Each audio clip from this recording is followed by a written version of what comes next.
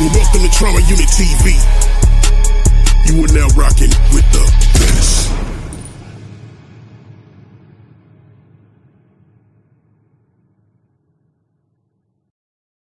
Nobody's bigger than the set. Nobody's bigger than the program. Nip and got.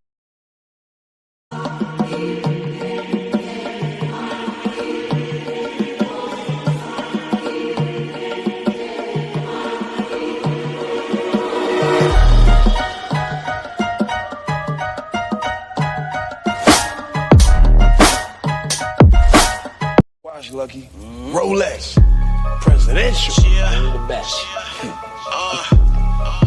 So let me ask you something, Lucky. Tell me where the bitch at. Why you think this presidential Rolex Nigga, where the bitch at? Where the bitch got my at? initials on the back? Nigga, where the bitch at? Yeah, right here. I'ma get back.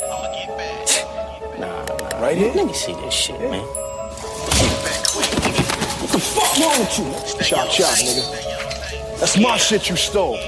With the rest of my shit out the safe deposit box. It's that yellow tape, do not cross. You get picked off like a pick six. Pointed at you, knock limbs off. Like a nigga kicking a pair of Timbs off. I'm hardcore, these niggas soft like cotton balls or a ball of yarn. I'm a big dog, I'm a carnivore. If you love your dog, you should pet him more. I'm straight to the rack, no spin moves. But these hands is known to leave men bruised. Stiff arms like firearms. Get the Heisman Trophy out then too. Where the bitch at? Bring a friend too. Got a wingman, the weed too. The yellow tape is the preview, and the reason why we don't need you. I'm maximizing my profit margin. Got property on Mars, but I'm not a Martian. I'm otherworldly, I'm a galaxy. I'm in another league, who wanna challenge me? I'm a balance beam, I'm like a ballerina. When I bada bing them, no, I gotta beat them. Like a refugee, check the pedigree. Got the plot to bleed them, I'm a righteous leader. I'm a stand-up guy. When I went to Compton, I asked anybody know dope boy. He said, who you talk about, Ice Cube? Them boys in the hood don't know, boy. Got marked out in his home turf. Pokey proved that you's a fat coward. He said I'm in the hood, pop out, and his fat ass hopped in the shower. Ain't no such thing as halfway crooks. I'm too raw, these niggas halfway cooked. Scared to come outside cause his ass too shook. Nigga, where the bitch at? Nigga, get booked. Where the bitch at? Nigga, come and get booked. Nigga, where the bitch at? Nigga, come get booked. Where the blick at? Go and get that. Nigga, where the bitch at? Tell me where the bitch at. Tell me where the bitch at. Get the click clack, get your lick back. Nigga, where the bitch at? Nigga, where the bitch at? Nigga, where the bitch at? Where the blick at? Go and get that. Tell me where the bitch at? Tell me where the bitch at? Tell me where the bitch at? Get the click clack, get your lick back. Nigga, where the bitch at? Where the bitch at? Tell me where the bitch at? Fuck the chit chat, nigga, miss that. Get your click clack, get your lick back. Niggas violated, then celebrated. Won't tolerate it, to go get back. Got the drop on them, now they located. Catch them slipping while they both faded. Red run, 50 round drum. You can try to run, but you won't make it. Robbing the homies like robbing me. Not my business, but I made it mine. That pack you took, that was half mine, and I need it back. Nigga, tax time, that watch you took, that was mine too. That was life on hold like line 2. That's a flat line, now I got you. That's bad timing like times 2. When it's bedtime, it's your curfew. He said traumatic, is that you? I ain't know that was your crew. You know how we get down, fool. I said it's a little too late for that. That's a little homie that you ride, fool. He said, how was I supposed to know? I said, I'm the wrong one to lie to. That Rolex got my initials on it. That ring you rockin', that's mine too. Any last words from a dead man? You can cry, but please don't beg, man. Shit's mandatory on my waist side. Waist deep like Tyree sliding. Activate, I'm Trama, been mad it. Mob deep, I'm a prodigy, you have it. Slice your celery, split your cabbage. I ain't stingy, I'll let you have it. Even Benji know I black out. Mac a bitch, blow her back out. What the fuck, I got a cap out. Caught a op with his ass out. You in the shitter, but you just stalling. Switch hitter, but you ain't ballin'. Don't be bitter, bitch, stop calling. Hello. Just stop calling. Don't be bitter, bitch, stop calling. Bitch, stop calling. Nigga, get booked. Bitch, nigga, you can get booked. Yo, boy, shook. Get booked. Where the blick at? Go and get that. Nigga, where the bitch at? Tell me where the bitch at? Tell me where the bitch at? Get the click clack, get your lick back. Nigga, where the bitch at? Nigga, where the bitch at? Nigga, where the bitch at? Where the blick at? Go and get that. Tell me where the bitch at? Tell me where the bitch at? Tell me where the bitch at? Get the click clack, get your lick back. Nigga, where the bitch at? Nigga, where the bitch at? Killed today, serving a high-risk warrant in Echo Park. Give me the bitch. LAPD spokesperson. Well, welcome to Trauma Unit TV. You are now rocking with the best.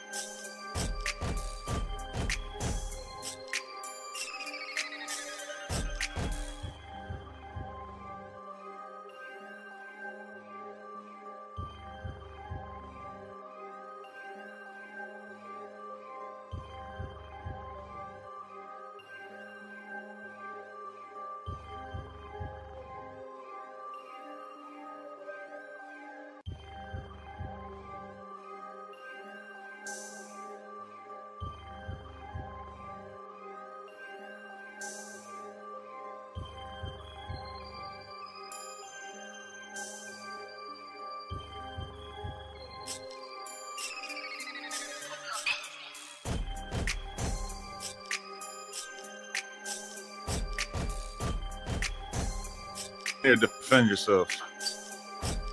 Yeah, my nigga got discouraged, man. I'm finna book a flight back home. I said, what? You finna leave me? I told my people, I said, say, homie, I don't know if the Go Van trying to set me up. I don't think so, homie, but he done booked me for Adam 22, and he's hollering about he finna fly back home. Yeah? You thought he was gonna strand you here? I thought you paid him some extra money to get to California, to get me over here, get me kidnapped, hold me for ransom. Y'all thinking all kind of shit. Whatever kind of money.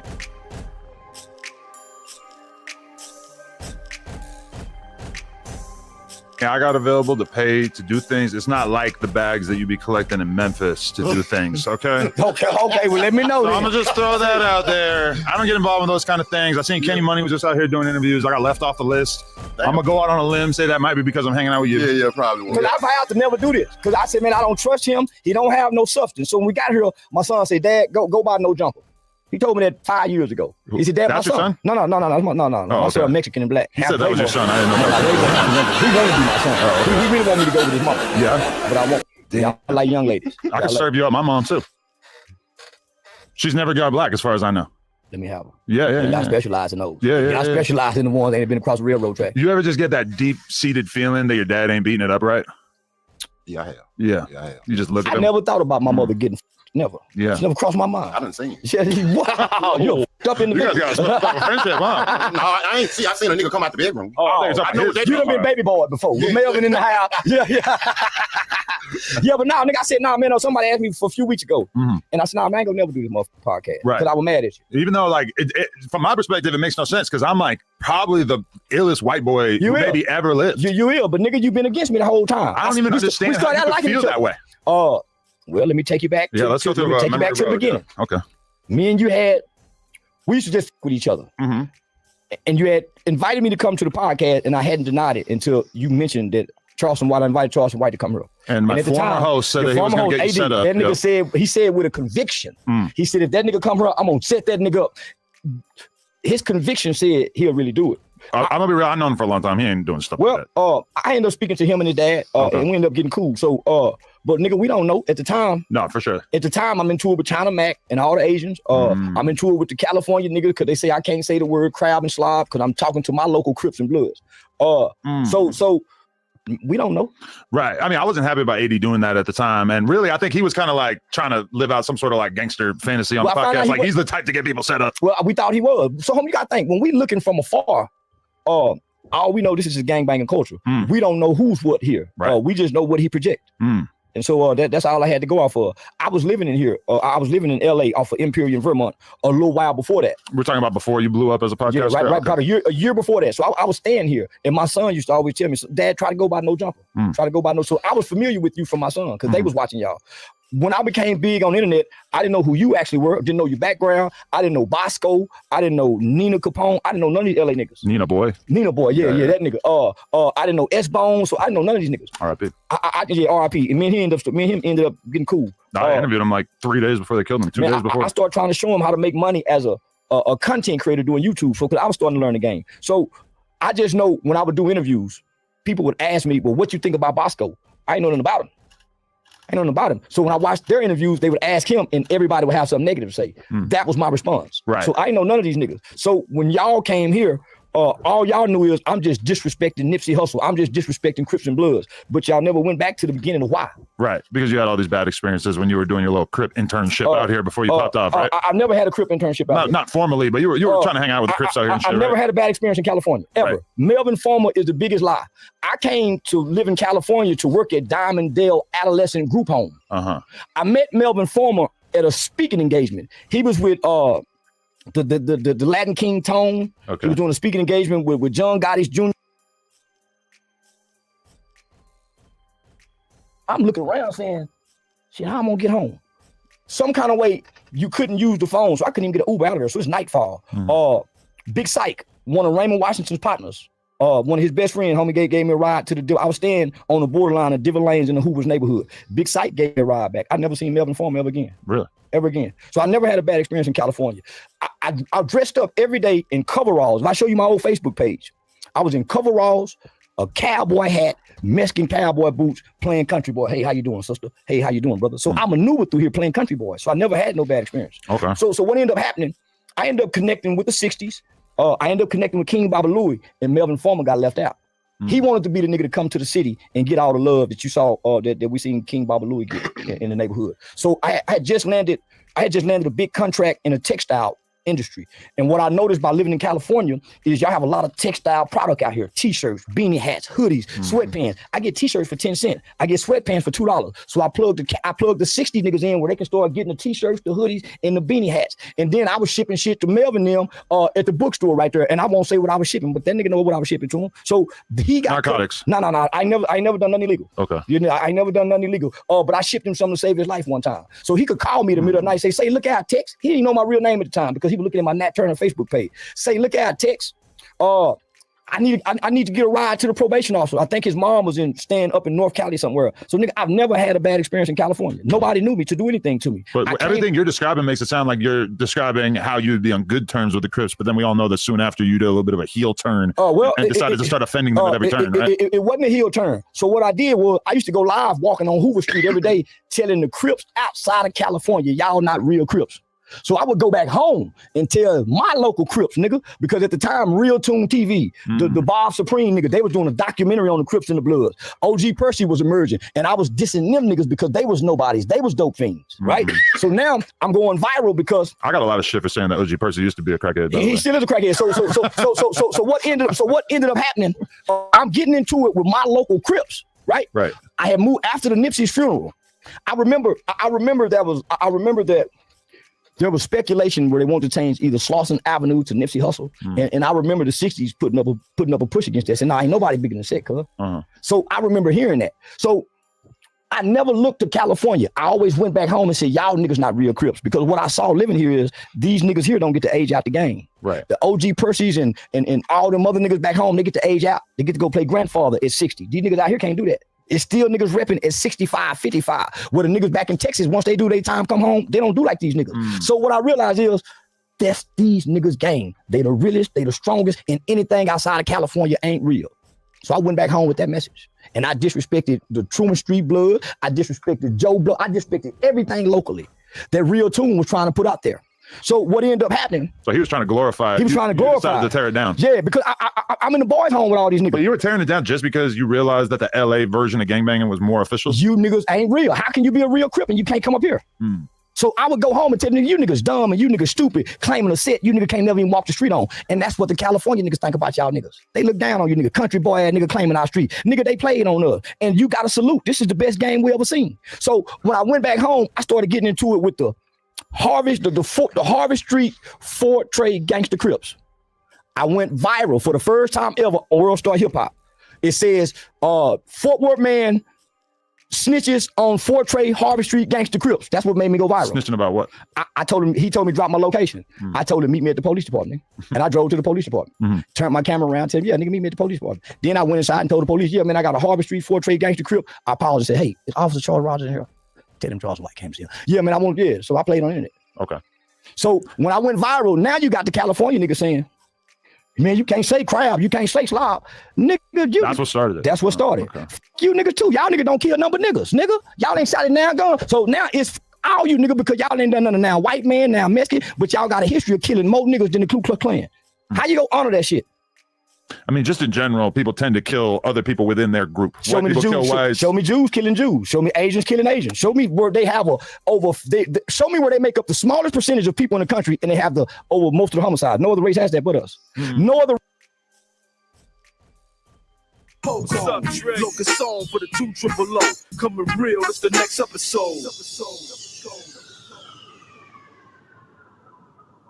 Hold up. Hey. Boy, be thinking we soft, we don't play. What's up, Dre? Look, a song for the 200. Coming real, it's the next episode. Hold up. Hey. Boy, be thinking we soft, we don't play. We getting paid at least. Told them hating niggas wait and see. Elevator please. Flight rolled up, a nigga stay high. Up here look crazy in the daytime. Sipping Navion on the balcony. She don't wanna leave. She know I got something on my sleeve. You should wait and see. Now everybody know your name right. Up here, I'm so out the way live. Yeah. This view is everything. Shit, I could get used to this. That's right. You can see a lot more when you're standing on the top floor and stuff. Penthouse. Yeah.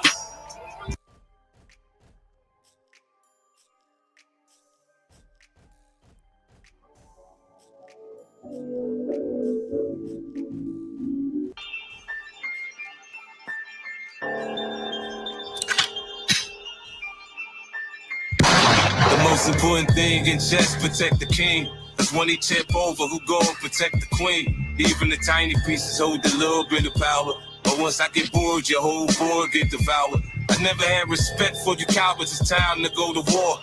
First piece gone was born 2004. Checkmate, one of your chest plate. Sit back, just wait. There come his death date. Somebody sue the wars you dudes about me. You never would've got these views without me. I'ma snatch your pieces out the game, nigga, one by one. Since your family's so close, lead son by son. All that big shit poppin', that'll get your face swole. Your boy rap better, he sound like J. Cole. But calling me a pussy when your dad is straight told. He the reason that cold case done turned case. Somebody should've told you niggas that I don't play fair. When you cross that line, little nigga, you gon' stay there. After that first shot, I'ma watch his body lay there. Stay in the child's place, little kids don't play here. Somebody should've told you niggas that I don't play fair. When you cross that line, little nigga, you gon' stay there. Nigga stay there. Nigga stay there. Nigga stay there. Nigga stay there. Fuck whoever you sent. Nigga, I'm the blueprint. I stump your head so hard, I leave a boot print. You know you can't beat me in a fist fight. Nigga, you soft. All this shit I do for fun is just pissing you off. See, I done double, triple, quadrupled your net worth. When it come to getting money, boy, you know I'm an expert. You just want a network. I partner with networks. You chase a big fish, you better make sure the network. You seem more worried about the sharks in the water. But I don't think you ever been stopped by a orca. I done tortured this rap game for how many decades? Got love from the Bloods, the Crips, the essays. Talking about the verses, don't make me purchase your master. Delete your shit and rap over your beats, you bastard. Niggas wanna beef with 50 now. Fuck it. I'ma let you beef with these 50 cows. Somebody should've told you niggas that I don't play fair. When you cross that line, little nigga, you gon' stay there. After that first shot, I'ma watch his body lay there. Stay in the child's place, little kids don't play here. Somebody should've told you niggas that I don't play fair. When you cross that line, little nigga, you gon' stay there. Nigga stay there. Nigga stay there. Nigga stay there. Nigga stay there. I'm back off hiatus. The fuck I look like? Letting niggas like Mano and Papoose violators. I'm yelling high haters. Banks coming to get you. Ball for ball, my punches hit all this Carissa.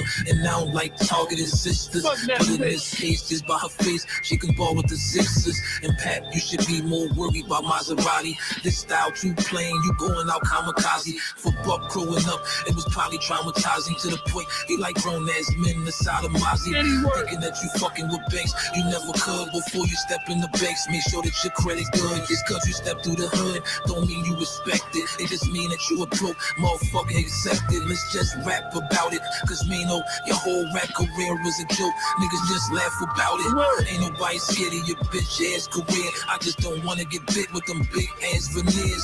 Your teeth don't fit in your mouth right for running your lips. This what you get. This for chasing his clout like. Same niggas dying for a feature. Now that nigga lying through his teeth. Calling Queen Latifah. I address every one of y'all like Easter. To every one of y'all when the track get ethered. Yo, that nigga Mano do got some big ass teeth though, right? Like, them shits lightweight look like piano keys. For real. Fit for motherfucking genius. For real. Fit for genius. You think Banks was gonna sit back and watch his brother get jumped? Or niggas attempt to jump his brothers? This ain't no motherfucking group. This is a family. Families go through shit. Can't nobody fuck with the unit.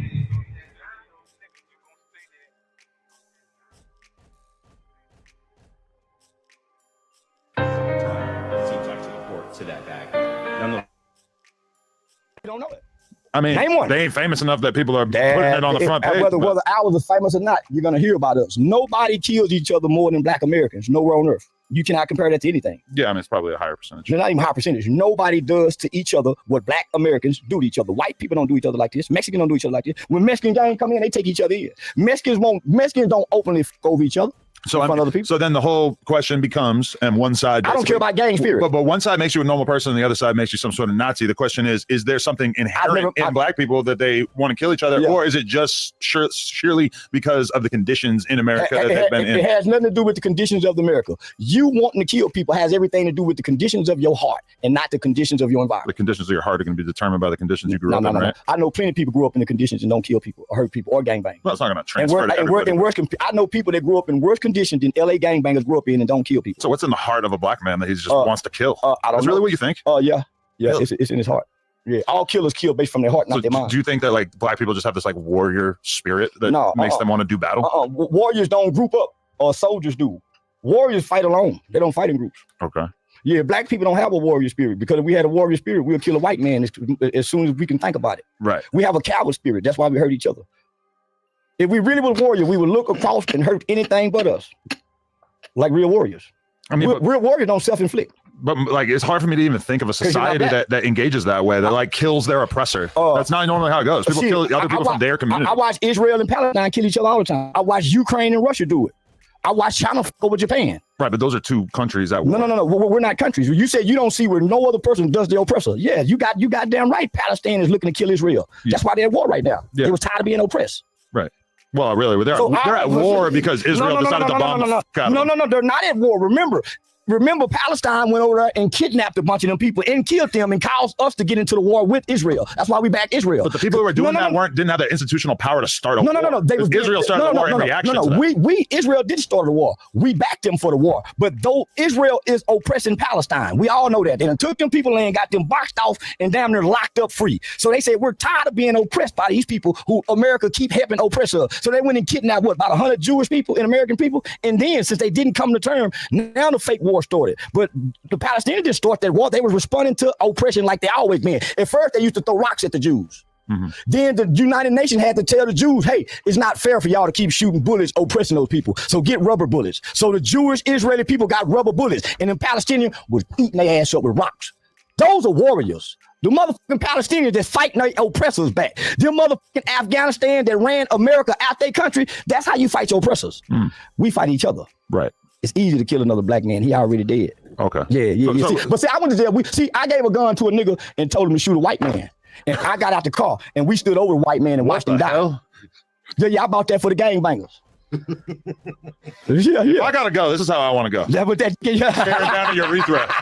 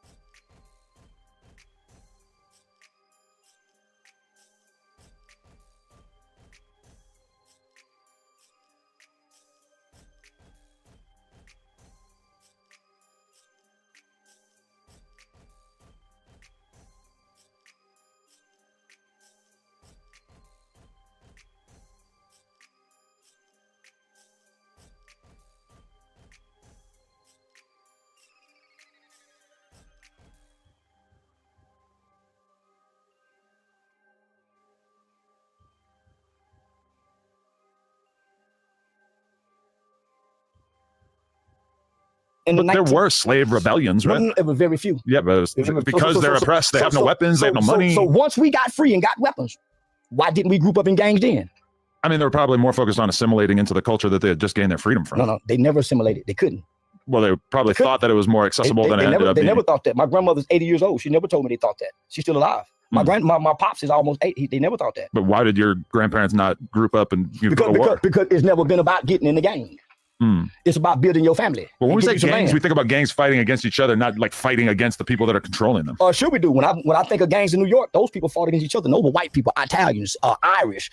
They wasn't black. They were way more dangerous and violent than these today's gangs. Don't you think about that? So much of that is because it's like we accept the structures within our societies, and most of us don't really feel as if we have the power to control the society we live in. Black people do not accept the structures of society. That's why we go to jail for committing financial crimes. That's why when we go to school, we don't pay attention in class. Right. That's why we go to ISS. That's why we get kicked off the football team, because we don't fit into the structure. We have way more power. That's why we sell dope when the white man say we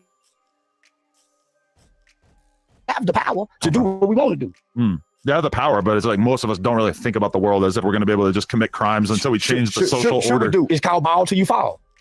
We got music that teaches ball till you fall. But isn't that the opposite of what we're talking about? No, that's balling until you die. Well, you're trying to make sense of people who don't have sense. And I'm saying, no, our people had greater sense than what you're trying to give them for. But don't you think, no, our people thought greater. They built Black Wall Street. Why are you saying people who don't have sense? Our people built Black Wall Street. Gangbangers don't have sense. They can't build nothing. They can't manufacture nothing. Black people created some of the things that's mostly been invented, from the stoplight, the cotton gin. What you mean? We didn't think to create gangs. We thought to be free under worse conditions. So we're under better conditions. We're freer. Why would we join gangs and they didn't? I don't know. I mean, there are a lot of minority groups in our country that didn't really like gravitate towards the whole gang thing. But then there's a lot of non-black groups that did. The mafia. Well, we never had a mafia because we don't want to be gangsters. Gangsters extort themselves. Black people never extorted one another. We had a community. LA kind of known for extorting one another. But before gangs started, you got to think all the black people that came from the South that built Watts, California, all them vibrant black towns, all them vibrant black places in LA before gangbanging started. Why them people didn't gangbang? And it was vibrant here then. Yeah. No, that's a good question for sure. You know why? Because their children didn't have a struggle. The gangbanging children didn't come from gangbanging because they was in impoverished conditions. They could walk the neighborhoods and go get an apple off the tree. But don't you think that the gang shit is like a reaction to just feeling hopeless in your life in general? Not necessarily that you're being like violently oppressed on a day-to-day basis. No, when I look at them niggas in prison and they join the gangs and they fighting what they fighting about in jail, catching phase, they don't look hopeless. When they on here talking about how they live their gangbanging life, they don't look hopeless. They seem like they're bragging about it. They got pride in it. When I go to the hood, they got love for it. When I go to the hood and I see like, you know, a group of 16-year-old kids sitting around in an alley just like waiting for somebody to come through so they can shoot at their car, these are people who feel hopeless. They feel as if there's no college career path for them. There's no way that they're going to be able to go get a high-paying job and be able to make 6 figures a year. Have you done a qualitative study to talk to them and see why? I mean, this is obviously anecdotal, but these people don't really pursue those opportunities. I'm telling you why. You're saying obviously from some kids sitting in the alleyway waiting to shoot at a car. Why they not robbing the bank? If they're hopeless, why they not robbing the bank? Probably because they just view that as being like why not rob the local, very low small chance of success. Why not rob the local guy that's selling weed? Why not be breaking into a house? They probably do that. So breaking houses, that's very common. So why sit in the alley waiting to shoot at nobody? Why not go get a job? Well, it's part of being in a gang. You got to protect your area, right? No, I've never heard that ever. For real? I've never heard that. I mean, the motherfuckers are patrolling for that purpose. No. They're patrolling to extort each other. I would say more often than not, they're patrolling to just protect the block. So how about this? How about you wake up and go spend some time with those 16-year-old kids. See what condition that their home life is. See what they do when they wake up in the morning, and tell me how hopeless they is if they got a phone. I kind of know what they do. No. Well, you sound like most typical arrogant white men that try to look from niggas from up there. See, you didn't grow up down here to really know. You're making speculations. Well, I'm making observations based on my life experience. Well, your life experience don't fit into the black spectrum because you're looking from afar with binoculars. But I think most people would say the last 10 years of my life, I've been pretty deeply immersed in the black experience, right? When the last time you had to, when the last time you sat at a black table and ate black food? In a black household. I have been to restaurants with black people. I didn't ask you a restaurant. We don't go over to people's houses out here. There you go. So you don't know niggas. You don't know black people. You have to go to their house to know them? Yes. If you don't go into a person's home, a person's village, how can you know their culture? In LA, we don't really go to people's houses. LA ain't black. It's Mexican. We got a lot of Mexicans. We got a lot of blacks too. Yeah. So basically what I'm saying here, you really don't know black people just listening and talking. Just because I haven't been to their house to eat dinner? No. So we can't just like go to Denny's? Well, this is what I'm saying. You say observation, but where are you observing from? Going to people's neighborhoods, doing vlogs and shit. There you go. So you go into their neighborhood and you figure these guys is hopeless, but they got their cameras on. It's not like I think they are hopeless. I think they feel hopeless. No, they don't feel hopeless. They feel good. They feel high because most guys are high. Most guys are on drugs, and when you get drunk and you get high, the hopeless that you feel goes away. I mean, now you're a 16-year-old kid smoking weed and numbing yourself all day. You're not hopeless. Pills and you're not hopeless. You're having fun. You're having fun. Most kids are experimental. Yeah, but you're having fun in the moment by doing something that's kind of separating you from the more long-term opportunity. It's fun getting high, guys. Right, if you start popping perks every day in high school, you're not probably on the path to becoming a lawyer. Well, that has nothing to do with you coming on the path to becoming a lawyer. You're not hopeless if you're getting high every day. For one, you got money to get high. So how can you be hopeless and you got money to get high? There's a lot of ways to get high that are pretty inexpensive. Well, if you can get high, you're not hopeless. You're doing what you want to do. I would say getting high leaves you just as hopeless as you would be otherwise. When you're hopeless, suicide is on the option, not getting high. When you're hopeless, suicide is on the option, not getting high. But getting high is for recreation. A lot of drugs are kind of like getting high. out suicide. No. If you start doing fentanyl every day, isn't the end result you dying? I know some motherfuckers want to get high every day with fentanyl. They want the fentanyl that's gonna make them die and come back to life like Michael Jackson was doing every night. Right. Michael Jackson was loving doing that puffle pole, going and coming back. It's a motherfucker want the hair run and go almost called the overdose. Yeah. Wow, that's where they're going to go buy it from. They want the deadly dope. It ain't because you're depressed and hopeless. You want to feel good. This is what you like to do. You enjoy the feeling. Come on, man. It's called choices and decisions. Your conditions don't determine your choices. But a rational father is not going to sit around and do Percocets all day because he feels like he has an opportunity and he has important things to do. Those are the things that stop people from just sitting around doing drugs. I know some guys get high every day and get up and go to work. I know some white boys shoot dope, do perk, smoke crack, do cocaine, and they're the best goddamn lawyers you can find. So I do know some fathers get high every day. I know some mothers come home from teaching school, fix the kids' food, get high and drunk every day. And she's a loving mother. But isn't the kid or the career a reason to not get that high? Nope. It's hard to be a good dad if you're getting I know some motherfuckers get up loaded. We watched a real life movie of an airplane where Denzel Washington was a pilot getting high every day. Turned the plane upside down, landed the motherfucker perfect, then got high to go to the court hearing. Real life shit. Snakes on the plane. No. This is a real life story. It's a real life story of a real pilot who went to jail, served time, got high again to get normal. And some people have to operate in their normalcy, getting high, and they are functional at this. Well, I spent most of my life smoking shitloads of weed, and I've been very successful. We're not talking about you, though. We're not talking. No, I just spent most of my life smoking weed. But you've been smoking a lot of weed since you've been successful, right? I've been smoking weed, since I've been successful. And you've been able to manage it. However, I somehow think that if you started snorting fentanyl every day, that you'd probably have a harder time. I don't know. I know people that snort fentanyl. I know people that get high. And those are probably the people who are able to do it to some sort of level that isn't going to destroy their life. There's a such thing that you learn if you understand alcoholism and drug addiction. There's such thing as functional addicts. Most people are functional addicts. Yeah. So, yeah. Even functional fentanyl? Yeah. You could do a reasonable amount. And a lot of people don't. I think I would have a hard time doing this job if I was doing fentanyl every day, but I could probably work at Amazon. Well, I'm from most fentanyl addicts die in a short period of time. Yeah. Kodak Black name ain't dead yet. He said he's with the fake perks. It's fentanyl and everything. Fentanyl and everything. So any hard drugs you doing, nigga, I know motherfucker been doing hard drugs 40, 50 years. Yeah, that's why you never see a crack addict die. I ain't seen a fentanyl nigga. It's more die like yet. they die and nobody really cares that much. Right? I ain't found a nigga died of fentanyl yet. I don't know one person that I can personally say, yeah, they had an overdose of fentanyl. And I know nigga pop pills like crazy. I know plenty of people. I don't know any. A bunch of rappers on this podcast. Lil Peep died for taking fake Xans. Yeah. I call bullshit. I say he died of diabetes. I call bullshit. This guy. All right. So what is No Jumper's involvement in this? Please tell me like what I need to be doing better as a person who is making money off the black community. You're very successful at what you're doing. I would suggest that you change and switch up nothing because this shit is working for you. Okay, but you want to destroy the gang community. So you're seeing No Jumper as being effective at that? I ain't got nothing with the gang community. I got problem with my gang bangers in my city. What y'all do in California don't mean shit to me. And for the record, I think the position of the average LA gangbanger is not like, oh, Texas gangbangers, they're goofiest. It might be like to a certain extent. It might be like, oh, y'all do things that we don't do, or y'all don't beef the same way that we beef. They might have some opinions about that, but in my time in this, I never heard somebody from LA be like, oh, every gang member from Houston or Dallas is goofy as like that's not the attitude. I've heard them say it on here. I've heard them say it. I've heard them say, "Oh, y'all are not doing it right. You're heard Gumby say it. I can go live. This is what I'm saying. But Gumby's the one who's calling motherfuckers out from Texas because he just feels like they're doing it wrong. You niggas ain't real because I grew up watching the culture. Ain't nobody came from LA and put these niggas down. LA came to use us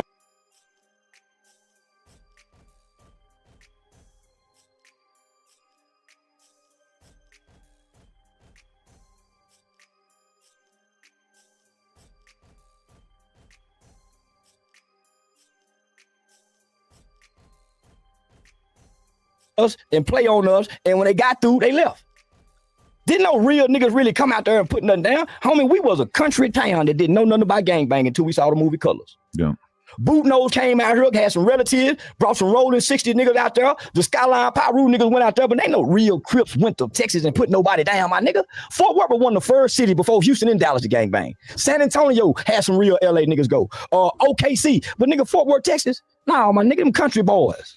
We had posses, nigga, fighting at the skating ring. Yeah. So I'm telling these niggas, ain't none of y'all real. If you ain't came up here and got put on. You gotta go all the way over here? That's pretty unrealistic for the average gang member. Say, if you ain't a real Muslim until you done took your pilgrimage to Mecca, like Malcolm. You just a jailhouse Muslim. If nigga. you're gonna make it out here, it's gonna cost you at least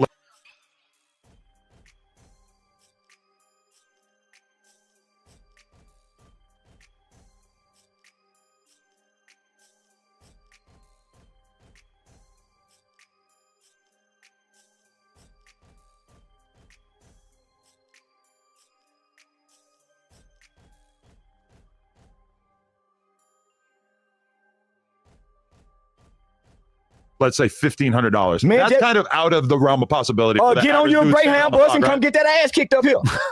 Book that Greyhound bus ticket, take that week dudes who ride. do that go viral and get clowned for coming to LA and getting beat into a set by people that they don't know and they're never going to see again. Well, think about this. When it happens, sure. You getting clowned when you go to prison by your family members for representing a street and a color that you don't even know where to go walk on. You got all this shit tattooed on you. 5 dudes who you can't even go walk on them people's street, nigga. I ain't never been on the street. You can't even go up there and mention it. You go, cause nigga, you can't even mention it. And if you go to the feds and you from Texas and you get out that Texas car and go get in that Crip and Blood car, you a goof troop. Nigga, they gonna use you. Nigga, you a mule, you a holder. Nigga, nah, nigga. So everybody looking at you crazy and stupid. You rolling 60, but you can't go up there. And you gonna die for this. You gonna hurt your mama for this. You gonna abandon your kids for this. And you ain't got no lineage to it.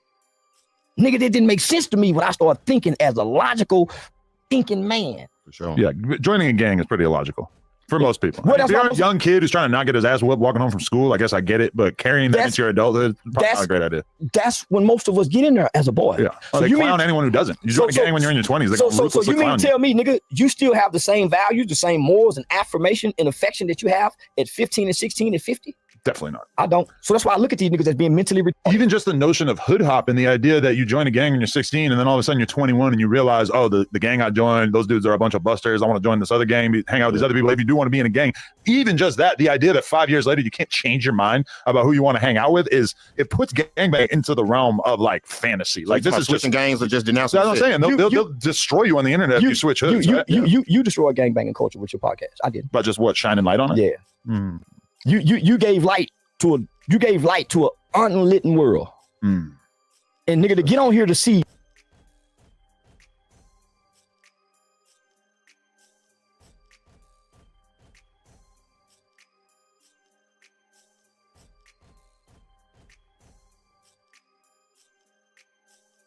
none of them have a business mind.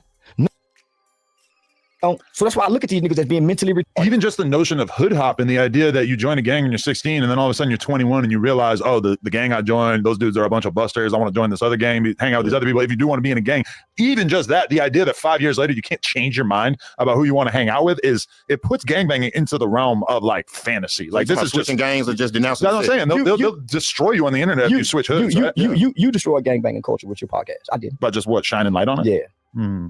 You gave light to an unlit world. And nigga, to get on here to see none of them have a business mind. None of them can talk Some about. of them certainly. I've been watching you for years. Black Sam. Black Sam will have a business mind. That's something Nipsey built. He just happened to be running. But they didn't get that far with Nipsey. Black Sam's taking it into reality. If Nipsey wouldn't have died, they wouldn't have it this far. Nah, I bet they'd be further ahead. I doubt it.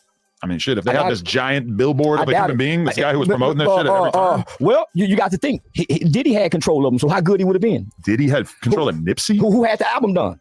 Who done that for that victory album? I don't know. I don't think I ever heard their names. Well, there's a video of them clapping together. He told, hey, man, y'all quit clapping. I don't. So you tell me, had he not died, this wouldn't be what it is. The marathon wouldn't be what it was. You don't think? I know so. Really? I think because when he was alive, he didn't get the same support from LA. That is true.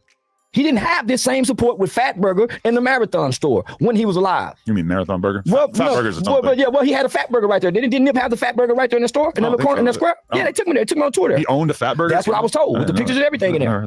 So that's where the idea of the Marathon Burger came from. Okay. So you tell me, if it wasn't for his death, where would the support come from?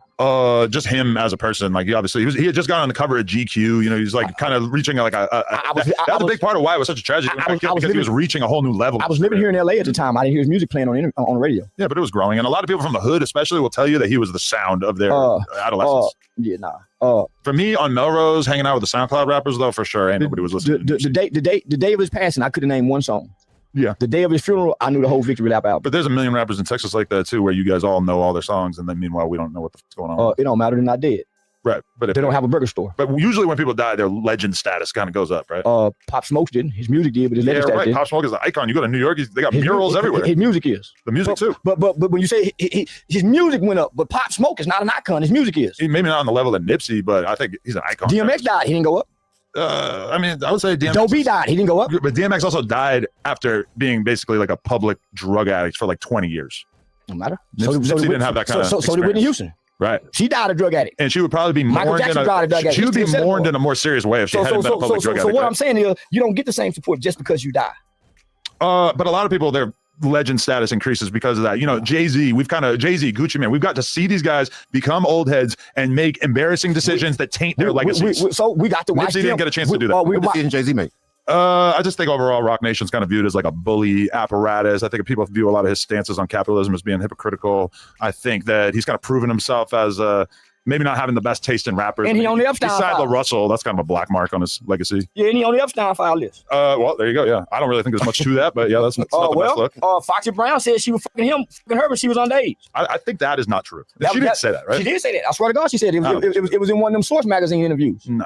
She said boy had a horse. You want the fact check? Did Foxy Brown say Jay-Z? Boy had a horse dick. I feel like I would have heard about that. You're not in tune with the culture. You just got hip in the last 10 years. You was straight white boy. I'm pretty 15, 20 years ago in the 90s, you was straight white boy. I went back and watched some old videos. Man. Straight white boy. Yeah. You just the top white boy. Top rank. I already know. That's how you got over here with There are no verified public statements where Foxy Brown clearly and directly said that Jay-Z had sex with her when she was underage. Sure it is. What site you saw? What site you saw it? ChatGPT. Oh man, I don't believe shit ChatGPT say. ChatGPT is the culmination of all human knowledge. It mixes lies with truth and inaccurate information. We're living in an information age, so ChatGPT would not give you accurate information. Don't trust it. It definitely told me some inaccurate shit. It's wrong sometimes. Yeah. But as far as something you, big as Foxy Brown making that claim. If 1997, 98, man, she made a claim. Nigga, Jay-Z, all of them were fucking with underage girls at the time. R. Kelly, Dame Dash. This was known in the industry. Actually, recently in 2024, Foxy again denied that claim. Man, and said that was fake news. Man, it ain't fake news.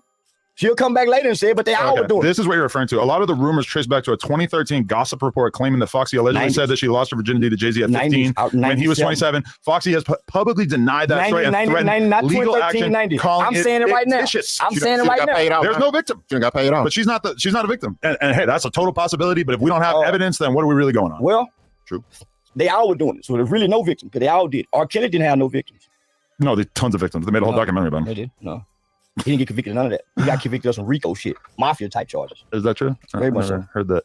But okay, I almost forgot that I was dealing with a pretty hardcore conspiracy theorist, which I just was watching. I'm not a conspiracy theorist. I was just watching you talking to Sean Conn about how the world is flat and all this type of shit. So. I never said the world flat. I said the world round. Okay, he actually said that he thinks. No, he thinks the moon landing is fake. You guys both agree that space is fake. I didn't say space was fake. I said I think the ocean is space. Okay, that space is the ocean. Yeah. To me, I feel like you're kind of doing a disservice to your overall message by saying stuff like that. I don't have a message.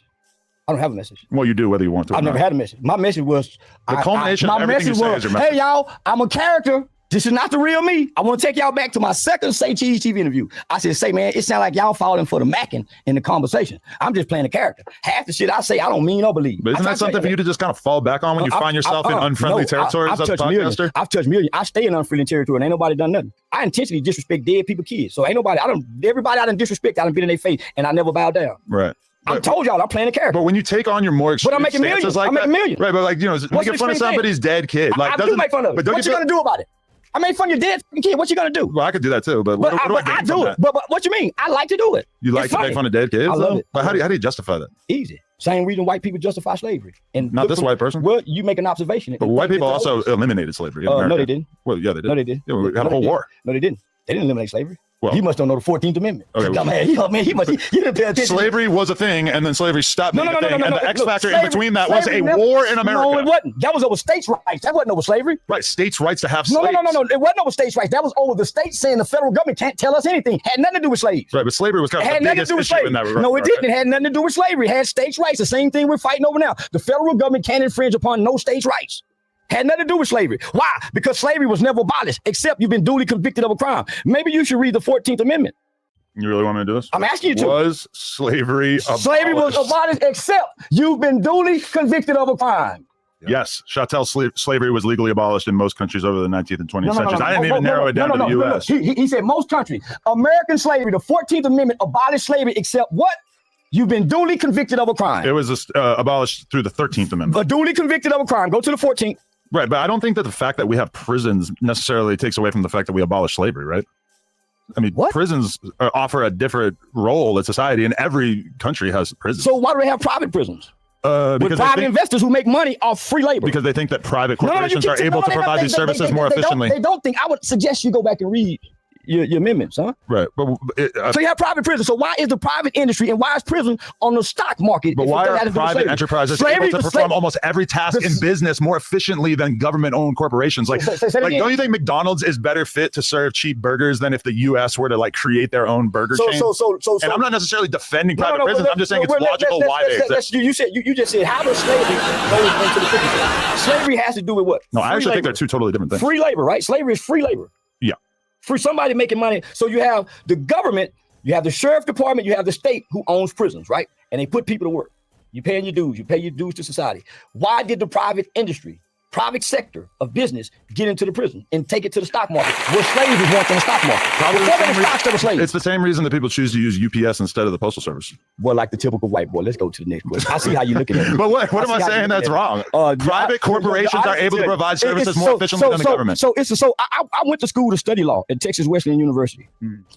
It's the reason why they put except in there. And there's a clause. It's the reason why there's a clause in except. It's not abolished. That's why it's except in there. So there's no reason to keep arguing with a fool that don't know what he know. He won't even read it. He's using ChatGPT. But are you in denial about the fact that slavery used to be a thing and now it's not? No, slavery is still a thing. Okay, but only in the context of prisons. No. You got slavery in Arabs. You got the Arabs that set in African. Okay, I thought we were talking about America. No. It's still in America. The niggas that work on your podcast are slaves. They work for pennies and crumbs. Well, they get paid and they can leave at any time. They get paid for crumbs. They get paid and they can leave at any time. You're their slave master. Those are kind of the biggest factors of slavery. You're not getting paid and you can't leave. I wouldn't call them slaves. They're indentured servants. No. Yes, they're indentured servants. Should we look up the definition of indentured servants? Pennies. They're not indentured. They're not making what I make. They're not servants. They're employees. Them niggas still stuck in a rut. How is No Jumper different than like a TV station or any other business that pays people for their time? Well, I've never seen nobody go here and go up. That's so not true. Name one person. For the record. You could point to somebody like Brick Baby who came on No Jumper and immediately became like one of the most well-known. I've never seen him on anywhere other than a low-budget channel. I've never seen him get booked. Well, now he's in prison, which is the whole thing. Well, before then, but he was getting tons of paid bookings because of his time on I've never seen him on a major platform anywhere. Name what one. about somebody like Crip Mac who's been able to I've never seen him on a year for the past 5 years? Christopher Joy made 6 figures out Crip Mac. Crip Mac is dumb and stupid. Okay, if Crip Mac signed a bad deal, then it is what it is. So let me just say it. So show me where Crip Mac have left No Jumper and springboarded. Yeah, he springboarded the Drewski and came right back down to here. And Channel 5, where big platforms like that. Where at Channel 5? Channel 5. Here in LA? Travel all over the US. I hadn't seen him travel nowhere. When I look at his page and his social media page, I don't see no evidence. Not really allowed to travel. I don't see no evidence where he's been anywhere. And he was, listen, and at one point in time, he was a major figure. Before he was locked up, he was a major figure. He still is. He should have had voice. Oh, man, y'all. He came out and did 1 million views on his first interview. But did 1 million views and got what out of it? I do 1 million views daily. Granted, you have. I do 50 million a month. An ability to have a sustained. I do 50 million a month just on one platform on TikTok. I'm 4 billion. He should be like that too, but he can't sell himself. He needs somebody else to market. Well, I'm assuming you would agree that Crip Mac maybe doesn't have the depth that you have, right? Yeah, he is slow. I'm not saying he's slow. And it's only so much you can do with a I'm saying the variety that you provide in an average podcast is a little bit more than you provide. It's only so much you can do with a California gangbanging who's not articulate. There's only so much you can do with it. I think he is pretty articulate in his own way. He won't, because he mispronounced 8 words. He stick with 5. So you can't. It's hard to sell that to it's hard to go major with that. Well, you both probably would fall into the category of people who maybe didn't necessarily do super well in school. I done very well in school. I would probably say he didn't. What made you think Charleston didn't do good at school? I guarantee you, I made the dean's list. I feel like his intelligence might not have necessarily blossomed in the traditional educational environment. I've been a straight A student my entire life. I went to college and never studied. Wow. Been on a who's who. That's impressive. Very academically no inclined. Zark zone. Very academically inclined. Yeah, very academically inclined. I didn't go to school almost until I was in the 6th, 7th grade.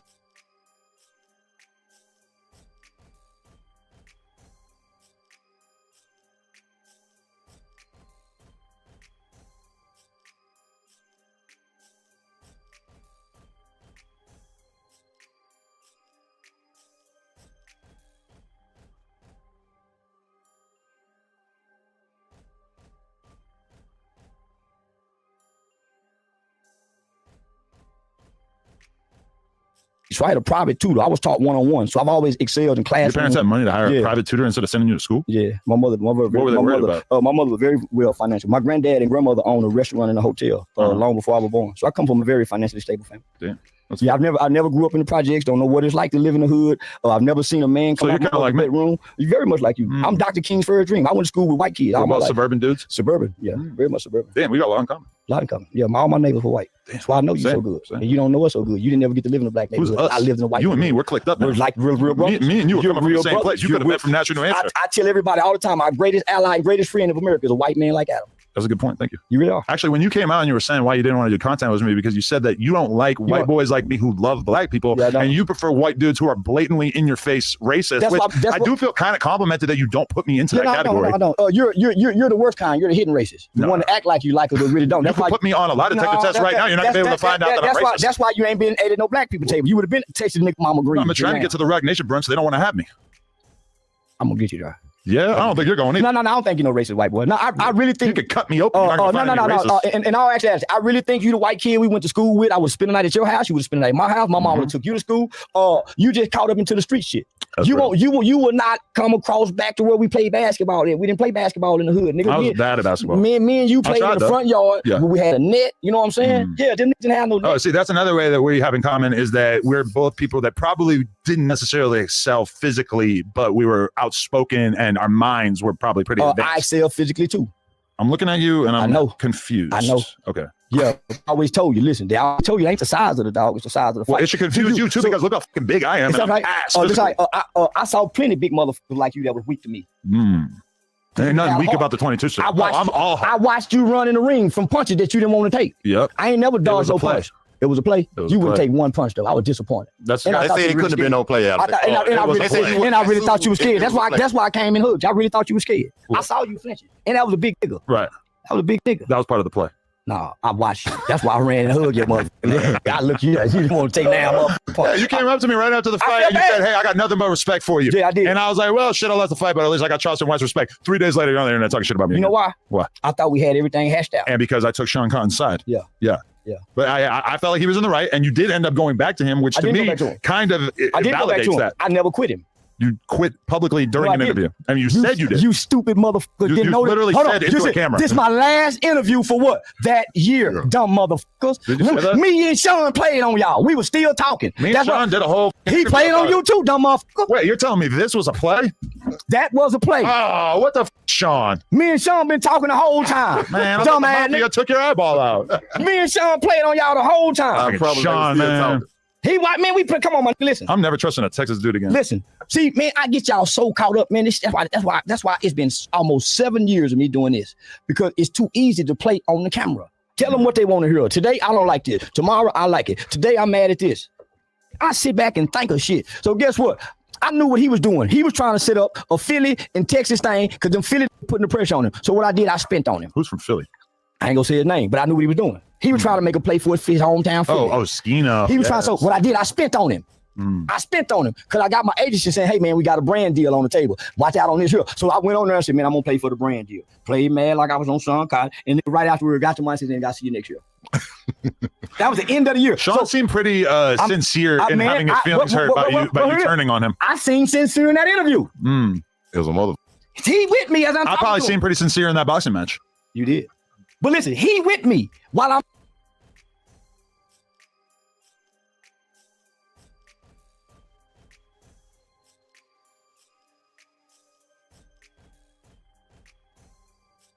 While I'm talking to Sean, 607 month. Your newest booty goon. Well, this is what I realized. They pit us against each other. You and Unc? Or you and all white platforms. That's why you get your gangbanging niggas to talk over this set. You get. What make me weak? Because I went and got a job, man. You dig what I'm saying? Yeah, I'm building these houses, man. You know what I'm saying? I'm working, man. You get what I'm saying? Straight like that. I can see in the dark if it get dark, man. You dig what I'm saying, man? Like, what are you talking about, man? What are you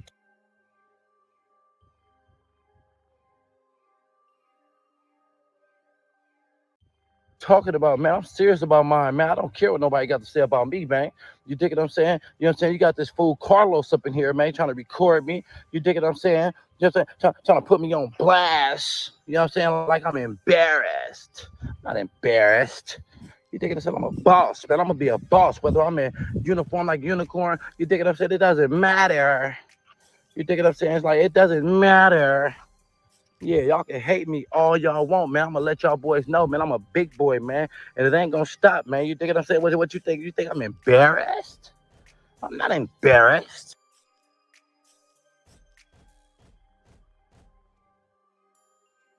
Of this culture existing. Emmett, did you hear the arrogance of this? Who's the other white boys that are making any kind of moves in the media space? War. But his different Neon. Man, I can go on a whole Indian. Clav.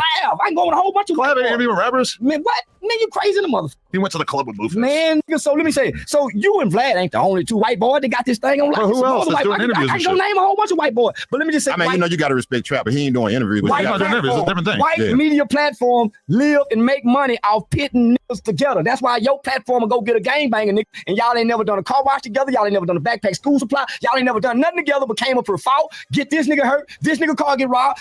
All y'all done. So what I did, I sit back and said, that's the formula. This is why they won't never get a Say Cheese TV, a Charleston White, a DJ Academy. They won't get all the black people together and let us work together. So what I did, I bagged back before the end of the year.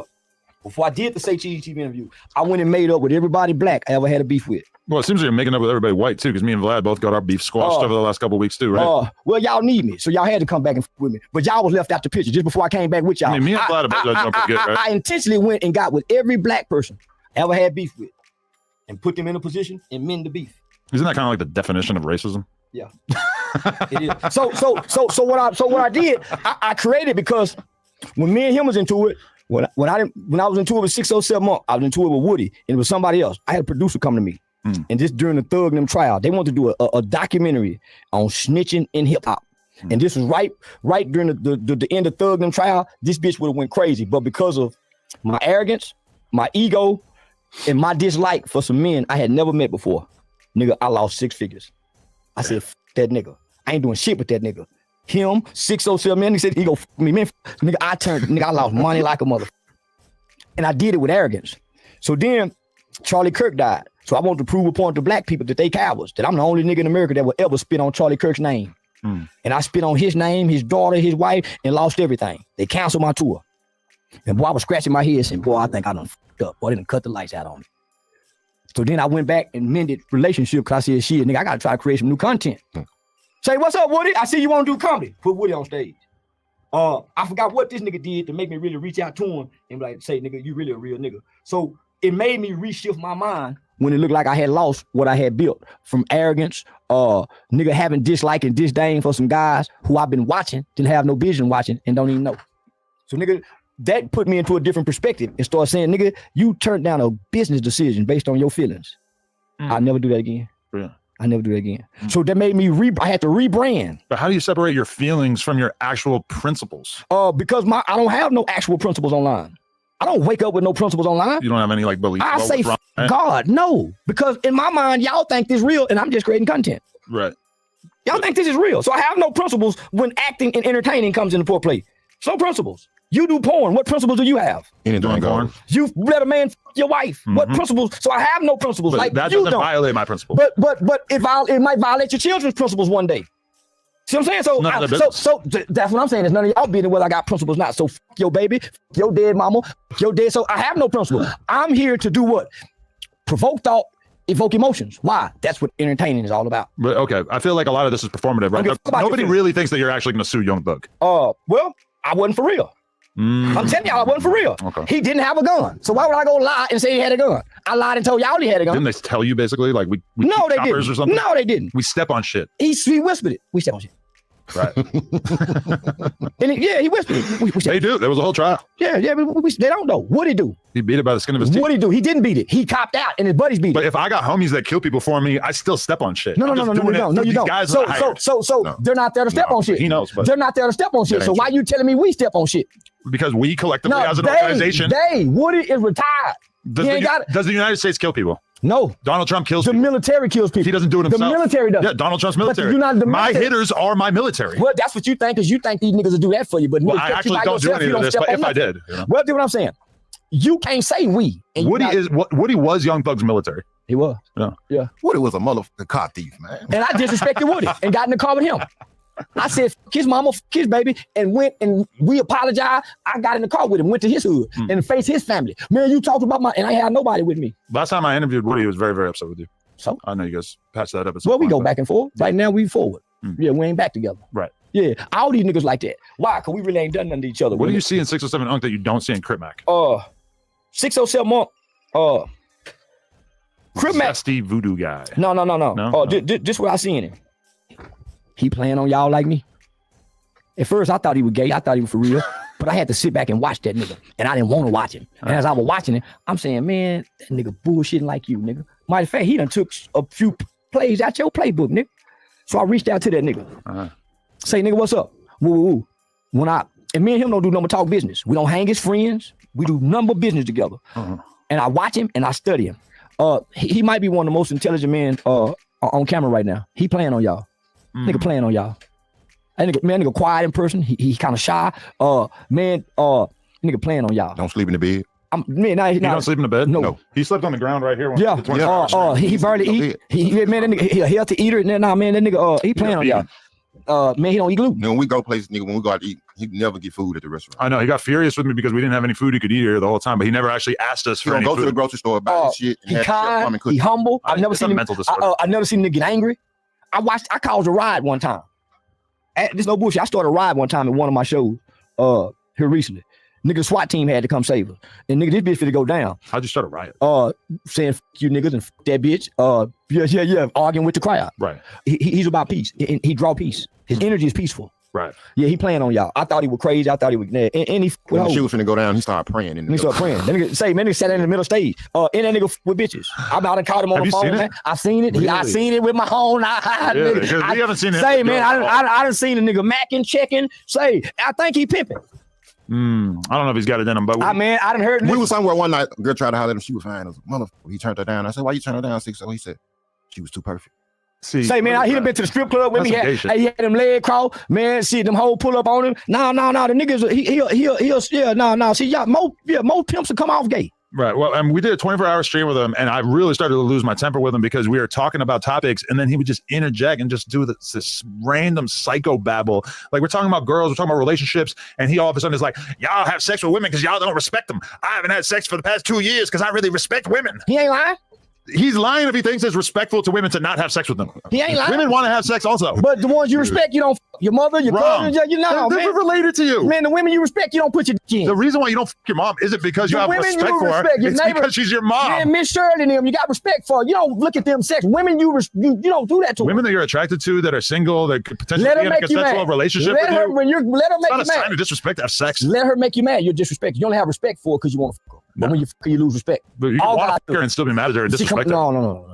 Women you respect, you will not. I promise. No, I respect all kinds of women and you have love sex them. with them. You're just what you're saying now because I'm telling you. I love them too. Bitch, the way you do them, you wouldn't respect them. You wouldn't do them like that. No, I respect them so much that I'm going to nut on their face and film it and sell it to the world. They don't want that. You would be surprised. You're degrading them. I wish you were there to see me nutting on these faces because these women get a lot of joy out of that. You should see them. They whip out their own phone. They don't even want to clean the cum off. They take pictures. Adam, come here. You lying, mother. That's the day you lying. Those are disgruntled employees. No. That's real shit. They love it. You don't have potluck. You ain't never painted a face if you think that they don't like it. I don't like oral. You don't like oral? I don't like oral. See, you and you're kindred spirits because you're both deeply I like Mister. You ain't seen Mister get his dick sucked in The Color Purple, did you? I want my. I haven't seen it. I want a hump and pump. No, I haven't seen The Color Purple. Yeah. I want submission. Don't hold submit. No, they submit when you knocking that transmission loose.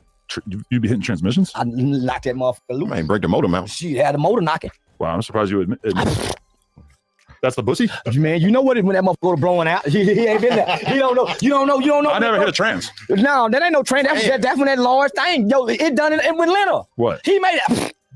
Did he hit that air pocket. Send me that footage. Man, you were there. I need to hear that. Man, I was not there. What are you talking about? He made that air pocket. What are you talking about? They called it queef. Send me the footage. I want to hear that queef. Man, I told her, no queef. Say, what's that boy name got Leonard? No queefing. Jason Love. Jason. Jason Love. I watched the whole video. How was that? Boy, slow push it up and I made it. I told her no queefing. My one rule. Yeah, that's my top 3 points. Watch it squiggle and squirm. Oh, I appreciate that. I ain't even watching shit. I gotta check it out. Yeah, shit. What? Yeah, we gonna watch them. Biggest OnlyFans scene of all time. Most money ever earned from a porn scene ever. That's my baby. I hate that, man. Yeah, you know, that's your favorite. Hey, I tell niggas in my hood because of that you a cold player. Yeah, no, he ain't no player. Yeah, he been treating Leonard bad ever since. What are you talking about? That's my baby.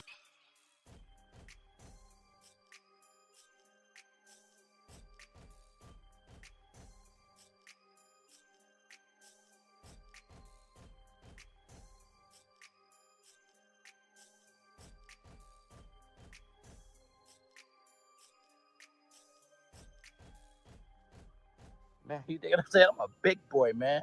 Hopefully, you know what I'm saying, this video right here and right now, make y'all broke dudes go get a job, because y'all ain't got no job. I'm just keeping it real, man. Y'all rather be at home playing the game, watching your girl, you know what I'm saying? You know what I'm saying? Stroking your bone doggy. You did all the crazy stuff, man. Me? Yeah, man, I'm gonna bust a play in a major way. It ain't no stopping, man. I'm out here doing construction, man.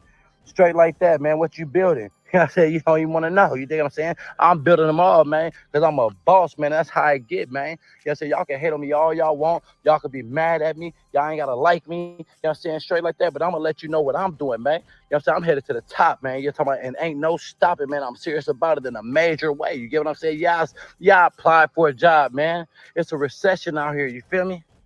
It's a recession. So what I'm supposed to, what? Sit back and be poor? I'm supposed to sit back and be poor. Man, it's a sad world out here, man. Y'all give me props. So I'm saying, if I'm sitting back broke, but y'all laugh at me if I go get a job to provide for my family.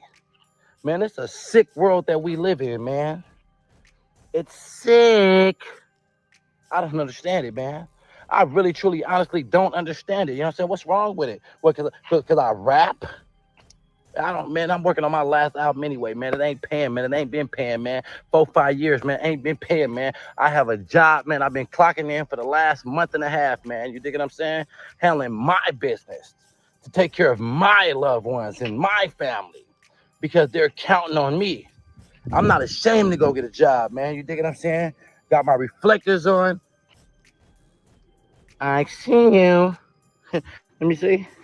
Yeah, I see you. Yeah, that's how I get around here, man. I ain't worried.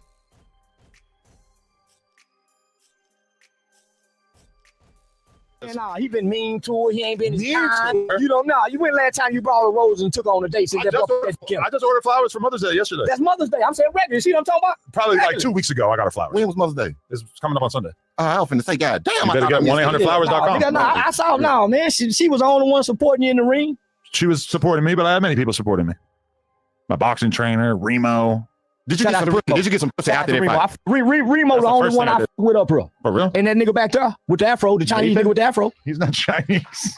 Oh, I forgot. Not Josh, the nigga that paid you. Josh didn't pay me. Adam did. Josh operated the Cash App. Shout out to Josh. He's actually Jewish. That's all. I love him even more. He's Jewish and he loves Mexican. I love him even more. My nigga, boy, yeah. I don't know if he's gone black, so he doesn't even have an opportunity to come That's back. Why he my nigga. Now, don't go black. They go taint you and ruin you. Oh, yeah? Stay over there with them Chicos. Damn. You think I should leave my wife, my Armenian wife, for a black woman? No. Nigga, the Armenian's been the best thing in America since the Kardashians. Oh, thank you. We appreciate that. Yeah. Nigga, but she can't fix you like the Kardashians fix niggas. What? They destroy men. No, they don't. They make men better. Look at Odom done got better. Yeah, look at Lamar Odom. He's doing better than that. Look at Tiger. They destroy black men. No, they didn't destroy him. They got their life right now. What's that other nigga, Reggie? The nigga run the ball. Oh, Reggie Bush? Yeah, remember Carter Kim had him? Lamar Odom had like 16 strokes. That's all right, nigga. Look at him now, though. Yeah, he's doing a documentary where he's talking about having 16 strokes. But he done got his life together now. His life is set right. And he man, now all the Kardashian nigga. When I did an interview with him, he was basically like trying to pitch a show in which him and the trans Kardashian, what's her name, Caitlyn, that they would be doing a show where they would talk about sports together.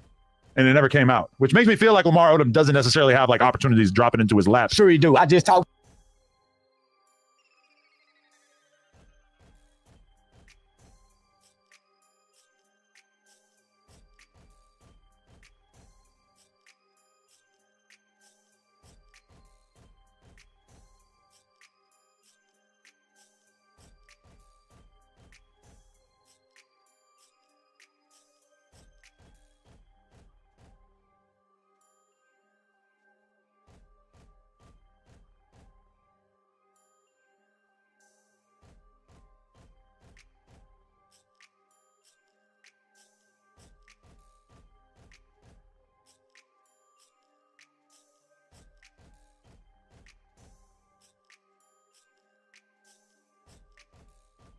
To him the other day, man. Everybody get a bounce back. Yeah, but if he's doing an interview tour to try to get a podcast picked up, that was then. That was like 6 months ago. Me and him finna do one together. I like that. I know he's a great guy. Yeah, me and him finna do one together. So he told me to keep it on the low, but I didn't let it out the bag. You're gonna do a consistent podcast together. Yeah, I would do one. But is that gonna be hard for you because you're traveling around the country? Yeah, it's gonna be hard. But I would do one with you. Yeah. Yeah, I would come in monthly, fly in monthly, probably do 3 shows and then shoot out. Yeah, let's do it. But we gotta have some substance. We gotta talk fatherhood. You know, do you help with the kids? Help massively. What is like when you go drop the kids off at daycare? There's like a line that I get to drive through where I can drop her off with the kids. Do the other moms try to fuck you when they see you? That has not happened yet. Yeah, that means you ain't got good porn video. I feel like you might be underestimating how the sanctity is of the sort of upper class valley preschool private school world. Women flirt with their eyes, not with conversation. They make eye contact with you. Look at you. I mean, I'm not really trying to f them anyway. So okay. The porn thing is kind of taking my standards up a little bit. Okay, you know, average mom, not necessarily like hitting what I'm looking for. That was Usher's thing. I want some huge BBL ass in my face. So do you women outside of your wife? Only on camera. Only on camera. Lying motherfucker. He blinked 3 times. You think I'm running around? He lied. He lied. I ain't running around. He blinked 3 times before you answered that motherfucker. I am not running around. Lena's there every time you hit another woman. What she think? No, is she there?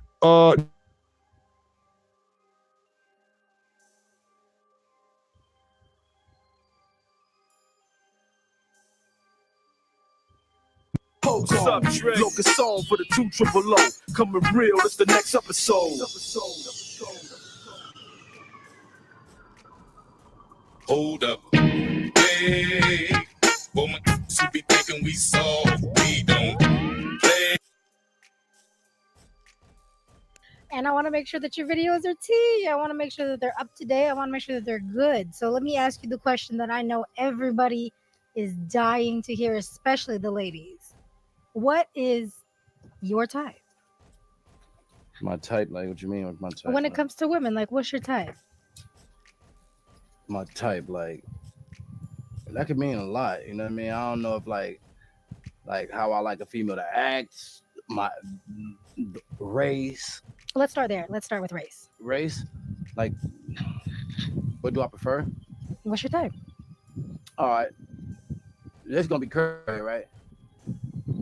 I really don't have a type no more, but like I grew up in the projects, you know what I mean? Like everybody knows, like I grew up in the projects, you know what I mean? Like, and I prefer a black woman, like facts of life. Like I prefer a black woman, you know what I mean? But the reason I haven't really been with black women these past few years is because like black women were the ones who always hurted me. Like, you know what I mean? Like, so a lot of black females, you know what I'm saying, they be online and they always say, oh, you don't like black women and whoop, whoop, whoop, whoop, and da-da-da, but they really don't understand but it ain't for them to understand. You know, I can care less, but I thought I'd put that out there. Like I grew up messing with black women. Like, you know, like I always messed with black women. I always praised black women, you know, like I don't feel like no other races be down for a man like a black woman. In my younger days, growing up, seeing my mom and seeing my aunties and seeing, you know what I'm saying, like even my, you know, the sisters and cousins in my family, right? It's like them, like they loyalty and how they, you know what I'm saying, rocked with the guys in their family was unmatched. And I used to always think they were dumb. You know what I mean? I'm like, damn, like you caught this dude doing this, stop it, sit down. Look at me. Look at, hey, hey, sit down. Sit down. Like I used to always think like you know, until I got older and really understood, like I really understood. And as the success came, you know, and jail came, you know, and the money came, it seemed like I couldn't find a black woman who was around for me. It's like they always came with a hidden agenda. They always came with trying to get pregnant by me. Like they all, like I'm just keeping it real from the heart. Like, and I'm not like this from my heart. Like they always came with a hidden agenda, like with a motive. They'll be loyal the first couple days, first couple weeks, they'll be solid. Soon as like, and then that's when they get to asking for stuff. Like I'm not tripping, like I love to take care of mine, you know what I mean? It is what it is. But like you gotta understand how I think and where I come from. I already think a woman is out to take everything I got. That's what I already think.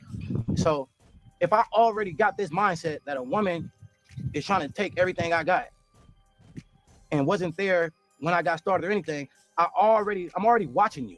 I don't care if I say I love you. I don't care if we sleep together at night. I'm already watching you. I'm watching you. So in the beginning stages, you know, you cook me something to eat, you know, we might have intercourse or anything or something, you know, like whatever. You might run my shower, you might, you know what I mean, wash my clothes, whatever. But then you think that's equivalent to me giving you 10,000 so you can go shopping at Louis the next week. That's not how this goes. That's not how this goes. That's one thing. Then another thing is, I feel like, you know, what made me back up is because I feel like they always got their family in our business. You know what I mean? Like, I know how it go. Like, I got sisters, I got cousins, you know what I'm saying? I got homegirls from the hood. Like, I know how dangerous that could be when you're dealing with a dude from the streets. And every time you get mad, the first thing you do is run to your brothers, run to your uncles, run to your best friend, which is a guy that's from the hood or whatever. You know what I'm saying? It gets tricky like that. You know, it gets dangerous like that. You dig what I'm saying? Like facts of life. First thing you do is run to the internet and talk about me and try to expose me. And that's not what we're doing here. Like, I don't forgive them type of thing. Even if I love you, like you, in love with you, care about me, as soon as you run to the internet about me, look, it's over with. It's bad. There's nothing to talk to. I mean, there's nothing to talk about. Now, we can talk and, you know what I'm saying, clear up this issue that me and you got, so it won't be no hard feelings when we go our ways. But check, it's over with. You done already went and put your 4,000 friends in our business. And then you lying to make it yourself come out to be the victim. You feel what I'm saying? Yeah. So it's like I'm cool off of that. I'm cool off of all that. You know what I mean? So it's like, but that's all I knew coming up. You dig what I'm saying? That's all I knew. And then as I got successful, right? Like, you know, got the money, you know, got the fame, got the, you know, became a hot commodity. It's like the females that's other races, Asian, white, Mexican, Indian, whatever, you know what I mean? Like whatever. Those were the women that kind of like brought value to my life. They didn't come in the door asking for nothing. They came in the door with a bag full of money. I'm just saying, like, you know what I mean? Like, they came through the door with something of value that made me want to stay. You know what I'm saying? Not just looks, you know what I'm saying? An alcohol problem, a drug problem, just in a bill. No, they came through the door with something of value. So if I fell off, they put me back on. They didn't just run off in the sunset and no, you know what I mean? They came through the door with something. So once I seen that, like, they didn't, like, I'm not gonna say they didn't care about what I had, because it's hard to know who care about what you got, because some people know how to hide it, and you never know them until the day y'all split or the day y'all fall out. You know what I mean? So it's like, but majority, I could say 97, 98% of the females that's, you know what I'm saying, that's different races that I start talking to, like, you know, as I got money and start having things, and they were bringing stuff to the table, whether we worked out, whether they still in my life, whether they gone. They brought something of value in my life that made me want to stick around, made me like them, made me want to be with them, made me pick them over other females, which was the females in my race. You know what I mean? So it was kind of, you know, it's kind of crazy and it's kind of wild though. But like, you know, like I can ask, you know, I can ask the white girl, hey baby, you know what I'm saying? Go make me a sandwich. You know what I mean? Oh, it's already made. It's been in there for 30 minutes. I can ask my black girl, you know what I mean? Hey baby, you know what I'm saying? Go make me something. You got hands. I got hands. All right. Same thing with an Asian girl, you know what I'm saying? Asian girls, it's like they raised to please their man, you know what I mean? I done dealt with a few different ones now. There's some Asian girls that's Americanized that's just real disrespectful, and it is what it is, you know what I mean? They let America, you know what I'm saying, kind of like influence their culture. You know what I mean? Their culture meaning coming from another country. But it is what it is, you know what I'm saying? We all slip and bump our head, but that's just something that we have to fix as adults. So, but Asian women, you know what I'm saying, or like I can honestly say, like, the Asian women I had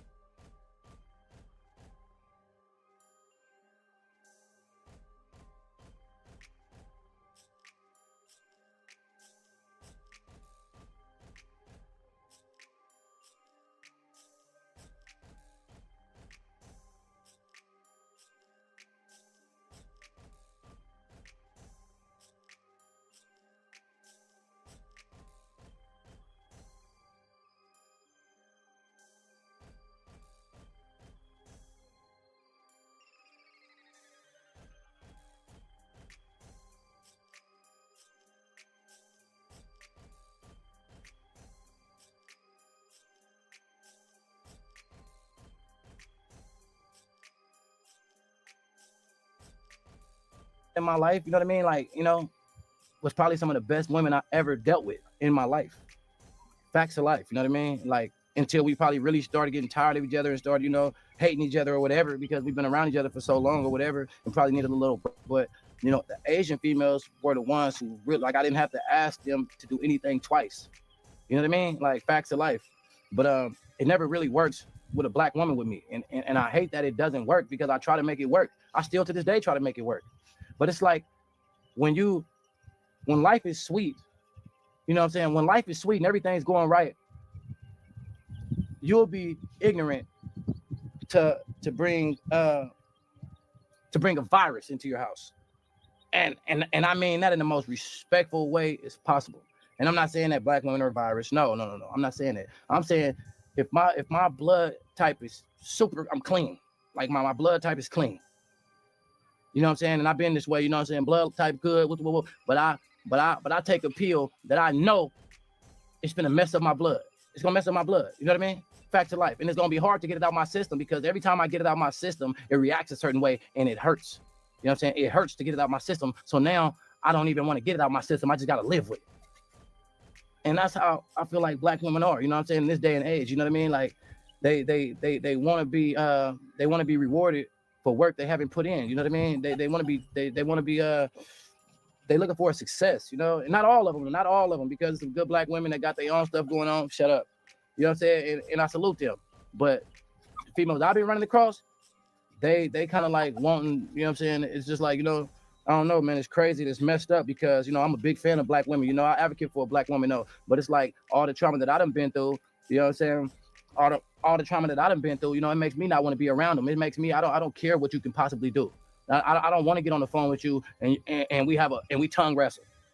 As soon as we get on the phone, I don't even know you. But you want to argue with me. You want to talk about what Willie did. You want to, you know what I'm saying? Like, you got 4 or 5 brothers. You know what I'm saying? Your dad wasn't there. You know what I'm saying? Like it's crazy. You feel me? Like, I don't want that type of woman in my life. You get what I'm saying? I want a woman that's respectful. You know, I got enough problems in the streets. You know what I'm saying? When I get home, you dig what I'm saying? I want a woman that's respecting me. You know what I'm saying? I don't want a woman that I got to argue every time I ask her a question. We have an argument every time I say something. Look, check this out. I'm too big for that. I done work to get to places that people never see. Look, I don't want to be around you. You're not my type of woman. I don't want to be around you. You dig what I'm saying? Like, I don't need you to hold nothing over my head. I don't need you to throw nothing up in my face. I don't need you to disrespect me. I don't need you to talk about me to your friends. Like, I don't need none of that. You dig what I'm saying? And I'm not dumb. I'm smart, and I'm very smart. You dig what I'm saying? So it's like, I just try to like stay away from certain people. You know what I mean? I'm at an age in my life right now, like, you know, I'm on a whole nother level. Like, the way I'm thinking, the places I'm going, I'm just sitting back to the time is right. You know what I'm talking about? But when the time get right, I'm disappearing on everybody. You know what I'm saying? Like, I'm disappearing, you feel me? Like, straight like that. Like, if I gave you enough time to clear up your act, if I gave you time to be loyal to me, to respect me, you know what I'm saying? Like, you know, I'm 10 steps to the head of the game, you know what I'm saying? Like, and I'm just trying to, like, get away from people, you know what I mean? Like, if you ain't trying to really, like, win with me and ball with me, man, I don't want you around me, man. I don't want you around me. You dig what I'm saying? Like, I don't want no problems, man. I got enough problems, you know what I'm saying? Like, straight like that. I got enough problems. I go through it. Like, facts of life. I don't need nobody threatening to call the police on me. I don't need nobody threatening to expose me for what they think I did or anything. You know what I mean? Like, straight like that. I don't want to be a part of that. You feel me? I don't want to be a clown in your circus. You feel me? So, to answer your question, I could keep going all day, you know what I'm saying? And respect, and much respect to the black culture, the black women, you dig? I'm just keeping it real. And look, and you know, and it's another thing, you know what's crazy, right? If you go to these podcasts, right? And it's sad though, but it's always the black women on there talking about how much money a man got to make to date them. It's always black women. It's always a black woman on the internet talking about, well, my ideal man has to make $3 million a year. 400,000 a month, but you work at Chick-fil-A. What are you talking about? It does not make any sense. You know what I'm saying? Like you don't have a car, but you talking about he has to have a Rolls Royce and a Lamborghini and a Bentley, so you can drive it? Like let's just keep it real. Like, you know what I'm saying? Oh, he has to take me to Steak 48, whoop, Joey Uptown. He got to take me to London, Dubai, places you've never been. All right. But what are you going to give this ideal man? If you was to run across this man at the coffee shop in the morning, what would you give him in return to make him keep coming back? Intercourse? He probably could get that anywhere. It's not going to be enough. Peace? You probably not peaceful. You know what I mean? You got a mouth on you. You demanding straight like that. You know what I mean? So you're probably not peaceful. Like, so what can you possibly give this man I'm saying, if he say, okay, look, I got 200,000 right now, you know what I'm saying? You got 48 hours, you know what I'm saying, to tell me what business you want to start. 48 hours. You probably gonna need a month to come up with something, you know what I'm saying, that you want to do, because you haven't even thought that process through right there. You know what I'm saying? There's levels to this game. You dig what I'm saying? Listen, man, I didn't make up the rules. I'm just here to play and I play by them. You feel what I'm saying? I can keep on going. So whoever want to call me out, oh, he's disrespecting black men, it is what it is. That's your opinion. I'm not disrespecting. I'm just keeping it real. And a lot of people not gonna keep it real. You dig what I'm saying? When people, like this, when a man and a woman been together for 4 or 5 years, you get what I'm saying? When a man and a woman be together for 4 or 5 years, why is it that it's always the black woman that run the social media and expose this man? You don't see the Asians do it. You don't see the white girls do it. You don't, unless the white girl thinks she black, the Asian thinks she black, the Mexican thinks she black. Other than that, man, they keep that in-house. They keep it in-house. When relationships don't work and they've been together for 5 years, 6 years, 8 years, it's the black woman that runs to the internet and start disrespecting the black man. Oh, he's fake. He's really broke. Oh, he like me to play with his backside. He's gay. But you just was with this man for 10 years. You were just with this man for 10 years. You know what I'm saying? Like, I just don't understand that. You know what I mean? Like, it's crazy.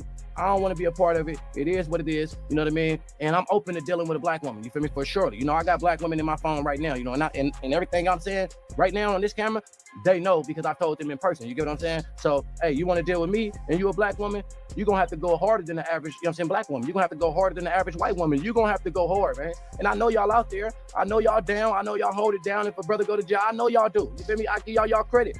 But it's y'all mouths y'all got to work on. You get what I'm saying? Work on that mouth. You feel what I'm saying? Learn how to be quiet. If I'm taking care of everything and you ain't gotta work and I'm paying the bills and I'm making sure everything is straight, can you shut up, please? Why do I gotta tell you to shut up? Just be quiet. I had a long day outside working, so you ain't gotta work. Why I gotta argue with you? Why I gotta explain to you? I don't want a woman I gotta do, whether you black, white, Asian, Mexican, Indian, I don't want no woman I gotta argue with every day. I don't want that. You dig what I'm saying? Because guess what? I'm a boss, you feel what I'm saying? And I ain't gotta work. I can sit down, not go outside for 60 days. And I have life-changing money in my account, for sure. For a fact. The proof is in the pudding, though. It's heavy.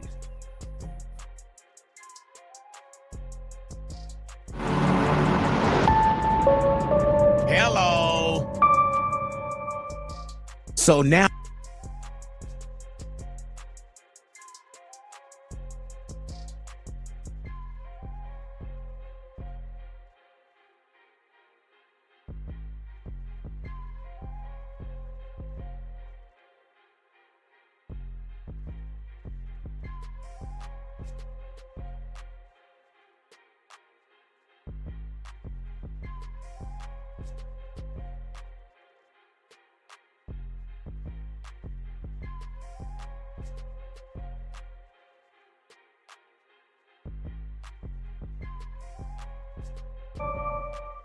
So now are we going to see another Friday? Yes. How close? So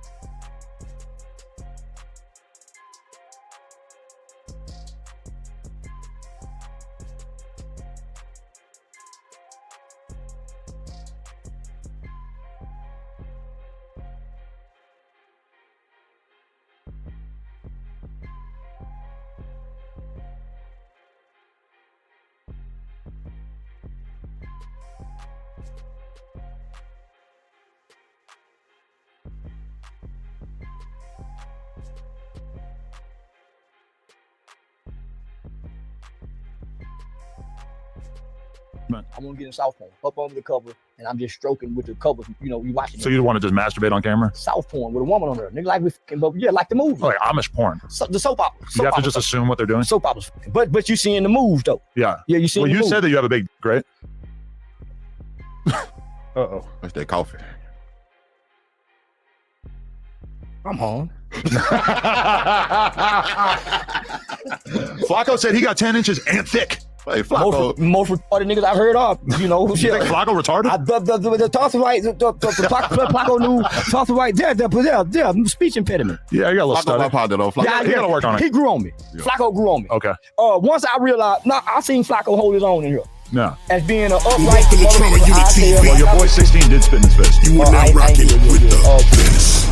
Shout out to my boy 16. He spit back, but it was kind of a dry spit. 16 was in the car together the other night. Yeah, I fight my nigga too. I love that little. I tried to put him in jail one time. Yeah, he came to Texas with some charges on him. And I got mad at him because I thought he was using the title to put me down. You talking about 16? I put the shirt on there. Shirt your way. Wait, what? Did he do jail time? Or? I tried to get him up in ass. I think he ended up beating the charges. I had to show the shirt. Like, you got a gangbanger coming down from Chicago trying to bring, and that's when King Von was at the height of his, So I really tried to get him. I'ma get back. Nah. Right here? Let me see this shit, man. What the fuck wrong with you? Chop, nigga. That's my shit you stole. With the rest of my shit out the safe deposit box. It's that yellow tape, do not cross. You get picked off like a pick six. Pointed at you, knock limbs off. Like a nigga kicking a pair of Timbs off. I'm hardcore, these niggas soft like cotton balls or a ball of yard. I'm a big dog, I'm a carnivore. If you love your dog, you should pet him more. I'm straight to the rack, no spin moves. But these hands is known to leave men bruised. Stiff arms like firearms. Get the Heisman Trophy out then too. Where the bitch at? Bring a friend too. Got a wingman in the weed too. The yellow tape is the preview and the reason why we don't need you. I'm maximizing my profit margin. Got property on Mars, but I'm not a Martian. I'm otherworldly, I'm a galaxy. I'm in another league who wanna challenge me. I'm a balance beam, I'm like a ballerina. When I bada bing, I know I gotta beat him. Like a refugee, check the pedigree. Got the plot to bleed him, I'm a righteous leader. I'm a stand-up guy. When I went to Compton, I asked anybody know Doe Boy. He said, who you talk about, Ice Cube? Them boys in the hood don't know, boy. Got marked out in his home turf. Pokey proved that you's a fat coward. He said I'm in the hood, pop out, and his fat ass hopped in the shower. Ain't no such thing as halfway crooks. I'm too raw, these niggas halfway cooked. Scared to come outside cause his ass too shook. Nigga, where the bitch at? Nigga, get booked. Where the bitch at? Nigga, come and get booked. Nigga, where the bitch at? Nigga, come get booked. Where the blick at? Go and get that. Nigga, where the bitch at? Tell me where the bitch at. Tell me where the bitch at. Get the click clack, get your lick back. Nigga, where the bitch at? Nigga, where the bitch at? Nigga, where the bitch at? Where the blick at? Go and get that. Tell me where the bitch at? Tell me where the bitch at? Tell me where the bitch at? Get the click clack, get your lick back. Nigga, where the bitch at? Nigga, where the bitch at? Tell me where the bitch at? Fuck the chit chat, nigga, miss that. Get your click clack, get your lick back. Niggas violated, then celebrated. Won't tolerate it, to go get back. Got the drop on them, now they located. Catch them slipping while they both faded. Red rum, 50 round drum. You can try to run, but you won't make it. Robbing the homies like robbing me. Not my business, but I made it mine. That pack you took, that was half mine, and I need it back. Nigga, tax time, that watch you took, that was mine too. That was life on hold like line 2. That's a flat line, now I got you. That's bad timing like times 2. When it's bedtime, it's your curfew. He said traumatic, is that you? I ain't know that was your crew. You know how we get down, fool. I said it's a little too late for that. That's a little homie that you ride, fool. He said, how was I supposed to know? I said, I'm the wrong one to lie to. That Rolex got my initials on it. That ring you rockin', that's mine too. Any last words from a dead man? You can cry, but please don't beg, man. Shit's mandatory on my waist side. Waist deep like Tyree sliding. Activate, I'm Trama, been mad it. Mob deep, I'm a prodigy, you have it. Slice your celery, split your cabbage. I ain't stingy, y'all let you have it. Even Benji know I black out. Mac a bitch, blow her back out. What the fuck, I got a cap out. Caught a op with his ass out. You in the shitter, but you just stalling. Switch hitter, but you ain't ballin'. Don't be bitter, bitch, stop calling. Hello. Just stop calling. Don't be bitter, bitch, stop calling. Bitch, stop calling. Nigga, get booked. Bitch, nigga, you can get booked. Yo, boy, shook.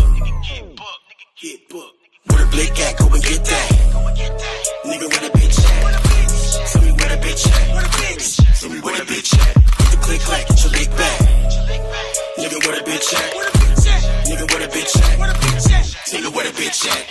blick at, go and get that. Tell me where the bitch at. Where the bitch at? Tell me where the bitch at. Where the bitch at? Tell me where the bitch at. Get the click clack, get your lick back. Get your lick back. Nigga, where the bitch at? Where the bitch at? Nigga, where the bitch at? Where the bitch? You'll be killed today. Serving a high-risk warrant in Echo Park. Give me the bitch.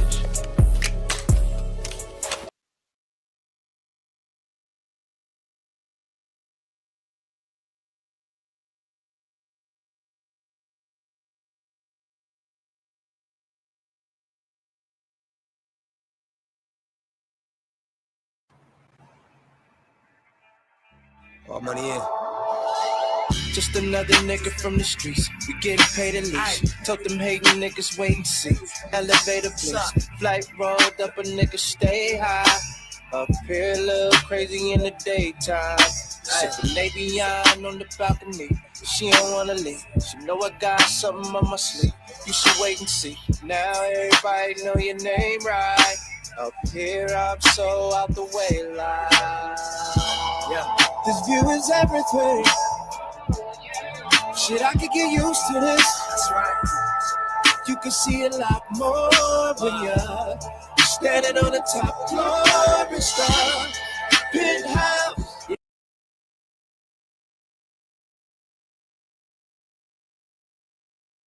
All money in. Just another nigga from the streets. We getting paid at least. Told them hating niggas wait and see. Elevator please. Flight rolled up, a nigga stay high. Up here look crazy in the daytime. Sipping Avion on the balcony. She don't wanna leave. She know I got something on my sleeve. You should wait and see. Now everybody know your name right. Up here I'm so out the way like. Yeah. This view is everything. Shit, I could get used to this. That's right. You can see a lot more when you're standing on the top floor and star penthouse. Yeah.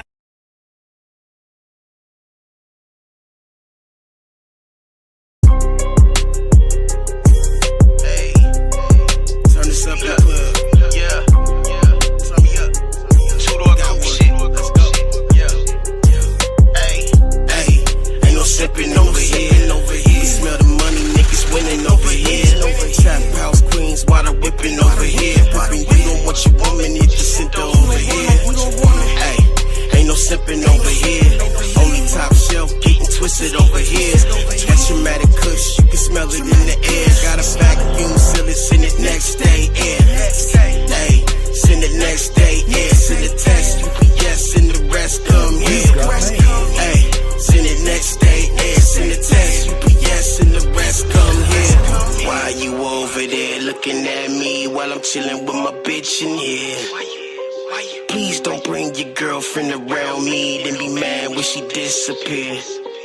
Ay, why you over there looking at me while I'm chilling with my bitch in here?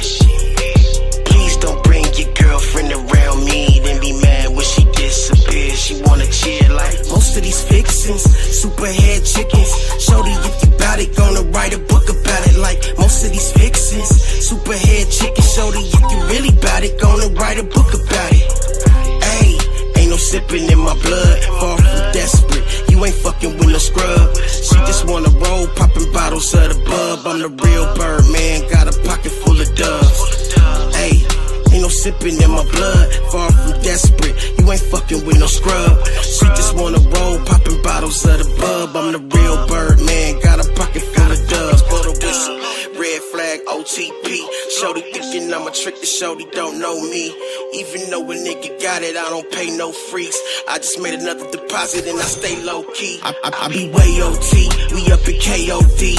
Magic City Mondays up in VIP. I be way OT, we up in KOD. Magic City Mondays, we up in VIP. Rest in peace, Pimp C. I done got my bread up. Why fight over crumbs? Dramatic got a bread truck. Rest in peace, Pimp C. I done got my bread up. Why fight over crumbs? Dramatic got a bread truck. Free Pooh Shiesty, let him out them handcuffs. 6211, if I tell you, put your hands up. Free Pooh Shiesty, let him out them handcuffs. Tell him everything Gucci when you fucking with Hey, ain't no sipping over here. You smell the money, niggas winning over here. Trap house queens, water whipping over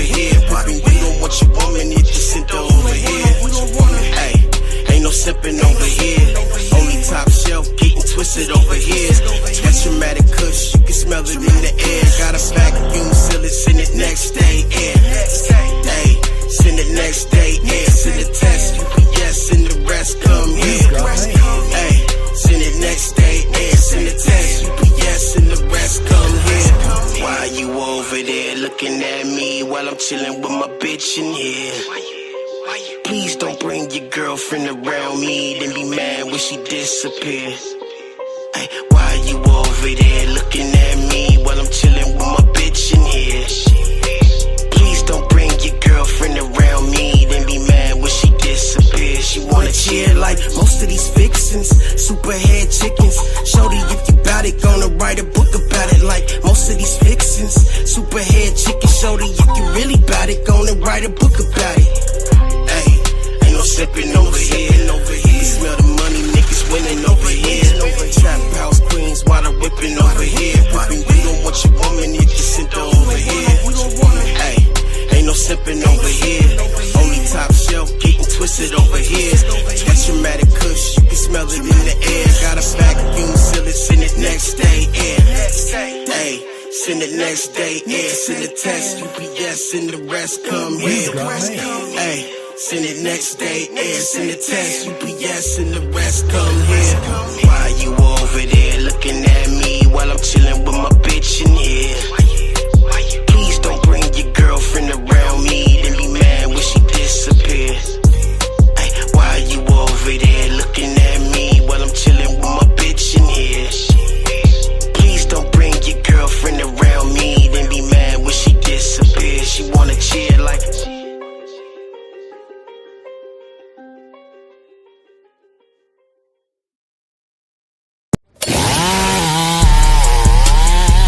Well, welcome to Trama Unit TV. You are now rocking with the best.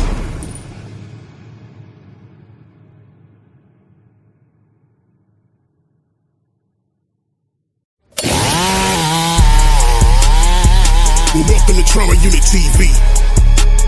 You are now rocking with the best. See, every time I turn around, they at my throat again. Got him on scope. That shit just keep going up. Let's roll. I got PTSD and ADHD, and these 30 shots on me, that's my ID. I got 56 grams and a chick that don't speak, and she reckless eyeball and red flag OTP. Was born to be wild like born rich and wild deep. I stockpile blue strips as sure as Albi, no green and algae. Niggas ego tripping, I'm in and out like the burger joint. Pop a pig, murder oink, I do it all. Post like the Saul and I run a point, and it's still 187 on all agents. Like bringing rookies round Tookie, I smell bacon. It's pigs, pussy, pork rinds. What these niggas all blind? I'm on the back block, she got her hand on my Glock. I found Solomon seal these demons up in the box. Negative emotions, all you doing is posting. These parasites suck your nerves like blunt roaches. Poppy trying to front me birds that ain't worth it. I'd rather cop more work than owe these merchants. Chris put me up on game on life after death. Track 17 was mean, that's one of Big's best. 10 crack commandments, rules in the steps. If you ain't got the clientele, say hell no. Cause they gon' want their money, rain, sleet, hail, snow. I don't take bricks on consignment, that's a brittle plan. I'd rather rock with the boss to be your middleman. He inherited earth, heard he went to prison, fam. He went to prison, fam, and Puff gave him brotherly love like he a Sixer fan. Like your sister, man. It's crazy work, man. Hey, man, you know what I'm saying? All day, every day, man. It's the casualties of war, bloody homicide. I wanna see you more and look him in his mama's eyes. Tryna up the score, screaming fuck the other side. This is not a metaphor, this is organized crime. It's the casualties of war, money's on the line. Generational wealth, subscribe to the tribe. That's straight A cocaine, I can't feel my eyes. You ain't gotta blow your nose, but you know the vibe. 160? Jesus Christ, 170, 180, 187. Where did you get this stuff? Colombia. Oh yeah. Are we good? Are we good? Yeah, we're good. We're fucking beautiful. We're perfect. This is grade A 100% pure Colombian cocaine, ladies and gentlemen. Disco shit. Here is the driven snow. See, Every time I turn around, they have my thought Unknown again. encounter while camping in Got it on Appalachian scope. That shit just keep going up. Let's roll. I got PTSD and ADHD.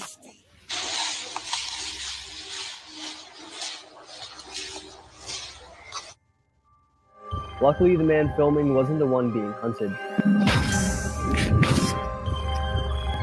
Man, what's good with the collective?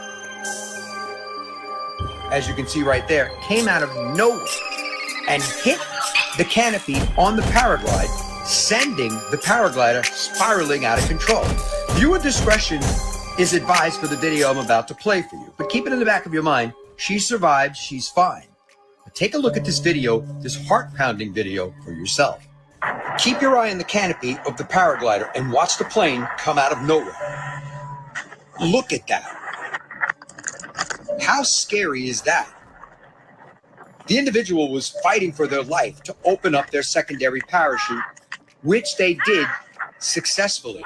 And the good news is, like I said, the individual survived. Thankfully, was able to open up that secondary parachute. But how scary of a situation was this? And what are the odds of that happening?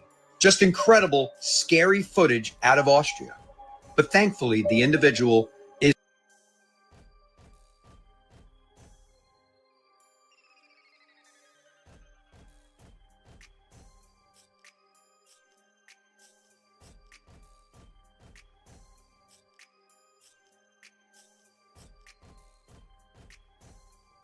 is fine and survived. Let me know your thoughts on this in the comments. And as always, I'd love to hear from you. Thank God.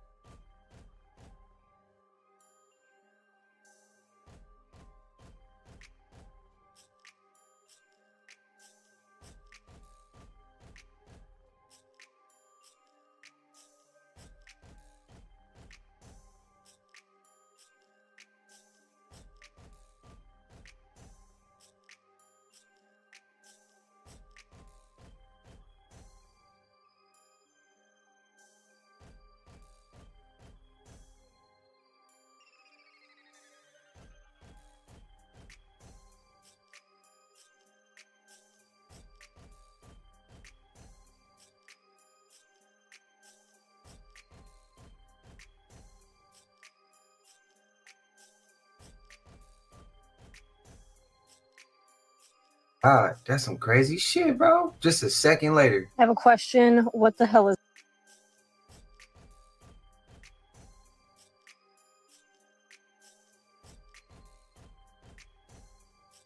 this? What the hell is this? Right? It's got like little wings or whatever. I saw it. I thought it was like a flower petal, but clearly it's not. Okay, this is crazy. Look.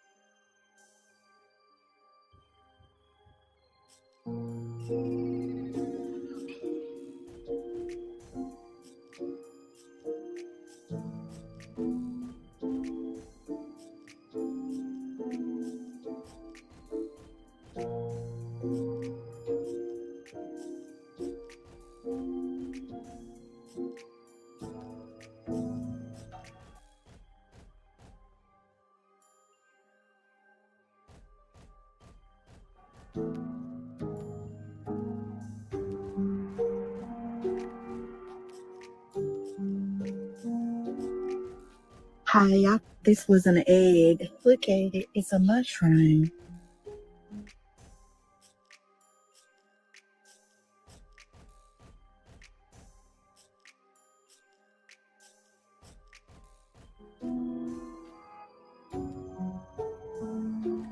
Strange. The most obvious fade trap I have ever seen. I'm gonna go touch it. No, Maria, you're gonna get... What's y'all thoughts about the Fae? I'm a believer.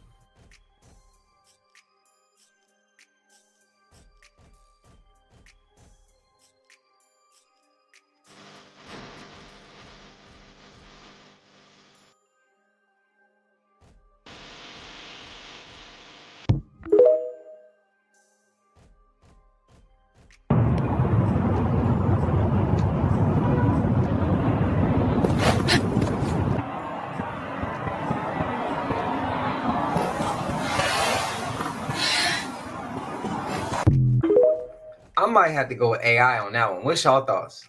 But people are like ready to see this movie. They're buying the tickets.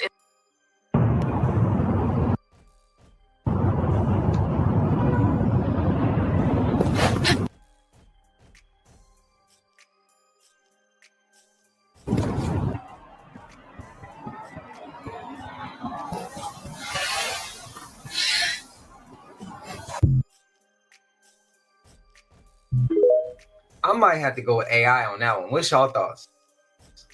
But people are like ready to see this movie. They're buying the tickets. It's nuts. I mean, how does that feel to know that they love this film so much? It's great, but I'm dead. So I can't answer any questions about that. Oh, okay. So you don't want to give us a spoiler or anything like that? I'm dead. What about Black Panther 2? Anything? I'm dead. No, we're not ready for you to be dead, Chadwick. But I am. I'm dead. That interview with actor Chadwick Boseman was recorded in 2019. And as you can see in the interview, Chadwick is telling the reporter that he doesn't want to spoil anything about the future of the Marvel Cinematic Universe because he's dead. He actually says that repeatedly when the reporter keeps pressing him for information. And sadly, about a year later, Chadwick would actually end up passing away. You see, he kept his health struggles extremely private, but in August of 2020, he would pass away from colon cancer, which he had been battling for a very long time. So during that interview, he was basically telling the reporter that because of his health struggles, something was going to happen soon, and he more than likely didn't have a lot of time left on this earth, which makes that footage and that interview extremely sad in hindsight. R.I.P. Chadwick Boseman. One last thing, I don't feel like the true awakening will happen until y'all start to look at Michelle and Barack differently. They're still being praised everywhere. I just seen on Twitter that they showed up at one of the NBA games and they got on the big screen, and that video on Twitter has 22 million views, and like, y'all don't get it. Y'all still don't get it. And it's unfortunate because, like, what the hell? I think that humanity will survive if you start working together and stop putting people in categories and in boxes because they don't agree with you. Just listen. Be willing to open your freaking ears. But yeah, I've been looking into web. Shout out to Ian Carroll. Dope app. I'll come back here with all the information. Follow by the page. That will ruffle people when y'all start talking bad about them too.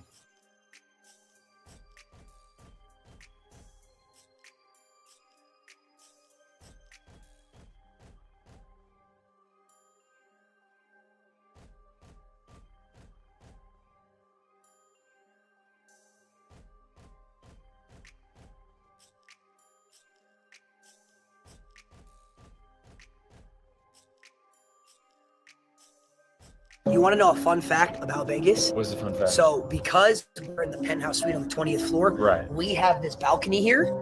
Just because of how much we gamble, they comp this for us. Right. Did you know that they don't have any balconies? Now, why or would they anything? not have balconies? Because people lose so much money at the casinos that they're worried if they put a balcony in the rooms, they'll jump off because they lost money. It's a real thing. Another fun fact about Vegas, there's no corners. If you notice in the gambling room, in the casino, in the slot room, that's why I always get lost. Yes, because you're walking around. They don't want you to find the exit. They want you to stay.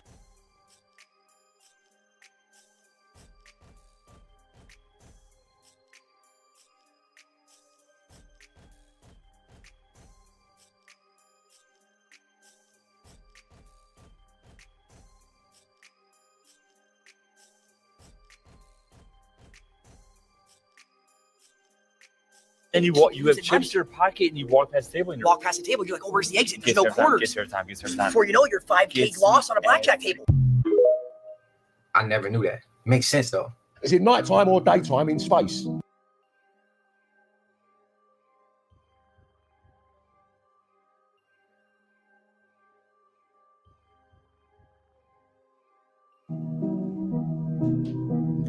It's a simple question, Sean. You're an intelligent man. Is it nighttime or daytime in space? Depends which side of the Earth you're on. No, it doesn't. If you're in space, space above the planet, is it daytime or nighttime? There isn't any. It's in daytime. What happened to JFK? I went in there and watched the VCR tape myself. I can't tell you what I saw, white friends, but I'll show you the parts you missed.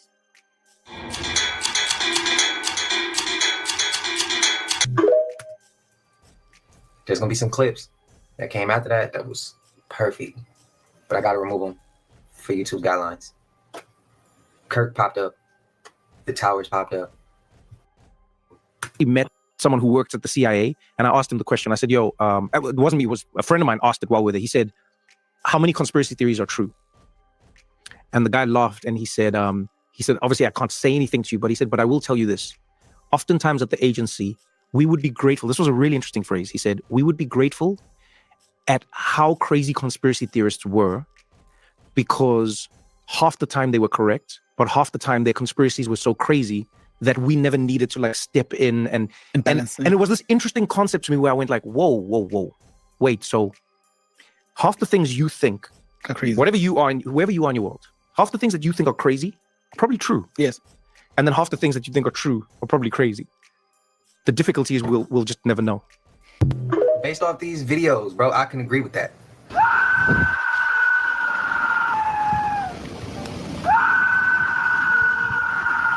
Two girls recorded a chilling video of an unknown encounter while camping in the Appalachian Mountains, and it turned out to be their final footage before going missing.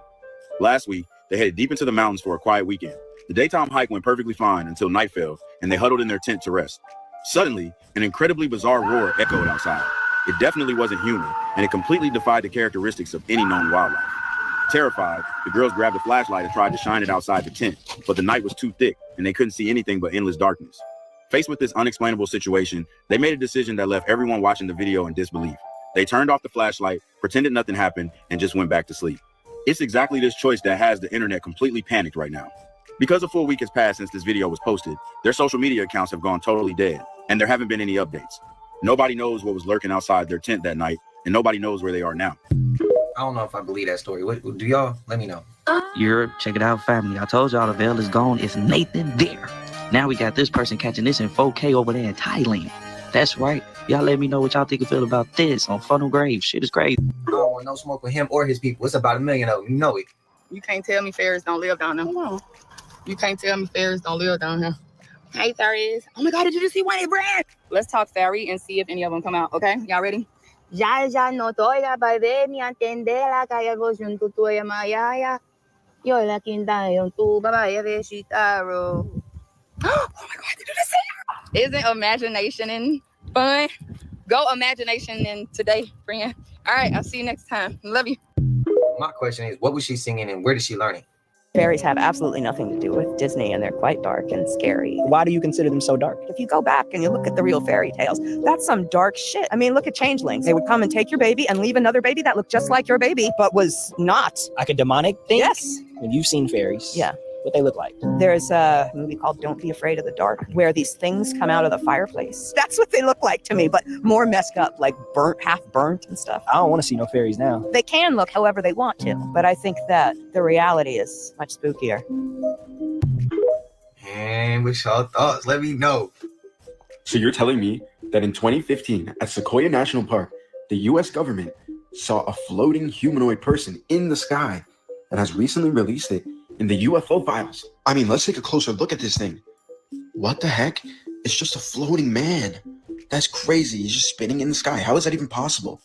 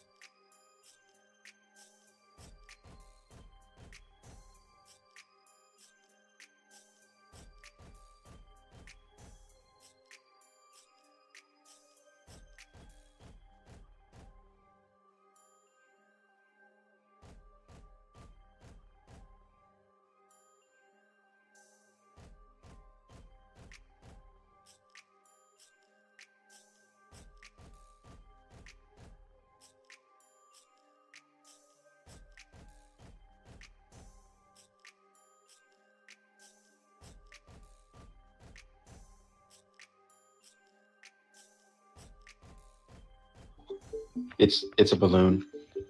It's a balloon of a stormtrooper. You can see the head.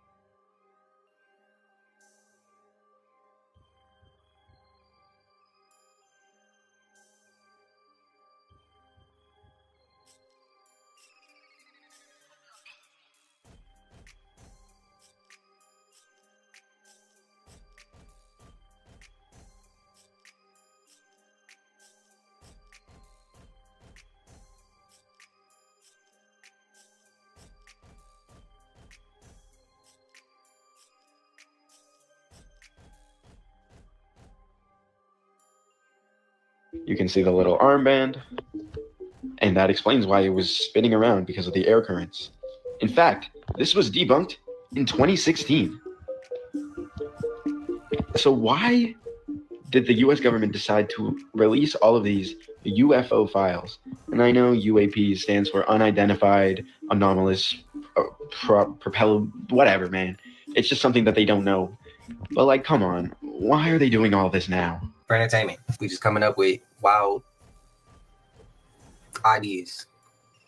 To answer his question, well, what I'm about to say ain't true, but to answer his question, the reason why, I would say,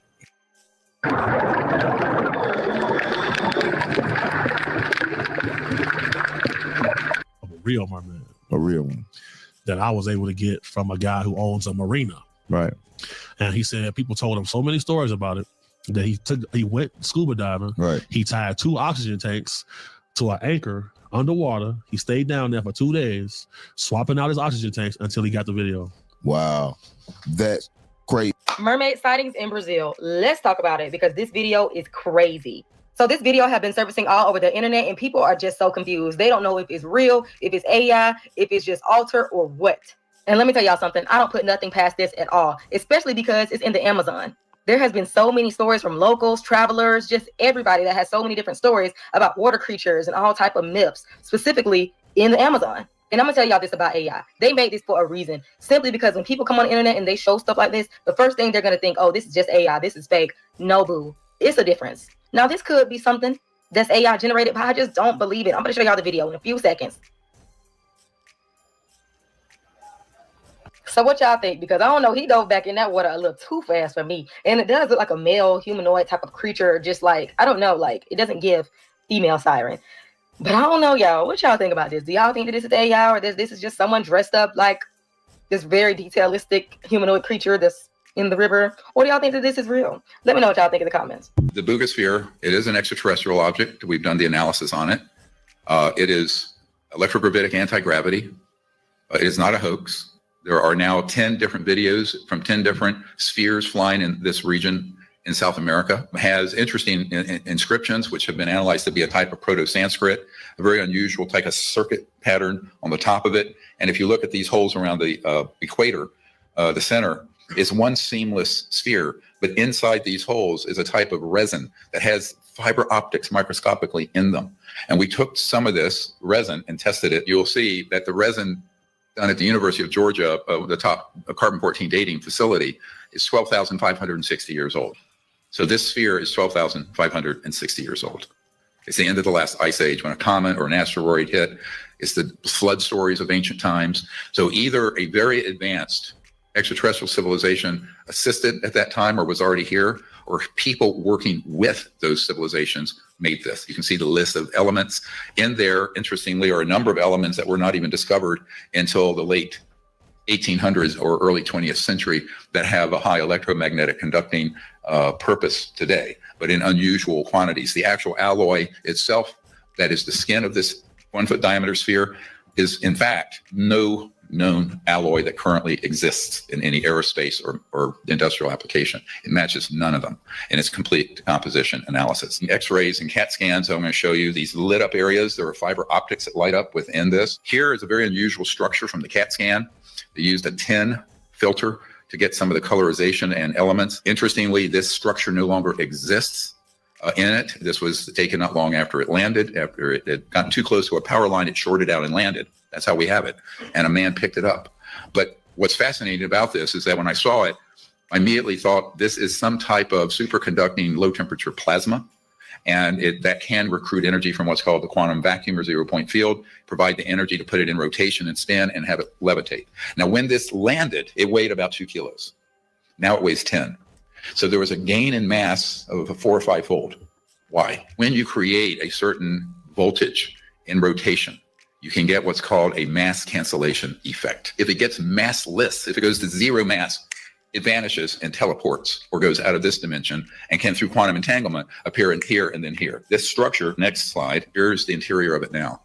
Where's that structure? Well, it's like dissipating a cloud. I think it was an energy form that dissipated. And here's a video of that micro CT scan as it's going through the surface. And you're going to see it as it passes through, and it's a big void. Yeah, it's like a quantum vacuum void. There are some filaments and material in there. My theory is that whatever containment field and structure in there that was an electromagnetic and low temperature plasma and superconducting field dissipated in the ensuing year. One of the conclusions I have come to with these Boogosphere activations, of which there have been a number, there are remote sensing devices that are 12,500 years old that are picking up some sort of either cosmic energy or electromagnetic or magnetic field disturbance around the Earth. It's a bit ominous. These tests that we have done prove that there's no bolts, screws, seams, all the traditional manufacturing things you see in a man-made device does not exist. So it is almost certainly of non-human origin. It's very ancient. So much I want to say, but I know I can't. I know I won't be able to get away with it. That all 4 of the classic ones that we've heard about are actually part of this disclosure we're going to get. Greys, Nordics, reptilians, and insectoids. That kind of encompasses many of the top categories that we've heard for so long. They all apparently actually exist. I cannot wait for this disclosure to happen, man. I mean, we've been waiting for so freaking long. It's like, just bring it on. And it was supposed to be on Tuesday, right? It was supposed to be Tuesday. Representative Anna Paulina Luna sent a letter to the Pentagon. You got to get this done by then. But now Burchett, after talking to the president, introduces a bill. He just so happens to introduce a bill that gives the entire Pentagon authority to disclose where no one group bottles it off. How cool is that? Well, it wasn't fast enough, dude. The disclosure deadline for Tuesday never freaking happened. This is for entertainment. And what I'm saying ain't true. Shit is all made up. In my opinion, I feel like there's one particular species out there. They're not going to let nobody know it's out there. They're not even going to give no history on them. They're not even going to tell you what they look like. And I ain't even going to say why. They're going to give us all these other things, but they're not going to give that one. The reason why is because if they give knowledge, ironically, they're going to give knowledge on a species and it's going to wake up the rest of the species. That's how I'm going to put it. That's where I'm going to leave it. You take your mind where you want to take it. I made my mind up. I don't think my mind's changing with that one. And I waited to see if they were going to play this the way they did and the way they are, giving me indication of why I should believe what I'm believing. Let me know your thoughts, man. I respect it if you disagree. Anyone explain this? I know that they say that we have doppelgangers out there, right? Is that what this is? Or is there something more going on here with Rockefeller and Tom Hanks? I don't know what's going on anymore, you all, but you have to admit, this is very bizarre. Why do they look so much alike? I know I'm not tripping. No, I'm not tripping. The world is definitely a stage. It definitely is. Especially when you see stuff like this right here. Again, what is going on? I know I can't be the only one out there that finds this to be bizarre. What do you think about this? let me know in the comments, because again, I know I can't be the only one out there wondering what exactly is going on. A lot of bizarre things are definitely happening. I didn't agree with the J-Lo take, but this one, got it. I need you to promise me that you're not going to use this for evil. So back in 1962, researchers did a kind of messed up experiment on 13 boys. Now you see, all the boys had something in common. They were severely allergic to this plant. It was almost like poison ivy. And what these sick researchers did next was crazy. They rubbed that plant against those boys' skin. And almost immediately they broke out in some crazy rashes. Now this next part is going to mess with your head. As it turns out, those researchers were not so bad after all, because they did not use the toxic plant on those boys' arms. They swapped it for a plant that was completely harmless. The boys believed that they were in danger, and their bodies responded as if it was completely real. But the plant itself did nothing. How many times in your life have you been manipulated into thinking something was real when it was not? Let's keep it a buck. Your thoughts are not just opinions floating around in your head randomly. They're instructions. Now, the question you have to ask yourself is, who wrote your instructions? So now that you know this, he needed to go further with that one. Literature time travel. Charlie Chaplin, 1928. This lady looks like she is carrying a cell phone. And historians actually have been very puzzled by this. You tell me, it looks like a camera phone, or it looks like a cell phone at least. Is this time travel, or is this a glitch? Like, we've all seen this. This person in the crowd right here looks like they have a cell phone that has a camera on it. Now, obviously, cell phones were invented in 1974, but camera phones were not invented until 2000 publicly. So this is 1994. What is that? Then why is it there? Maybe it's a glitch, maybe it's a camera, let me know. I don't know. Here's another one from the 20s, and this one's a little bit more harder to explain. Now, is this a glitch, or is this time travel, or did they have phones already? One of them. It's one of them. So which one do you believe? Do you believe it's a glitch? Do you believe it's time travel? Or do you believe that this is some remnants of a phone that they already had and they didn't tell us, and we just now knowing about these camera phones right now? Let me know. It's up. I think it's both time travel, and they already had this technology. I've made the largest discovery in geologic and archaeological history. This account is specifically about revealing that discovery. So what is the discovery? It's simply that geologic theory is not correct.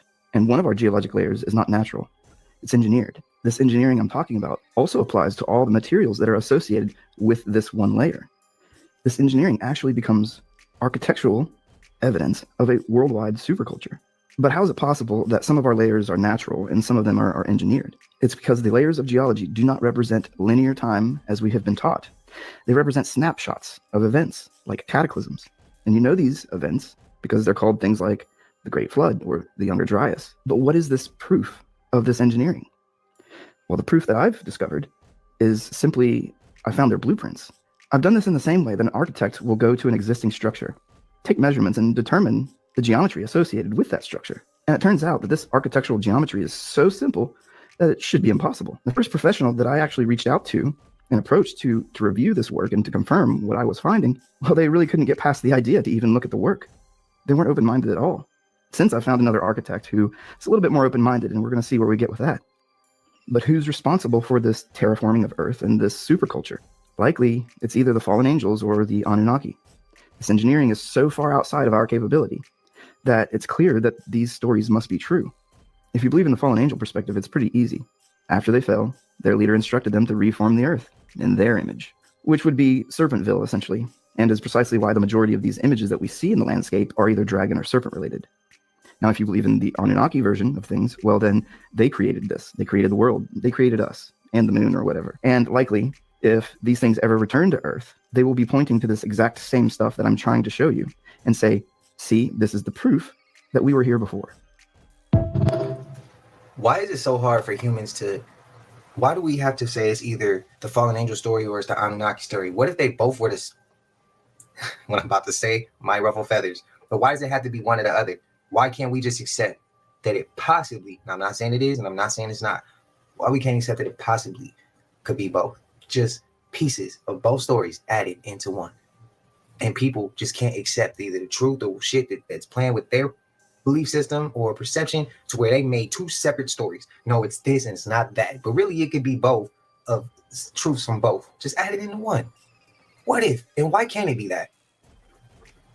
If truth is stranger than fiction, then why the hell would it not be stranger than fiction with this topic? I'm just asking, man. I'm just asking. I ain't saying it's true. I'm not saying it's not, but I'm just saying, why do people always have to choose this or that? Why can't it be both? Why? the gray area in life. Wow, it's not always just black and white. Like, I don't know, man. I want to say some shit I thought I'd never say before in my life.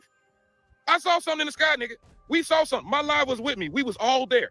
It was a UFO. It had to be a UFO because we couldn't identify this shit, and it was clearly a flying object. I promise to God. I didn't catch it all in the video because I was too stuck staring at the shit. I come around the corner right here on 95th Street, right off Stony Island. I looks up in the sky. There's an orb floating around, and it just drops down. And when it dropped down, it left a streak. And I paused. I said, what the f is this? And I'm staring at it. Then it just moved laterally, it moved horizontally across, and then it just went back up. And I said, oh, I need to record there. By the time I turned, and I'm trying to turn the camera around, but I don't want to miss shit either. So I'm just staring like this. And then by the time I turn the camera around, you see part of it. But I ain't the only one that seen this shit. Matter of fact, the scary part is that after we saw that, I made it a half a block before I just heard helicopters. It was coming from more than one direction. The live, you could hear it through the live. It was loud. It was one of them. It was loud to the mother. I hate that I did that sound effect for y'all because y'all finna be writing that shit in the comments. Niggas gonna be right. But you get the point. I don't know what it is at all. So it's literally unidentified. I have no clue what it is. But goddamn it blew my live away, and we've been talking about it for 2 days, and they've been telling me to post this shit. And like I said, you see the footage. It only lasts a second. But goddamn it, that's a long second when you think ET done came to home. Not that hard. Oh, nigga, what is that? Nigga, hold on. Oh, shit, hold on, what is that? Nigga, we got some shit happening in the sky over here, nigga. Oh, shit. And nigga, what is, hold on, y'all gotta see that shit. Y'all missed what it was just doing. Oh, hell no, you better not go. You bitch. Wait, is it gonna come back again? Because it went off and came back. Nigga. That shit was just wild. That's why they removed all of the bells, because if anybody ever got sick, they would sit them inside a bell. And when they would then ring that bell, the frequency and vibration would then heal that person inside it. Just like linen sheets and copper bottles, everything is linked to frequency. And that's why the hospitals had the larger bells on, because patients needed to be healed through the frequency. And the larger the bell, the more frequency and vibration emitted. And that's exactly why all of the larger bells have cracks in, because then the bell's resonation is negatively affected and the frequency becomes negative. And so if you then think of the large bells we had, if they were to then hit that bell and resonate it over a town, everybody would instantaneously heal, because we know that sound frequency heals. And if you think the human body is made up of 70% water, any vibrations in sound frequency will then restructure all of your cells and heal you. And what's interesting is a lot of these bells were also made with copper, which is also interesting because that would then amplify that frequency.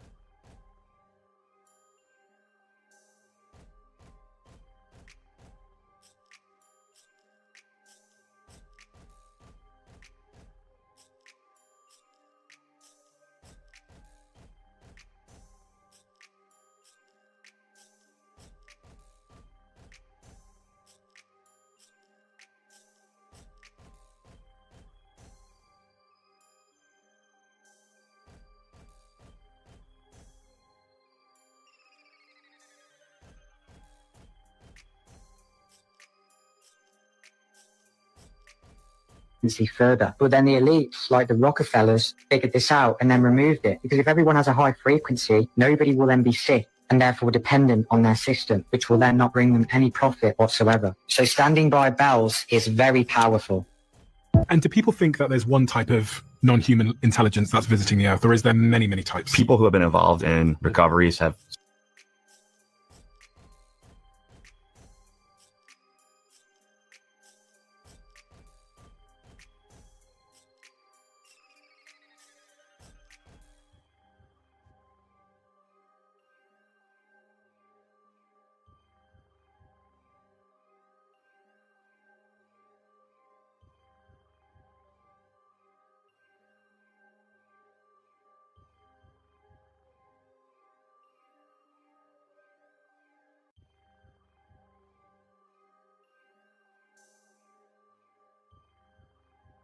said there are at least four separate types. Now, I have not had direct access to that, but I believe the people who I talked to.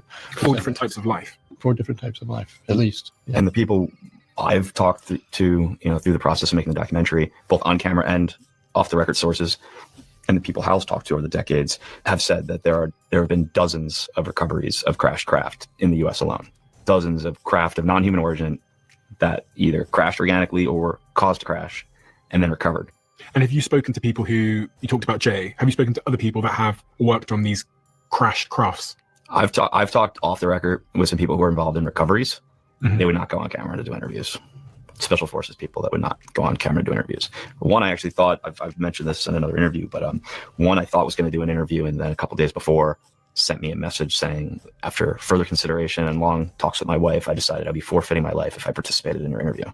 And I thought that was like very unsettling message to get, obviously, but also very specific word choice, forfeiting my life. What did he know? He was a very senior special forces guy who had told me he had been involved in multiple recoveries. That's what he told me. Okay. 4 non-human species, but we got more than 4 species of dogs. So you make this shit make sense, bro. I don't believe half of this. I believe half of what they're saying. I'm listening to some of what they're saying, but nah, bro. They're not telling us the whole truth. If you know for a fact they adding grays in there as a on that list, but they're not gonna say how those was created though. They just gonna say it's a grays as a species. But who created it though? Man, see, that's why they telling half the truth, and this shit right here is going to have people all over the place. This is where it's already there, bro. So when they do whatever they're gonna do, people are gonna be so up mentally because they're gonna be choosing all types of different things because of the language they're choosing, the shit they're telling, the shit they're not telling. Man, let me know your thoughts, bro. This for entertainment, this shit ain't real. Did y'all see the tweets saying the hantavirus was coming? Yeah, absolutely. It correlates back to the movies. If you think about it, the character was from Kung Fu Panda and it was a prophet. The character that the person that tweeted that, their profile picture was a prophet in Kung Fu Panda. I personally feel that it's directly associated with all of these missing and dead scientists because they have a near-Earth object program that's been funded and it's active. All of the people who can read the data are dead. So you're saying all these people who understand what these technologies were, what was going on behind the scenes, they had to wipe them all out to tie up loose ends. 100%. Because and then they dropped these files, and the majority of them I had already seen. This is your specialty. This is my specialty. For sure. The photos that they showed is not how they look. They can walk among us. They're almost identical to us in appearance. They have different biology, but they look just like human beings. What are we dealing with as far as like grays, reptilians? So they look like human beings, but aren't all the way human. They basically humans from the future. I believe there's other beings too that's not too happy with the human race. For sure. So if we're talking about, whatever beings we're talking about, the reptilians, whatever you want to call them, they're making deals with the Anunnaki, they're making deals with, the Greater Treaty, when we're talking about Eisenhower after Roswell. So how we're exchanging human beings for technology in 1947. After 1947 Roswell, what happened? Shit ramped up. The National Security Act, which created NASA, created the DOD, created the CIA. All of the secretive shit. All of the secretive shit. We got secretive after that. Why would they do all that? Right. So what we're looking at is definitely some type of an agreement or some sort. And leading up to the scientists and whatnot and what we're about to go into, they're definitely drifting us a small portion of what really happened. Because you even said it in 1969. How they looked at that press conference. Those astronauts don't look like a group of guys who just made the biggest space command move in human history. They look like they were ready to tell the world what they saw. They couldn't. Buzz Aldrin said extraterrestrials had something to do with the pyramids getting built and that there is a monolith on the moon of Mars called Phobos. On Phobos, there is a monolith for, I'm not gonna say. It gets deep. Oh yeah. Ugh, it's ugly, ain't it? I'd be scared to see that shit underwater. I ain't gonna hold you. But anyway, y'all let me know what y'all think and feel about this in the comments. Allegedly, this is supposed to be a siren cult. I don't know. Looks real, but it could be Hollywood basement. I don't know. But on Funnel Grave, shit is crazy. Imagine that shit on your ass and you stuck in the ocean. Yo, if y'all know anybody that's applying for jobs on Indeed, please tell them to be safe and be careful. I know a lot of people is out here looking for jobs, but they is scamming on Indeed with jobs. I done seen numerous people talking about this on my FYP. They saying it's like 17 people that's missing in Atlanta due to jobs on Indeed. But I just seen on my FYP that the lady was speaking about a girl that went missing that applied for a warehouse job on Indeed. So the girl just thinking she just applying for a regular job, right? She goes to the job interview, right? Introduces herself to the guy. He introduces himself to her. So he tells her to come to the back. You know, they had some things, you know, to speak about, to talk about, I guess, concerning the job. Why they say they never heard no more from the girl. Then they goes to say a few days later, they found the girl was unalive. Yes. Due to her applying for a job on Indeed, she went to the job as if she was getting hired, but the job was fake. So it was a scam. So he took this girl, unalived her, and threw her body somewhere. Y'all, please be careful and be safe. I know a lot of people is out here looking for jobs, but this is the way how they try to people through Indeed. It's terrible. It's like things is not the same no more. It's like it's always a catch and it's always some type of incident or something taking place behind the situation that people is out here doing. People really don't mean no good nowadays. So y'all please be safe on Indeed. And y'all spread the word. Bye, y'all. Prayers, bro. This ain't the first time we've heard of situations like that. A teenager who had severe stomach pain discovers he had a parasitic twin with teeth and hair inside of him. 18-year-old Narinja Kumar had been suffering from a chronic stomach pain, vomiting, and unexplained weight loss when doctors in India finally ran the scans. What they found inside his abdomen was a 2.5 kilogram mass of bone, hair, and teeth that had formed an umbilical cord-like structure inside of his body. It had been living and growing there since the day he was born. The diagnosis was a condition called fetus in fetu, one of the rarest medical conditions known to exist, occurring in roughly 1 in 500,000 births. It happens when one twin embryo absorbs the other through the umbilical cord during pregnancy, and the absorbed fetus continues to develop as a parasite inside the host. Narendra had no idea that he had been carrying his twin for 18 years. The mass had successfully been removed, and he made a full recovery. In the woods together. And what makes this one super realistic is not only the HD footage, but the fact that they're hunting, as one of them runs by with a chicken in his hand. Usually when these kinds of creatures are allegedly caught on camera, they're hiding, trying to be stealthy, or just walking through the woods. But these ones were caught behaving like known wild animals, unaware of the filmer's presence.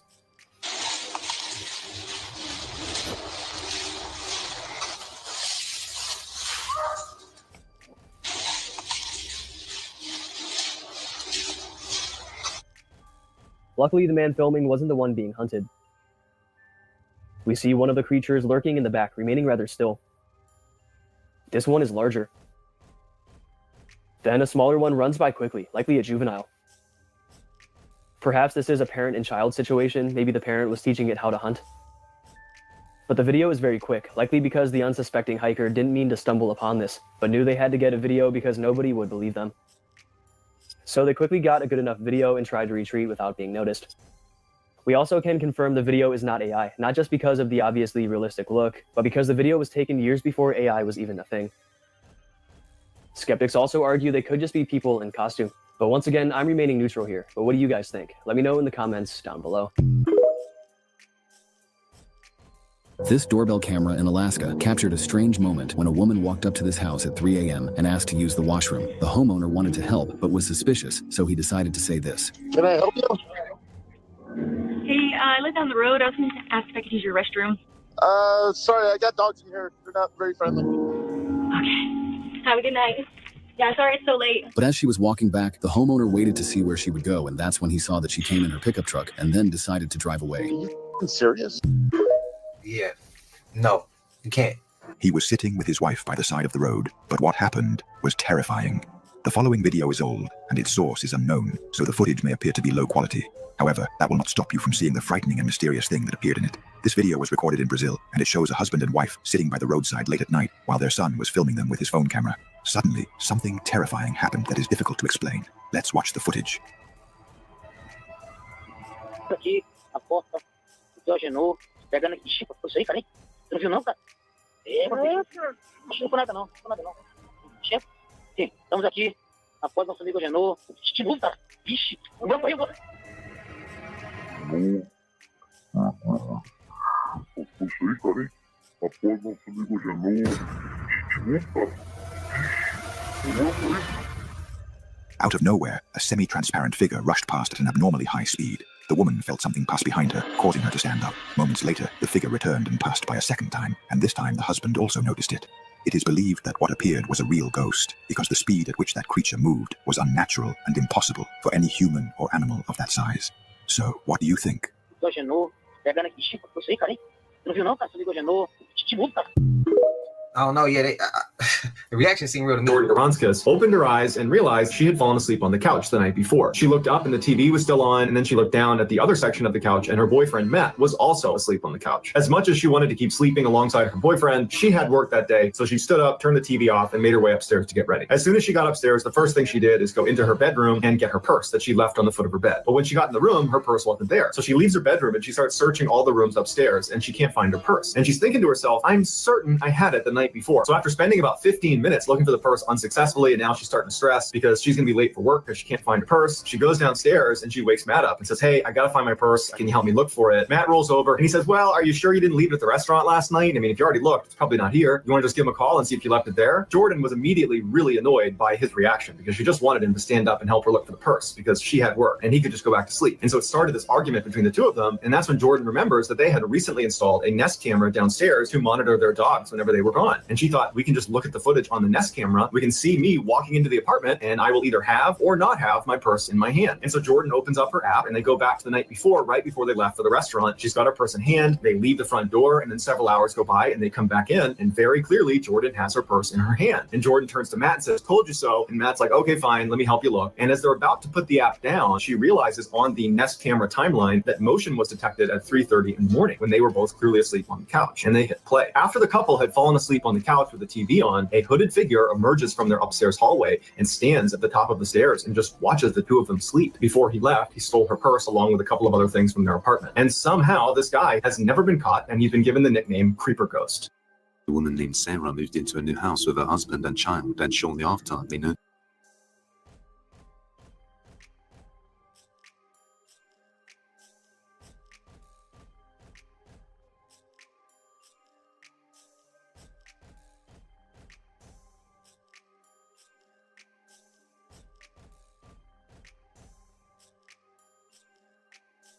strange things happening inside the house.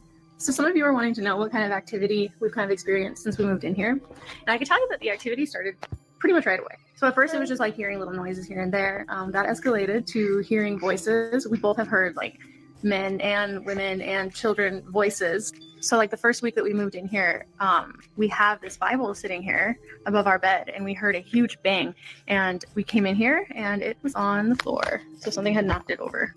Since then, she set up security cameras around the house, and one day, while she was home alone with just her kids, this is captured.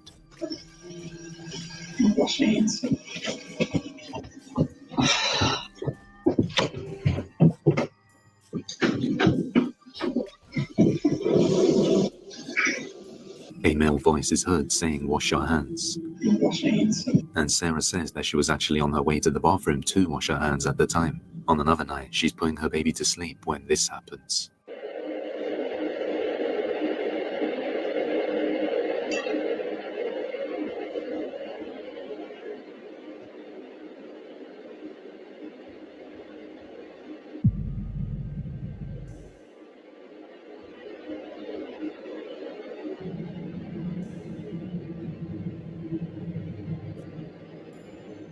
When she puts the baby down, the exercise ball suddenly starts to move even though there's nobody there.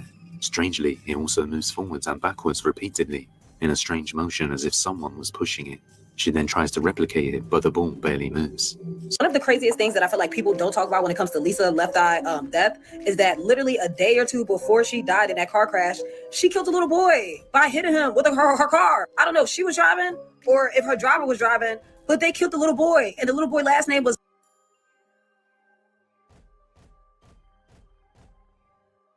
Lopez, just like her. I thought that was always so creepy. And literally, like, she was saying that this is all in her documentary, like the video that she dropped before she died, by the way. And she was saying that she was having dreams, feeling as though that like something was just trying to come and get her, like something was trying to kill her. And she felt as though that whatever or whoever, what spiritually thing that was like deity that was like trying to kill her, she felt as though it killed the little boy. That's what she felt. That's how she felt. And she always felt it was very ironic that his last name was Lopez. So I feel as though life was just warning her, and she didn't take those red flags, warning spiritual signs at all, and pushed it. And like literally, I swear to God, literally like the very next day she died in a car crash. And I just feel like people just ignore that. Like, imagine if your favorite celebrity isn't even who they say they are. The skin suit theory, right? Or we don't even really know who we're talking to. Because skin suits have gotten so remarkably close to being realistic that like it's hard to tell the difference. I mean, hell, you even see like YouTube videos of people will be like old grandpa playing basketball and like showing out and shit like that. Anybody can be anybody. Yeah. Check out Conscious X. What if the conspiracy is back when America was formed, our founding fathers were actually the super rich people at the top of society, and they wanted to have control of it instead of the British government. So they whipped up a bunch of grievances and then paid a bunch of poor people to fight a war for them for independence. And then when that war was done, they pit their poor white workers against their enslaved black workers, and they pitted those poor white workers against the native population, who they said, hey, you can go steal their land, to make sure that that white working population would never band together with the enslaved people or the natives, because that would be a threat to their power. And then what if they took that system and just kept renewing it year after year after year until they not only controlled the eastern seaboard, but the entire continental United States? What if all of this came to a head with a civil war in the 1800s that led to the abolition of slavery as a strategic measure to undermine the power of the South because their labor force was predominantly made up of enslaved people? But what if that abolition stopped short of full equality because the same elite wanted to keep up the class divide between their white middle class and their formerly enslaved working class, and they're targeted for class? So rather than make good on their promise of 40 acres and a mule to all of the formerly enslaved people, they instead compensate the former slave owners, who then use their massive pools of wealth to make another system almost identical to slavery, but with a different facade, so they could keep up the wealth inequality that let them believe that they were superior to black people in the general. And what if they maintained that inequality all through industrialization, because it was materially advantageous to those super rich to keep their underclasses divided? And they did that all the way up until the civil rights movement, when there was massive pushback against it. So they offered them some piecemeal concessions, while all the while maligning communism and socialism, the systems that would actually address the inequality that they were using to control the American populace and our entire way of life, social structures, governmental structures, educational structures, institutional structures, while they also undermined those civil rights movements and assassinated their leaders. And then over the next 50, 60 years, as people forgot the urgency and the need of those moments, those same super rich elites harken back to this time of even greater wealth and social inequality as some sort of golden era for America, so they can build support for a large fascist movement whose promise is to go back to a time before women had the right to vote, or before segregation had been abolished, or before slavery had been abolished, because they really liked the wealth and control that those versions of society gave them. And what if they have a vested interest in spreading ableist ideas, classist ideas, to continue to divide the population that is beneath them, so that they can continue to maintain their control and possibly push us back into one of these even more horrible versions of the system we have now? What if that's the conspiracy? Stevie Wonder, why is he attending a movie premiere if he can't see? Seriously, what is going on here? Can anyone truly explain this? Because again, there is a lot of strange things happening as always. And again, if Stevie Wonder can't see, why does he need a watch? Can someone explain that one too? So you have him attending a movie premiere, and you also have him wearing a watch. Can anyone truly explain this? And here he is catching a mic stand. Look at this. The mic stand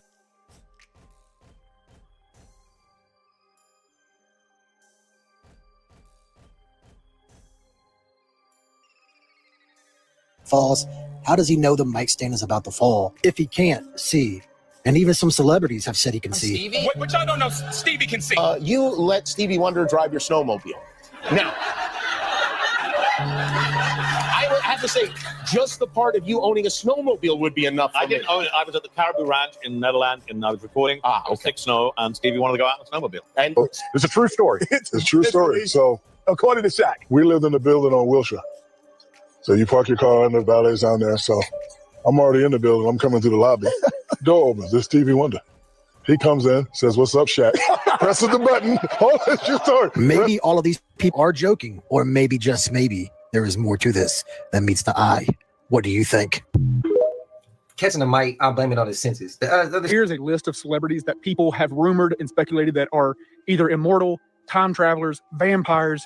Maybe they're drinking that adrenochrome and getting to start their life cycles over, or maybe they're just getting reincarnated over and over and over again, okay? So here's a list. Here's some photos to go along with why people think this. Like, these people appear to have been in photographs over centuries ago, or decades ago, when they look the same age. So take a look at these, see what you think. So a lot of these are actually going to be like old medieval paintings before photographs even existed, okay? This first one's going to be Michael Jackson.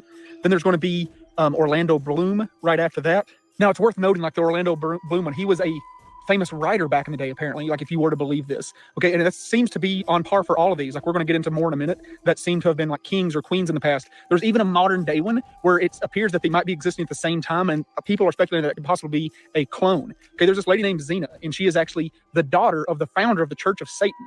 Okay, look at this side by side of Taylor Swift. Okay, a lot of people talk about Taylor Swift being in the Illuminati and them trying to control the masses. Well, of course, you're not going to listen to somebody who is literally the daughter of the founder of the Church of Satan, but you might listen to a pop artist named Taylor Swift, okay? And then this one, I thought this was the most, like, spot-on one of these three, was Matthew McConaughey. Now, here's some ones that appear to have been, like, in some old-timey photos. First of all, here's Eddie Murphy, which, I thought this one was pretty spot-on, but the most spot-on one on this whole list, hands down, belongs to Jay-Z. This is nuts. This was a photo taken in Brooklyn, like, back in the 1940s, okay? That looks like spot-on Jay-Z. Now, a lot of people are saying that, you can have doppelgangers over the years. Maybe this was a distant relative of his, like, a great-grandfather. Could have been. It's just crazy how spot on these are. Okay. Now, the last one on this little series, like old pictures, David Schwimmer. This one, once again, is right on the money. Now, if it wasn't for the ear thing, I would swear this was Nicolas Cage, but the ears look too different. Doesn't mean that he couldn't have had like surgeries or facelifts, or like we talked about earlier, it could be possible like reincarnation type deals or like cloning over the years. That is one theory that a lot of people like to allude to, is that maybe they clone other individuals or like have a clone of themselves. So if they ever get sick or have organ failure, they've got a perfect organ that would go right into them. There's actually a movie about that with, I can't remember, the guy from Die Hard. Now we're going to get into like some Civil War and Revolutionary War stuff. We already kind of touched on it with Matthew McConaughey, but look at this one of Justin Timberlake. This is a Union soldier, or I'm sorry, a Confederate soldier next to a photo of Justin Timberlake. It is the exact same. Okay. Now, Revolutionary War, this is wild, but every photo that you can find of Paul Revere looks exactly like Jack Black. Like, could you imagine like some modern movie of Jack Black, like the British are coming, he's riding on the horse. Like, Paul Revere is spot on Jack Black. Now, this next one I would like to believe is just like a distant relative, but John Travolta, this is like the same jaw and mouth, and he has such a iconic jaw and mouth that is like so unique. It's weird to see somebody else have the exact same jaw and mouth as him. Okay. This next part, we're going to jump into like political figures, kings, queens, things like that. Okay. And the first one is Sylvester Stallone, looks just like Pope Gregory. And then Mark Zuckerberg is a spot-on doppelganger for King Philip. Just like right on the hip. Now, the next two are like people that look exactly like old-timey actors and actresses. And the first one's Jennifer Lawrence. And the actress that she looks exactly like was famous in the 40s and 50s, okay? And the next one is the girl from Emily in Paris. Once again, can't remember her name. Looks exactly like the girl from Breakfast at Tiffany's, Audrey Hepburn. And once again, this next one looks like Johnny Depp was just playing himself like in a younger, like, it just looks like a younger version of Johnny Depp right here. The one after this, though, I really thought was fake, and I had to look it up over and over and over again, and I cannot find any proof that this next photo is fake, because you can't tell me that that is not Jimmy Fallon, and that's Jimmy Fallon. That's Jimmy Fallon with a crazy mustache. Like, that's a Saturday Night Live skit right there. And I'm going to leave you on this list with Maggie Gyllenhaal and Rose Lane, okay? Once again, they are just spot on. They could be sisters. They could be mother-daughter. They are each other's twin. And bro did his research. If someone's kicking in your door, I can articulate that in court. They have got no good intentions. Their intentions are to harm you. I can very, very easily articulate that. But they will know that. The old ladies in this county, they'll have to first ask questions after they've got the body. Yeah, and that's what I'm telling me. They're like, look, I live in this county because I'm 12 years old. Had the farm, daddy's farm, still got the land, and anybody comes on my property and looks for no good, I'm going to shoot them. What the crap? Did you see that? Yes. Holy crap. That was at 2 feet, wasn't it? Yeah. Oh my goodness. I was seeing things actually. Oh my goodness. Please tell me we got that audio. Sorry, video.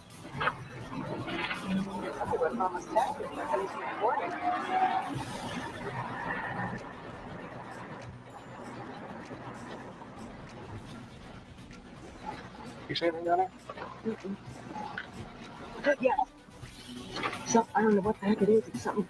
No. See it? Where's that? It's right over there. I don't know what it is. Damn it. Hang on a second. We'll get over here. First.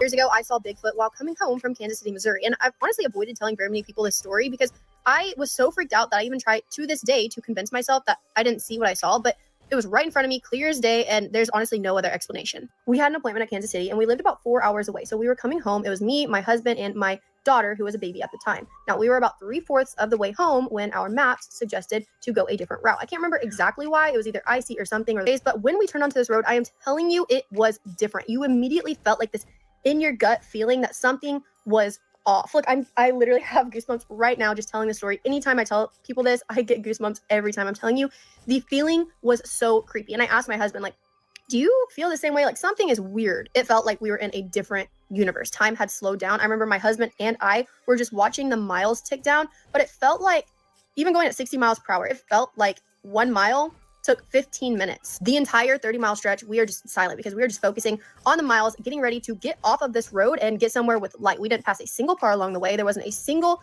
house, nothing. It was pitch black on the road, just us. I will never forget this. We were at the 12-mile stretch, so 12 miles until we turned onto the next road. And it just felt like something stopped our car in real time. And we see this 7 to 8 foot figure walk in front of our car. It was going so fast, but so slow at the same time. And it just watched us. Not even kidding. Look at my goosebumps. I'm shaking telling the story. It was a super tall animal creature, whatever you want to call it. It had shaggy fur. It was white and it had glowing red eyes. Like, you always hear people telling stories about animals or creatures having glowing red eyes, but it always sounds made up. But this was literally as bright red as possible. And as it was walking, crossing the road, it was turned to us just like this, just looking at us as it crossed. It was the stereotypical textbook description that you always hear of Bigfoot, except it was white with red eyes. I've never heard any description like that. You always hear that it's brown. But I could see it so clearly. It felt like time had slowed down, that it felt like it was 15 seconds of us just stopped as it crossed in front of us. And it was right there in front of us too. If that had been a deer or anything else that crossed that close in front of us, we would have hit it, but we didn't. Now, when I hear these kind of stories, I'm always like, okay, why did you not take a picture? You have a phone right there. But I kid you not, we were just so shocked. We didn't even know or understand what we were seeing that grabbing our phone was not even a thought. So this thing crosses in front of us, it gets to the ditch, and then it just is gone. We didn't even turn our heads to follow it. We were so freaked out. When we looked back down at the GPS, it was 8 miles until our next turn, and we did not say a single thing to each other, nothing, until we got off of that road. When we got off of that road, I turned to my husband and I said, what did you see back there? Because I needed to hear it from him first, that he saw the same thing as me, not just him agreeing with what I saw, because I still in that moment could not believe what I saw. Like, even telling it right now, I'm trying so hard to convince myself that it was anything else, but it wasn't. I saw it so clearly, and so did my husband. He describes the exact same thing that I saw: white with shaggy fur, red eyes, and like 8 feet tall. I asked him so many times, like, are you sure that's what we saw? Is there any way that that was a person? And there's just no possible way. It was so tall. The way that it moved was, you know how they always show Bigfoot with its arms swinging? That's exactly how it was. And it had such long strides that it crossed so fast, but it wasn't running. I wish that I could describe the way that I felt and the way that I still feel. Million up like Pete. These niggas rats, why they always cheat?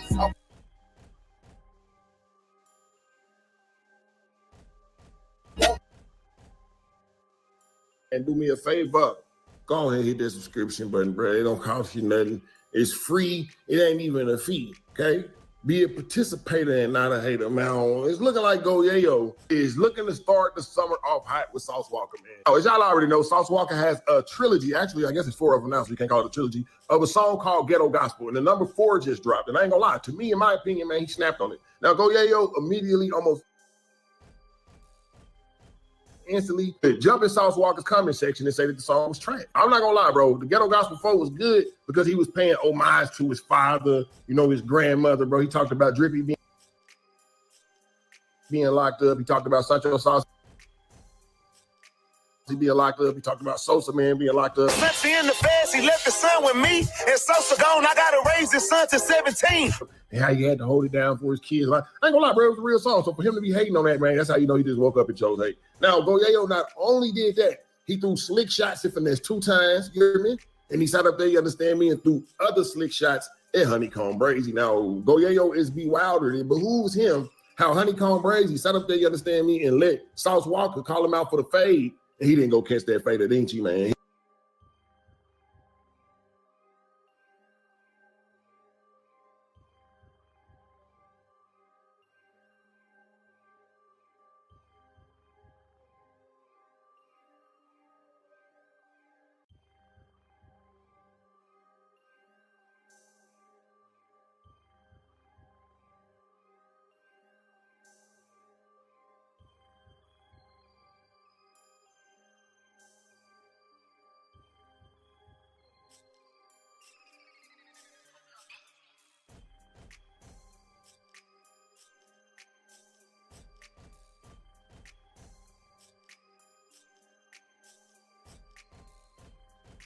He says that he would demolish Sauce Walker because Sauce Walker's only 156 pounds soaking wet. This is what Goyayo was saying, man. Then he would proceed to tell Jay Prince them to send a car out to Fort Worth because he need a ride. So he can come out to Houston and whoop some ass. So with no further ado, let's get right off into this Contiana, man. Y'all already know the score and what the lick read is. Just play a partner, man. Let's get off into it, man. I'm gotta be a dirty junkie for her to be a wrestler. I see why she died of nasty. That dirty. Oh, my mama. I can't believe that. My mama a queen. Oh, you can't even compare my mama and your mama. Your daddy, my daddy's a gangster. Real man like y'all was over there. Your whole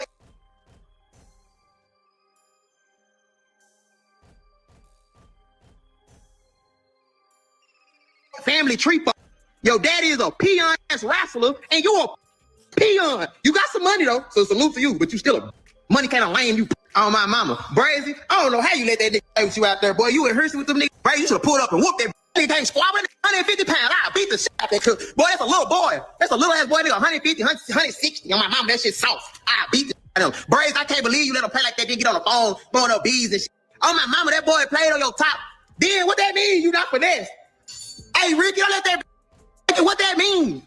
What that means you not finesse? What that mean? They ain't all tripping out there in the H. Oh, before we play the rest of what Goyayo had to say, because he's finna ask for a ride all the way to Houston. Before we play the rest of that, notice how he just involved Honeycomb Brazy and Finesse 2 times, bro. Because when Sauce Walker called him out, Sauce Walker called out Honeycomb for the fact that he threw, you know what I'm saying, Finesse called her straight, man. Hey, Honeycomb Brazy, look here. I just woke up on my bed, blood. Hey, look. Hey, Honeycomb, you got the right one. First of all, this why I like fucking rappers to being niggas' friend. They're being cool with niggas because niggas do shit like this. Blood, why you ain't calling my phone? Don't put me in no motherfucking rap shit by no nigga in my shop.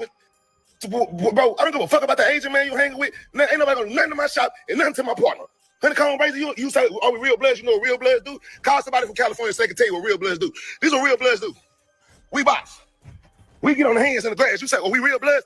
Honeycomb Brazy, if you do not want to box, you not no real bloods, so don't bring me up in that shit. Nigga, if you don't want to punch and bring my name up, you're not no real blood. You want to get some gangster shit, leave it at that. Don't bring my name in there, bro. I'm not like that. You come to my shop, we can see if we real bloods today, and we can squabble today. Honeycomb, I'm not finesse.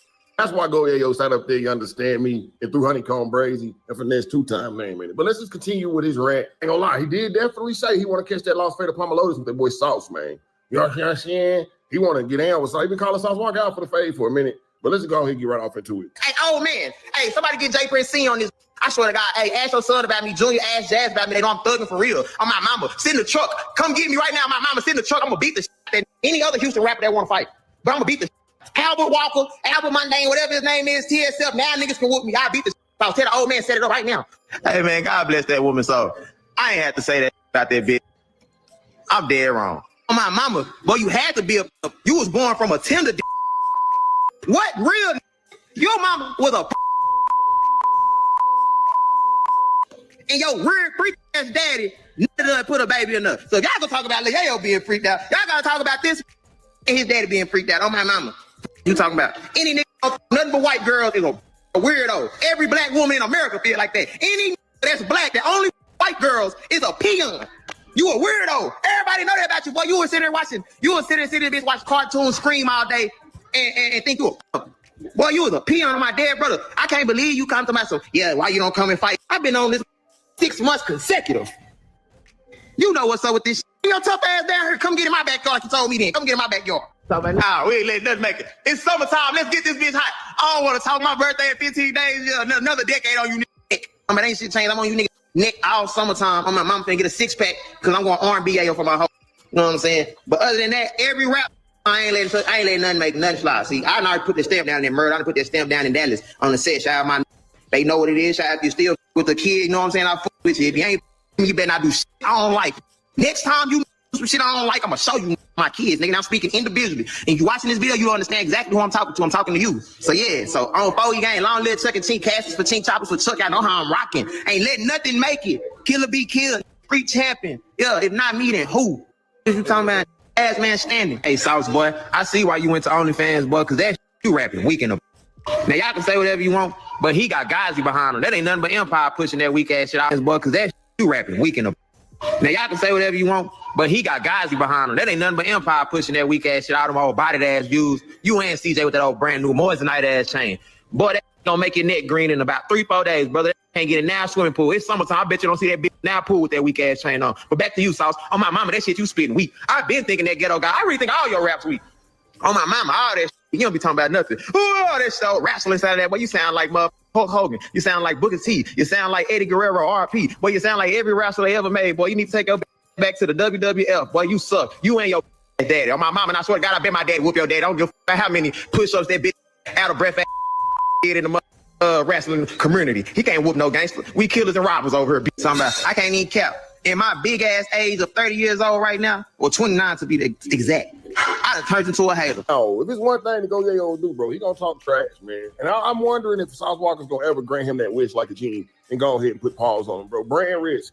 Where the brand risk deal at? This is what we want to see, man. We want to see Sauce Walker and Go Yayo finally go ahead and get on down. Now, Go Yayo is one individual. I ain't gonna lie, man. I guess he ain't gonna let the internet defeat him, bro. And I guess that's something you can be commendable about, because nobody can forget what you just did like 4 months ago, bro. And, you know what I'm saying? I ain't gonna try to bring it up, you know what I'm saying, the details of it, but you and Buster Richie, man, you niggas be evading, you know what I'm saying, capture. Y'all be on the internet slipping and sliming about accusations and infatuations. You know, y'all already heard him say that Sauce Walker ain't nothing but 156 pounds and he think he can take them. But at the same time, if he was listening and paying attention, you feel me, he also asked for a ride. It's like, nigga, what you mean you need Jay Prince to come send a truck to come bring you to Houston? Now he say he's in Houston. Get in the car and drive to Houston. Why ain't you driving out there, man? You know what I mean? So I don't know, man. I don't know if Sauce Walker gonna grant him that wish with that fade. You understand what I'm saying? Go, yeah, he don't thought that it was gangster. You heard me? That Sauce Walker daddy was a wrestler. Look at the boxer going at it right away here. Oh, my. For those of you that don't know Al Rage Walker, 6'4.5", 285 pounds. He's from Houston. He has 101-0-0 record. He's 101-0-0. Arm wrestling, he is 90. He played football at the University of Arkansas, defensive end. He bench pressed 605 pounds Alonso. Yeah, really. He keep bringing that up, you know what I'm saying? What was the wrestling name? Al Walker Rage. He don't thought that was gangster. And yeah, he want to catch that fade. Now, for the most part, he could have left Honeycomb Brazy and finessed 2 times name out of it for real. You know, because that right there, that's that middle school shit. You trying to involve others and invoke other people to be mad. But at the same time, playing devil's advocate, Sauce Walker definitely was like, I ain't finesse. So clearly, finesse name keep getting brought up like he a hoe. CJ done brought his name up like he a hoe. Everybody think finesse a hoe, and he just don't want to crash out. Y'all gotta respect a man who don't want to crash out, bro. You feel me? Look at Pooh Shiesty, man. You want the nigga to go Pooh Shiesty? But anyway, man, that's all I got for y'all right now. You feel me? It's looking like Go Yayo, he want to catch that fade. And it's time. Now, yesterday we watched Super Hot Fire beat the brakes off of Ray J, bro. I don't know what that was. That was crazy. Jump in the comments and let me know if y'all seen that. So we want to see that brand risk Sauce Walker Go Yayo fight. Put the bag up, man. Aiden Ross, who we gotta holler at, bro? Who we gotta holler at? Put the bag up, man. But anyway, man, that's all I got for y'all right now. Just Go Yayo don't thought that it was gangster. He don't like the song. He don't like the ghetto gospel for it, man. No matter what, make sure y'all go.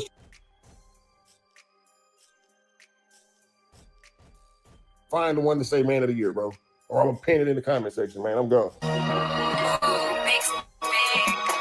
Feeling like Jesus, trying to run 2 million up like Pete. These niggas why they always cheat. I want me a roller with a dime that's free. I gotta keep a block on shit, get grief. I want me a bitch that don't really need me. INDEPENDT. That's what the bitch gotta be. Put on a stroke, gotta pay up on the speed. I ain't choose the game, but the game found me. Always paying to the Lord, have mercy on me. I ain't think I always have to have a 30 on me. I'm the MVP.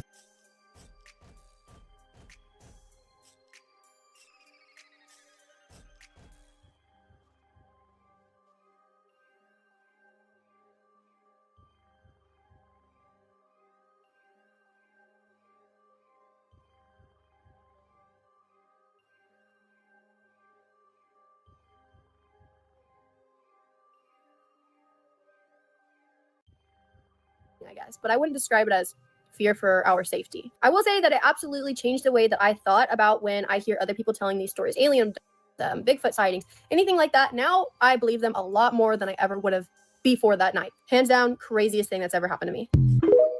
Let me know y'all thoughts, man. Let me know y'all opinions. How y'all feeling? Was today roll out cool? Was it mid? And let me know. But I ain't gonna hold you. Please don't forget to hype up the video. I know y'all hate this part of the video. Please like, comment, subscribe. Hit that bell so you always notified whenever we drop them uploads. Y'all know we come with about 4 videos every smooth 7. This is for entertainment purposes as well. And when you like and comment and subscribe to the channel, helps Collective grow, helps Collective get bigger, helps more people who like this type of content tap in with this content. I appreciate you watching TV, whatever the case is. I wish it was smooth 7. Love y'all Collective. I'll see y'all in the next one. Y'all know what it is. We gone. Ay, yeah, I just check my account. Sheesh, at the amount. You probably know what about. You probably, ay,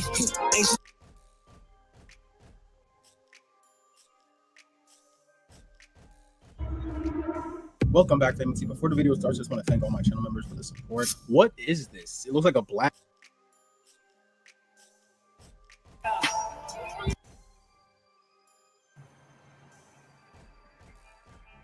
all money in. Just another nigga from the streets. We getting paid at least. Told them hating niggas wait and see. Elevator please. Flight rolled up, a nigga stay high. Up here look crazy in the daytime. Sipping Navion on the balcony. She don't wanna leave. She know I got something on my sleeve. You should wait and see. Now everybody know your name right. Up here I'm so out the way like. Yeah. This view is everything. Shit, I could get used to this. That's right. You can see a lot more when you're standing on the top floor and stuff. Penthouse. Yeah.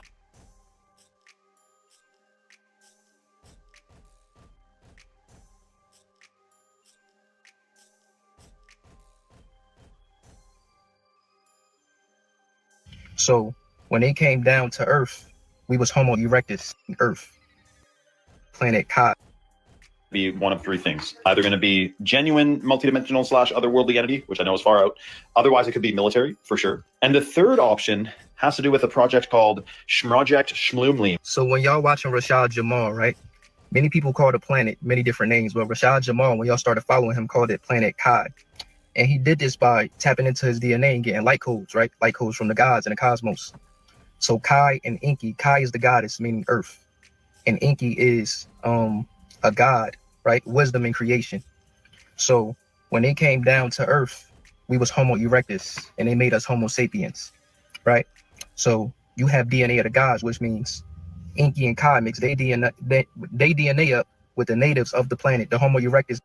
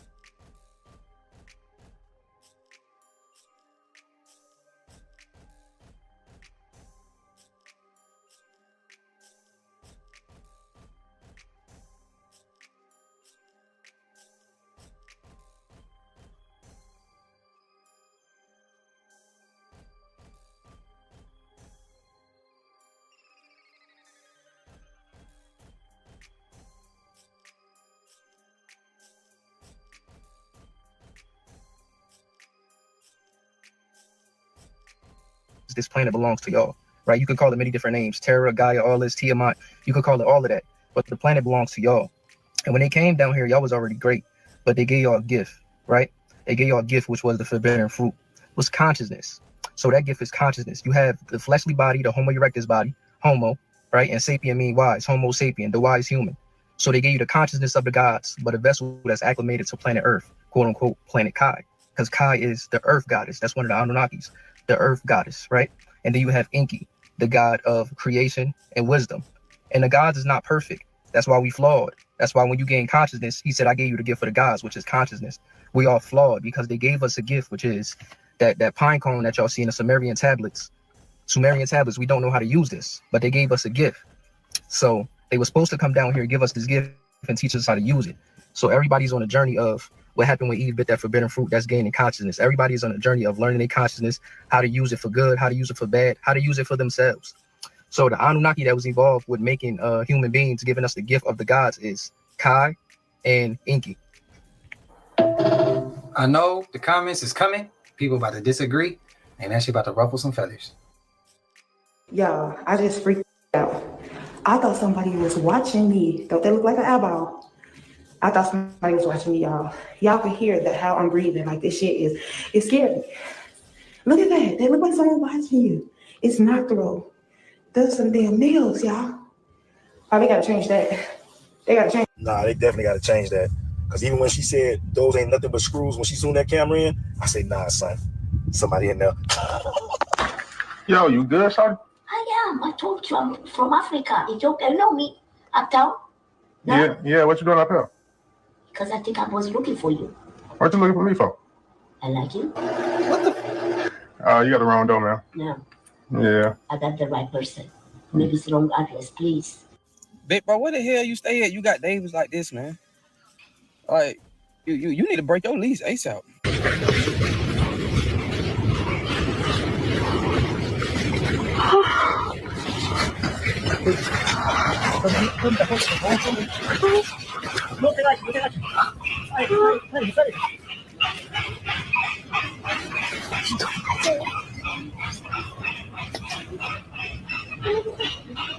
Hey, yo, that's crazy because I heard that happens often sometimes. That's what I'd be scared of going hiking. I'll be honest with y'all, man. Coming up on bears, mountain lions, bro, I ain't got time. I don't like situations where I feel like where they sneak up on me and I'd be like, damn, I should have just did something else. I would have been safe if I'd have stayed at home. I would have been safe just going to the mall. Like, you feel me? Like, that's how I think of certain things, and I hate those situations. If this has happened to y'all, how did y'all get out of this situation? They sneak up on me and I'd be like, damn, I should have just did.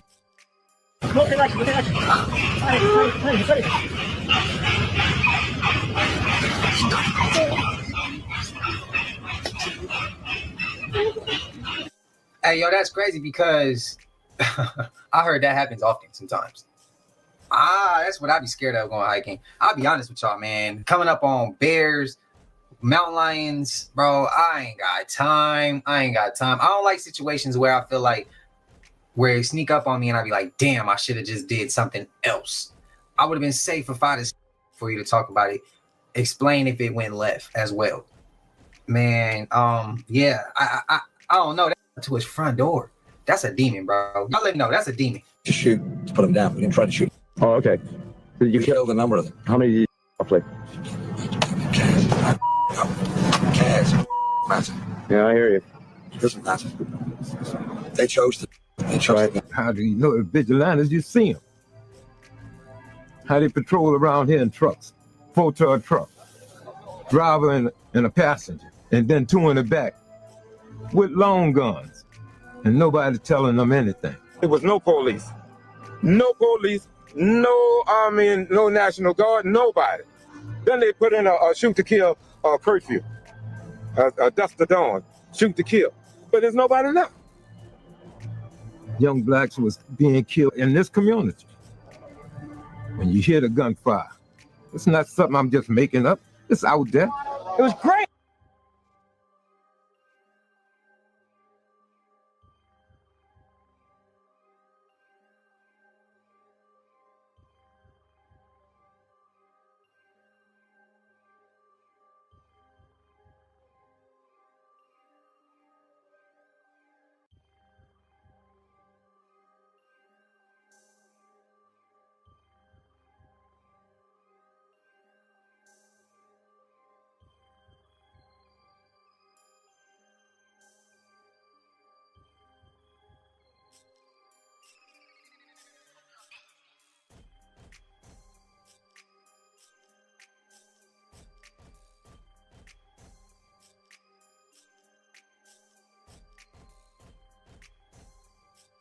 It was like pheasant season in South Dakota. If it moved, Hey, yo, I've heard that happen by people who. Because I read the script and Dwayne The Rock Johnson and Kevin Hart were already attached. And I was like, these characters are jumping off the page. And my role, I know what I'm going to do. I'm going to play the most popular girl in high school. For some reason, I know how to play that. And then it was such a hit. It was way bigger than I even anticipated. And now I think we're going to make part 2. I think you have to. I think you have to. They kill you if you try to walk away, and they clone you. So did you guys hear what showed up on the coast of Hawaii the day after Russia got hit with that 8.8 earthquake? Now remember, y'all, the earth must be shifting. The earth must be moving, because how is this possible, right? They got hit with a tsunami the day after Russia got hit with that 8.8 earthquake, and this showed up. They talking about 26 of these petroglyphs showed up the next day. Here's that number 26 again, y'all. And this is what it looks like from an aerial view. You can tell this thing has literally been engraved into the rock. So meaning at one point in time, was this at a higher elevation, y'all? Was this at a higher elevation? Assuming all of you have seen the photos and videos of the petroglyphs that have recently become visible in Hawaii, but here's the crazy thing. They allegedly resembled the same type of petroglyphs that were photographed in the 90s on Mars and were released in leaked photos. So I don't know if you guys have seen the second Moana, and the second Moana, it takes place in Hawaii, right? Now, the premise of second Moana is basically Moana is now introduced to her new extended family. And guess what tells her this? The water, y'all. Well, now the water displaced, and it's telling us something. Like we're about to meet our family. Because look at this, y'all. Isn't this? We believe that it's our ancestors are telling us something about the Aina, because the land is our family. There's 26 petroglyphs that we've seen, and most of them are anthropomorphic human figures, partial, full. Some of them have their arms up, some are down, some of them are opposite, some of them have fingers. So is the water telling us we're getting ready to meet our family?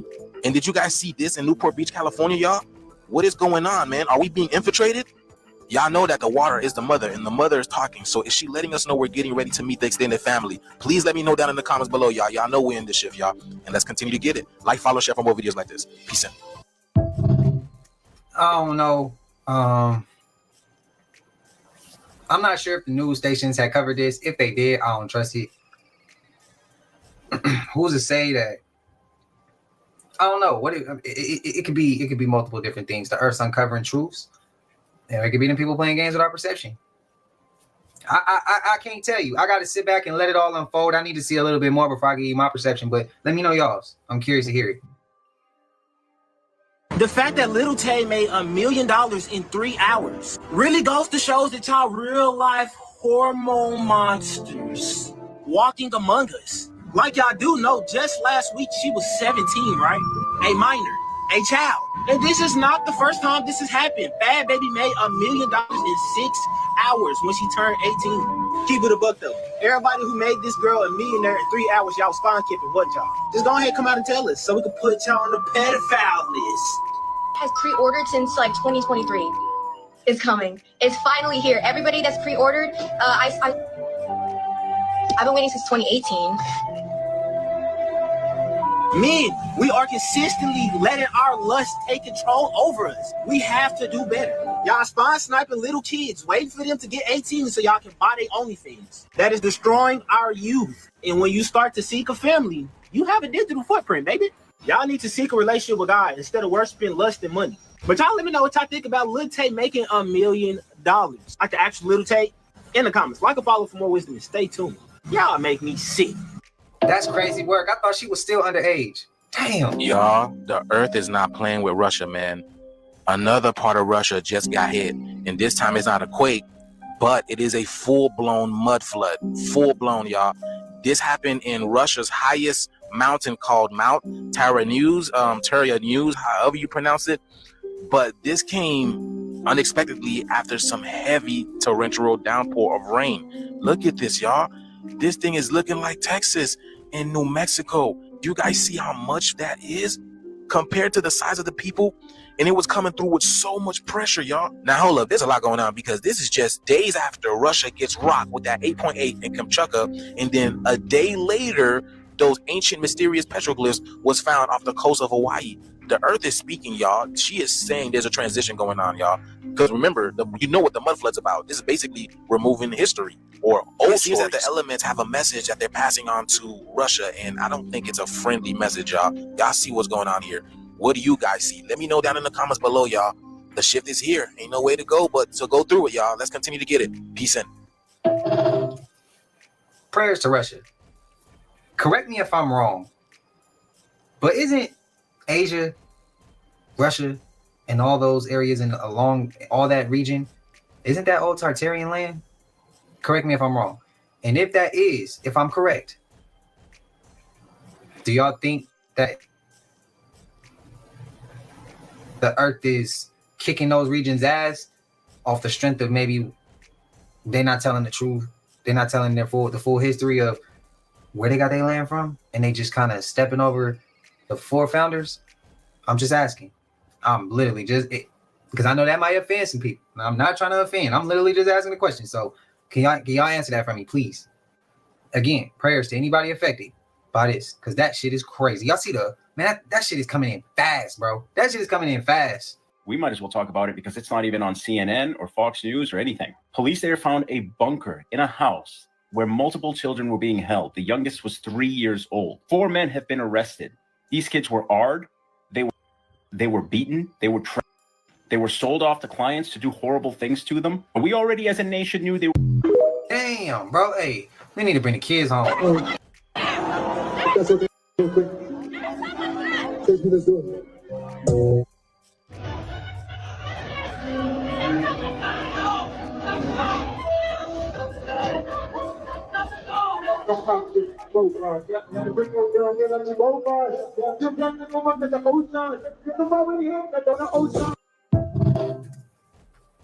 The sad thing about that is almost as if like they knew that this shit was gonna go wrong and nobody cared because it was all for a very deeper, darker purpose. And I think we all know that. I think we all know that, man. That was some crazy shit. I wouldn't even want to make music again if I had a show and some shit like this happened. Oh, and for the record, to anybody, there's people who be asking me like, why you still do music? Because now I don't have to take it a record label route. Now I can make the type of music I want to make, music that makes my soul happy, music that resonate with the people, resonate with y'all. Then I can actually have lyrics that vibrate higher and don't have to worry about being on a record label or promoting album sales. Or now I can create whatever I want to create. So that was just to answer a couple of questions, like asking me like, what makes me still want to continue music? Because it makes me happy, and I don't use it for the wrong reasons. I use it for the right reasons. So that's the best way I can put it for whoever had that question, because I've seen a couple of those.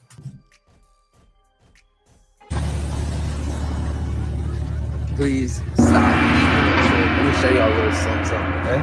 Pay attention. Nuggets. Look at that. Look at that. That's what's in these nuggets. I know y'all like that hot and spicy, but look at that. Look, even your desserts, your apple pies. Watch out, man.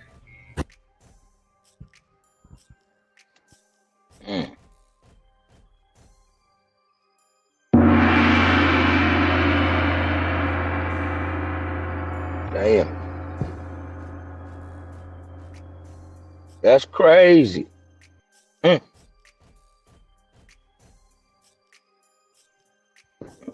What's going on, Trama?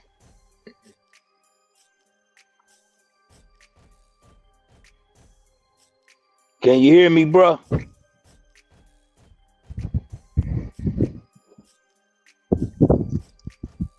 Oh, it is cold as fuck outside.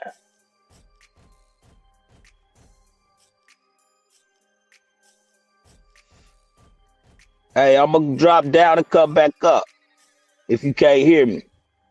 Oh yeah, you can hear me. Salute everybody. Can y'all hear me? Can y'all hear me?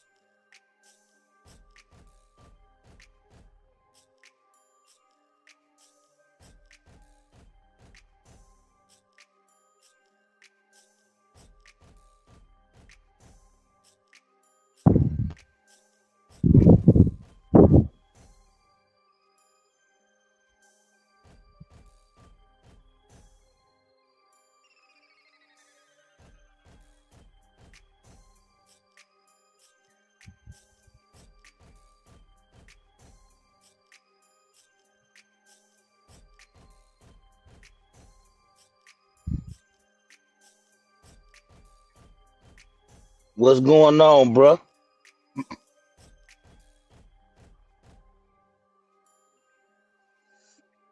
I still can't hear you. Can the chat hear me? Nigga, I'm ready to smoke too, boy. I'm ready to smoke, man, and hit this road. Waiting to out, you know what I'm saying? Nice day today. It's a little chilly, about to rain, thunderstorm.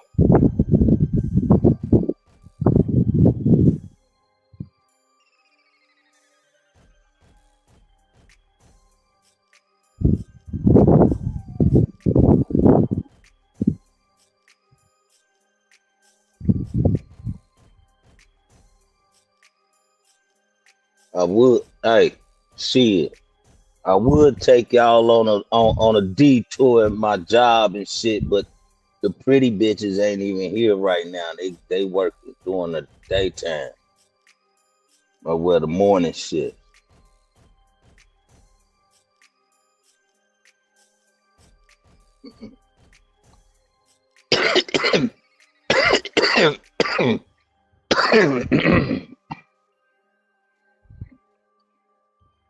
Yeah, they there doing the daytime shift, all the pretty things.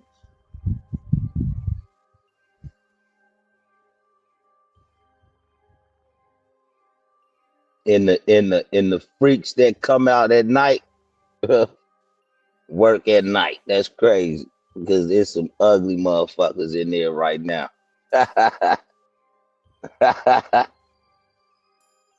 Some big bitches in that motherfucker right now. That's crazy.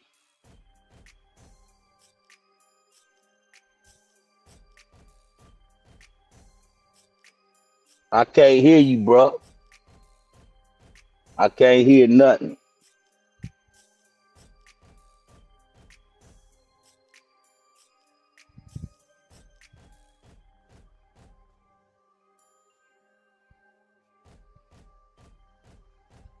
Yeah, I can't hear you, bro.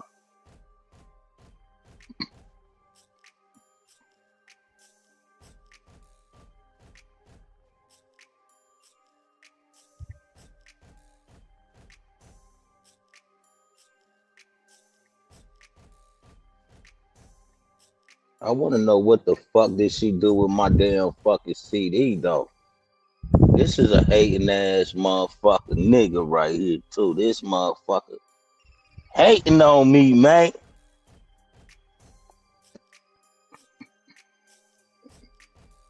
Motherfucker hating on me.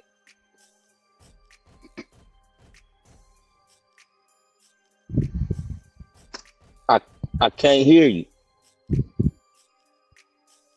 I can't hear you.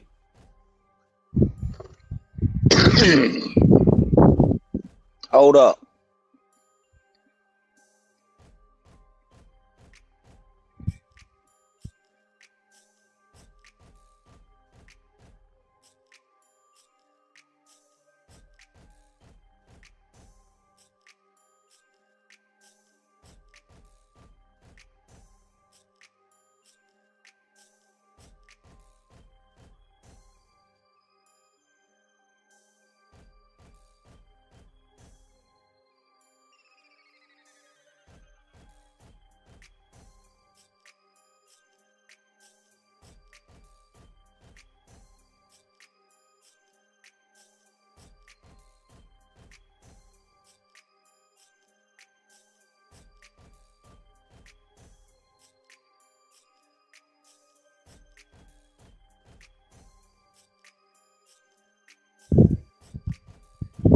Can you hear me? Can you hear me now?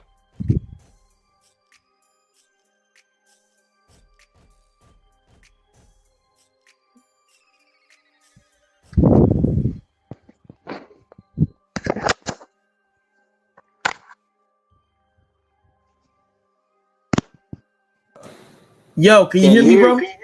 I can hear you now. God, see, I knew it was your ass, nigga. What the hell going on, man? Yo, you can hear me now? Yeah, I can hear you. Okay. Do it sound fuzzy or anything like that, or sound good? Nah, you good. You clear. Okay, cool. Yeah, I don't know what was going on, man. That was weird. Motherfucker said, "Oh hell no." Yeah, man, they be trying to keep the nigga. Yeah, that's what they said. The internet, YouTube, see me come on right now and say, "Hell no." Let's see what he say first. Yeah, man, they be trying to. Hey, yeah, I be telling you, bro. Like, hey, bro, I take a hit for doing the type of content I do, bro. Motherfuckers be like, not understanding, bro. Like, y'all need to support niggas like that do this shit for real because, nigga, we ain't getting the extra perks that these other niggas be getting because they don't talk about nothing, nigga, at all. But what fits their agenda? I don't feed the agenda, so it's like, bro. I be like, bro, we need to support all the support we can get, bro. This motherfucker, man. People don't understand that though. They be thinking like, you know. Yeah. Hey, listen. Let me tell you my hating ass girl did, nigga. What she do? Nigga, she done hit my fucking CD, nigga. What you mean hit your CD? She hit my CD. This CD. Oh, hit it. Oh, that's you on there? Oh, yeah. Okay. Now I see what you're talking about. Yeah, this a mix CD that I did. I did with my partners in them that's out there in Spokane, Washington. Right. Hey, outspoken. Hey, that's funny, nigga, because you know that's my hook. Nigga, I say out in Spokane. Hey, still got some bitches in the kitchen, whipping bitches whipping chicken in the whipping chickens in the kitchen out in Spokane. Got some strawberry bitches out in Spokane. Yeah. Yeah, nigga, I'm on the motherfucking hit though. The hits. I'm on that motherfucker. Where is it at right here?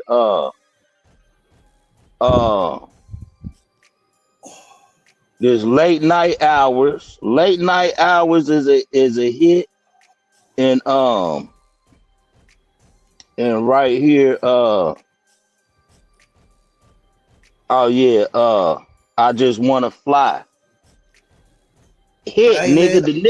Listen, the nigga Cordell, he made so, nigga. I was on the hits, nigga. Man. Cool ass nigga too, man. This nigga right here. Yeah. Short motherfucker, but crazy, nigga. I met him just that one time when I went out there. We locked in. The nigga doing time, right? He went right back after that. Right. That's Big Hurt in them. That's Cordell Drake right there. Cordell Drake is that's a hell of a name, Cordell Drake. Yeah, hey, cool motherfucker, man. He sound damn near like Nate Dogg. Yeah. Hey, y'all can feel free to hit that support the Cash App, you know what I'm saying? Y'all see it up there, man. Yeah, I don't know, y'all don't. I don't ever put my shit up. Niggas be like, you don't put your shit up. They right. Hey, but look, I appreciate all y'all tapping in, man. This is my nigga KV, man, my motherfucking homeboy. I ain't never did a nigga wrong. Ain't never been on no weird shit. Hey, man, straight stand up nigga, bro. And I respect this nigga. He respect me because he see, nigga, we get down like, nigga, two birds of a feather, nigga. But see, it's a lot of niggas I can't vouch for, bro. I can vouch for this nigga right here, bro. Very few niggas I can vouch for on this motherfucker, bro. Yeah. So just let that be known. Yeah. Man, I'm ready to cut this damn call and spark up this damn blunt. I ain't even gonna lie. I'm ready. Me too. Smoke. That's why I was like, when you came, I'm like, damn, nigga, is you relieving me for 15 minutes so I can smoke? Yeah, nah. Hey. I'm still on the clock. I'm waiting at 8:30 to clock out. I could have been clocked out right now, but I'm like, shit, I'm gonna just wait till 8:30 and clock out. I can feel you. Yeah. Let it get over with so you can really enjoy it. Yeah, nigga, I might just ride and smoke today. Like, fuck it. That's how I like to do too, bro. You know how I like to do? Like sometimes I won't even have the music up. I just have the music real low. You know what I'm saying? And just sometimes I might just sometimes I like to just smoke in silence.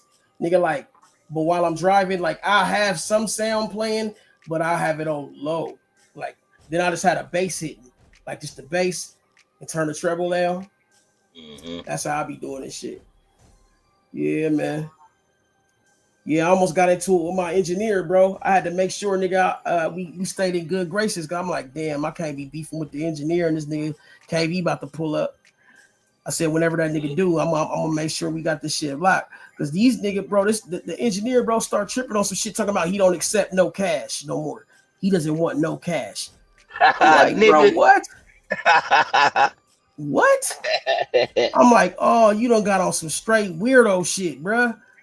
He like, nah, man, yeah, I hate dealing with cash, man, and like he been slowly but surely trying to transition me to paying on the card and shit. You know what I'm saying? So I'm like, bro, that's cool and all, but that should just be an option. That shouldn't be something that you have to do. Cause nigga, what if? Cause nigga, you trying to tell me, nigga, if the remaining bill is $200. You don't want my 200 in my pocket. You want me to motherfucking go to the bank or go put it on the card just to electronically send it to you. I said, nigga, that sound like some weird paper trail shit to me. I said, nigga, I don't know what the fuck you trying to do, but I had to calm down. I had to realize, like, hey, bro, like, you just gonna have to do it his way, because nigga, that's the engineer. But shit, the goddamn near, nigga, if I had another motherfucker, I'd have been like, fuck you, nigga, you bitch ass nigga. But you know, you can't really do all that. You gotta motherfucker respect his wishes. But shit, I'm like, what type of shit is this, man? What kind of world is we living in where niggas don't want to accept cash no more? They already transitioning us, bro. Yeah. He a good dude though. He really is. But shit, he just be having like his own way of doing shit and shit. But I be like, bro, like, come on, bro. Like, I'm still a old-fashioned nigga. I don't know what you did, but you just, whatever you did, you just turned on the echo. Oh, it's gone now. Oh no, backing out, probably heard the little ding ding. I'm just going over here so I can clock out real quick. Hey, have you seen who's missing on the screen? Have you seen him? Yeah, I ain't seen him either.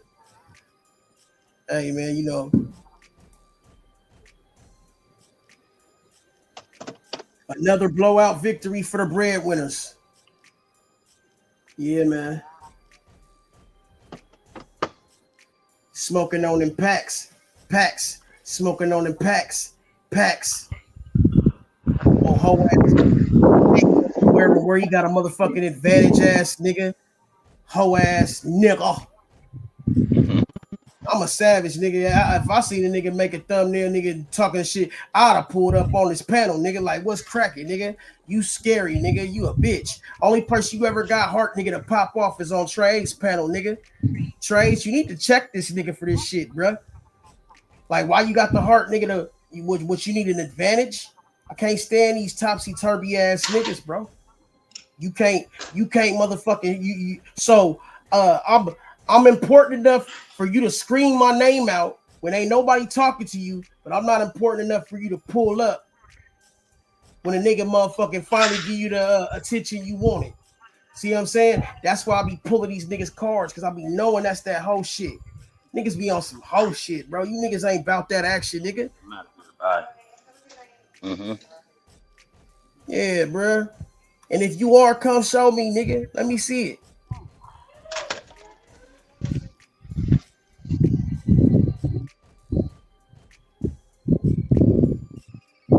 Yeah, man. If niggas just knew how close I was. But nigga, I don't even think this nigga stay. He stay somewhere else, bro. I don't think he stay in Compton, bro. This nigga stay in Long Beach or some shit like that. I don't know. Nigga, hey, didn't nobody know that nigga, man. And then he gonna try to say his name is Ron O'Neal. What you, Brian O'Neal? What you, Brian O'Neal or something, nigga? What the fuck wrong with Cuz, man? Yeah, bro. We don't play those games, bro. But yeah, man, this is all motherfucking, it's all fun and games until you say it is, or I say it ain't. But this the thing. Why do niggas always want to start some shit with you? And then nigga be mad when you finish it. Nigga, don't be mad, nigga. You opened up that can of worms, nigga. Now eat that motherfucker, man. Eat that shit like tortellini, nigga. Yup. With hot sauce. Yeah, bro. I'm sick of these niggas, bro. Because at the end of the day, bro, like, look, bro, this shit easy, bro. You don't rap. You don't fuck. Like, bro, this nigga told me he did motherfucking, he had a Grammy. No, he didn't say he had a Grammy. I think he said something. He had something that was nominated for a Grammy. Nigga, I don't want to hear that shit. Nigga, you had something that was nominated for a Grammy, but did you win? Oh, so you're a runner-up ass nigga. Okay, cool. You're a runner-up. Well, anybody can be a runner-up. A runner-up, nigga. Man, I'm just saying, bro, these niggas got the game misconstrued, bro. You see my nigga KV just held up an album, nigga, with we got shit in the work. We got albums, nigga. Niggas got motherfucking real history towards this shit, bro. My nigga Soulja T, nigga, wherever the fuck he at, I think when he pull up, that nigga, man, he got volumes of shit. Nigga, we got shit cracking out this bitch. Nigga, what is these niggas talking about, bro? Niggas ain't got no material, nothing that they laying down, nothing that they bringing to the table other than a motherfucking whole bunch of just bad breath. Niggas ain't bringing shit but a whole bunch of bad breath to the table. Stinky breath. For real, bro. You can tell that nigga ain't brushed his teeth in years. Look at that nigga, man. And any of y'all niggas high siding with that fuck nigga, man. Hey, nigga, fuck you too, nigga. Cause y'all niggas know what's cracking, bro. I ain't started, nigga. So don't act like I'm the motherfucking bully or I'm the aggressor. Nigga, nah, bro. I be chilling. But the only reason I chose to get his fat Where's Waldo looking ass nigga some attention is because, nigga, you motherfucking acted like, nigga, we was good. We was done with that. I mean, we never even had no real issue. The only issue you ever had, nigga, was, nigga, I'm not from Cali, nigga. And you try to make it seem like me and Trey 8 was trying to follow some Cali shit. Nah, nigga, never that. That's why you over there holding this side pocket, nigga. You over there holding, and nigga Trey 8, man, I don't understand why you even deal with this fat pudgy ass nigga. Bro, I've been through Compton. Nobody really knows that nigga like that, bro. Nobody knows who he's. They thought we was talking about fictional characters, like which he is. Anything else today? Let me get on the numbers real quick. What numbers? Let me get 529, right, and 824. What? Pick 3. Oh. Yeah. Okay, so what's the number? It's 529 and 824.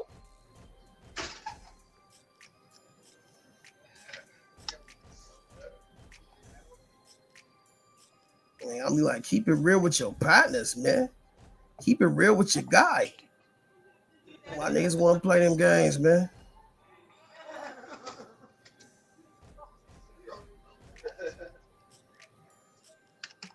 And that's for the night. Okay, I gotta make sure because you know the last time, well, 2 times I hit the numbers, but they took and put my numbers wrong. My nigga Soulja T, man. Yep, nope, you're right. This is for tomorrow night. For tomorrow.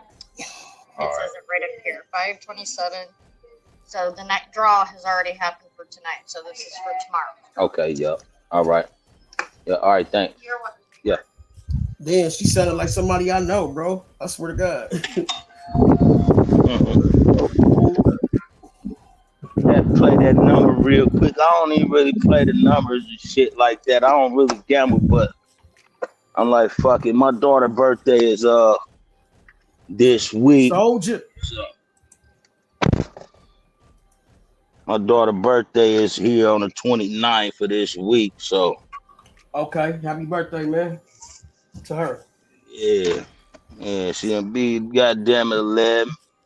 Hell yeah. Man, that's a special year, man. That's half of what my daughter is, man. My daughter 22 going on 23. Your daughter 11, huh?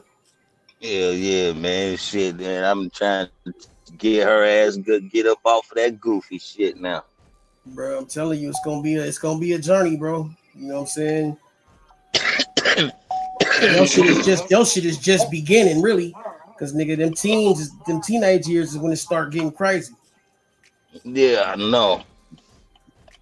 But just cherish the moments right now, bro. Had them good talks with her.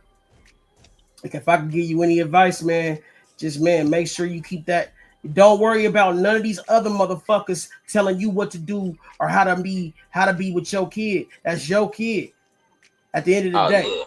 So don't let nobody motherfucking come in between y'all relationship and keep it like that. Because I'm telling you, one of these fuck ass niggas, if you don't, one of these fuck ass niggas will.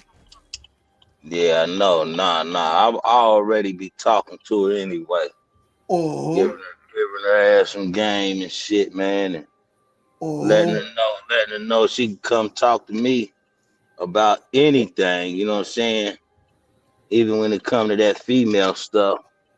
I'll let her know your daddy know a lot of shit, but you can feel safe and comfortable to come talk to me.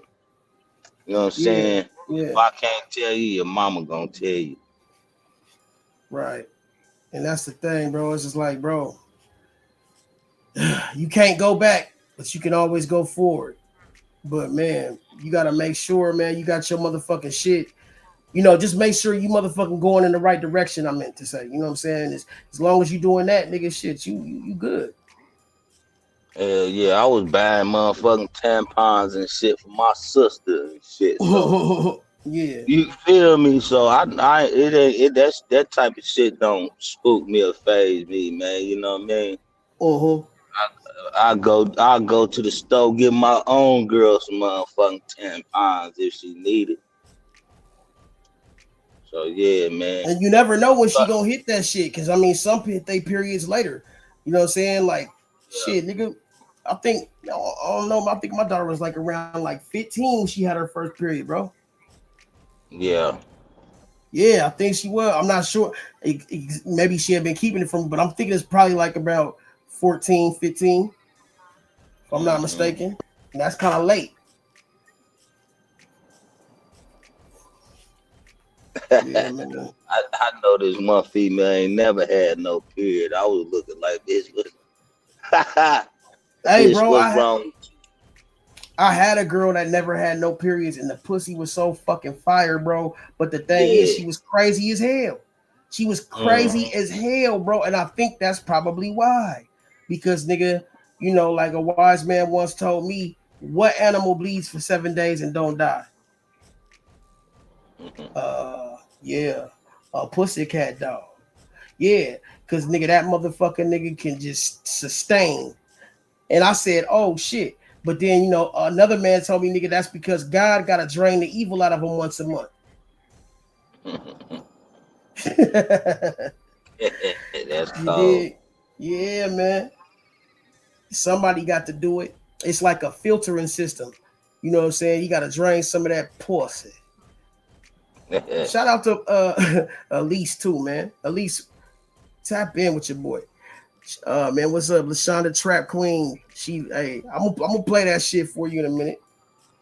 Hey, man, it's the love till it ain't. That's what I keep telling these niggas, bro. I told you once, I told you twice. The third time ain't gonna be so nice.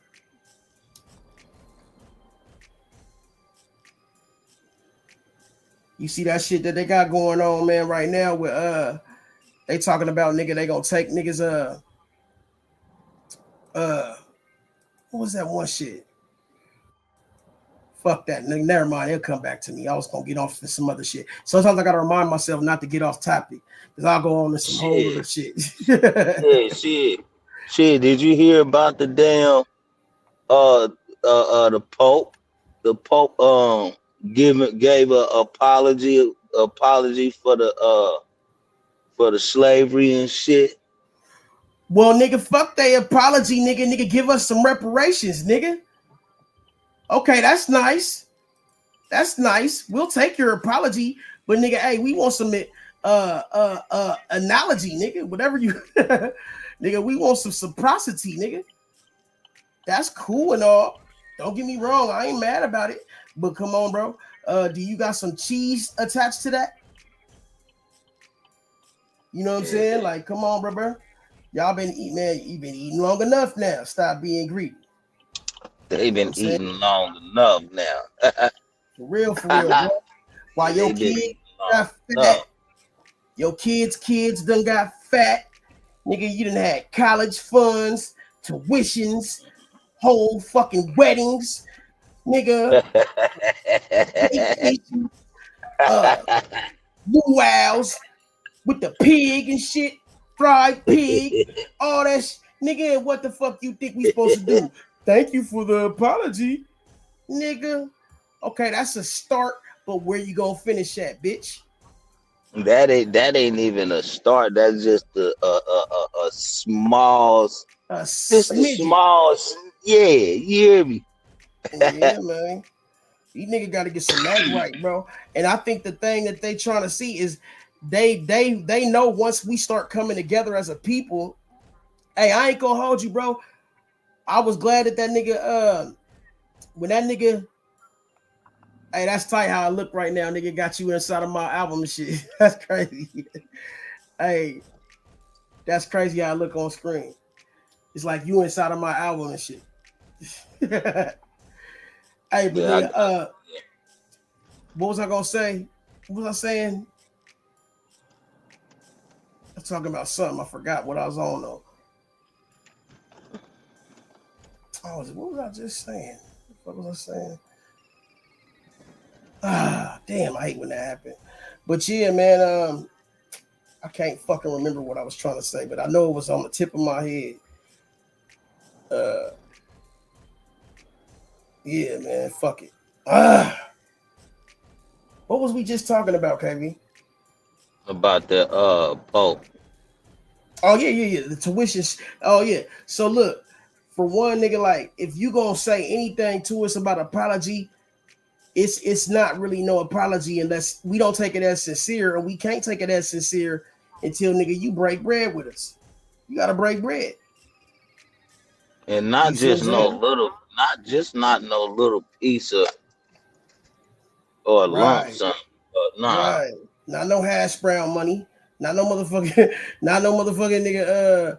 Not no stimulus. McDonald's money. Not no stimulus pack neither. Uh-huh. We won't. We not even in the millions, bitch.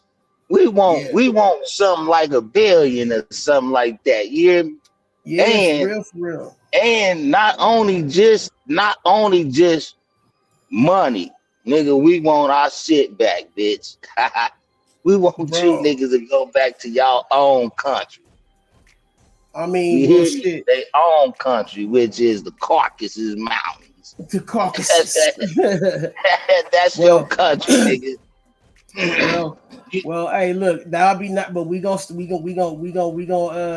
keep it reasonable because goddamn, they ain't gonna do that. Yeah, that's reasonable, right? I know. I'm just saying. I know it's reasonable. Shit, goddamn.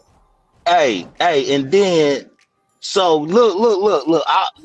I'll be looking at a lot of shit, right? Oh. And I was just looking at something here today about Christopher Columbus and shit, right? Oh. So the black guy who they had,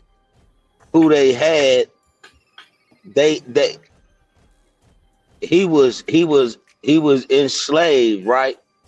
It's a black dude that was the first black dude to be walking in a country no other black people was in. You know what I'm saying? Like this nigga was from Morocco. Right. He was the one that helped them sail up over here, showed them the directions and shit, right? But when they got over this motherfucker, it was some of them ships that was coming over here. They end up landing. Damn, girl, she fine. I see you. I see you. Nigga distracted so easy. I seen them lips on her boy in that face. I said, damn. That nigga can't be stupid. Hey, bro. I feel Yeah. Like that's the devil. That's the devil right there. Hey, for real. Distracted me from what I'm about to say. But yeah, you know, I'm just supposed to get this nigga. Yeah, they end up landing or crashing, because some of them ships crashed and shit like that, coming up over towards, like, when they landed, they ended up over at Florida, right? Because they ran into like hurricanes and things like that. So and then they also not only ran into hurricanes, but shit, they ran into the natives that was already here. Like they was unaliving these niggas. And some of these niggas escaped and everything, to where they ended up over there. Goddamn it, the Texas, over in Texas somewhere. I forgot the name of what was it? He said Galveston or something like that. They ended up right there. But listen, nigga, make a long story short, most of them was dying off, right, sick and everything, to where it was only 4 people left. The black dude and 3 white men. So them 3 white men was the only 3 white men that was here, but they was practically like stranded here. They didn't know shit until they started fucking till the niggas started doing like some healing shit. And when I seen that right there, I was like, that's how they came talking smooth as butter and all of that shit, doing all of that healing type of shit. Yeah. And you know what I'm saying? So they felt like they was okay to, you know what I'm saying, to embrace and things like that. And that shit fucked everything up, because after that, that's when the motherfuckers, Christopher Columbus sailed back over here, because it was some that sailed back and was reporting that it was like vicious weather over there and things like that. The ocean wasn't safe, you know what I'm saying, to sail that far. In reality, nigga, if we would have just jumped on their ass, nigga, and they wouldn't have returned back home, nigga, they would have never. They'd be like, "Fuck that, nigga, we leaving this." Like we was jumping on them, because they didn't know how to survive in like the swamp. Yeah, all the trees that was here, like the beaches. They had trees and shit right there. You couldn't see from the ocean on land. You couldn't. You know what I'm saying? Because there was so many trees, and they couldn't see these motherfuckers that was hiding in these motherfucking trees. Right. And hitting them with bow and arrows and things like that. That's why most of these trees are cut down from like the coast areas, you know what I mean, where the beaches and shit is at. Because that's how they invaded here anyway, was exactly came from all corners, surrounded this motherfucker, you know what I mean? Yeah. They kind of showed a little bit of the tactic in 300, the movie 300, where they showed how, even though if you're outnumbered, if you come from a higher elevation and you strategically plan your shit, you could just, nigga, we could just fuck up anything. Basically, like 300 men could take on all those armies if they had the right strategy, you know what I'm saying, the way they was doing it. But I'm saying, like, as far as that strategy, that shit came from us because they was really nigga just talking about that was like abbreviating nigga the shit that the Haitians had went through when they was going against the British. Yeah. You know what I'm saying? A lot of that shit was all they fabricate the shit like it's fairy tale, but no, that was really what we was doing.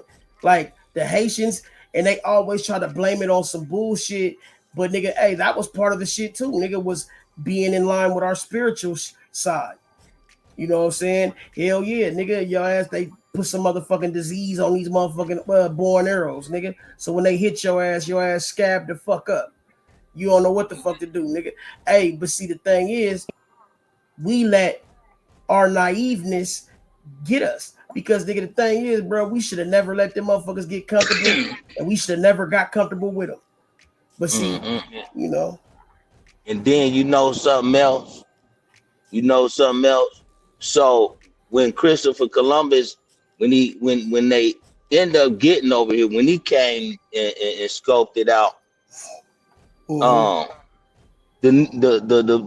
niggas he ran across, he pretty much he thought that they was Indian, like India, right? Well, see, a lot of them was kind of Indian. No, listen. Yeah, I'm listening. But they had gold teeth, nigga. Oh, gold on and everything. So this was it's always been in us to have this shit, nigga. Niggas would be like, I'm about to go up and pipe or rob this nigga because of this nigga here got on this gold and shit, and you don't got the gold. Like, you guys nigga, gotta understand, we come from kings and queens, nigga. We supposed to be motherfucking iced up. Yeah. We supposed to be golded down. This is not the way we motherfucking. Man, come on, man. We always look like royalty, nigga. Right. Gold in the mouth, gold on around our necks, earrings, wrists. You know what I'm saying? On our clothing and shit, real royalty, like, you know what I mean? Looking like Trinidad James and shit, coming out the pyramid, looking like Trinidad James. So this ain't, he said it's not nothing new, but it's nothing new. Now to these days and times, it would look like something new. That's why they charge your arm and leg to get gold and shit. When all you gotta do, you probably got gold in your backyard, but you can't go out there digging in your backyard without somebody's noticing and talking about what you doing. Hell yeah. Did you digging too deep? Yeah, that's real shit. That's another thing too. They all exactly. They'd probably try to come tap in or take it from you if your ass did find some shit in your backyard. Yeah, and that's why they do all this digging down and put certain shit on there. You know what I'm saying? Because they digging and shit and looking in certain places for gold and shit when this motherfucker here is filled with gold and everything. All type of shit. See, that's the thing I be trying to tell people too, man. You know, gold is from another planet, but it's here because wherever meteors that there was or whatever that came down from wherever, they nigga that shit all through the earth because nigga that shit hit the motherfucking gold's mass is so fucking different, man. It's like wherever the fuck that shit hit, that shit is all throughout that soil, nigga.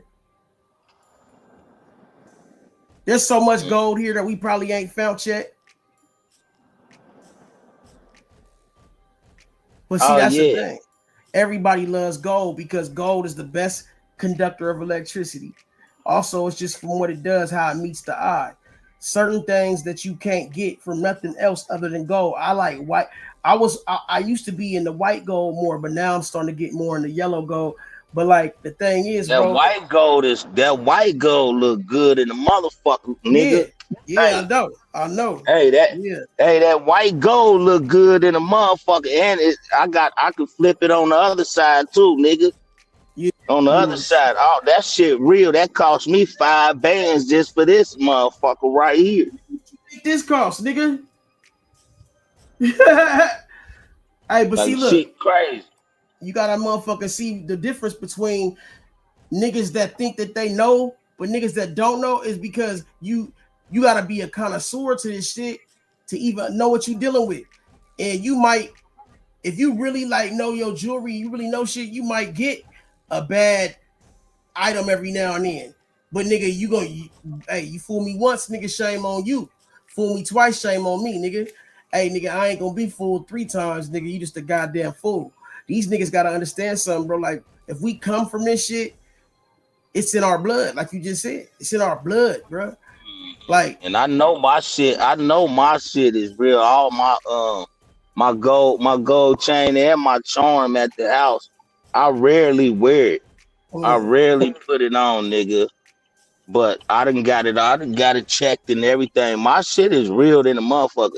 They put the little drop and everything on my shit on top of it, scraped it. Yeah, hell yeah. You know what I'm saying? So I don't be I rarely wear my fucking my chain unless I'm really going somewhere. Yeah. Because I don't need to wear that motherfucker all the time because shit, I do get a lot of attention when I got that motherfucker on. I ain't even gonna lie. Nigga, you know, I got some shit that I don't even wear no more unless I'm doing like some big shows and shit. Like, I got some shit that you know, but I'm gonna tell you the real lick though, KV. This is what niggas that smart is doing, right? What you do is, nigga, now I'm gonna give you the game right now. I really don't care because nigga, we already nigga where we at. But nigga, at the end of the day, this is the game, fellas, for y'all who paying attention. This is exclusive game right now. What these rappers is doing a lot, not just the rappers though, but what a lot of entertainers, all those motherfuckers is doing is this what they do. When you buy your motherfucking shit, you get a regular piece, then you get another piece that's identical to it, but it got the fake stones in it. Or got the moissanite stones in it, right? Then you put the motherfucking real one in the safe and rock the motherfucking fake one. That's what these niggas is doing because when they get because a lot of these niggas, that's why when these niggas ended up getting robbed or something, niggas be like, man, well shit, nigga, that ain't real. That nigga, they still got the real one. See what I'm saying? Because what could a nigga say, nigga, when you got the motherfucking receipt to show you got your shit right here, but a nigga done thought he got you, nigga. Oh, nigga, you done stole, nigga, but you got the fake one. But see, that's what 50 Cent did, nigga. The 50 Cent nigga, he was the type nigga that did that type shit. Remember how Young Buck and Game and them niggas was losing chains and shit? And nigga said, nah, nigga, hey, bro. And that nigga put me on to some game too. I said, damn. So any piece that I get made, I literally specifically make me a fake one too, nigga. Like for real. Not that I'm worried about it, but it's just like, bro, I'm like, you wanna, if your shit is not in the safe, it's depreciating value. You feel me? So yeah, just know, nigga, some shit is for glow, some shit is for show. Yeah, you know what I'm saying? And that's the game. I ain't giving nobody else no more game, nigga. You ain't gonna have me tell nobody else this shit. Cause nigga, these niggas don't understand. That's why they be like so quick to be, oh well, niggas, I heard so and so lost his chain, and so and so did it. And that nigga don't really be tripping because nigga, he got the real one at the house. He got the real one in the safe somewhere. Yeah, that's how that shit go. Yeah, man. You see that nigga CML on here earlier when I showed? Huh? Did you see my nigga CML on here earlier? Here, I'm gonna let you see. I'm gonna let you see, bro, real quick. You talking about Lavish D? Yeah. Yeah. Oh, okay. Yeah. I fuck with Lavish D music, but I'm gonna tell you something though.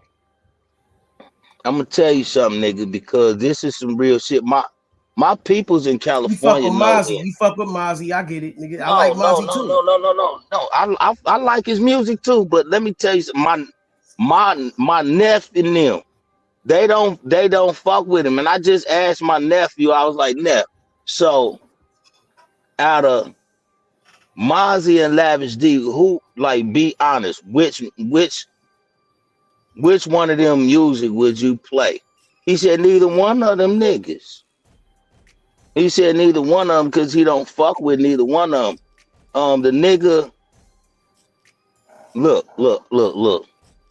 And I'm not gonna tell you which one of my nephews though, but I ain't gonna say his name on here.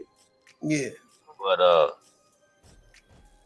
I was there in Sacramento when this shit happened. Damn, nigga. Where the fuck is Benji Blood? Benji Blood I need to talk to Benji Blood anyway, nigga. That nigga need to pull up on me, man. Yeah, look, listen, so Neff and my Neff, man, they done upped and piped on him. Upped and piped on him on and Neff came through riding in that motherfucker. Came riding in the Benz and everything. Right. On some real shit. On some real shit, nigga. Motherfucking nah, yeah, see him, a real nigga. Yeah, he a real nigga. Listen, but nigga, when I wasn't even out there in California, out there in Sacramento I just had got out there. Ain't been out there a week, nigga. And they was doing the motherfucking fucking probation suite and was filming cops out there then. Then welcome to Trama Unit TV. You are now rocking with the best. My fault, bro. Go ahead, keep telling your story though. Yeah, and then one of them, my nephew had this little bitch. She was doing about like 1,000 a day. She was doing 1,000 a day. She was one of them niggas. She was the nigga Lavish D brother's bitch. Named Drada or something like that. And that nigga found out that bitch was over there, that my nephew had that bitch. The phone rang. I answered it. The nigga asked if so-and-so was there. And I looked at the bitch, eyeballs got so motherfucking big, and she was like, don't nobody say my first name and last name like that and stuff. And then I was like, nah, ain't nobody here like that. Then Neff called like, hey, send that bitch out the house, man, and had that bitch walk the other way. And I'm like, huh? So I tell the bitch what to do. And next y'all know, I seen this motherfucking car that was parked down the street shoot up the other way. The nigga hopped out, grabbed that bitch, slammed her all on her motherfucking head, nigga. I mean, lit like this, nigga. Yeah. And came down with the feet, was stomping her out, nigga. And I'm like this. I'm not even worried about the bitch. They got my nephew neck. Got him pressed up against the window with a knife to his neck and everything. And I'm telling my other nephew, shooting that motherfucker. He like, bruh in there. I'm like, nigga, I don't give a fuck. Shoot that motherfucker. Shooting that bitch. You know what I'm saying? Like this is some real shit though. But I fuck with the nigga. I fuck with his music. You know what I'm saying? Mm-hmm. But when it come to, and that ain't like my business up out there in Sacramento. But when it come to my nephews and them, then it's up. You know what I'm saying? So you saying so CML was what, beating up the bitches in? Huh? You said something. No, I might have heard the story wrong. I thought you were saying that CML. Oh, so it didn't have nothing to do with CML. I think it was his brother. Okay. His brother. Okay. I was just trying to get the Drada guy, nigga, on everything, nigga. I ain't lying, nigga. Nigga had to go to court and everything about that type of shit, nigga. The police came and knocked at everybody's door that was on that street. And had everybody was subpoenaed, nigga, to come to court, nigga. On everything. Everybody that was right there on that whole block of my sister's house was subpoenaed to come to court, nigga. on everything, nigga. I was like, nigga, I ain't got nothing to do with that shit. I ain't from here. I ain't coming down that motherfucker. They tried to hit me with, nigga, I was gonna get locked up and everything, nigga. I said, bitch, y'all gotta pay me to come to court, nigga. Hey, that's a great time. Hey, stay right there. Hey, KV, but listen to this. This is the one I kind of want to get you on this one. I don't know. Yeah. But this is my some new shit I'm working on. What's already listen.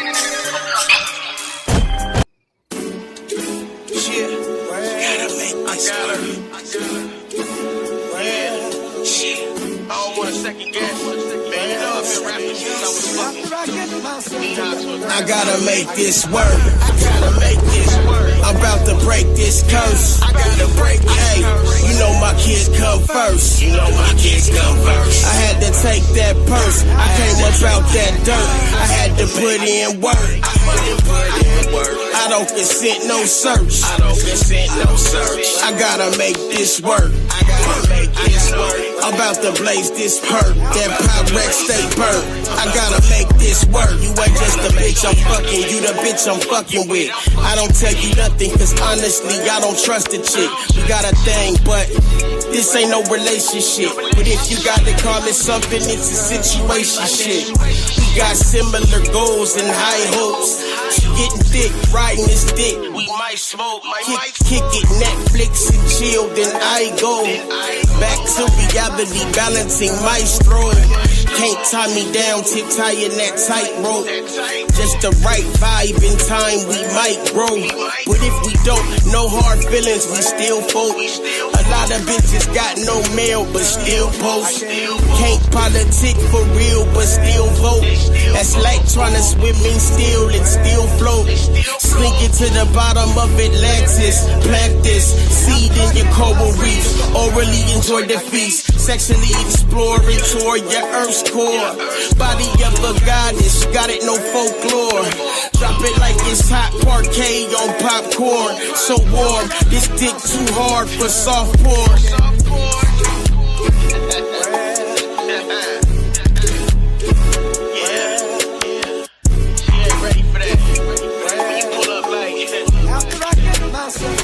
I gotta make this work.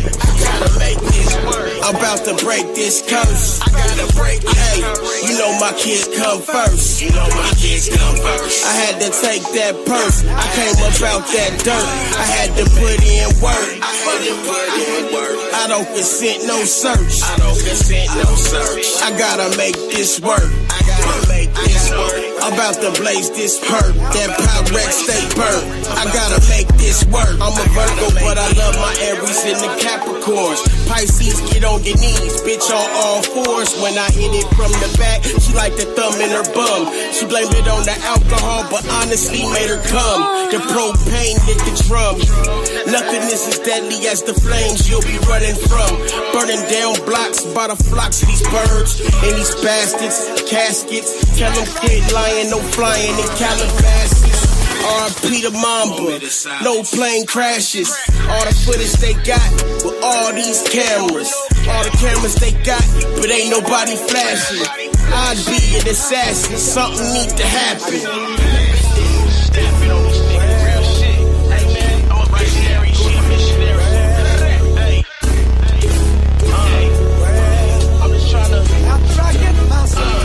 I gotta make this work. Why that nigga leave, man? You wasn't supposed to leave, nigga. Nigga must have had a call, nigga. What the fuck? I gotta make this shit work, nigga. Roll it. Shit. Gotta make this work.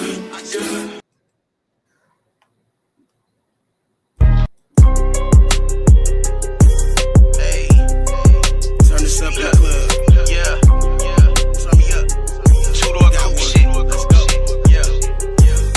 So I need a smoke break, man. Ain't no sipping over here. You smell the money, niggas winning over here. Trap house queens, water whipping over here. Popping, you know what you want.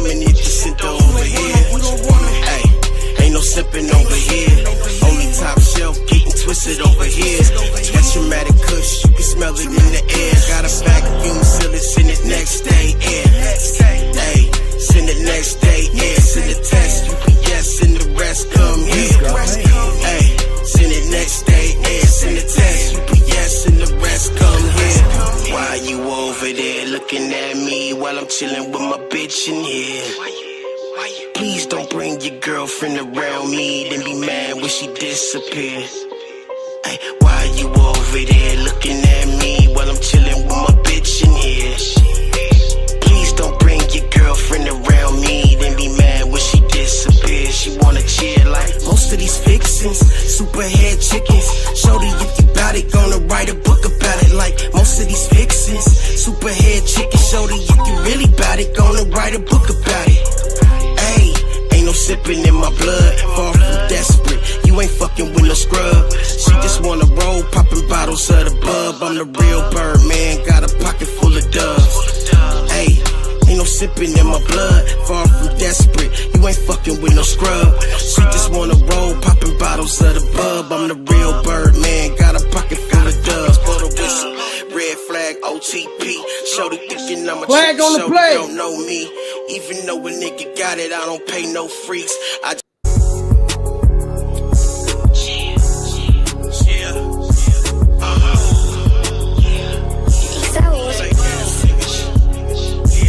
We ain't taking no L's, we came to get the dub. We don't cooperate with 12, we see the judge. If we deny bail, you know that we ain't budge. The only thing worse than real hate is fake love. Taking no L's, we came to get the dub. We don't cooperate with 12, we see the judge. If we deny bail, you know that we ain't budge. The only thing worse than real hate is fake love.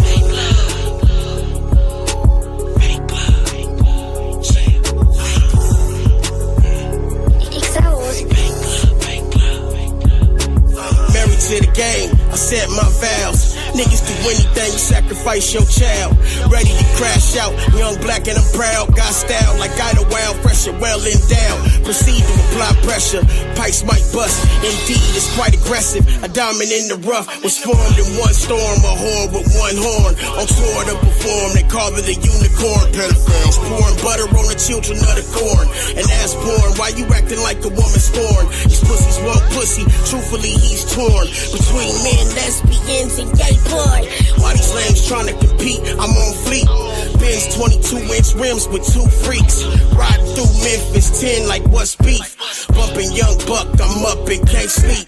Bullies amongst beasts, goats amongst sheep. Behold the black sheep, Godfather on the beat. He came and he saw, he conquered these streets. 40 years strong, stood up on 2 feet.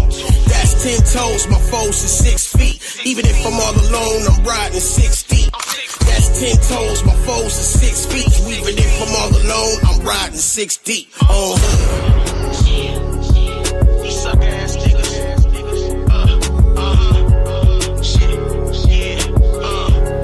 Sometimes people that have indisposable money, they end up doing things, pushing themselves, going to places so that they have bragging rights, doing things that nobody's done before, going to places that nobody has seen, but they wind up dead, like the people on Mount Everest who brought her daughter. Sounds a lot like Ocean. Well, there's no mines or anything around there, and this coal has drank. My bad, the KB, entire man. I didn't know of you was Lake gonna Jackson. dip, nigga.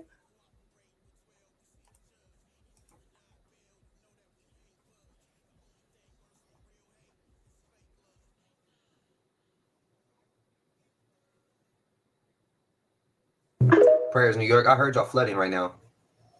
There is something really, really weird about this Maldives situation with all these divers. 5 divers went down on an unauthorized diving expedition. That Maldives authorities are saying this was an unauthorized dive, including a biology teacher who brought her daughter. Sounds a lot like Ocean. The leader of this, they think, ended up with hypoxia, and he lost consciousness. And the other. What's up with you, bro? Yo. Can you hear me, bro?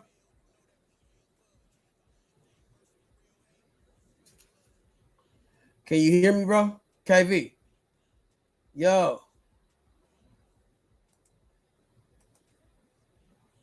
I hope you ain't having the same issue. This nigga can't hear me again, bro.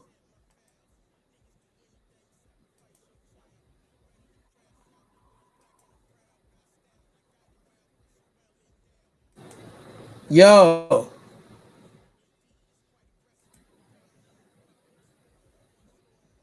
Yo.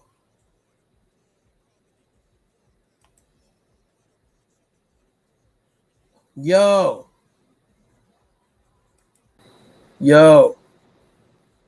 KVZ.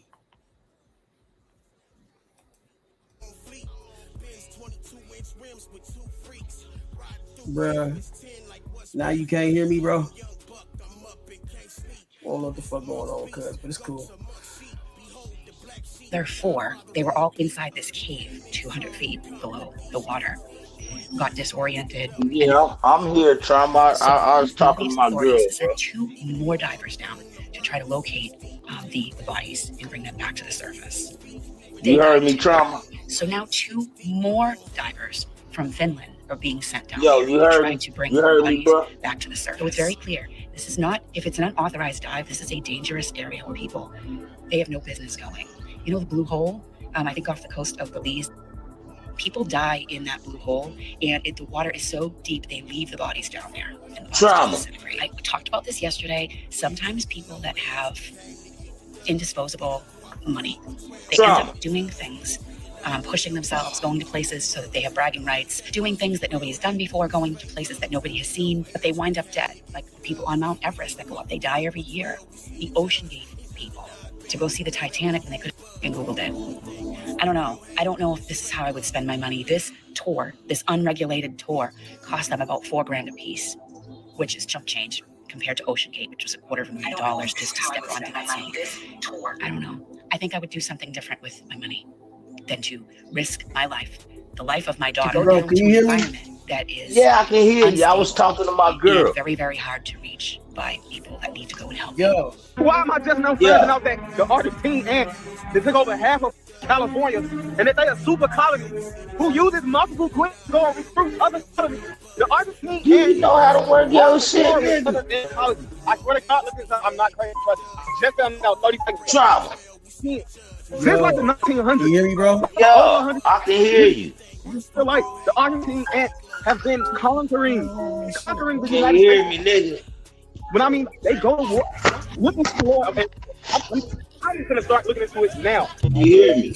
Took that rabbit hole, but I Bro. did see a video on Instagram of the I ants can't fighting even the hear my termites. That shit looks crazy. I can Yeah, ever hear saw the movie you. Ants? I'm about to go back. Remember how they fought termites and they went to war? This shit I'm about real. to come back in. I only know think it's because, on me. like I said, I saw them going to war. Dude lifted the log up, and they were going at it, bro. They had termites that were flying.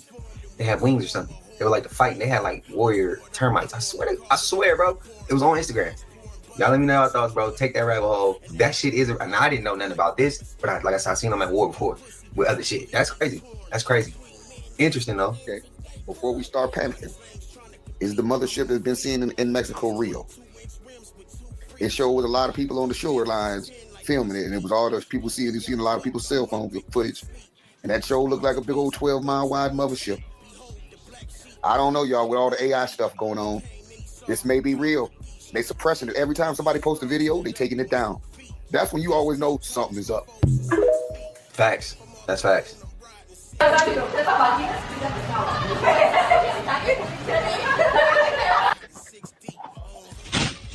Bruh, can you hear me, nigga?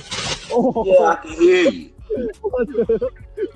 Yeah, y'all let me know what y'all think and feel about you hear this me, in the bro? comments because I can hear you. it's getting strange out here in this world. I swear, man, on Phono Grave, shit is crazy. For some reason, I don't think we should be doing that type of stuff. I don't know why either. I can hear you, man. Can you hear me? You can't hear me, bro? Can the chat hear me? Can the chat hear me? Yeah, you can't You hear have me? criminals, quote unquote, the worst of the worst, with more morality than some of the people out here supporting and defending on this country. He's toast. Toast. You can't hear me, bro? You can't hear me, Trauma? Facts. Dive in. Dive in.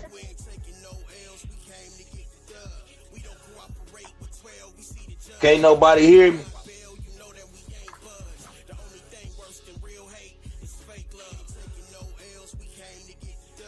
Bruh.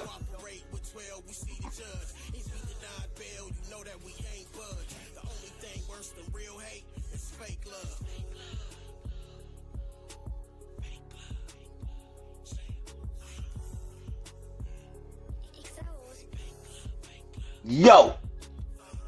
Yo. Yeah. Yeah. Yeah. He can't hear me with the yo, yo, yo. Can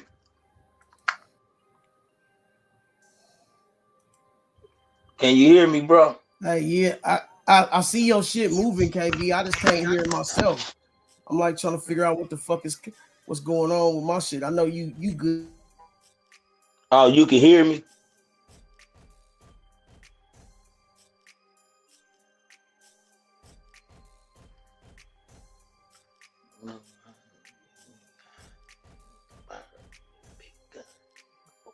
We can get the bitch crumb.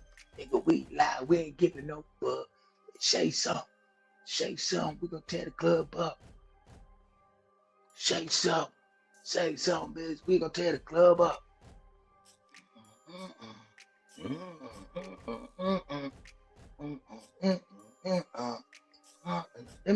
Hey, say something. Say something. We gonna tear the club up. Say something. Say something, bitch. We gonna tear the club up.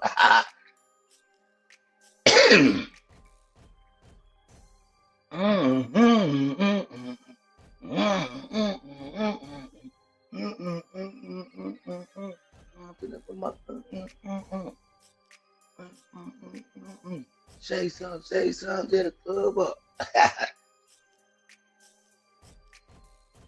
Hey, nigga, that's one of them motherfucking beats that's playing right now, nigga. That's right up my alley. You hear me on some to make a cold ass club banger. You hear me? One of them get you live type. You hear me?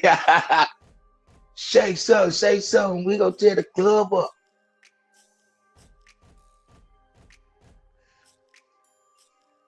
See, I come from that part of on that side of the world where we like to make music like that club shit, nigga. Bitch, get on the floor, shake that shit, nigga. Fight might start out around that bitch.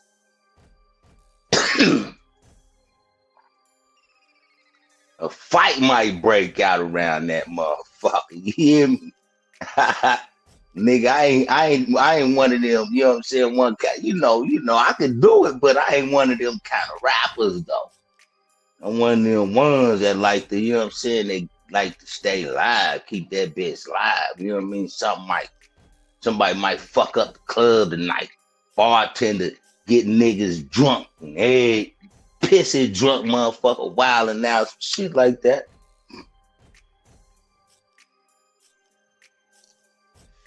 Ain't gonna lie, y'all, this right here, tree right here is nice. It's pressure too. It's smooth. It's nice. It hit you right. And you mellow right. But yeah, man, y'all salute y'all. Salute, man. I don't know why Trama can't hear me. Can y'all hear me? Can y'all hear me?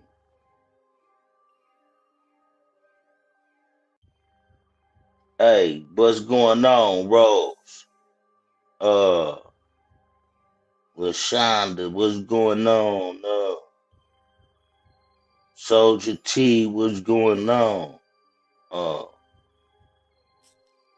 Key Lane, salute, what's going on? Jeff, what's going on?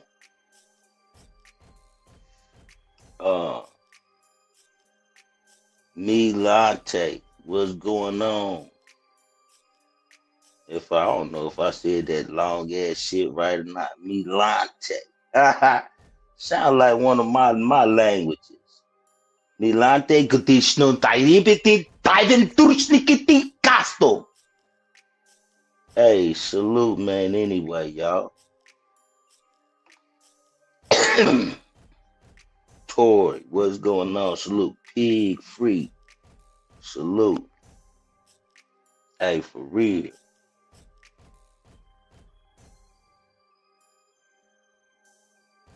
Oh, that's pig feet. Pig feet. Pig feet. Boy. Better leave them pig feet alone then, nigga. Your feet gonna swell up.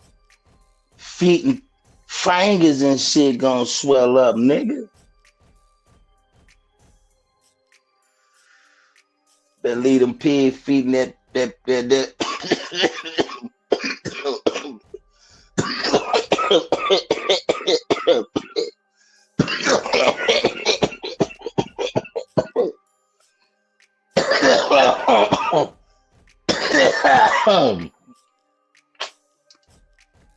leave that pig feet and that pig neck alone.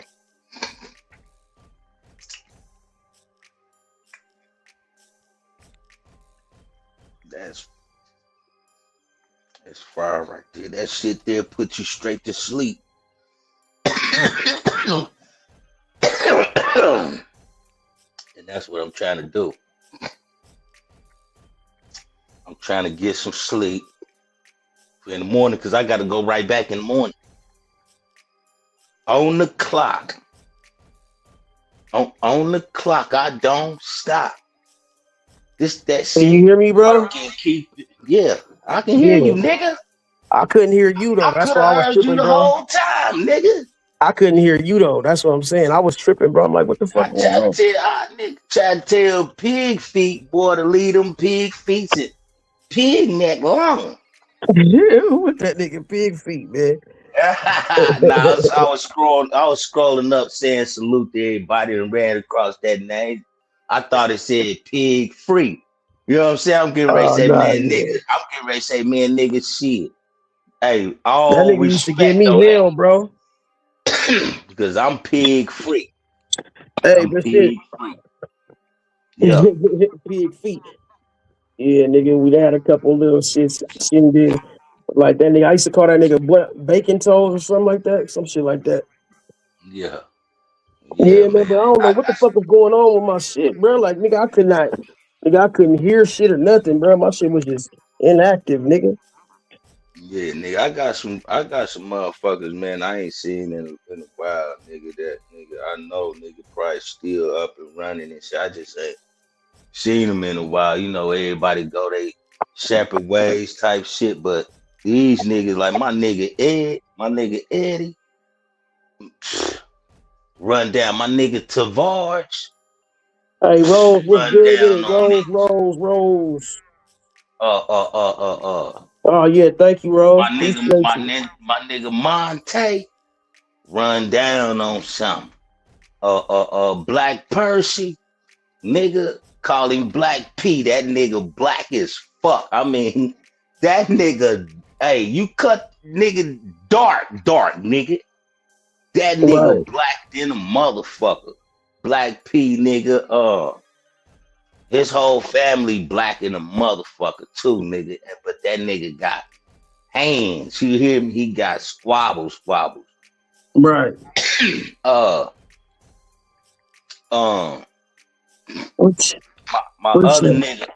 other nigga was a Crip nigga, come from all the way out there.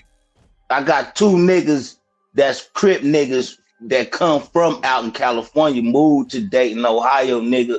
Real niggas. I ain't gonna lie, some real stand-up niggas. My nigga L, and then Lil Show.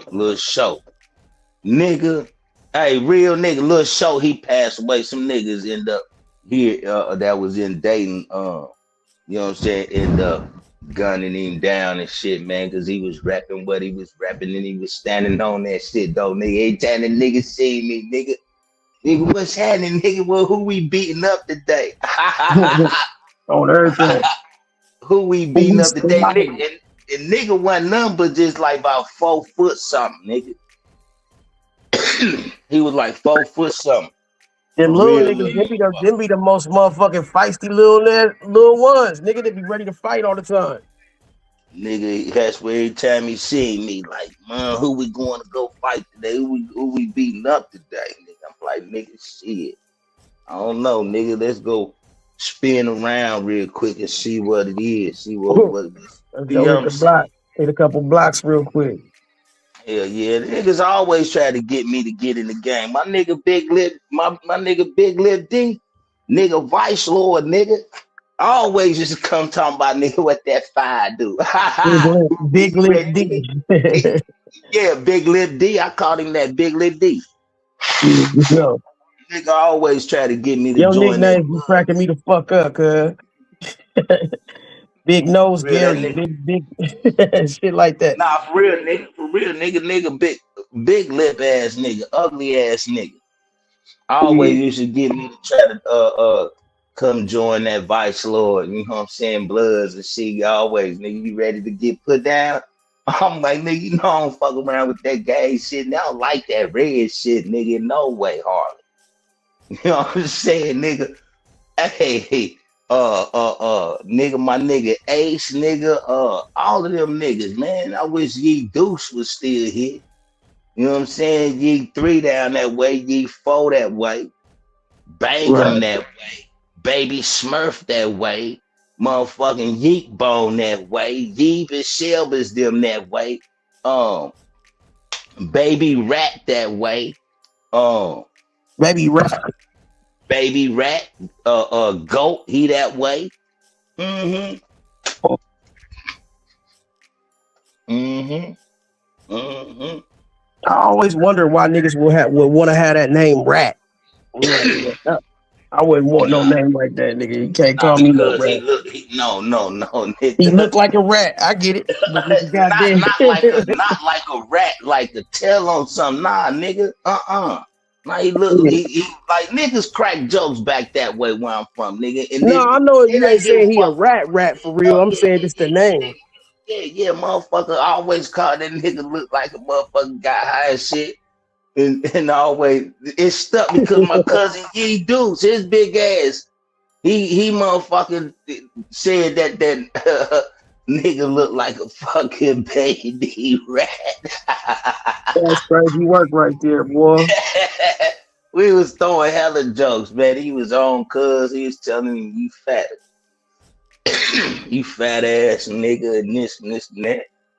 And cuz just went in on him like, nigga, I could take your mom bitch right now with me being 300-400 some pounds, nigga, on everything. Motherfucker just got to call him baby rat, nigga. But he was a real nigga though. Nigga really get on one. Nigga, my nigga black ass Rome. That nigga made a bet with me, nigga, talking about nigga, if you eat this motherfucking cockroach, nigga, right now, nigga,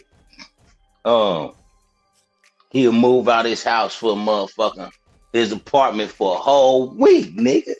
I said, nigga, and you can't come back and get shit, so you might as well get what you can right now, and that ain't taking, nigga. I mean, move out that bitch, nigga. You hear me? Right. And we just whooped up on the motherfucking Arab, nigga. We just whooped on him at the stove, nigga. I had to get in on it because I was with Black Ass Rome, and all I just heard was, nigga, you gonna respect me and hand me my motherfucking money in my hand the way I handed my money to you. And that motherfucker, I turned around and the Arab dude, he threw Rome his motherfucking money. You gonna hit me in the face with some goddamn money. He threw his money at him and at his change back at Rome. And then Rome's like, nigga, bring your ass around that motherfucking, I'm spanking on you. And he came around that motherfucker. They squared up outside, nigga, and he launched at him, and boom, we just got the whooping on him, though, and the Nick Arab's wife came out there and everything, trying to motherfucking, I'm gonna call the police. Bitch, shut up, bitch, we gone. We done took off, nigga, and we walking somewhere not far from motherfucking his house. He was like, nigga. Make sure y'all hit that thumbs up button, man. My fault, bro. He said, nigga. He said, nigga, I bet you, nigga, you won't eat this motherfucking cockroach. I'm like, shit, nigga, what you talking about, some money or something, nigga, or cereal? Cockroach, nigga? Yeah, one of them motherfuckers. One of them black ass, big ass, like cockroaches that you see outside. Nigga, you know what I mean? That be by the water all the time. Or you'll find them, you know what I mean? You'll find them big ass cockroaches like in a basement or something. Yeah, nigga, them motherfuckers be juicy and fat and crunchy and shit. Yeah, Oh yeah. man, I know that shit had the So I was like, nigga, look, you move out your motherfucking apartment, nigga, for a whole week, nigga. That ain't your shit, it's my shit, nigga. Hey, Right. nigga, he said, bet, nigga. Grabbed that motherfucker, crunch that bitch on down, nigga. Crunch that bitch on down, nigga. Get your shit and get the fuck out of here, nigga. Oh Don't man. ever come back. But I was, nigga, let me tell you what this nigga did, though. And I don't know why he did it, though. Nigga, like, nigga, it was like, I looked at him like, nigga, that was just some dope fiend shit. But you did because, nigga, I end up getting picked up by the motherfucking police. And as a matter of fact, we was supposed to do a show. Well, we did the show anyway. But yeah, we did that one first, and then we was supposed to do the one downtown Louisville, Kentucky, at the convention center at the AIDS awareness. You know what I'm saying? For the AIDS awareness. So I end up going to the police pick me up, nigga. I had a motherfucking warrant and shit like that. So they done picked me up. Louisville police done picked me up, took me to jail. Now, Miss Jefferson, she a sweet lady. As a matter of fact, KRS-One's mama, nigga, put up. She asked about my whereabouts and everything. If I was going if I had the material and everything ready and shit like that, if we was ready to do, like, you know what I'm saying? Yeah. Right. And she was asking about my whereabouts, and they told her that I was I got picked up by the police and everything, and my bond and shit. So she gave this nigga, it was $150 for the one, and then it was like $200 for the other one. She gave him that money to bring down there. Right. To bring down that motherfucker to me so I can be able to get out before I even had court. You know what I'm saying? And just luckily, nigga, I happened to get OR, right? So happily, I end up getting OR'd on both of them motherfucking little charges I had, and so I go over this nigga. Yeah, I go over this nigga house, and ain't nobody there. The door open and everything. I'm like, damn, this nigga leave his door all open and shit. You know what I'm saying? Like, so I go up. End up getting in contact with Miss Jefferson, and she was happy. Oh no, won't you come on up here? I got something for you. This and that. I think, all right. So went up there, and she was like, did Rome bring that money down? I was like, huh? What money? And she told me. I said, oh no. I said, oh no. Oh no. So what I did was I called my cousin Yee up. I said, cuz, where that nigga Rome at? This nigga he was like, what's going on, cuz? I said, man, this nigga, Miss Jefferson gave this nigga this amount of money to bring down there to the jail to be able to get me up out of there. You know what I'm saying? Or whatever it is. And he took the money. He didn't even show up nowhere, nothing. I ain't heard nothing of him. He ain't at his house, nothing like that. Cuz, like, really, cuz, hold on. Where you at right now? I said, nigga, look, don't even trip. He offered the show, nigga.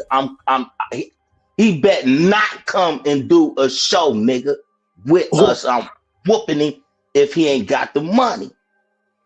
Right. So, off top. So end up Rome's ass, he already felt it too. He was like, man, me and Yee gonna jump him. That's how he had always felt after that. Like me and Yee gonna jump him. Nigga, end up seeing him, nigga, and I was with Cuz, and Cuz was standing there looking at me like, shit, this soon as you take off, you know I'm taking off. Like it ain't no one-on-one when I'm standing here. Cuz is taking off the drip.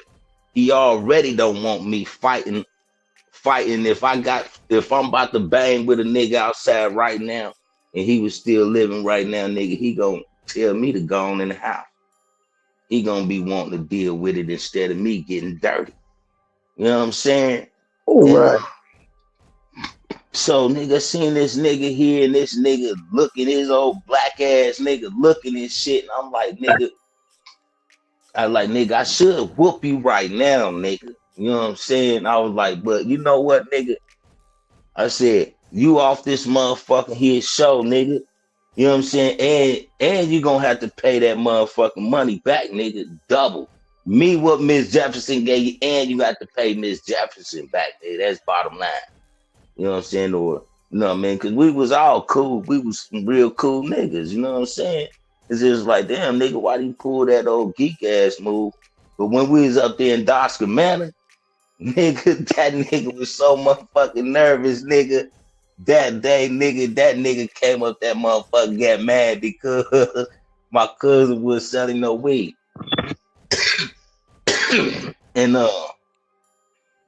And we was smoking too, and we wasn't even trying to smoke with it though, nigga. It was like, nigga, we gonna just, you know what I'm saying? Like you got some money to put in on something. That's how we doing it now on this nigga. He got mad in the motherfucker. And up there in Doskin Manor, his ass, we by the elevators, that nigga turned his back and said, he turned his back and said, all you niggas gonna do is just jump me, so you might as well get it over with now. I said, nigga, cuz said, nigga, if we wanted to get you, nigga, I could have got you way back then, nigga. You know what I'm saying? I could have got you way back then just on the strength. On the strength, nigga. You know that how tight we is, you know what I'm saying? And you pulling some shit like that. And cuz and I told that nigga he ain't doing that show at that AIDS convention, nigga. I was so fucking pissed off. Even Bird's ass fucking pissed me off. Cause I sat up, motherfucker. I sat up for like about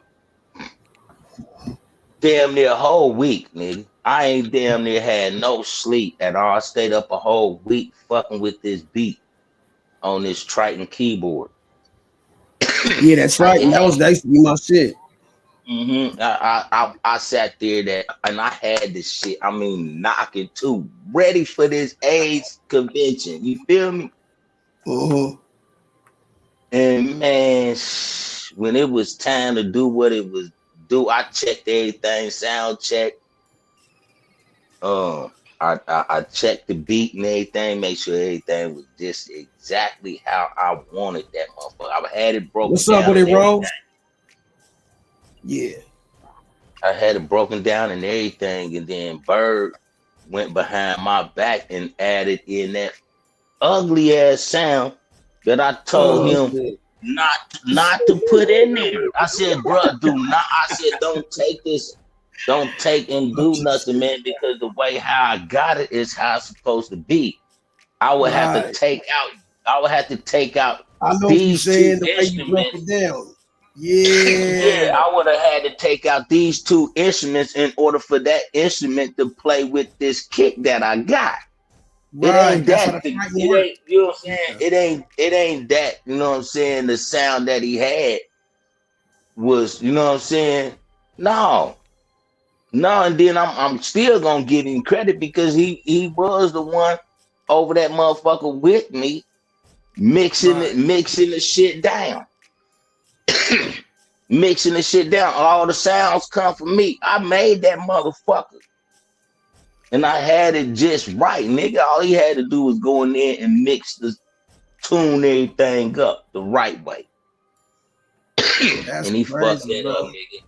when it came time, we up that bitch, and I heard that beat. It threw me off, nigga.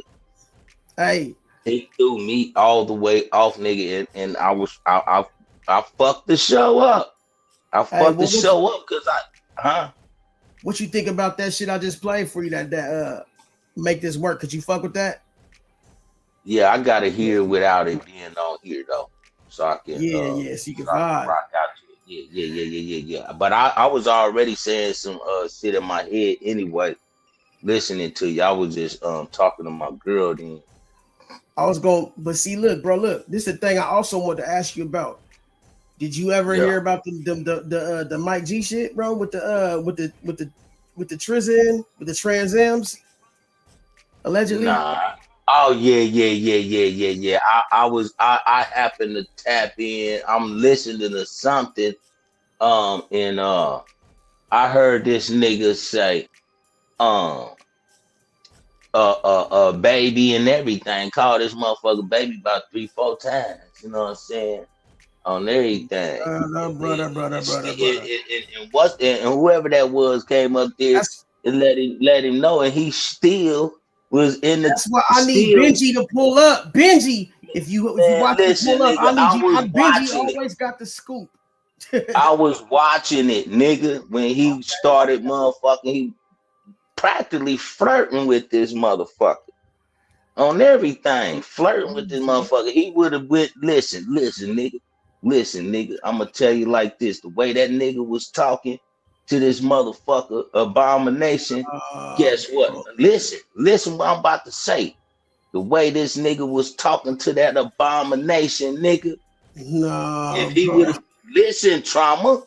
Listen now. Listen. The way this nigga was talking to this Abomination, nigga, if he'd have had a little bit more some drink, nigga, he would have went all the way.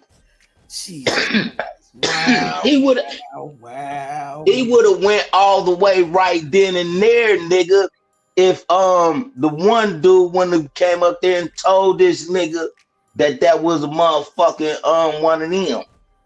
And because he was sounding like he wanted to meet up and everything with this motherfucker. Nigga, on a good day, he would have met up with this motherfucker in that truck. This is the type of shit I be talking about, man. Like, you know what I'm saying? And listen. You know what I'm saying? It ain't none of my business, but you have brought it up, so I'm answering it to you now. You see what I'm saying? But I ain't really said nothing about this nigga since I done gassed this nigga out anyway. Nigga, everybody making diss songs about this nigga right here. Nigga, I could have been done that type shit and gassed him out. But I gassed him out already on numerous of motherfucking lives with me and little brother. Threw the hook in that bitch and wheeled his motherfucking ass in and tore his yellow ass up, nigga. But hold listen. up, it's just then. I think we got some exclusive. Don't ask me where I got it, but I think we got some exclusive. Yeah, that nigga would have went all the way. Nigga said you done asked me. I wasn't even thinking none of this nigga until you just said something, and I'm like, yeah, I remember seeing that right there just here about a few days ago. Yeah. Yeah, a few days ago. That nigga was talking hella sweet, showing the motherfucking white motherfucking couch and everything, getting comfy with this motherfucking everything. You did what I'm saying? Could have been sitting on. Man, shut up. Y'all trying to play the nigga Bonnie's couch. Y'all trying to play the nigga Mike, man. Stop. Man, nigga, they was fucking him. That Abomination and Bonnie was fucking this nigga. Get his ass. He said that sweet in the man. Rewind that back real quick here. Make my life again.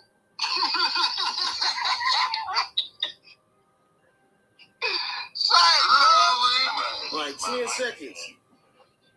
I think that's it. He had it right there. Grandpa, happy about to be here, and I need you to egg it on. Nah, we ain't egging on shit. I need him to right there. I'll tell you, I don't egg it on. Hello, boo. Egg it on. All right. Leave it alone, and you don't scared enough. You already know what your answer. You already know that answer. So why you keep asking? Say less. No, we don't need to say less. We need to say more. What is going on? Oh, this the actual tranny voice right here talking. I'm about to be back again.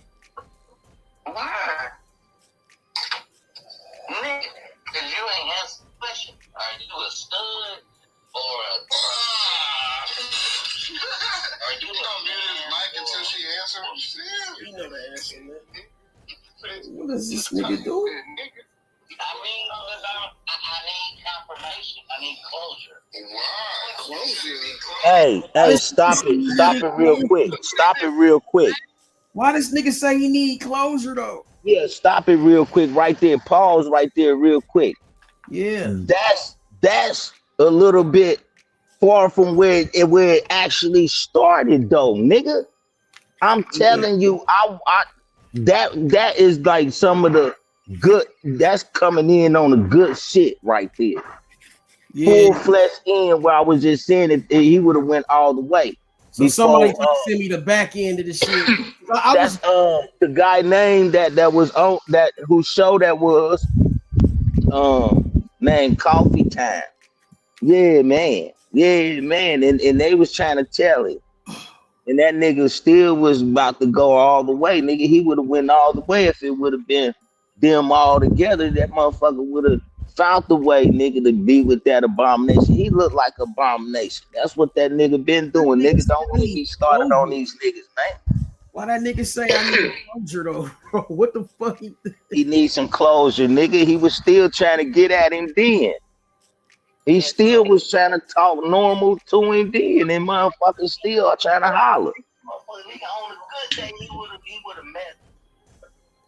That's crazy work, man. I can't believe this shit. Some shit is crazy, man. You miss a few days of this YouTube shit, you be surprised what you fucking. It's like, wow, bro. But I think I remember that, but I don't think I remember hearing all that though. Like this nigga said, oh man, I must have been high doing some other shit, nigga, not paying attention to really what was going on. But damn, bro, like I can't believe this nigga really was like, because this is the thing though. I want to get that nigga out, but that sound like ain't that the same one that we gave Bump hell about? Nigga, it ain't no out. It ain't no out to it. No, nigga. I'm not saying that. I'm saying that's the same one that Bump. There is no out because Bump. I think that's the same one that Bump was talking to. I don't know, but that shit was that I was like, damn. When I heard something was like a Tulsa Queen or some shit like that. Nigga, before it. Yeah, hey, that's the one Bump was talking to. Trauma. Before it got to what you were just playing, before it got to that right there it was the lead up to the shit was cold. I ain't gonna lie. The lead up to that whole was some cold shit, nigga. And the nigga still didn't listen to these niggas telling him already. You can already hear that this was abomination. Nigga, that KC over that motherfucker might be doing a little bit more than just gang banging. I mean, not KC, but OKC. It's some weird shit. Oklahoma. I already said something in the water down there, bro. Because every nigga, them motherfucking Mormons down there fucking them niggas like that and having high yellow babies. That's a fucking red man right there. Yeah, homie. Fuck. Nigga, no eyebrows, nothing. That's a white man. That's a white man for you. Crazy work right there. Looking ass. Hey nigga, that's why I'm saying niggas doing diss track, man. I understand, you know what I'm saying? I ain't trying to put Wild D down or nothing like that. He did his thing on this the way how he came, how he wanted to come. But nigga should have dug a little bit more deep and got a little bit more saucy to put this nigga all the way to bed. You feel me? Right. Nigga, we got some of the best shit. If we want to do a diss track on, I would gas that nigga Mike G. Right. And he know I will. Hey, bro, that's what I do, bro. bro. You know what I'm saying? That's why niggas is trying to ignore my shit right now. Nigga knowing damn well that nigga Doughboy is a pack. I don't battle rap niggas, man. I promise you, Trama. I don't battle rap neither, nigga. I don't battle rap neither, nigga. I put niggas to bed. I ain't even gonna do a diss track. You understand me? Because for the simple fact is because I know in my mind and where I really stand at when I want to gas on something, it ain't nothing like no industry shit, nigga. I'm gonna try to hurt your feelings. I want the nigga come. You know what I'm saying? Type of shit for real, nigga. Real like shit. Nigga, like you mad at me, nigga. I'm gonna get you all the way pissed because I'm going all the way in for the guts, so nigga on some real shit though, nigga. Real type time, nigga. Going for the gusto, nigga. Wanting That's your this shit. Nigga gonna want to hurt me anyway because I talk how I be talking and shit, and nigga not knowing, nigga, I'm from motherfucking Dayton and Louisville, Kentucky, so I got both sides of that game, nigga. You know what I'm saying? I got that hustling shit. I got that hustling shit and that talking slick shit all the way down there in Kentucky, nigga. Will bust your head wide open. But I ain't in that kind of field no more, man. But that nigga's abomination, nigga. That nigga is abomination. Crazy.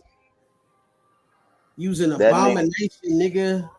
And Gigi was trying to tell that nigga to chill. That's the cold thing, nigga.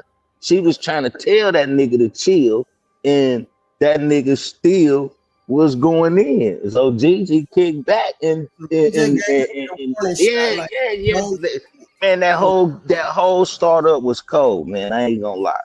That whole startup was cold from that point right there. Nigga, that nigga can't say nothing, nigga. He was on that bitch hollering at a motherfucking abomination, nigga. He was on there conversating and running, spitting game at something that know better than motherfucking knowing what they even portraying to be is wrong.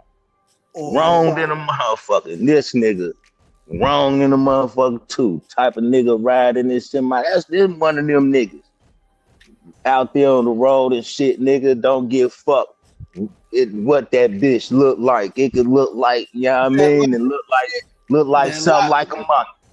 It look something like a monkey. You hear me? Look something like a monkey. He gonna jump. Yeah, man. Yeah, bro. That nigga gonna jump. Nigga, you ask me what I heard about, nigga. Yeah, I heard about it, nigga. I heard about it, nigga. I said, damn, that nigga fucking dirty ass nigga, man. Like, nigga, you a fruity. You know what I'm saying? You one of them fruit roll-ups. You one of them motherfucking twinkle bells. You one of them motherfuckers sprinkle me, dazzle me ass motherfucker. Yeah, nigga, you one of them motherfucking switching type nigga. You be switching when you walk, nigga. You know what I'm saying? Nigga switching like a bitch, switching. Nigga. Mm-hmm. Type nigga wear his pants too motherfucking tight and shit. That's crazy work. Yeah, nigga, big. Yeah, nigga. That type of nigga right there was hollering at that abomination so he can get fucked. You hear me? Yeah. That nigga would have gave up his ass faster than that abomination he was talking to. The way he was talking. That's funny as shit. Real shit, nigga. Real talk, nigga. On everything, if he would have been, I'm talking about let that nigga been right there around that motherfucking abomination. He would have went there the way he was talking. On everything. I just was listening to that shit. I said, damn. I said, this some cold shit right here. I had to hit the like on that motherfucker. I didn't even want to write up in the chats because I was like, you know what? I'm gonna not say nothing. But you done asked me already, and I can't say no, I didn't see it. or hear it because I did see it and I heard it. I watched the motherfucker for a long ass time. Right. I was at work, as a matter of fact, when I was listening. You know what I'm saying? I was like, damn, I was cracking the fuck up because I was like, I'm hearing GG trying to tell this nigga to chill. And I just was laughing, nigga, because I'm like, she trying to get him to shut the fuck up. And that nigga would not shut the fuck up. She just kicked back and said, fuck it. And she was rolling. She was hyping that shit up. She knew what she was doing, nigga, cooking him slow. Oh my God. Cooking him slow, nigga. I said, damn, man, the cold motherfucker. She cold motherfucker. That's crazy. That's that Midwest shit right there. Cooking motherfucker slow. Roasting. Like, can this nigga, like, oh, I guess, man. I mean, if anybody can recover, I guess it's that nigga from that. That's crazy. Ain't no recovering. Ain't no recovering. How you gonna recover? I don't know, bro. Get your funky ass out of here right now. Oh, that's crazy.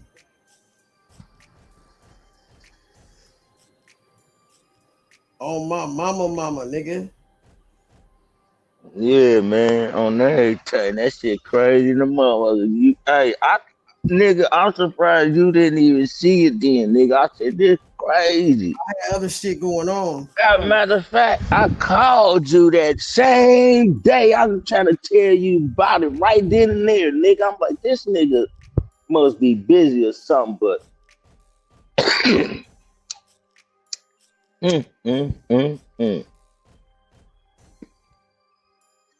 I said, this crazy, but that was some good content. I ain't gonna lie. That dude's live. It was all right. It was real nice. It was real nice, nigga. And he tried to tell that motherfucker. It was another dude came up, that motherfucker chewing at that nigga.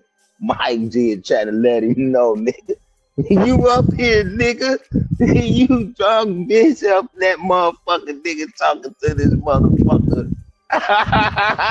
He didn't get no fuck to how he was talking to that abomination neither. You hear me? And talking to that nigga Mike G, trying to tell this nigga, hey, nigga, that nigga still did. That's when the Mike G started talking about, man, I need to know what, are you a stud and shit. That's when he started saying that. That's when he started saying that, asking that right there. And still didn't even care, because that nigga still was sitting that motherfucker talking.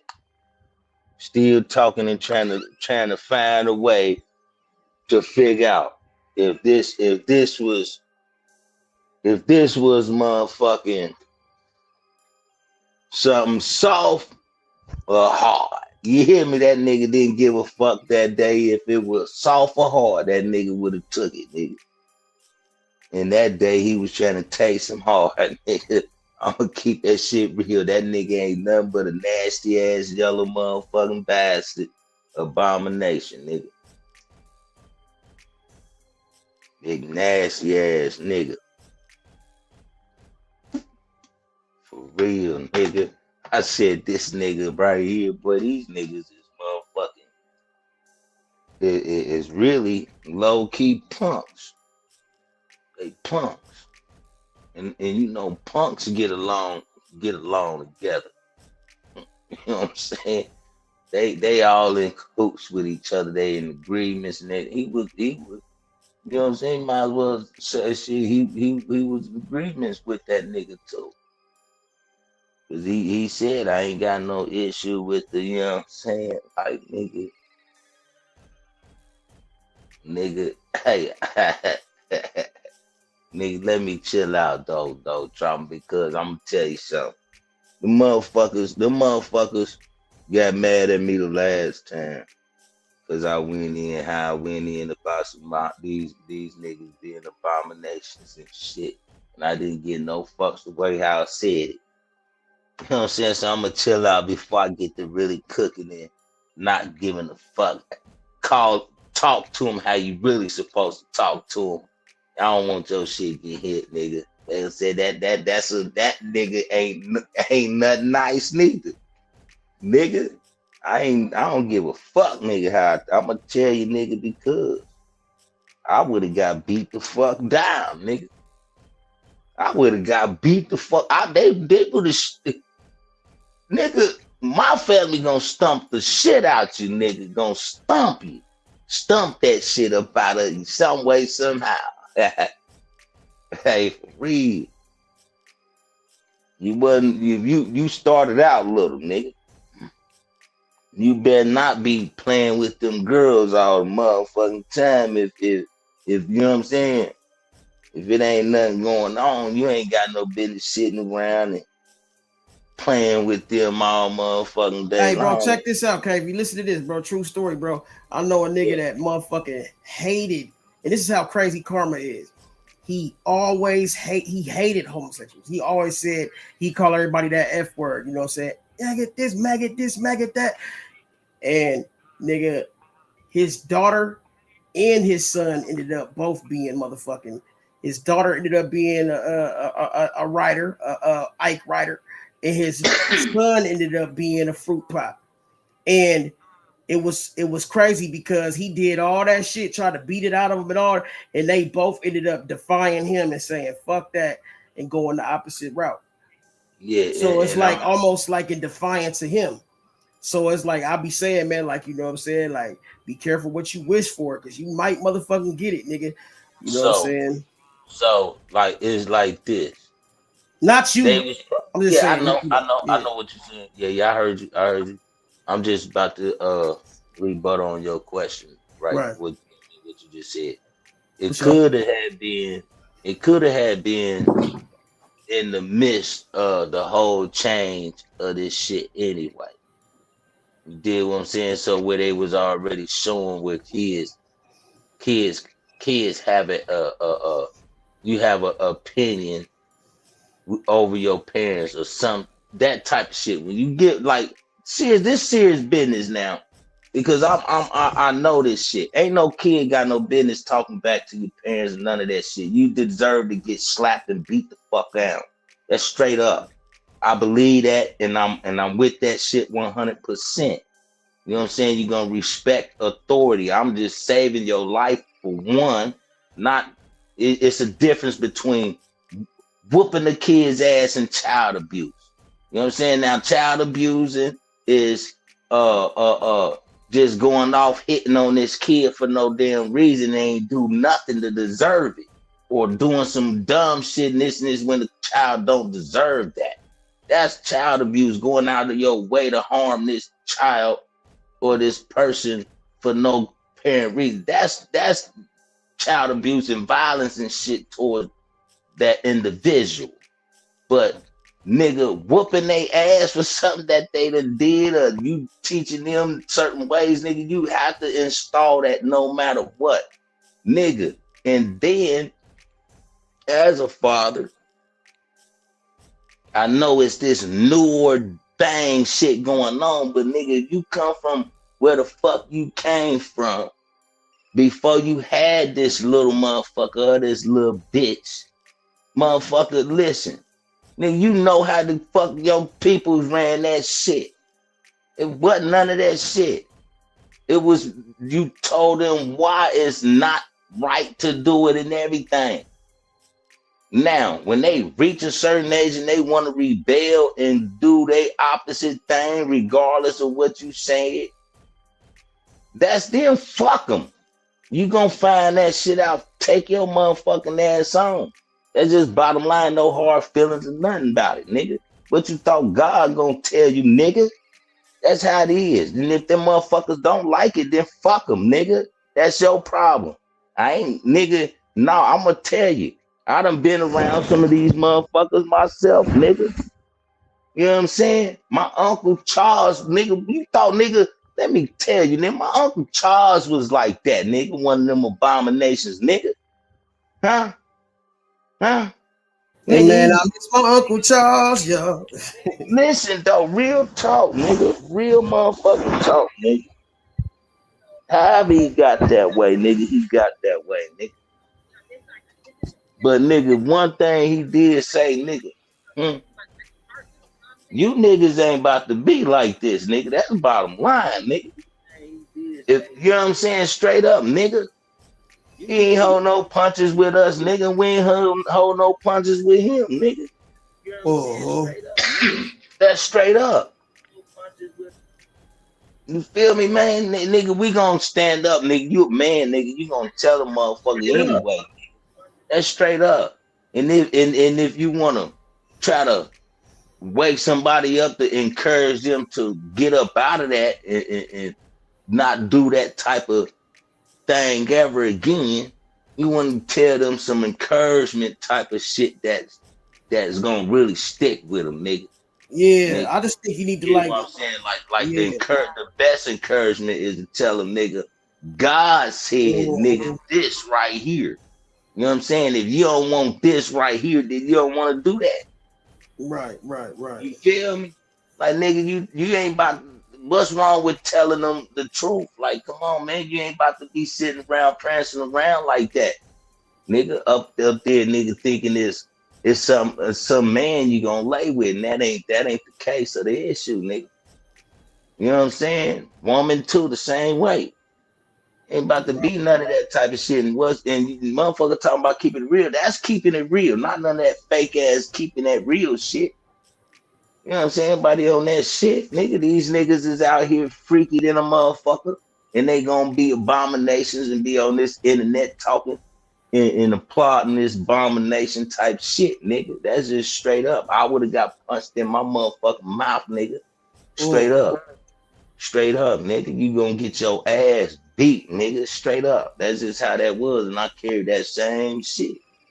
Right. I carried that same shit. You know what I'm saying? Like, I ain't got no problem with him, no issue with him neither. But nigga, hey, what's wrong with me telling you, nigga, look here. You ain't supposed to be doing that. You know what I mean? God said this. Now, I'm telling you, God said this right here.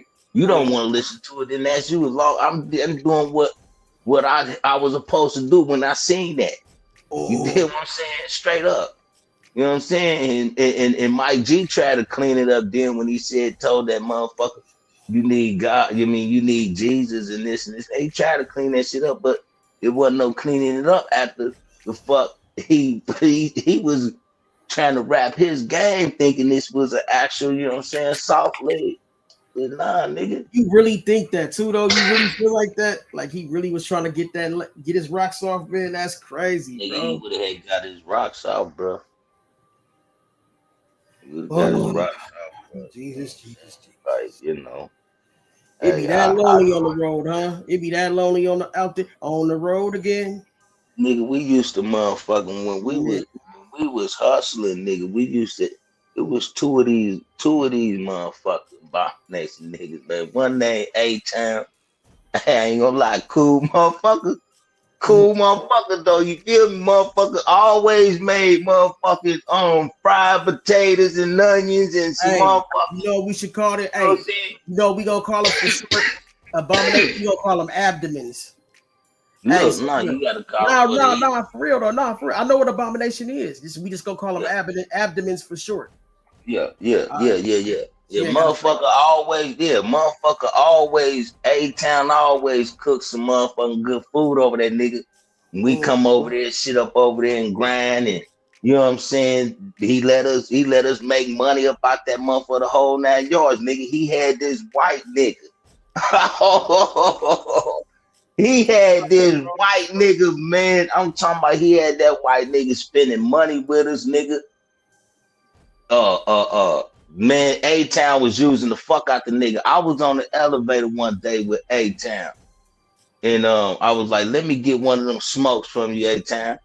He gave me one of the smokes. It was another nigga on the elevator that just got on and seen A-Town give me a smoke, give me a cigarette. And the nigga that got on the elevator and said, give me one of them motherfucking cigarettes, you punk motherfucker. Listen, Trama, as soon as he said that, A-Town said, A-Town in his little sweet ass voice said, I ain't even got none. You know what I'm saying? He said, man, you bitch. You bitch. Yeah, the nigga, this what the nigga said on the elevator. You bitch, you got some. I just seen you get this nigga one. You know what I'm saying? A-Town said, nigga, I'll whoop your motherfucking ass. I mean, a deep ass voice came out. Nigga, I looked at this nigga, was like, nigga, I'm about to go get you some pussy, nigga. You hear me, nigga? Nigga, there you go, nigga. You a man right there, boy. Yeah, hey, but shit, hey, you gotta make sure that bitch do it right though, man. So like, hey, look, put that shit, put it on that nigga properly, man. Yeah, man, cool nigga, and then the other nigga that used to draw his eyebrows on this motherfucker. Oh man. Yeah, nigga. Hey, you want that nigga, that motherfucker let us. We go up there, nigga. We go up there. His apartment was motherfucking. I think it was on the 5th floor or something like that. No, it was on the 12th floor because my aunt, she stayed right there on the 11th floor, so he was up one floor up ahead. Nigga, we go over there to check and see if what's happening up over that motherfucker. Is any money coming over that motherfucker? Oh, her say. That motherfucker say his name was Cody. That motherfucker say, I'm about to get ready to go out and go try to catch some money. Y'all can sit up in here and make some money. Just give me a little something so I can get, you know what I'm saying, so I can get going. You know what I mean? Hey, nigga, good thing my Uncle Bill, he sat there and whipped up some, this shit was some A1. Niggas, when motherfucker, soon as that motherfucker hit some of that, we gave him a little piece to get started, whatever. That motherfucker went in the motherfucking restroom. That nigga came back out. Nigga had motherfucking, we seen him drawing the eyeliner or whatever, his eyebrow, drawing that shit on, nigga. Drawing motherfucking his mustache and beard and shit, nigga. In the sideburns, nigga. Hey, nigga, that nigga went out that motherfucker that day. We knew it was some fire because he came out like that. He came out motherfucking looking weird than a motherfucker. But nigga, that nigga let us sit up there, nigga, in that motherfucker and catch that money, nigga, and bring back motherfucking damn near like 6 motherfuckers. Pocket full of money on everything. He'd come back with 6 motherfuckers bringing pocket full of money. That whole night there, that motherfucker spending that whole fucking night. They over there in that room, and we out there in the living room, just motherfucking either probably playing some tunk, you know what I'm saying, or just chilling or some shit like that. You know what I'm saying, watching the camera, and probably got motherfucking. Some funny shit on the TV or whatever the fuck. Nigga, I whipped up something one time, nigga. I had that motherfucker. That motherfucker went and hid in the closet, nigga. We ain't know where that motherfucker was at. Found that motherfucker. That motherfucker was in there in the corner, standing in the corner. It was like, oh, I'm sorry. And it was like, boy, this is good. This is good. I mean, the mouth wasn't even open. You can hear them. They teeth is locked. They just and looking at me just like, well, this is good. Well, this is good. This is good. And I was like, I just hurry up and whip. That's all. I didn't even really do too much with it. I just because the Mexican nigga I got it from, he had already told me. He was like, you don't even gotta add nothing to it. If you want to. You understand? You want to rock it? You know what I mean? Keep it that same way. Don't add nothing to it. And I did that, nigga. That motherfucker hit that motherfucker. It's it. Bruh. Hey, I can show you some tricks though, too, bro. I can show you some tricks, bro. Like, hey, yeah, I'm gonna keep it off of here, but shit, I'm telling you, bro. I know some shit, nigga. Hey, bro. Yeah, hey, it'll make the shit come back even that much better and harder and. Hey, bro, I'm just telling you. I just know how to, know a couple little tricks. Listen, nigga, I'm talking about whip that motherfucking shit so good, nigga. They can hit that bitch about 6 more times before they add something else on it. On everything that comeback, nigga, is what we call it. That Right. comeback. That's that, yeah, nigga. hell yeah. That's that we call that shit that crumb back too. That's that re-rock. That re-rack. Yeah, that Iraq, nigga. Hey, for real, they love that shit. Boy, I done seen so much shit, man, that with that motherfucking white dude and that motherfucking dog.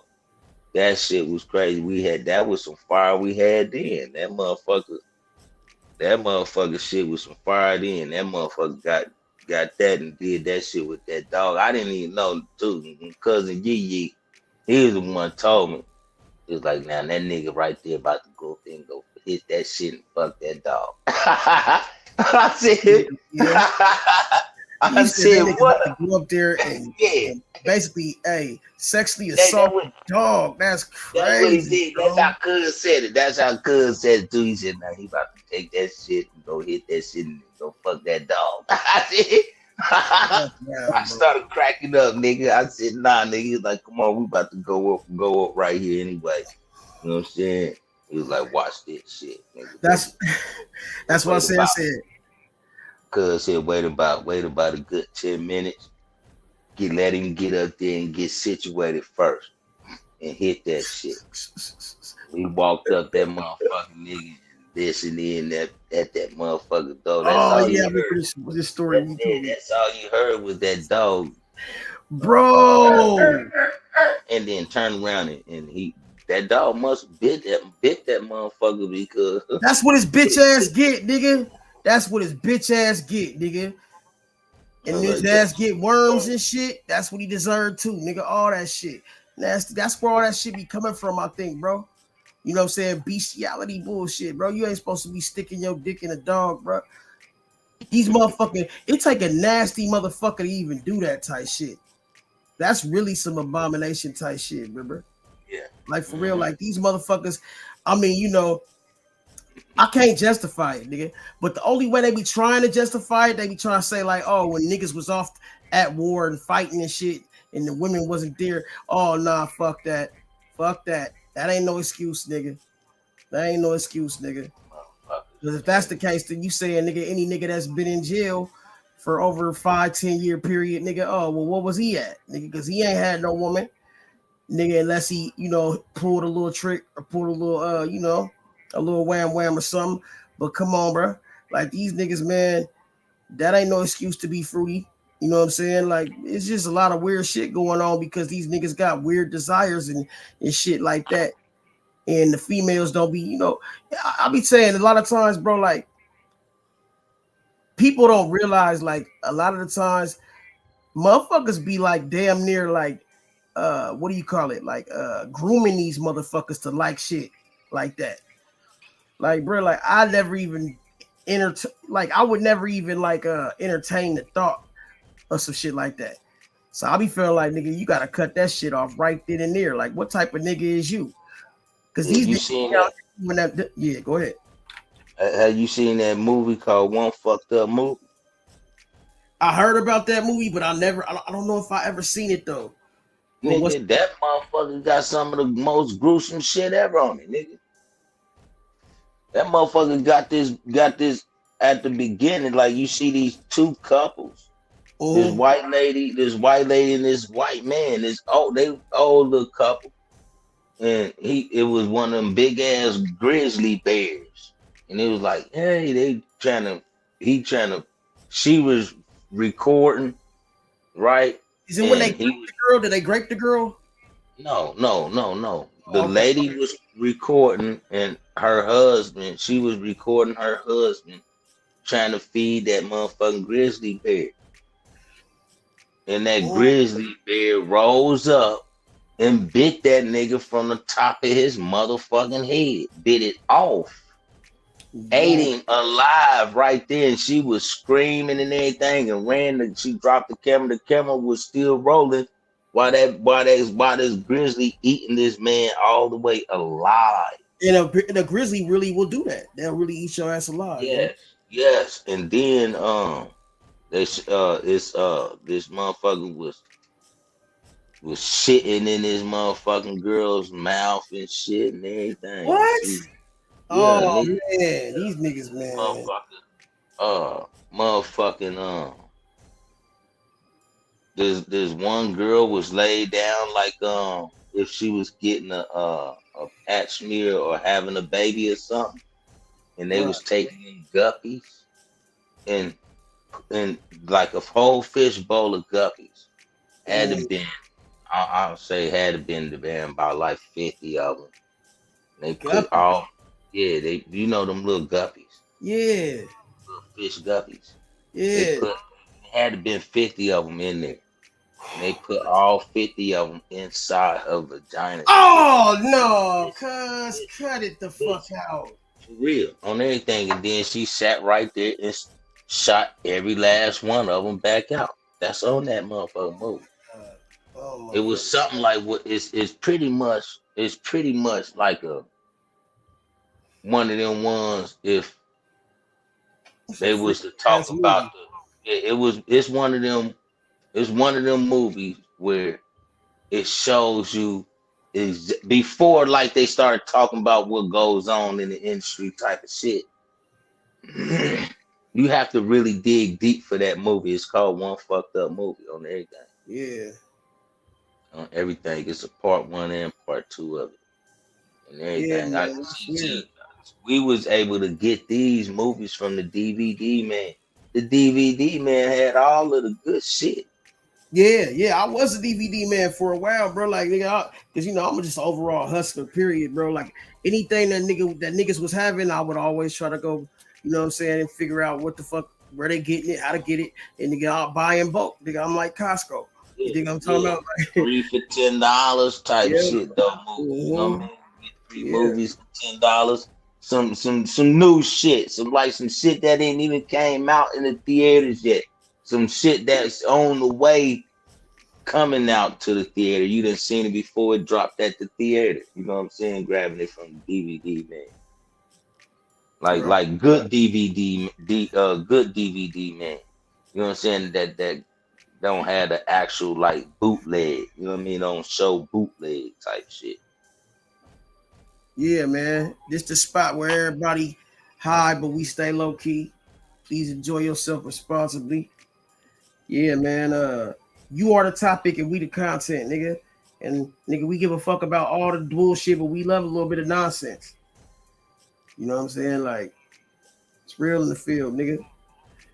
Hey, that's why I said, nigga, hey, BreddWinnerz, 150, nigga, crumb snatchers, 0 points, nigga.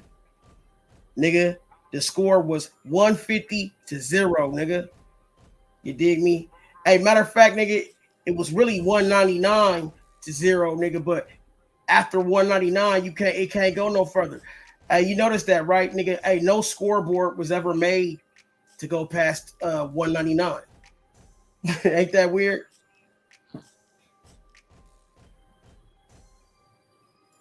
Yeah, you never see a scoreboard go past 199. You know what I'm saying? Because it wasn't made for that. They what more newer ones might be, but 200 points. You ain't never seen no ball game go over 200. That's why you know what I'm saying. Yeah, did you ever check out that little Sanchez thing, bro? Sanchez. You want me to play it? No, I'm just saying. Did you look at it after that? After I sent it to you, did you look at it and understand that's the same thing that I seen right here, nigga? Yeah. I looked at it. It had colors to it and it was moving just like that. That with that spinning around like that was moving like that, but it was moving slow on everything. On everything. It was dark outside just like that, and barely like it was like no stars outside. And whoever was recording that before it showed any stars. I know the stars was probably out there, but they probably didn't show the stars and showing that part of the angle of what they were seeing right then and there. I wish I had a phone. I when I got out, I didn't even have a motherfucking phone just right away. And nigga, I should have recorded. I was hoping to record that shit too. The neighbors them got that motherfucking name. I asked them already about it. The girl said it's probably still on her mom's phone and shit. But I was like, damn. I was looking at that shit. I showed my girl that shit. She looked and seen that same shit. Nigga, on everything. And I watched it and all the colors disappeared except for a white one. And it went all the way up. It went all the way up to the start and stopped right there. Wow.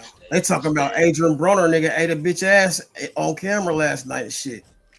Yeah. Some crazy shit. Hey, they talking about the mob ties.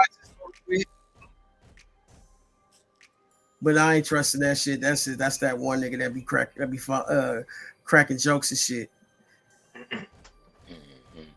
But shit, man, you right, bro. Like, if you gotta like really stay on top of that shit, you know what I'm saying? Because niggas is really, really like, you know what I'm saying, like canceling motherfuckers these days, bro. Like, nigga, hey, bro, like, what type of shit these niggas be on, bro? Like, I don't understand what they're trying to get out of this shit, bro. You know what I'm saying? Yeah, that's niggas that is okay with shit like that. Yeah. Niggas that's okay with shit like that gonna do shit like that and be okay with it. You know what I'm saying? That part. They intertwine with it now. Motherfucking real man they ain't gonna intertwine with that type of shit, man. Yeah, exactly. Yeah, so that's just bottom line. We can't. You know, you already know what it is, what's what. You know, you ain't got no business doing that type shit. It's the manipulation of the whole population that they done already did, and they was doing it slow to increase to make it look like it's okay to do, because anytime back then you didn't see that shit. Them niggas kept that shit private. They kept that shit private. Now you got internet, even in the industry, they kept a lot of that shit private. Hey, please, real quick, KB, let's just see this real quick.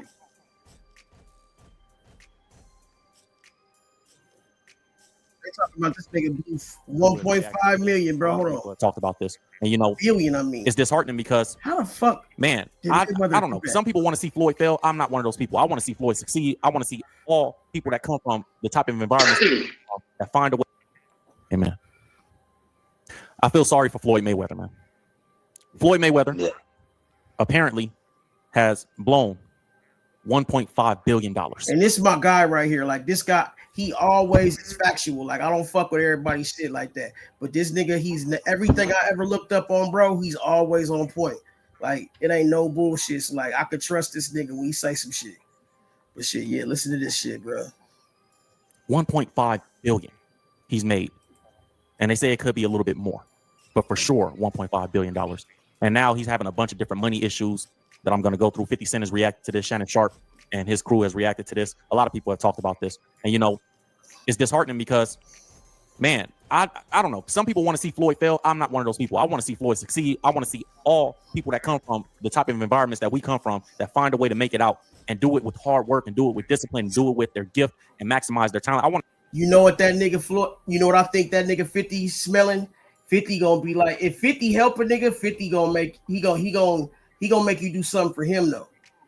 Cause this is 50's way of saying, hey, well shit, Floyd, you know, it was good when the money lasted and shit, right? But now you need some help. So this is when your niggas is supposed to kick in. But see, nigga, 50 gonna make sure, nigga, he, you know, remember when I helped your ass out when you was down and out. And see, that's the thing too, bro, because he know Floyd the type nigga, he gonna run into another bag. But nigga, he just got off track. But check this out, because the thing is, when you an insider and you got shit that you know about deals and shit, certain times motherfuckers that could tell you not to do this or to do that, they not gonna tell you because in their eyes, they see you as competition. In their eyes, Trama, you know why he lost that 185 billion. Do you know how much money that is, my G? I know how much money that is, though, but don't you realize too, nigga, the higher you trying to reach, nigga, they want something. How they ain't about to let a nigga be that much above nothing at all, bottom line, because the nigga, they probably already got a sense of his whole angle and everything. He said he loved one of the motherfucking Edomites, nigga. That just like, you know what I'm saying, had threw me off, because I'm like, shit, nigga, without that motherfucker right there, then you probably wouldn't even had, you know what I'm saying, because they ain't about to let you reach that much billion to that much billion right there and just not want something without you making you crash out and fall out. They gonna tax and made. This nigga had it made in the shade, bro. The nigga Floyd Mayweather. Listen, let me explain. So let me get this off real quick, because this is the thing. Floyd Mayweather was in a position to do something, and he is. We can't take nothing from him as far as his legacy, as far as him in the ring, because he is undisputably the only undefeated fighter at living undefeated fighter right now, nigga, that has his record 50-something-0, 52-0 or some shit like that. And on top of that, nigga, pound for pound, nigga, the greatest boxer ever, nigga, if you really want to look at it. He didn't leave the boxing game fucked up like Muhammad Ali, or like, you know what I'm saying? Only one I could even say that I put Mike Tyson in front of him, but still Mike Tyson took some L's. And on top of that, but we already know, nigga, it's the mental fortitude, nigga, that came into play. Because, nigga, a lot of that shit was mental when it came to Mike, bro. But, nigga, if we really look at the situation, bro, Floyd Mayweather, nigga, was in the perfect position to ride off into the sunset.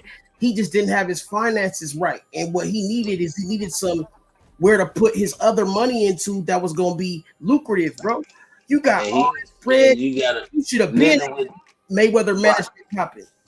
You should have been. They know all of that. They know all of that. Just like they already knew what was Michael Jackson up to. Nigga. A nigga with that much game. Nigga, they know what a nigga mind state is when they already showing. They think just a nigga just gonna do all of this and do all of that and be silly. I'm quite sure Floyd got a hell of a mind and know how to think and try to.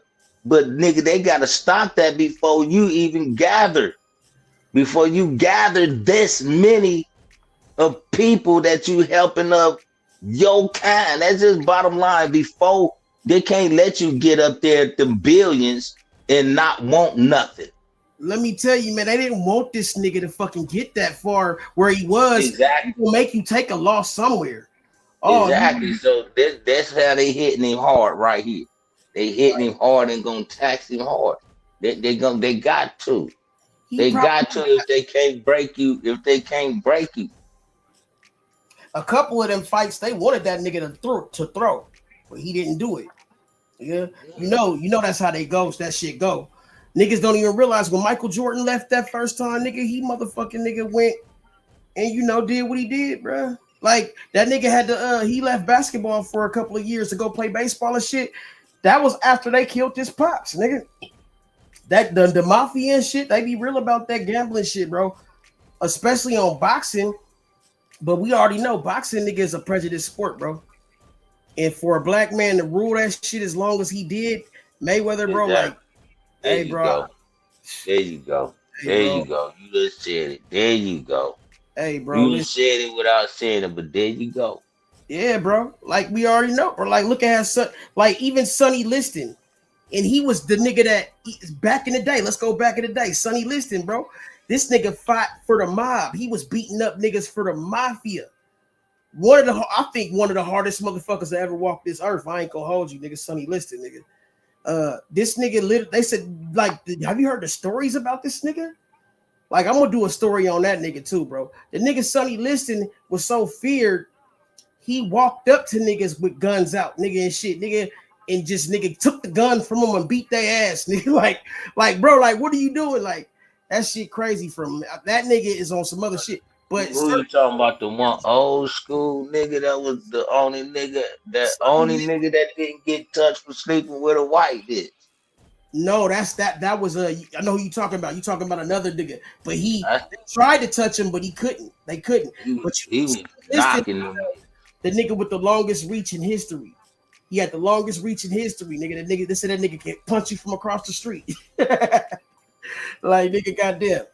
But Sonny Liston is a cold motherfucker, bro. But he was actually enforcer for the mafia, bro. With no gun. Like, he did this with his fist. I was like, that's a hard motherfucker right there.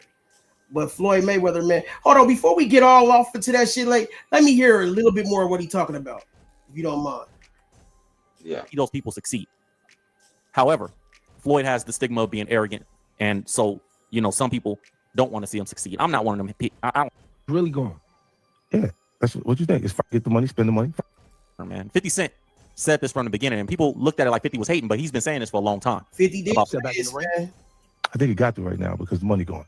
50 did So say the money's really going. Yeah, that's what you think. It's get the money, spend the money. All that money. And it took been 2 years. So is it just his overhead is so high on a day-to-day, month-to-month? Like I don't even want to talk about it. Like within lifestyle, that money's going. Trust me. Now it's like you call him, he'll be at your local host in a nightclub because you need that action right now. Yeah. So 50 has been saying this for a long time, and people kind of looked at it like, oh, 50, you just hating. What's wrong with Floyd picking up some hosting money if he's going to pick up the hosting money and different things like that? But now that some time has passed, time has revealed all things, right? Now, you see how 50 was able to see this shit coming? Because, nigga, he knows this. Man, bro, when you come from nothing to get something, you definitely don't want to go back to nothing again. So even though Floyd Mayweather, like, he came from humble beginnings, he's been balling for so long, he kind of like forgot what it was like to be broke. Yeah. You see what I'm saying? 50 never forgot that shit. Because 50, nigga, had that hood money. He didn't have that, oh shit, go do one fight, make $1 million and make a few billion. Like, nah, nigga, he had to sell, you know what I'm saying? It's a different type of flow. You know? Yeah. You're right. Yeah, it is a different kind of flow of paper. Right. You can go fight and knock a nigga out, get $1 million and plus. You feel me? Right. Stack all of that. You know what I'm saying? Yeah. So yeah. What Floyd should have did is he should have took in more younger fighters and did more of a mentoring program with them. But he wanted to motherfucking always be that big dude, the big brother type shit. Like, look how he did Tank Davis, bro. Tank is, bro, all he had to do was just really like, nigga, take Tank to the top, which he kind of did, but he did it in a way that made a nigga feel like, fuck this nigga, man. Like, you know what I'm saying? Like, nigga, like, you want to put me in your shadow and shit. You don't want to see me succeed you. Like, because nigga, when we look at it, who's the only nigga that can really break that nigga Floyd Mayweather's record? Tank can really do that shit. Tank is what Floyd is like, what, 32-0? I mean 52-0, and Tank is 32-0. I think Tank got way more knockouts than motherfucking Floyd. But see, now you see what's coming into that nigga's life. All of a sudden, he having these issues off the shit. And so that was the perfect time for him to come in and patch his shit back up with that nigga. But what did he do? He wanted to stun on the nigga. You know, it's crazy how life will teach you, like, sometimes, like, man, you got to humble yourself and you got to remember where you came from, bro, because, nigga, it ain't nothing for a nigga to go back. Like, and you got to watch who you step on your way up, because you might have to see them same people on your way back down if you fall off. Yeah. That's why Jay-Z had that song, nigga, Fall From Grace. Because, yeah, everything was all good just a week ago. Now Poppy ain't answering. Now niggas ain't calling. You went from motherfucking getting it in and not balling. Nah, you went from shot calling to not balling. Like, bro, what do you do? What do you do, bro?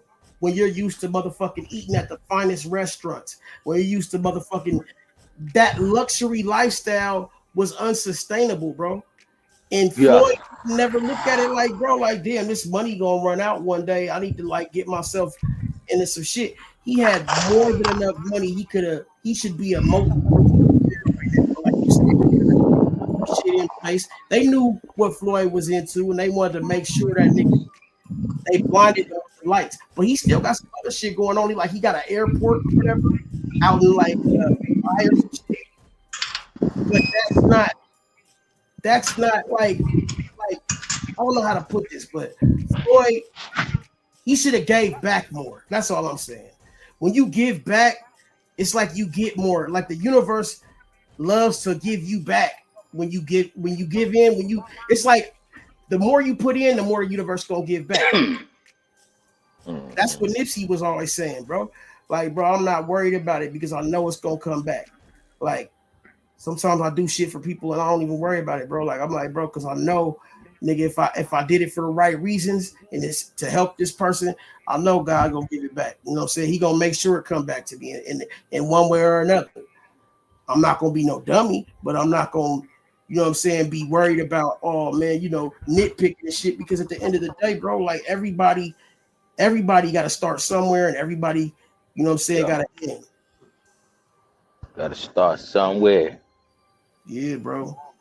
Start Like I just 58 billion he ran through, bro. Like, and then too, like shit. Fuck it, if I blow $185 billion because I wanted to blow that bitch up. Who gives a fuck? I had fun blowing that bitch up too. Right, that's true. That's true. You feel me? But see, they'll talk to him like he can fail you. Nigga, hey, I be like Floyd, nigga, bitch. You ain't never touched $185 billion in your life. Get off my dick.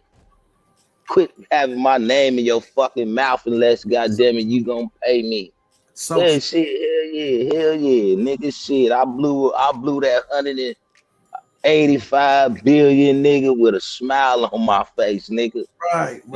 You feel me? And I know I can get in the ring again and make that same thing and double it.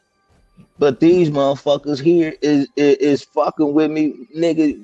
Like we don't know what kind of shit coming this nigga way, because he's up there mingling with some of the top people that's got this kind of money, these billionaires that bid on this and bid on that and put their money towards this and towards that to accumulate more profit up out of this and this and that profitable things. So nigga, yeah, trying to get I bet you they was trying to get Floyd to do some funny shit. Ain't no telling. You know what I'm saying? Especially he said he loved that motherfucking Jewish motherfucker.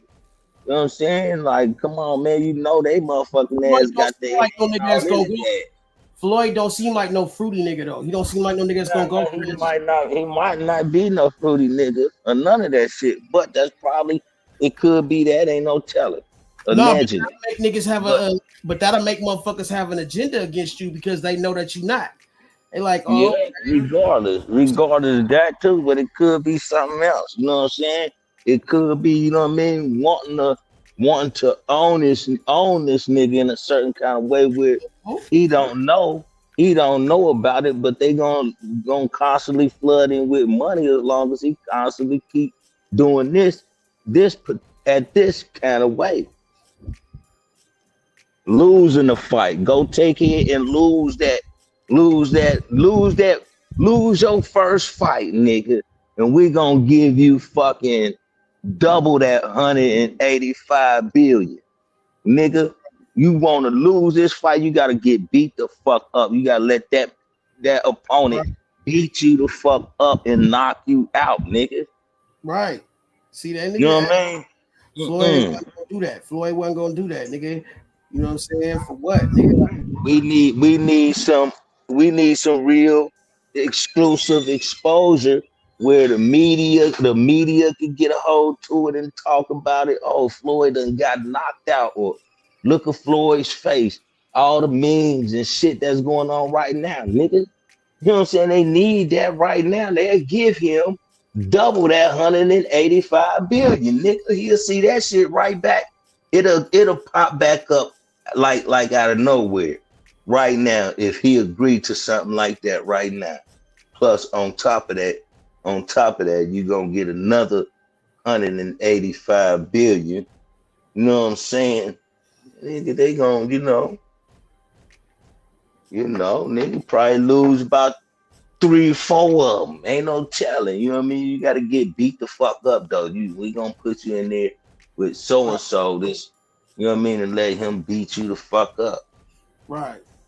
You know what I mean? Knock that pretty boy shit off.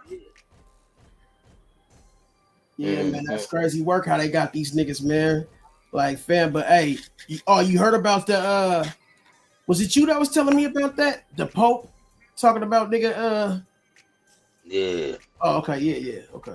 Yeah, the Pope man. motherfucking apologizing to some shit. Yeah, about slavery and shit Nigga, like let that. me get the nigga. What a bread. Them motherfuckers, you know what I'm saying, is the cause for this fucking Christianity shit and all that dumb ass shit, and it responsible for that motherfucking Atlantic trade slave shit. But he can apologize to that, but this motherfucker here, Marigo Pucci, this motherfucker ain't never apologized about motherfucking that 14-year-old boy then. Damn. You know what I'm saying? You feel me? They ain't never apologized. Hey, man, that shit really hurt my heart when I heard that, bro. When I seen that shit, bro.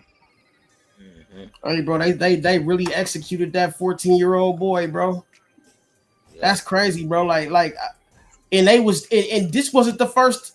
That wasn't the only time they did it though. Like they've been doing that kind of shit. Know this. Killing is my business, ladies. And business is good. That's my shit. In a nightclub, because you need that action right now. So 50 has been saying this for a long time, and people kind of looked at it like, oh, 50, you just hating. What's wrong with Floyd picking up some hosting money if he's going to pick up the hosting money and different things like that? But now that some time has passed, time has revealed all things, right? And apparently Floyd is kind of upset because he's starting to look at his money. And he says that people are robbing him and have been robbing him for years, which is something that 50 has tried to warn Floyd about in the past. 50 has come to Floyd and said, hey, you got to be careful. Al Heyman will beat you out of the money. He's a Harvard graduate. He did tell that nigga that, bro. Al Heyman was Floyd's boxing manager unofficially, but officially, right? Everybody knew that Al Heyman and Floyd were just doing business together, but Floyd never actually did any paperwork, according to reports, with Al Heyman. So when the nigga 50 told that nigga that, this nigga Floyd was looking at him like, oh, nigga, what you think I don't know how to... Nah, nigga, I'm just saying, bro, I see how this is going. It's good now, but you gotta remember, nigga, you down to like 1 or 2 fights left. You ain't gonna be having this type money, nigga, 10 years from now. 50 was really looking out for the nigga, bro. So in all actualities, the Mayweather promotions should have been his first motherfucking priority, nigga, because not his first priority, but it should have been his priority because really 50 would have had that. All Mayweather had to do was shoot 50 his return back. And 50 probably would have ran that shit for him. But when you don't motherfucker give a nigga credit when credit is due, it's like niggas like, okay, I'll let you fall on your face. But now who the nigga that's coming out to help you? But you think he ain't gonna want something for that? Like he gonna make sure, nigga, your ass is nigga dilly. Man, this shit's crazy, bro. I can't believe this shit. And so now Floyd's suing that guy, saying, hey, you was moving money from my account to other accounts and making investments without, my permission. Now he has another lawsuit, Floyd does, which is $175 million, which is a fraud scheme lawsuit against a former associate. It says Floyd Mayweather is seeking $175 million in the newly filed lawsuit, alleging that his former investment manager and real estate advisor defrauded him over multiple years. So this is a lawsuit that he filed in New York. This is about the real estate investment that Floyd was boasting about online. There's a scripture in the Bible, by the way, that says, let he who boasts boast in the Lord. God don't mind you bragging. Right. God give him the make glory. sure that you understand that he gets the credit. What is humility? Humility is understanding where the source is. Give him the glory. And you. So a lot of people think humility is just don't brag, but no, it's just God said in the Bible, let he who boast in the Lord. If you're gonna brag on God. Don't brag on like you the one doing it. Exactly. So this is one of them. This is based around, I'm assuming, the same real estate investment that Floyd had been bragging. Remember that there was a story in the Bible where was it Moses? I think it was Moses, where he caused water to come out of this rock.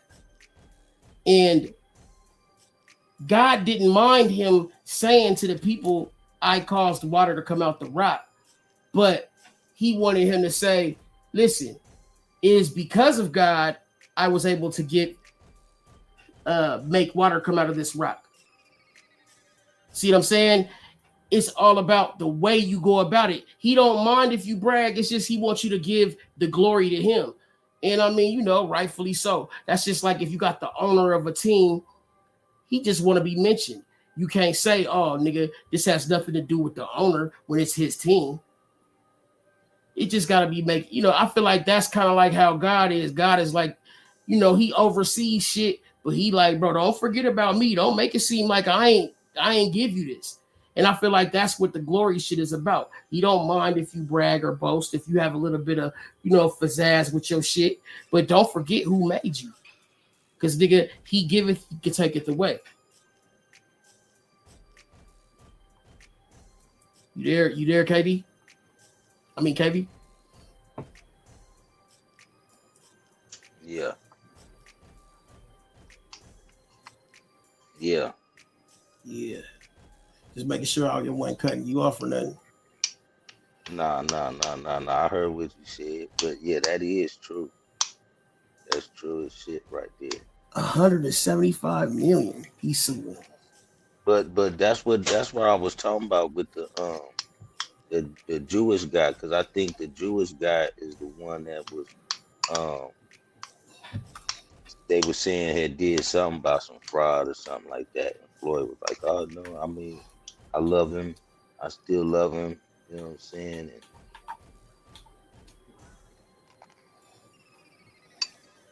looked like he was gonna cry. You say like you gonna cry? Mm-hmm.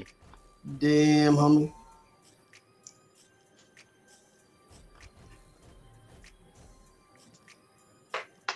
Yeah, though, man. Trama. Hey, I'm about to get ready to eat this food, bro. And I'm about to motherfucking lay down because I got to get up. You Gucci. You Gucci, eat your food, bro. Just you can stay up on here or you can get down on whenever you drop off. It don't matter, bro. Yeah, all right. Bragging about online. Now he's saying, oh, they defrauded me out of the money. Like, appreciate you, man. Crazy, man. Mayweather alleged that his partner built a relationship with him over a number of years to gain his trust. Then he alleged that the guy used his advisory role to move Mayweather's money into accounts with a company called Frisk Apex Ventures. So, according to the complaint or the lawsuit that was filed, the quote is, the conduct alleged in the pleading, including the diversion of settlement proceeds, refinance proceeds, and recurring real estate distributions to accounts controlled by Jonah Reichnitz or whatever it is, through First Apex Ventures, demands a full judicial accounting. So basically, Floyd, like, yo, I want to see all the money, give me all the paperwork, bring it forward. Now, the lawsuit is alleging a multitude of issues, including a $7.5 million wire for a 12-month investment in 2024, unauthorized allocations of Mayweather's money to the company, which included $15 million in the settlement, a bunch of different other things, right? Shannon Sharp and the crew at Nightcap, they kind of went over this and let it be known how they felt about it. But, it's interesting enough, man, that Floyd is going through this because he made a lot of money, bro. And anybody that has money, when you start doing accounting and you start, hey, man, I want to see the accountant and I want to audit the companies I've done business with and I want to see who's been stealing money from me. That means more than one person has been stealing money from you. And two, you're starting to look at the money because the money is going down. Because the money's going down. So now it's time to pay attention to the money after all these years of warning Floyd to pay attention to the money. Mike Tyson warned him. And Mike Tyson because the checks was looking so fat, he couldn't see the end of the rainbow, man. To all to Club Shay Shay and everybody at Shay Shay Media, if you don't want this clip in here, I'll clip it out after the live stream. Just let me know. The end of anything, bro. He couldn't see the end. He couldn't see the end of the tunnel. Floyd Mayweather says he reportedly got cleaned out to the tune of $175 million. What? claiming a former close associate ran a year-long scheme that allegedly drained his bank accounts, hijacked real estate deals, pawned off his jewelry, and even made his private jet disappear. Wow. According to TMZ, Floyd says roughly $100 million worth of bling has handed over to a Miami jeweler for only $13 million in return. And he said a huge chunk of the collection is still sitting with the dealer. Floyd also says he unknowingly signed paperwork transferring ownership of his Gulfstream jet with a buyer section left blank, and says he still doesn't know where the aircraft money went. Floyd also reportedly has been ordered to pay more than $1 million in child support after a Nevada judge ruled the retired I'm gonna talk about that. fathered a 4-year-old girl born to a former dancer. Yeah, at his it looks like he's really broke. I'm gonna talk about that in a second too. It's crazy, man. Floyd is having a baby with a stripper right now. How old is Floyd? Floyd is like 50 something. Floyd got to be 50 already. Floyd he's 49 years old. He'll be 50 next February. So Floyd is 49 years old, man. And you having a baby with a stripper at 49 it's just like it goes back to the lust. I'll get into it in a second, man. But we're gonna talk about it in a second. Floyd also faced a reported $7.3 million IRS lien. Ocho, with the lavish lifestyle that Floyd has built over the years, the jet entourage nonstop spending, has he created a lifestyle that when he was making $200, $400 million a year, he was able to enjoy it, and he created something that he can no longer keep up with. Yeah, I think so. Because if you think about Floyd, obviously having to maintain the image of being Money Mayweather Joe, being at one point, being at Top's highest paid Forbes, top highest paid athlete at one point, the lifestyle that he did live, you understood once you stop fighting, once you retired, regardless of what investments you made, there are no investments in this world, I don't care who you are, Uncle Joe, that you can make that can still accumulate that type of revenue that the sport that you play can. Listen, man, it's hard to feel sorry for athletes and entertainers. Really hard when you made that much money. And the reason that it's hard to feel sorry for them is not because they made that much money necessarily, but more so because we've seen people F up that kind of money so many times. How many times have we seen an athlete make all this money and ruin it? And in the past, you can give somebody the pass of, you know what, maybe you didn't know, or maybe you just didn't have the education or information or experience. I can't give a person that pass in these times because, bro, Google exists. Cell phones exist. This ain't Mike Tyson in the 80s blowing money. You know the path that you're going down when you're spending every dime that you make, and you making hundreds of millions of dollars a year. Floyd was making so much money, he was turning down. Brands couldn't afford him. Let me not even just say he was turning them down. They couldn't afford him. Bro, if I'm making $200 million in 30 minutes, why would I come do your commercial that's going to take me 2 or 3 days to film this commercial and promote this brand? Why would I come do that for $2 million when I could just wait until my fight and make $200 million in 30 minutes? You get what I'm saying? Brands couldn't afford to partner with him. So a lot of people think he didn't have, I know he had the domestic violence case and he had some different things, but look at Chris Brown. Chris Brown's still going to get, you know what I mean? Like, look at, there's a lot of people that had those type of situations and still were able to come back. And, you know, it's just like a lot of people think that Floyd wasn't getting brand deals because people didn't like him. No, the companies couldn't afford him. So he was making that much money. And like I said, man, I don't wish this on Floyd. I don't wish calamity on nobody that don't, ain't actively out there harming people. I think Floyd is a good dude. I know people don't feel like that in his perception, but from interaction with people that have met Floyd and been around Floyd, like people say Floyd is very kind, humble, and treats people right in real life. However, money changes things in perception to who you are, but I don't wish this on him. So it's like, man, you made all that money in your career and you had the information. We seen Mike Tyson before you. We seen all the different athletes that blew it before you. You know what I'm saying? It's hard to feel sorry for a person that seen all that and still went out there and decided, I'm gonna blow it too. It's not that many. You got to hit. You got to get in good and hit it when it's hot. Yep. And it happens very seldom.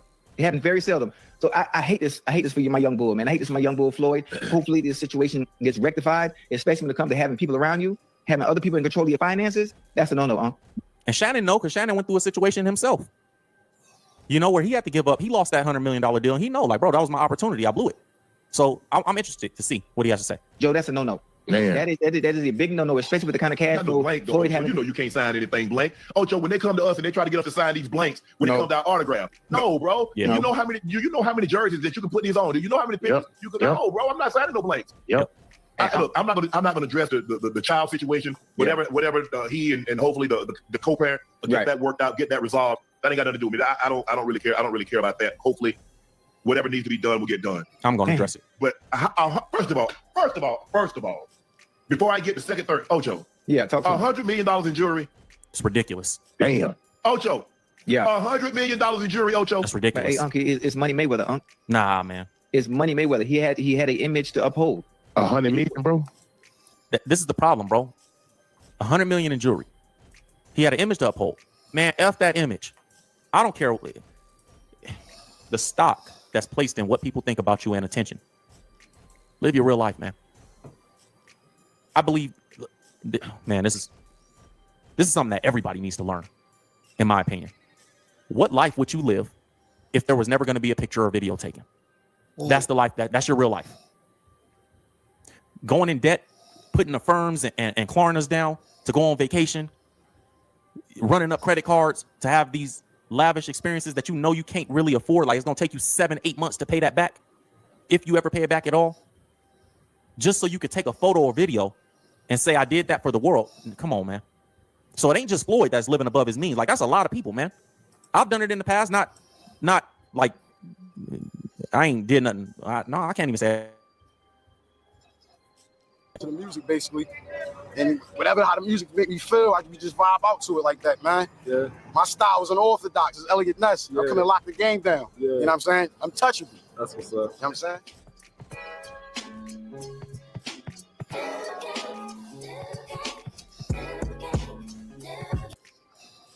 And just, he brings the energy. He brings that just like, and I love that.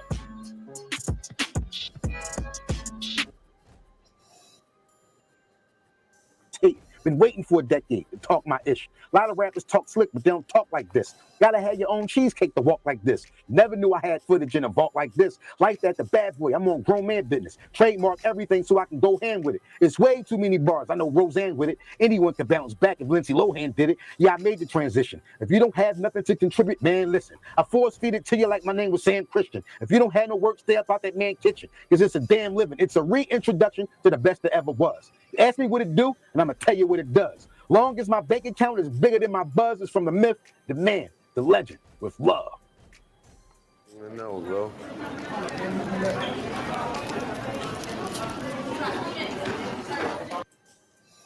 Different level of education, a different level of people, different ways of people thinking.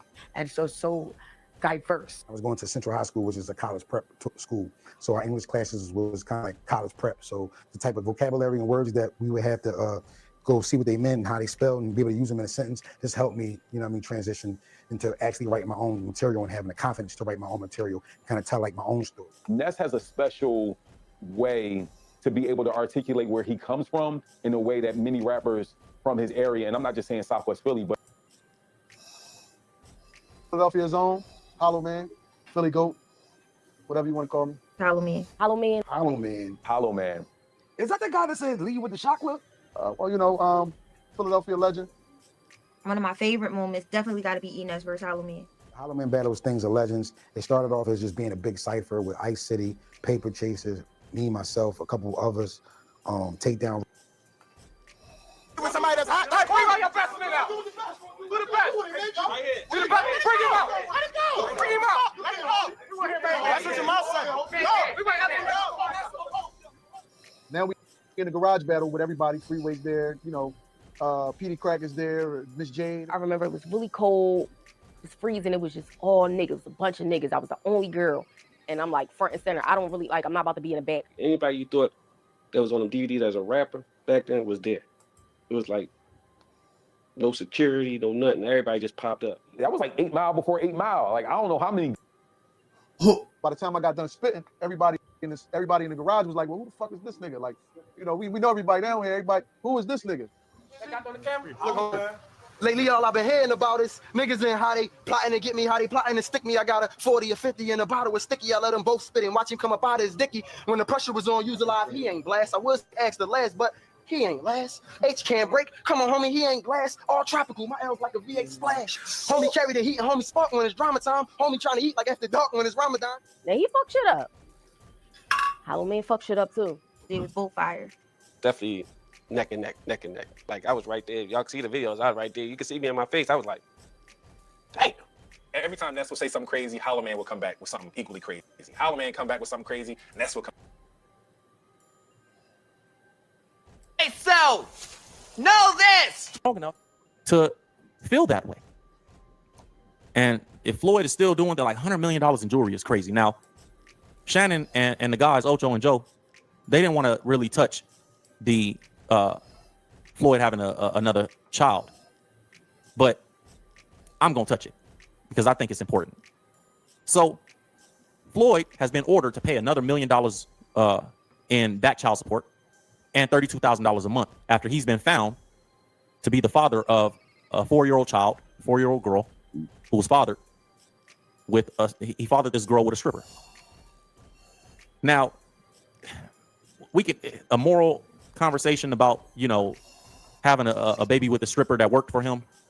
We could have a whole ethics conversation business-wise about that.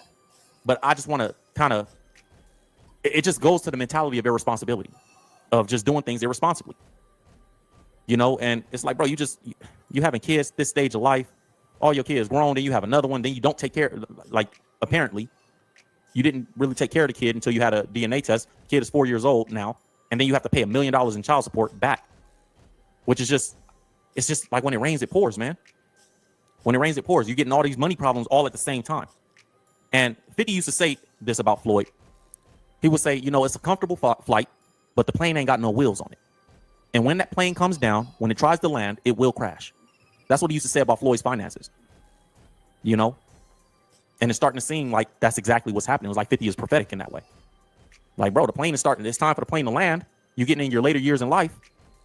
You can't really fight no more, not to the magnitude of what you did before. You're trying to do all these exhibitions, Mike Tyson, and you're trying to get an exhibition with Manny Pacquiao, and you're trying to get all these different things. And even Manny Pacquiao was like, yeah, Floyd took out an advance on the fight, got his money up front, and then said it was an exhibition. So you're trying to like scam in other ways. It's just, my mama said you don't do things robbing Peter to pay Paul. You don't rob Peter to pay Paul. Like, I'm not about to do all that. You know what I mean? Just do things the right way. You ain't got to worry about it. And 50 has been warning Floyd about this for a long time. So after the news of this situation and these new situations broke out, 50 Cent reacted to it. And the article reads, 50 Cent reacts to Floyd Mayweather's paternity drama and scamming claims. So it says Floyd recently filed a lawsuit claiming a business associate scammed him out of $175 million, and he has some other legal matters to handle, which is the $1 million in child support that he owes and the $32,000 a month. 50 Cent and Floyd Mayweather have had this infamous beef with each other. A lot of people understand this, and you know they've been going back and forth for years. But 50 said, "Congratulations, champ, beautiful baby girl. F all the other BS." He captioned on the post. He said, "Hey, champ, call my phone. We will get that back right quick. It's a good thing you bought all them buildings in New York." He's being sarcastic because 50 has constantly said that Floyd ain't owned no buildings in New York for real. So 50 is being sarcastic when he says that. Now 50 is not being sarcastic when he says, you know, congratulations on a beautiful baby girl and F all the other BS. That's genuinely, 50 is genuine in that way.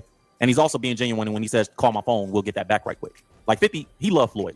He does love Floyd Mayweather like a brother. 50 is one of the few people that I think Floyd has in his corner that is genuine, loves him, and don't hold a grudge against Floyd or ain't trying to beat him out of no money or ain't trying to rob him. You know, and as much as 50 does troll Floyd, I know that 50 actually loves Floyd. He does. You know, and he just one of them people, he just have a funny way of showing love. But I do think 50 will help Floyd if he asked him. And you know, even with the trolling and stuff that 50 does, there's a scripture in the Bible that says essentially a friend gives wounds and an enemy multiplies his kisses. A person that's always kissing you and telling you you're the greatest and doing you can do no wrong, that's not a friend. That's an enemy according to the scriptures. A friend is a person that gives you wounds. In other words, my mom used to say, you know, hurt me with the truth. Don't comfort me with a lie. Hurt me with the truth. Do not comfort me with a lie. Tell me what's real.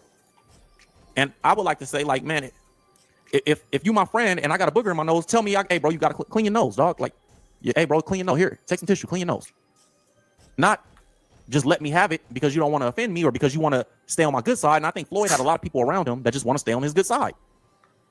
And so that's what they want. While they're multiplying their kisses, like scripture says, this is what I be saying with these niggas that want yes men around them. You just don't realize it because they smiling in your face.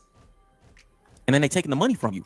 And I can never be no yes man, now, bro. This so is not like, just I guess Floyd that's Mayweather. why I catch some shit. But I'm we gotta okay look at, like, with that, nigga. This is all of us. At least I ain't to be being honest with you. fake. We At all least go through I this ain't type faking the of funk thing. like a lot of these niggas is, man. Some people out there, you guys, you know how many people live above their means? We like to act like it's just Floyd or it's just celebrities in these situations. But the reality of it is a lot of people out there living above their means. A lot of people is mismanaging the blessings that God has given them. A lot of people is off their purpose or got blessed and forgot about God completely. And God got to correct you. God don't punish, God corrects. And sometimes you got to be That corrected. fake shit over there, You, homie. I'm not talking about Floyd. I'm talking about you. You got to be corrected sometimes. There's a scripture in Bible say that man ruins his life with his own foolishness, and then his heart rages at God. We ruin our own lives with our own foolish mistakes. And then we look and be like, why would God let me go through this? Nah, man. You got to do right with what God blessed you with. Do the right thing with it. Manage it right. Everything you have has been given by God. Jesus said, apart from me, you can do nothing. I am the vine. Like,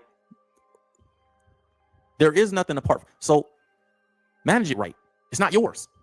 The money that God gave you, manage it right. It's not yours. I don't care if it's you working at a regular job or if you're a multimillionaire. It's not yours. It's yours to manage. Which I can give you 100 scriptures to back that up. I can give you a parable that Jesus taught about the manager, the parable where the manager gets fired and the guy says, give me an account for everything that you've done. And it's a whole different thing. But, you know, this is going on. And unfortunately, Floyd, this is a path that he got to walk down. For whatever reason, God wanted him to walk down this path. And we're going to see how it plays out for him, man. Now, there's another boxer that I've been watching. And his name is Adrian Broner. A lot of you guys are familiar with Adrian Broner, man. And he's going through some financial things as well. And he's starting to become a streamer. He has become a streamer thanks to another boxer streamer named Dean. And, you know, anybody that knows boxing, you guys remember Adrian Broner, world champion. And he seems to have an alcohol problem. And I've been praying for him too, man, because even the reason that he has an alcohol problem, even Mike Epps tried to get him to slow down on the alcohol problem. But the reason that it seems that he has this problem or developed this problem and stopped boxing was because he's grieving the loss of his boxing coach who pretty much raised him. Like, so he said he only had one boxing coach, which I'm gonna show you guys, but listen to what Mike Epps said to him. Put that down. Listen. You worked out so long, so many years in your life. You can do that. Listen to me. I worked out so much so hard in my life. I gotta do this. I can't wait. I'm gonna go to sleep. I'm telling you. Hey, look. So you see Mike trying to help him. He said, put that down. You don't need that. You done worked out all these years. And AB like, man, I need this. So he know he got an issue. And you see, anybody know Adrian Broner, you know, this is not Adrian Broner. Like, this is out of shape, drinking every day, sad. This ain't the AB that we know. You know what I'm saying? That we've known all these years. Let me show you guys another clip of them. Words I can't spell. You being disrespectful. Y'all need to stop dressing alike. It's getting a little weird now. Hey, cool, man. Because there's a third one. I'm the only one thinking this. I just want to. He just. What they doing in the natty, man? Hating. Yeah. Trying to kill. You know, that last show you did when we Hey, these ladies got we went to the club. When you was done, we went to the club and they tried to kill me. I'm listening to the show. Huh? We is, huh? Let's go. We is the show. Not a. Y'all missing the show is a polite way to say, don't try to sneak in with me. Y'all ain't got no seats. I ain't bringing y'all. So you see, Mike Epps is trying to be supportive because if you come from that world, when you come from the bottom, man, when you come from the bottom, it's hard to see this type of stuff. To see these guys that were great in their careers go broke or lose everything, or, you know, you got to be a real hater and honestly a sucker to want to see that. Like, I don't want to see nobody that don't really harm nobody fail. Like, you ain't really hurting nobody. Hurting feelings does not equate to hurting somebody. Like, yeah, people may be offended by your arrogance, or people may be offended by your bravado or your personality, but are they actually out there? Like, bro, we got Epstein out here, like, kidnapping children and eating humans. Like, you feel what I'm saying? There's bigger issues that people are actually harming people. You got people that are breaking, like, it's one of the things that I criticize Drake for. It's like, bro, you sleeping with men's wives and coming in between marriages like that. You know, maybe these guys are doing some of those things, but there's people that are actually harming people, you know, and ironically, even to that point, right? Like Floyd Mayweather was accused of sleeping with one of his friends. You guys remember that story? When Floyd slept with one of his friends' wives and the guy ended up killing her and himself.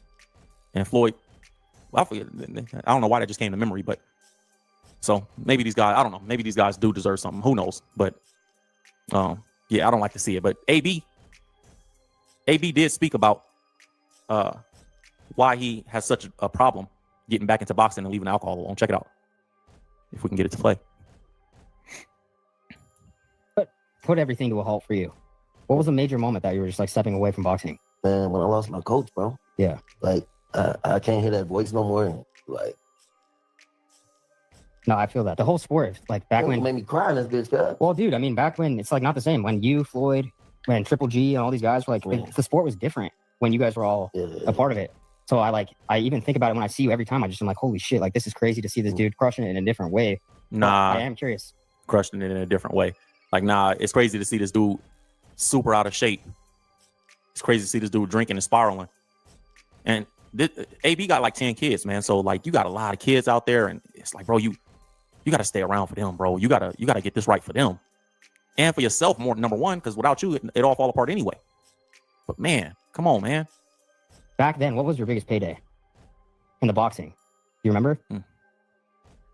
I got paid in tequila one day, and I feel like don't even want to talk about the biggest payday of my life. Yeah. Nah, bro, the troll. Like the IRS. No, Yeah. I'm not pocket watching, bro. I'm just like curious because it's like people. Listen, I made a lot of money, bro. You made a lot of money. Yeah, I made a lot of money. And threw a lot of it in the toilet. Yeah. Yeah. Did you blow it all? No, I mean literally. I'm trying to think. What do you think was the number one thing that was spent on women or just stupid shit? Women, alcohol cases. Yeah. Lawyer fees were high. Yeah. Lawyer fees. So, Dean, have you learned a little bit of what? And children. Yeah, child support. I got 10 kids. Do you have children, alcohol, women, debt, recklessly having kids? This is important, man. Everybody should be looking at this, not judging and saying, like, oh man, look what he did. No, look at this as a learning lesson. For real? Yeah.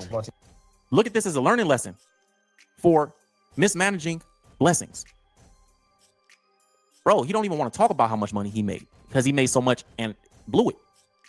God bless him, but that's the truth, man.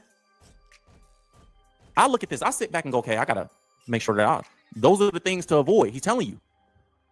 What Nipsey Hussle say? Steal advice. My grandma would say, walk on the graves of those that came before you. When you see somebody die from doing some stupid stuff, you don't do the same stupid stuff. You stand on top of their grave and you start from there. Okay, I don't have to do that. They already did that. I learned from that. Women, men, he blew a lot of money on women. Excessive children, just recklessly having children. Children are a blessing.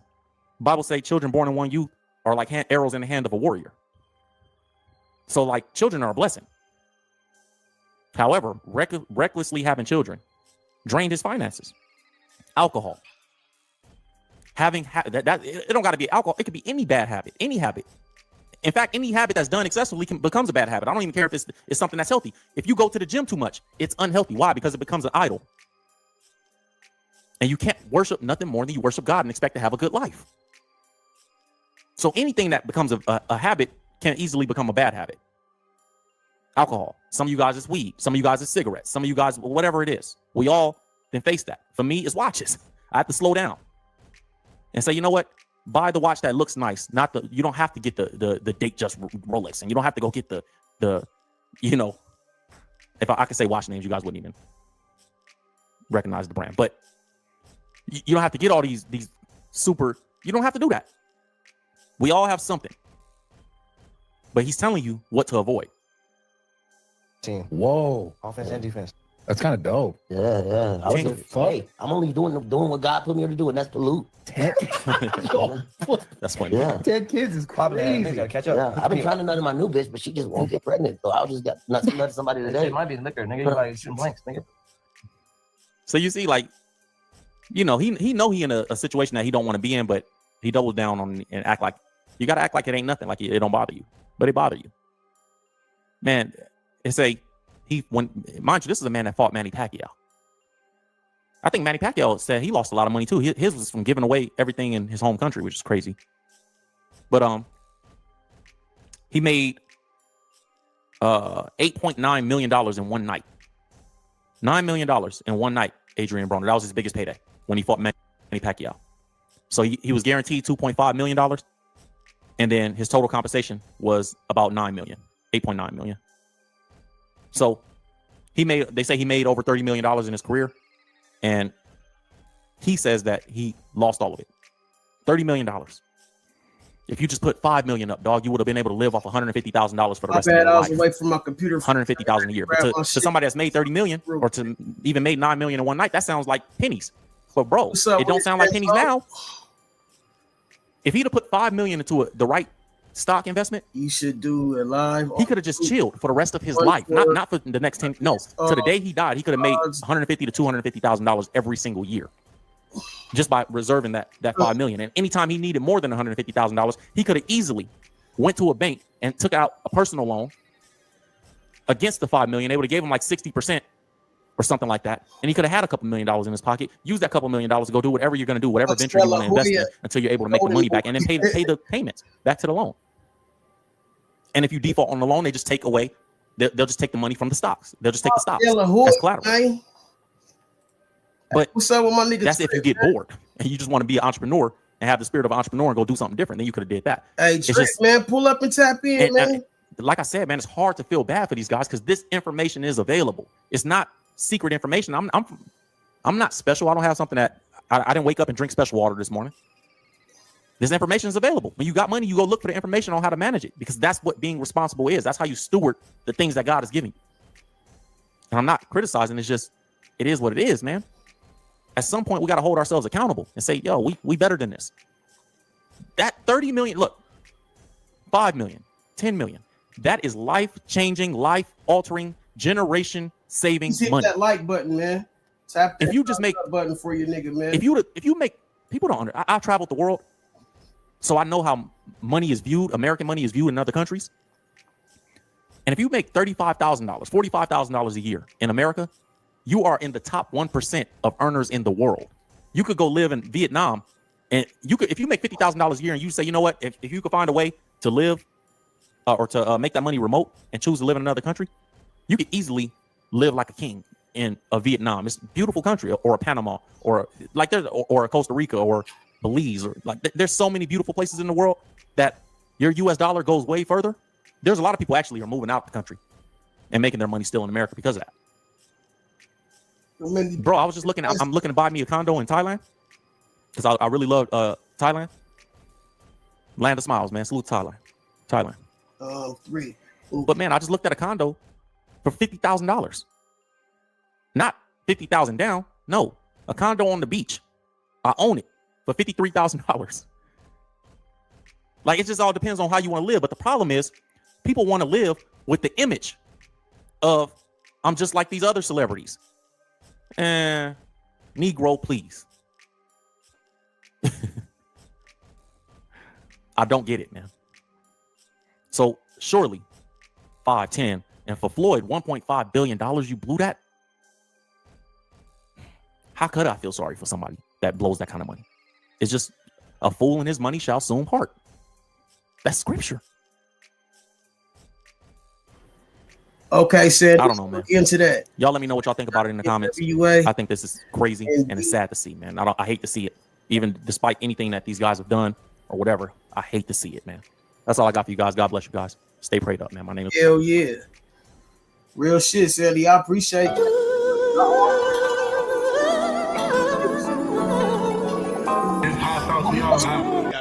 I have to watch what I think of who I am. He could get away with it. He come back to me. Hell no. They don't slam me out anyway. Why you up there? Nigga don't like you, might need it. Because Hell no. it's not what I'm in this for, to keep living like You know what you didn't let in your life yet, and I feel like you shouldn't. Don't let the chat into your life. But brother, because they don't know shit about me, and they tear red ass up, nigga. Well, today they love you too. I do know this part of just life dealing with people. A lot of them people is robots. A lot of them people is bots. That's another thing. Duplication of hate. If 2, 3 people hate on you, there's 10 motherfucking bots come behind it. But the real people that's really hating in the comments, if they took their time out to say something to you, they really a fan. You just did something. And now stalker. Or stalker. Stalker be I can't see myself getting in there, and I'm not motivated or mad. Only reason I'm going back and forth with Donnie Houston because he's somebody that I looked up to, and my heart was hurt.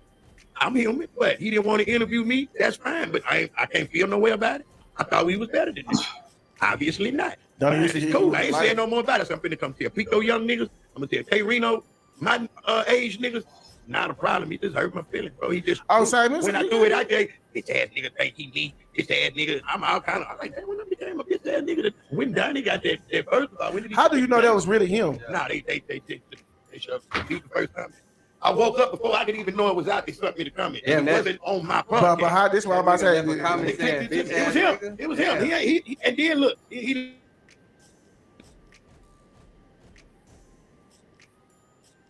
I really tried to get him because we had an argument over an interview. Flacco allegedly lives in Texas. I would like to kick it with Flacco. I would go get Flacco almost got me here. Flacco just hit me the other day. Before Wack 100 told me to give you a shot, Flacco was one of the motherfuckers you didn't have a clue. Almost convinced me to come here. I didn't even tell Wack that we were doing this because I was afraid that he was going to try to intervene in some way. He was. Yeah, he was. For sure. He would try to. And he would go take the credit. Yeah, he would go take the credit. Yes. Exactly. Yeah, but because he did. He told me, man, don't do my nigga like that, man. He one more mama boy. And secretly, me and Wack really fuck with each other. Yeah. I could tell you guys did that episode together and you didn't give him any pushback at all. I was looking for a war. I tried to. It was chill. Yeah, no, he tried to get me there. But what I realized, Wacker hyped me up and leave me on stage by myself. I need him up. Yeah, he'll have me looking like a fool. And because he'll leave. He done that before. So he'll say something and wrap me up and then go silent where I can't go back and forward with him. Oh man! So I said, I didn't want LB to do me like that again because he's very calculated. Well, what he said is that when you guys did the episode together, that basically like you were waiting for him to get the cameras turned on, so you ended up talking for like hours before the podcast. So then when you finally started recording, you just like didn't really have anything left to argue about. Well, we had already made up. So that's like when Pacquiao and Mayweather finally fought. Right. Man, this ain't gonna be what you thought it was. Did you want to fight him again when you saw the video of him with his dick out in the car? I ain't see that one. Wait, what? I ain't see that one. I seen him with his ass in the air and his toes pointed to the ground. That's a classic, yeah. Yeah. I had that as a screensaver. I caught him with his dick in the dirt. But censored or explicit? But to his credit, a woman took the So that's why I didn't trip. Yeah, that's why I didn't trip. Yeah. But no. So the Danza interview with Wack, the AC wasn't working, middle of the summer. So man, it was hot in the motherfucker. Hey. And they wouldn't let us go there. But it was one time, when he was saying something, nigga, you a lineman, you got me fucked up. And I saw what he was doing. What? Me and Wack play chess with each other until now. Yeah. Yeah, he was wiring me up, nigga, to make me look out unruly, obnoxious, confrontational, and then he level-headed. Right.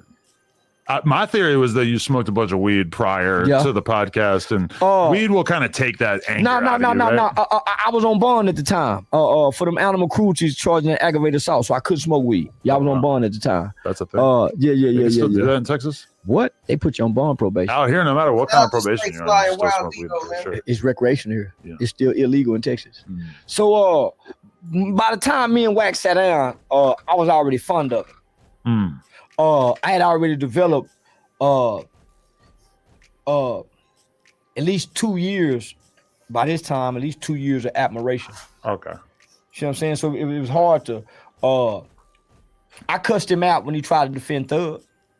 Wack, yo, bitch, nigga, you problem bitch ass nigga. Yeah, Wack, ugly. I cussed him out. Nigga, why you cuss me out? Nigga, I need to get back in the algorithm. You think he defended Thug about the snitching allegations? Yeah, he did. He moved the goalpost for him. So what I did, I had an interview coming with Big Banks. That the Atlanta Police Department was a little nervous about. So what I did, I jumped online, cussed out Thug. Wack video had just came out. I threw him in there. And what ended up happening, I told him, nigga, I'm gonna shame Thug, nigga. When I go do that Big Banks interview, and shout out to Big Banks. He let Thug cancel my interview, and that's when Thug did the Big Banks interview. I was scheduled for that. Wow. So everybody be doing negotiations like that the same way that Boosie had Vlad not doing interviews with you. Yeah. Big Bank got a similar play from Thug. That's funny. Nigga, so Thug kind of, I was booked. So Banks sent me a little money, for having me come to Atlanta. Rescheduled the interview, but Because it did feel like he did that interview in a hurry. It did. It was. But he was like under fire at the time, so it still felt like it made sense. Well, it was. This is why I was in a hurry. Because Atlanta police. So when I made the video, I made a video telling Banks, say, nigga, Atlanta Police Department think you go set me up, nigga, because Thug had just beat the case. So you're running your interviews by the police department in Atlanta. What the? Man, shout out to my nigga Dabney, man. Ty, and yeah, I actually know the people that's involved in the officers who arrested them, nigga. They got the case file on them. Yeah. So a lot of information I got, came from the retired officers. But they didn't think that Big Bank was the type of person that was going to do something like that. Well, they thought maybe some of Thug and them people would come there. But they'll give you advice over the phone, but they're not going to like roll with you to make sure nothing happens. They did pull up. Yeah, so that's why Banks had called me. They did this just out the goodness of their heart, or that you paid for a police escort? Because I've looked it up. Police escort not that expensive. You can't pay. I don't pay Atlanta. So I actually got Atlanta police officer friends. Okay. I actually got friends that's FBI agents, Secret Service. I'm not a criminal, so they can't. So I take pictures with them. I go through the police department. When I was out on bond, I couldn't do it. But once I beat the charges, nigga, I'm not classified or considered a criminal. I don't have a criminal history where a police officer. We were just in San Diego, nigga. I took a whole photo op with the California State Troopers at the barbecue spot. So we bought their lunch. Yeah, so I have great relationship with law enforcement friends. I have a great relationship with the Fulton County Prosecutor's Office. Nigga, I done talked to and I done put some Atlanta niggas in jail. Right. For making online threats. Right. I mean, I've heard both. I've heard that the police in general, especially in Texas, hate you, and I've heard that they're huge fans of you. No, the Fort Worth Police Department hates me. Okay. Because there's a dirty police officer who I rescued a sex trafficking victim from this nigga house who this dirty police officer was involved with. What? How'd you rescue? Well, I went to the strip club and she told me where she was, and I know the nigga. And so what I did, I contacted retired United States Department of Homeland Security human trafficking officer by the name of Agent Keith Owens. So I used to partner with Traffic 911, which is a trafficking organization that rescues women. I used to teach trainings at the United States Department of Homeland Security Human Trafficking Division at Eastfield Police Training Academy in Mesquite College. I used to teach that every year. I used to partner and teach human trafficking presentations at the law school at Texas Western. So yeah, nigga, so I did this. So I'm connected to being the rescue ladies who've been sex trafficked. I know a lot of niggas in my city that, that was sex trafficked. So I would target them niggas. A nigga named Mac Henry. So I go in the club one day, see this little chick. So anytime I go into a strip club, if I see a bad little old bitch, and I said, say, man, you want something to drink? And she said, no, I don't want to drink. She said, you smoke? No, I don't smoke. Bitch, you in here sober? Can't too many hoes do this sober. Yeah, bitch, you got so. That's a real hustler. Man, that ain't no real hustler. Man, bitch, at some point, you got to give in because you seeing the ugliest. At some point, you're going to give in to something. But if you're really just there to get as much money as you could possibly get, you should also not be spending money on getting up, right? Well, you get up before you go, right? But why? What if you just don't like that? Nah, man, I know this shit. I'm watching the bitch not get no money. So she ain't just. I'm why. So when she tell me the story, let me just say this: there's red flags and signs that anybody with my knowledge on human trafficking and sex trafficking can look at a young lady and can tell. That's why you're getting caught for it. You may think, okay, you cannot do this and do this every day with a natural, sober, logical thinking mind with your trauma and background. That's why you're in here. That's why you're in this lifestyle. So I ask a few questions. Woo, woo, woo. Her respond. Woo, woo, woo. So I noticed that the nigga not down here. So to make a long story short, I go outside. I contact special agent. It's about 1 a.m. He don't answer. I call Angela Lucky. She was the president of the NAACP. I call her with the music playing. She said, well, Charleston, we can't do anything like that. So then I contact Officer Charles Rogers from Gang Unit. Officer Charles Rogers from Gang Unit, he make a call. They put together an extraction team. They extract the young lady out this nigga house. The officer, Tracy Carter, gets wind of it, calls the girl. say, man, you better not trust Charleston. He woo woo woo. So when they drop her off at the safe house, the officer didn't debrief her. Nigga, she called me and said, man, the police officer called me, told me not to trust you. You woo woo woo, and she ran away. But this is documented. Anytime I try to fuck with a girl and she ain't feeling me, I just assume that she's getting sex trafficked. Yeah, so there's got to be a reason. Yeah, so for the 22 stuff. You know, if So, she ain't yeah. feeling me, she got to have some sort of social contagion. So going on. so there's one officer, right? So he became our arch enemy, and he's the right hand man to the chief at the time. So I infiltrated our local police department when all the white boy was in power. You infiltrated? Yeah, I infiltrated. So nigga, so all my gun license come from the sheriff department, law enforcement, all my trainings, all my shooting. I used to literally train procedural justice for our Fort Worth Police Department to the black community. Wow. So then what ended up happening, my homeboy who's an RBG, the revolutionary black gangster who fly the red, black, and green flag, his son by the name of Dacian Steptoe killed a high-ranking Fort Worth police officer by the name of Officer Garrett Hull. Officer Garrett Hull was like the top nigga of the SWAT team.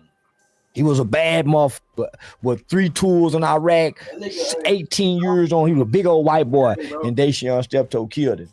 And our police department killed him rather than taking him to jail. So when my nigga called me and said, man, the police department killed my son. So when I called Chief Neil, I said, man, that wasn't the procedural justice y'all were teaching us. So when the police started threatening my nigga family, I went and held security for my nigga family.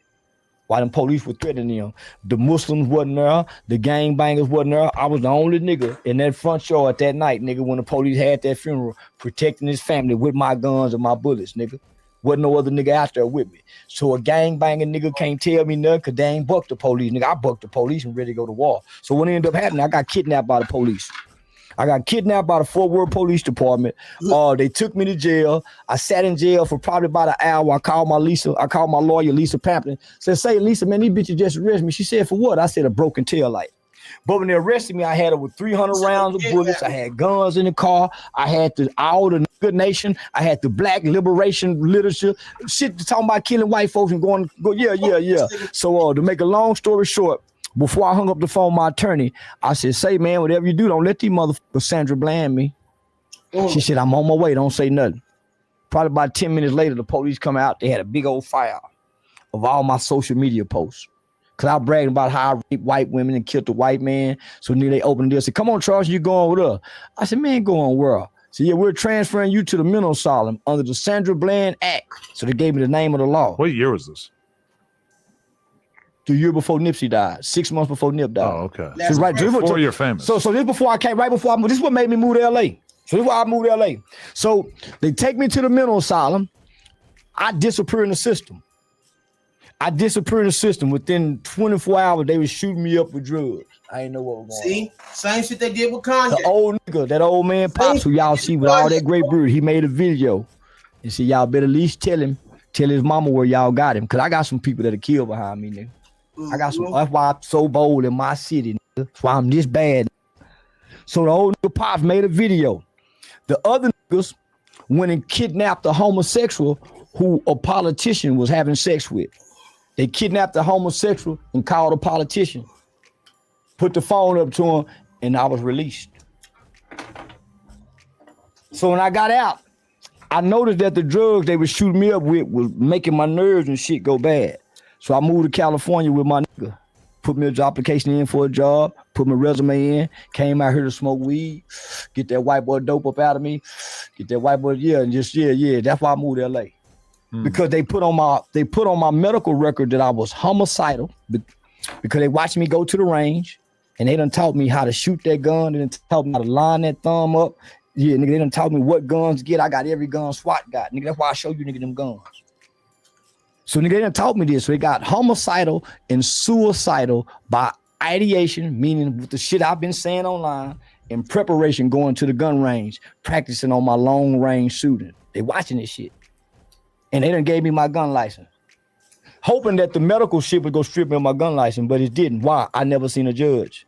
So I was never deemed by a judge. What they tried to use, marijuana psychosis, Because once they took my blood, that's the only thing in my system. So they tried to say I was marijuana psychosis. But they were able to say that you had so much marijuana in your system that it could have been making you crazy. No, that's what they wanted to use. They tried to, but because not that they tried to, they needed something because of what I know with this rhetoric.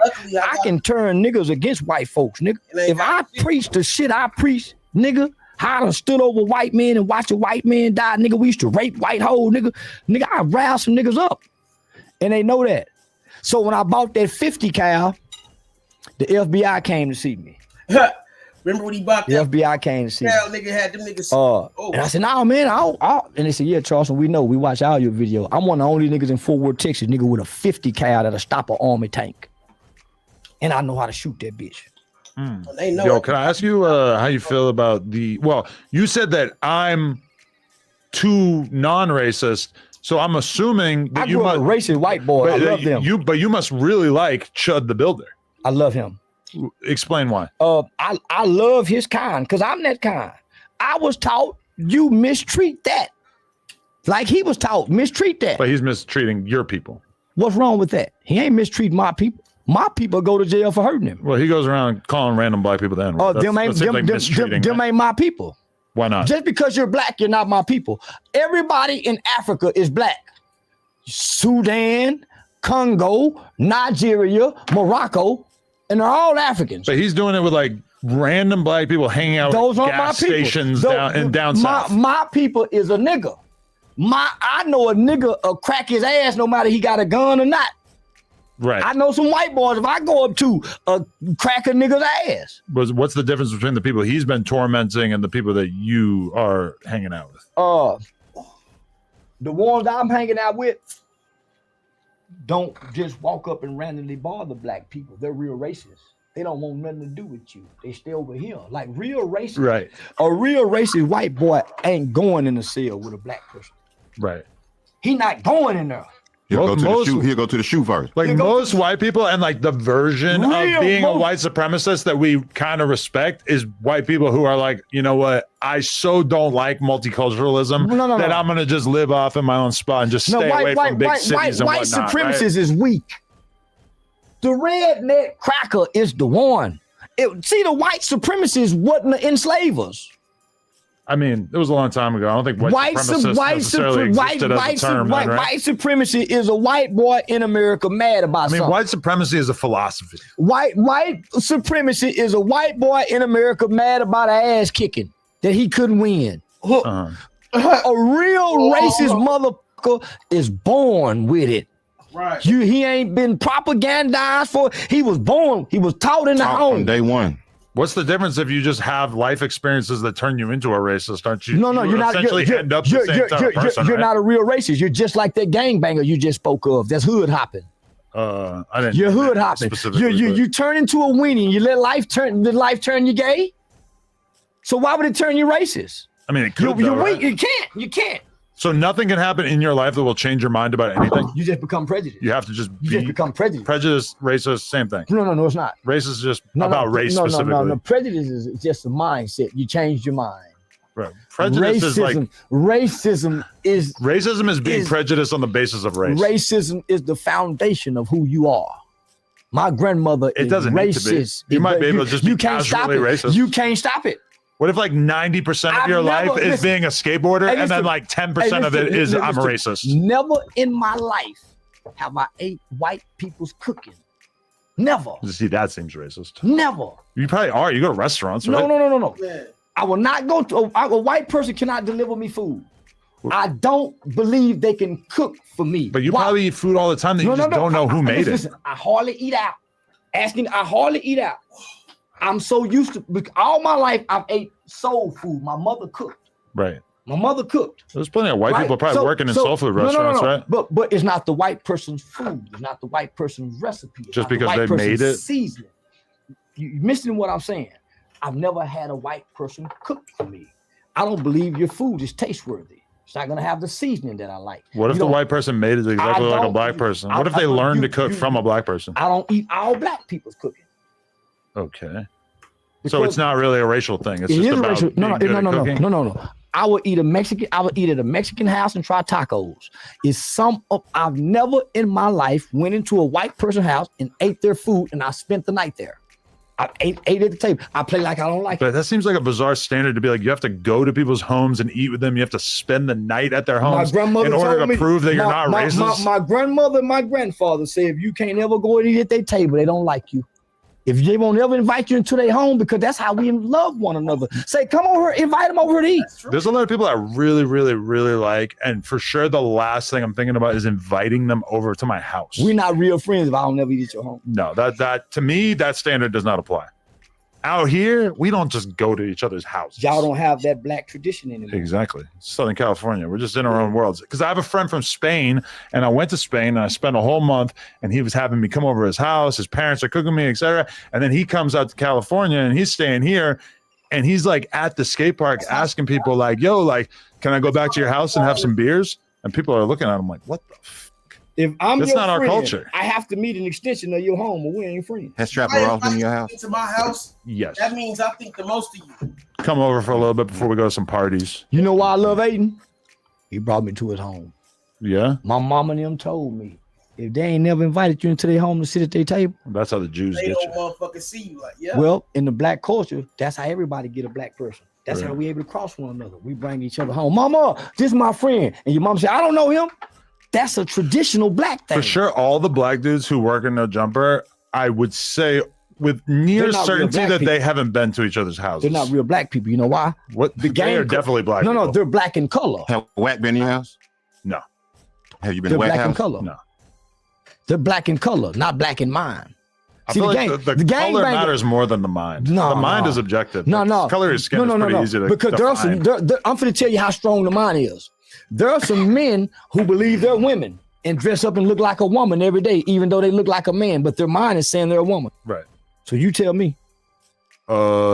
I will treat them as women, but are they women? No. You're saying what you'll treat the mind. The mind. I will treat them that way out of respect. Listen, there are humans who have grew up with wolves and thought they were wolves, Right. and they're humans. If you Because decide the tomorrow mind- that your name is Charleston So- X, so- so- I'll so- abide. so let me just say I'll this. call you that, even though I don't think that's your the last mind supersedes color. name. No, color, I think therefore color I am. is a fact. I think therefore I am. Color can just exist. No. A rainbow is a rainbow. It's not like in your mind. I'm not black, no way. I'm brown. Dark brown, yeah. No, caramel brown. Okay. But you would say black. All black people. Well, we tend to just say black about Yeah, so anybody color doesn't matter. But mine it's not even does. about color. Color doesn't matter. You can Mine have the does. same skin color as a Mexican mine dude. does. We're still arguing call you about black. we're arguing about mind over color, and I'm saying it's mind over color. You're saying it's color over mind. I'm saying that in America, You don't know we what you're tend saying. to You just take- trying to. You just we talking. take racial Yeah, you don't know groups what and the we fuck lump you them saying. together, and then we call them things. We like don't take. We don't a, take. a Panamanian we don't dude. take. We're going to call him black too. We don't take racial groups. We just take black and white. No, but we have Mexicans. We don't think the that. whole Hispanic No, we category. don't. Asians. When the Mexican go to jail, he's Latin. He's a white race. No, I they have promise their you own that. program. No, they don't. Yes, they do.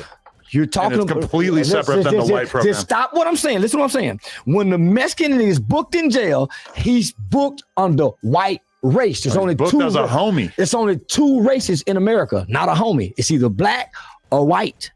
I don't know if the prison has a certain way of classifying people that you're talking about. I'm really talking to a motherfucker that was dumb in school. No, but we all know that Mexicans have their own politics in prison. No, that we're not. absolutely Adam, don't overlap with white people. You're so stuck on gang banging talking culture. I'm talking gang banging kind of defines prison, right? Let me talk.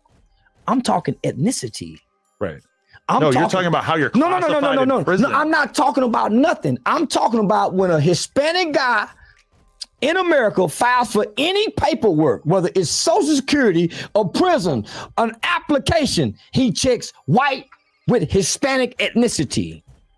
Personally, I've seen just Hispanic on those sort of forms. They don't. It's They white or have black. other as well. It's white or black or other. White, black, with African, Latino, They should Hispanic update that. ethnicity, but they haven't. There's a lot of proud Hispanic people. Because in America, you're the white or black boy. White boy, black boy. That seems oversimplified. The Jew boy, we look at Jews as white boys. The Maybe in the hood, Mexicans are white. we got Mexicans, we got Asians, we got a million different types of Asians. We don't know that outside the hood. Well, even the hood knows about the existence of Asians, right? It need to say Pacific Island or what? I'm going back to your white boys list to check in your country. I don't know what every He's not different too smart, form man. I'm exists. talking- thing says. I'm talking to a dumb motherfucker, so I might because I can acknowledge the existence of Asians and Hispanic people. No. Listen, you had to dumb down for gangbanging culture, and what I'm realizing, Adam, you cannot talk intellectually outside this table. I feel like I'm kind of running circles around you this whole And that's what's crazy about this interview and why this interview is so much better than what you do with Sean Cox. Stop, sis. What's up with my mom? What's going on? Shit, man, watching this nigga. Welcome to Trama Unit TV. Man, that nigga was motherfucking chewing an acorn through this nigga the whole fucking time, bro. Like, I just like, hey, I like the way this nigga Charleston went up to No Jumper, man, and had that nigga, Yeah, I had that bitch stuttering. yeah, had that bitch ass nigga stuttering. He didn't see. The thing is, if you look at it, and what I respect about Charleston nigga is he called that nigga exactly what he called him, away into his face. See, I'm that type of nigga. I'm gonna say what I say to your face. I ain't gonna hide, run and talk behind your back and shit. If I won't say it to your face, I'm not gonna say it at all. Hello.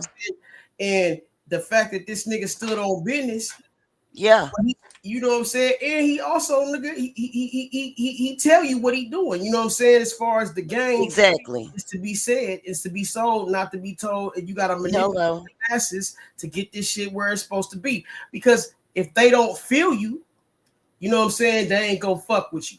Period. Right. And he knows how to see. As soon as he got down there, he manipulated the situation between making them LA niggas love him. Because the first thing that nigga said was, hey, I had to, the reason why I was going at them Bloods and Crip niggas is because all I seen was these Blood and Crip niggas banging Cali hoods, and they never been to Cali. That right there, nigga, that right there automatically got them niggas like, we wanted to kill this nigga. Now we feeling this nigga. Damn, that makes perfect goddamn sense. Okay. Yeah, man, it's just a game to gift the gab. You know what I'm saying? Gotta know how to get people back on your side if they against you, and know how to keep your motherfucking keep your head on a swivel. I just like the way he played this shit. And he made sure he didn't go up to No Jumper until he was at his max peak value. So he's gonna get as much as he can. Yeah, man, but shit. How you feeling? I'm good. How are you? I'm good, man. I'm just in the middle of eating my food, my dinner and shit. Okay. I'm trying to be right there. I'm hungry. Oh, I man. gotta put my shit on though. Hey. Hell yeah.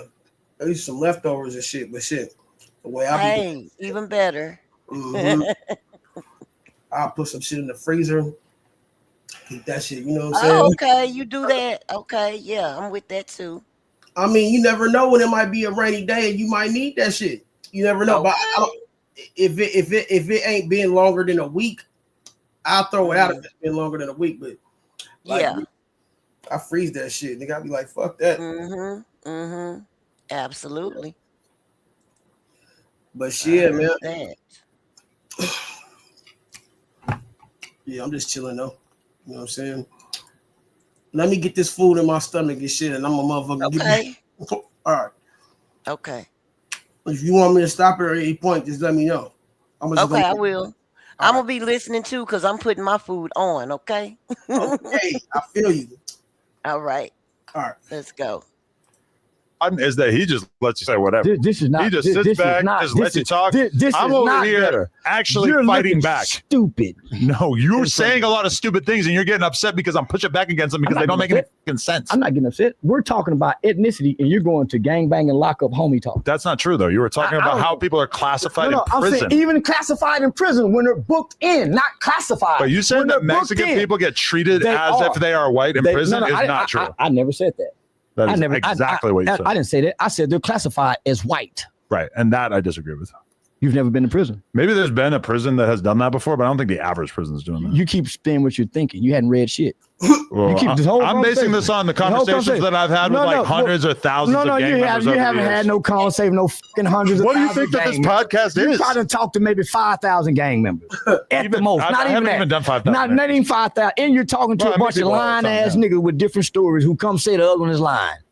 So you haven't had no accurate information. Nobody from California have gave one same accurate information. Everybody got different So stories. everybody who comes to this podcast and talks about prison is lying. Just about. Strange assumption. Just about. This is a weird assumption. How could you ever know that? Well, I've yet to see you get a prison guard. That's not true. I interviewed a guy who actually did 7 years in the feds because he was bringing drugs into Rikers Island in New York. I asked you about a guy who went convict. I said a prison guard. Well, he was a prison guard, and then he ended up getting like 7 years. All criminal. What I'm saying is you haven't got a non-criminal who is typically have a greater code of moral turpitude. I think like while Do you're you know a what the prison word guard, you're moral not really turpitude? allowed to go do no jumper. Sure you are. I would assume. There's a lot of retired prison If guards. I was that making the love. rules, I would say I think it's inappropriate for you to be doing hip hop podcasts while you're working as a corrections officer. Why is this a negative podcast? No, it's not a it hip just hop seems podcast. like you shouldn't be like. Hold up.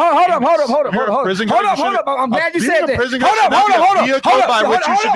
Hold up. So if this is not a negative podcast, why wouldn't someone of upstanding with a career come sit and talk about the other side? What's the nigga name beside him?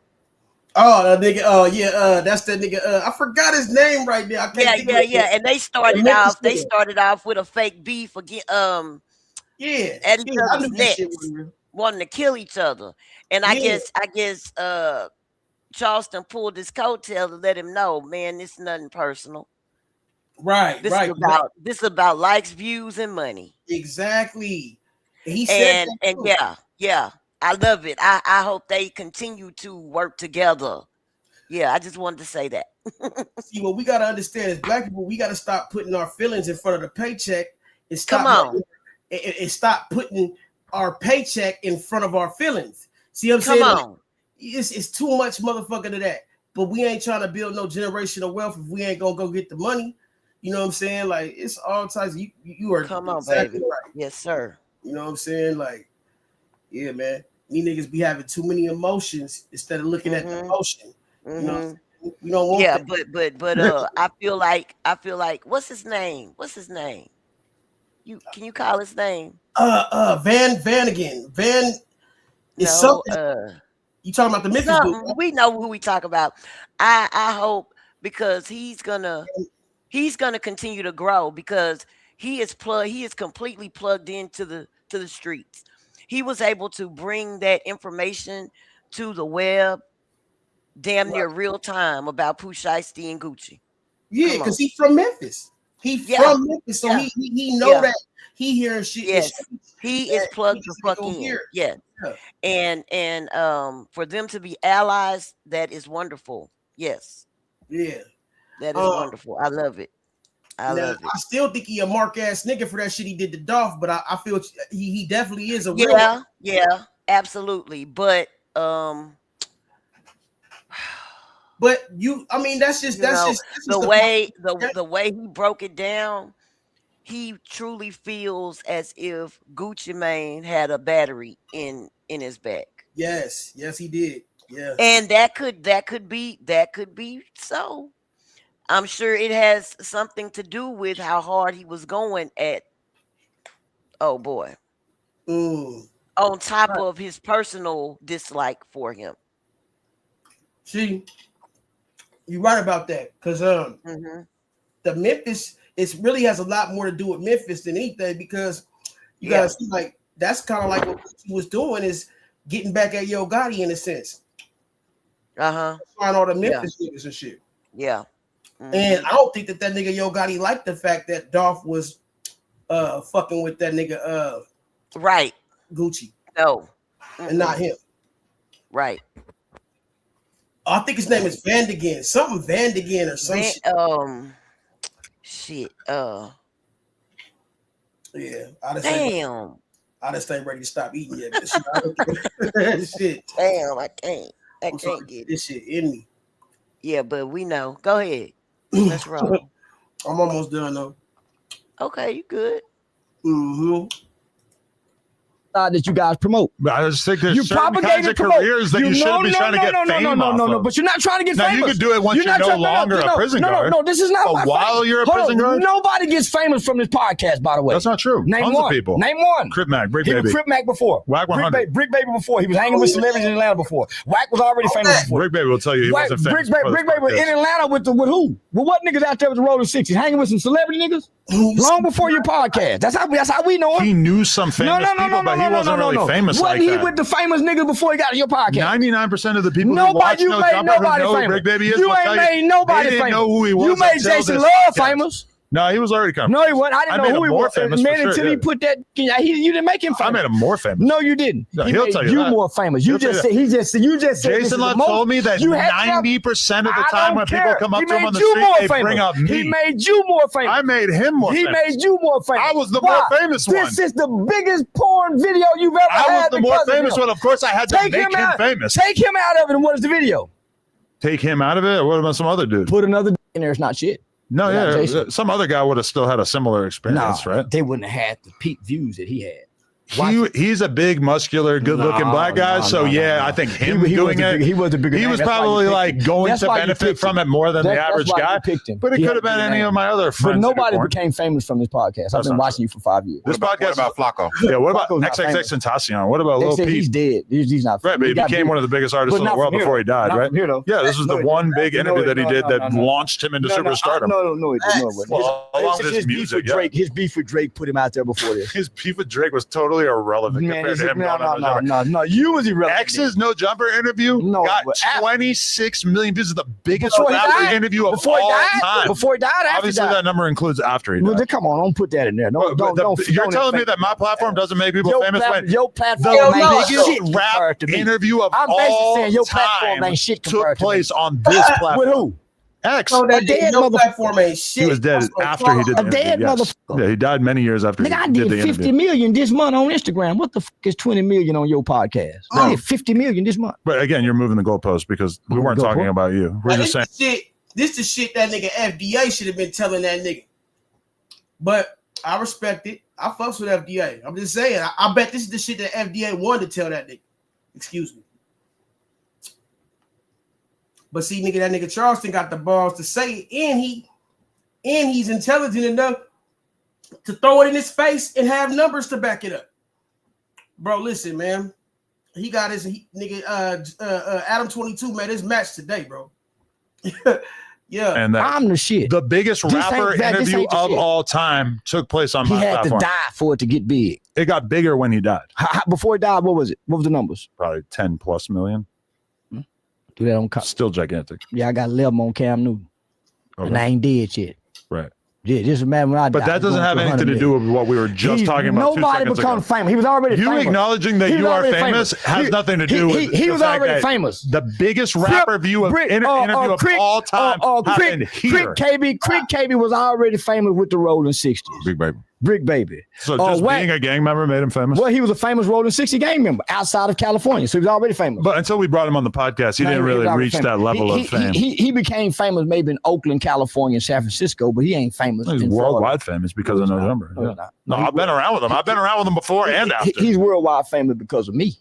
I spoke. Brick Baby and you? I said his name. He wasn't shit to nobody. Listen, till I got Brick Baby to talk about you. If it wasn't for me, he probably never would have said a word about he you. He was on my dick long for you. He was in my inbox. I mean, maybe he was doing that, but nobody his dick knew was when long, he was DMing you, right? Well, nobody knew him from No Jumper. Boom. Nobody knew him. Well, I don't want to say Nobody nobody, knew but him from very No few people Jumper. knew about him. Then he Nobody comes on knew No him Jumper. from No He Jumper. becomes the most controversial, talked about Crip in the state. Now, who's after him? Who else became famous from I No give you Jumper? him. I give you him. I mean, there's just like a fleet of rappers and Give me 5. personalities over the years. Give me 5. You want to do the AI? No. We'll just do the AI. That's all. Oh, boy. Y'all, man. Who has become famous from No Jumper? We got to be objective, so we're going to let the AI fill in And the you blanks dyeing for your us. hair. Yeah, sucker. I Yeah, don't- you dyeing no, your hair. I dye my beard. You dyeing your hair. Nigga, I'm seeing gray flakes right now. No, Nigga, just the beard, not the hair. I'm seeing gray flakes at the top. I don't dye my hair. Okay, the biggest success stories are probably rappers like XXXTentacion, Lil Pump, Lil Peep, Juice WRLD, 6ix9ine, Smoke Perp, Ugly God, and then also the No Jumper personalities like Crip Mac, AD, T-Rail, Duno, Sharp, Flacco, etc., who really were all people that rose to prominence on the platform. I give you AD. I give you T-Rail. They became famous after this. Crip Mac, nobody had heard of him before No Jumper. Man, we 5'5" Crip. Sharp, nobody knew about him before No Jumper. Flacco, he made his name on No Jumper. Duno, I agree. Fattest Mexican in the world. I agree with Flacco. Yeah, I give him Flacco. Yeah, Duno, Sharp. I give him Sharp. It's kind of a lot of people. What about 4 Extra? I give you 4 Extra. See? No. Yeah, I give you 4 Extra.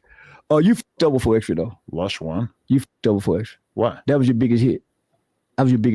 And then he blew his hand off. Nigga, you supposed to get him some insurance. Yeah, dumbass. Insurance for illegal fireworks. Yeah. Nigga, I don't you got think they have that. You didn't try to stop him. You recording it. You filming it. So I was supposed to know what he was doing on a random day. I was in Palm Springs. I was 4 hours away. And then you supposed to get him back over here and get him one of them bobblehead. What that shit you showed me Crip Mac had? You supposed to have him one for Crip Mac. It's in the other room. You supposed to have him one for that was your biggest star. That was your biggest star. 4 Extra? 4 Extra was the biggest star. Crip Mac's a way bigger star than him. No. Yes. No, he's not. No, he's not. Nah. Even Wack. No, Wack is a he's way not. bigger star. The 4 Extra thing fell off as soon as he left. Nigga he was your biggest star. He was a big star. You think 4 Extra bigger than Wack? Wack's so much more famous. Well, Wack's more famous, but nigga, Wack got his own thing. Wack didn't need No Jumper. But Wack wasn't really a relevant media personality until No The Jumper. thing is, bro, Adam 22, he fails to understand that he thinks it's so cool to be all this banged out. But see, what the thing is Crip Mac had more of, okay, I'm going to say it like this. Crip Mac might have more of a prestige at one point, but 4 Extra had more substance as far as more personality. All that nigga Crip Mac gonna really do is, 5'5" Crib. He gonna say some little shit like that, but it's not really like no shit that you really want. It's not really no shit you can really like gain from. But at the end of the day, if he could have had both Crip Mac and 4 Extra up here competing, or not competing so much, but like, bro, he would have had way more. It'd been like, damn, Bebop and Rocksteady. You see what I'm saying? Remember Bebop and Rocksteady from the Ninja Turtles, bro? That's what it would have been like. You had 4 Extra and that nigga. You know what I'm saying? Bebop and Rocksteady, nigga. The gangbanging Bebop and Rocksteady. But see, nowadays, you know what I'm saying? It is what it is, though. You know what I'm saying? Because, hey, shit, nigga, when you blow off your motherfucking hand and your actual brand is for having hands, yeah, that's crazy. That backfired on him for real. And then the fucked up part is your whole personality was based around you having hands. You see what I'm saying? But see, that also ties into the voodoo shit. Because think about that, bro. How ironic is it that the same hand he kind of like tried to threaten that nigga, the same hand he tried to threaten to put that hand on old boy 60, whatever the nigga's name is, man. Unc, whatever 602 Unc, whatever the fuck his name is, whatever the fuck. That nigga ended up blowing that shit off. And that's very symbolic of how that voodoo shit worked, because you know what I'm saying, the spirits are at work, nigga. When you threaten somebody who has this type of ranking or this type of hierarchy in this level of spiritualism, you can't do that unless you motherfucking repent, or you at least have some type of protection. Your protection is gangbanging. His protection is in the spirit realm. Two different things. He should have never had motherfucking touched that nigga, for one. He was wrong for when he put his hands on that nigga. That allowed the spirits to make an example out of that nigga. I'm trying to tell you, bro. You don't touch people that do that type shit in an intimidating manner. I'm trying to tell you, because if you got other forces working for you, shit, bruh, you never know, nigga. They'll make an example out of your ass real quick, bruh. Keep your hands to yourself, nigga. You gonna motherfucking learn. Oh, yeah, you gonna learn. See what I'm saying? Just saying. No, everybody was scared to follow him. He wasn't consistently on podcasts until November. Man, he ran to play Clubhouse for 2 years straight, and with audio. Right. He had but to be Clubhouse is a fool's errand. That's not really a place that's going to blow you up. That's where he's shown and displayed his media skills. But then he wasn't always. He starts a podcast with me. Then all of a sudden, he's one of Vlad TV's biggest recurring guests. All of a sudden, Academics is calling him on every single stream.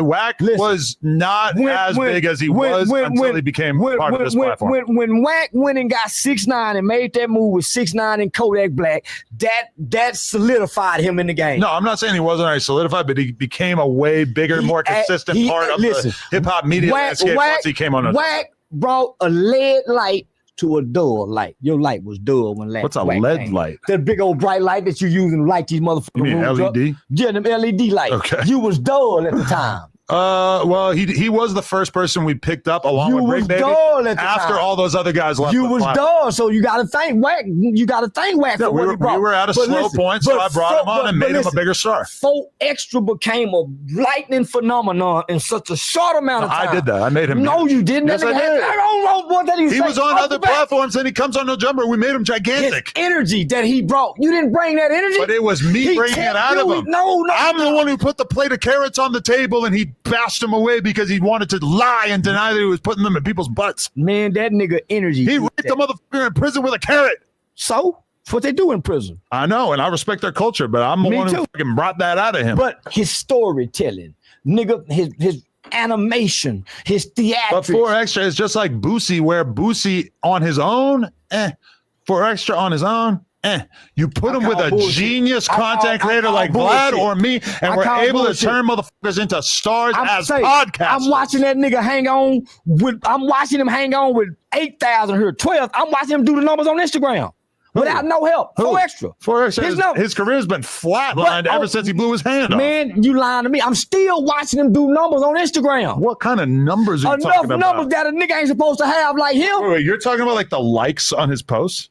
Because I'm pretty sure if you actually look at it, it's going to be kind of dark. Man, you gonna hate on the guy. No, I'm not hating. Listen, you said that he should have died after he blew his hand off. How am I hating on him? I didn't mean that, y'all. I just did that because I was mean to the California. Okay, 4 Extra post a photo of himself standing outside a gas station 8 hours ago. 686 That's just likes. a picture of myself. Keep going. I'm saying that's but let him go to storytelling. Let him go to talking and doing what he do. He just standing there. He ain't the most handsome nigga for you to like a bunch of pictures. He's pretty good looking. Okay, there's a reel he posted like 4 days ago or something. 2,000 likes.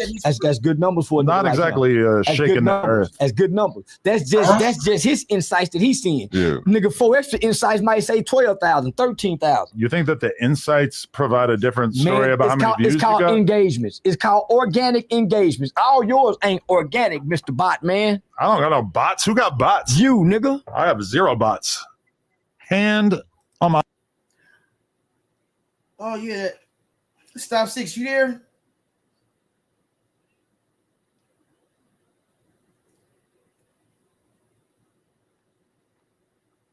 Well, when you get that, hey, I wanted to ask you about something when you get a second.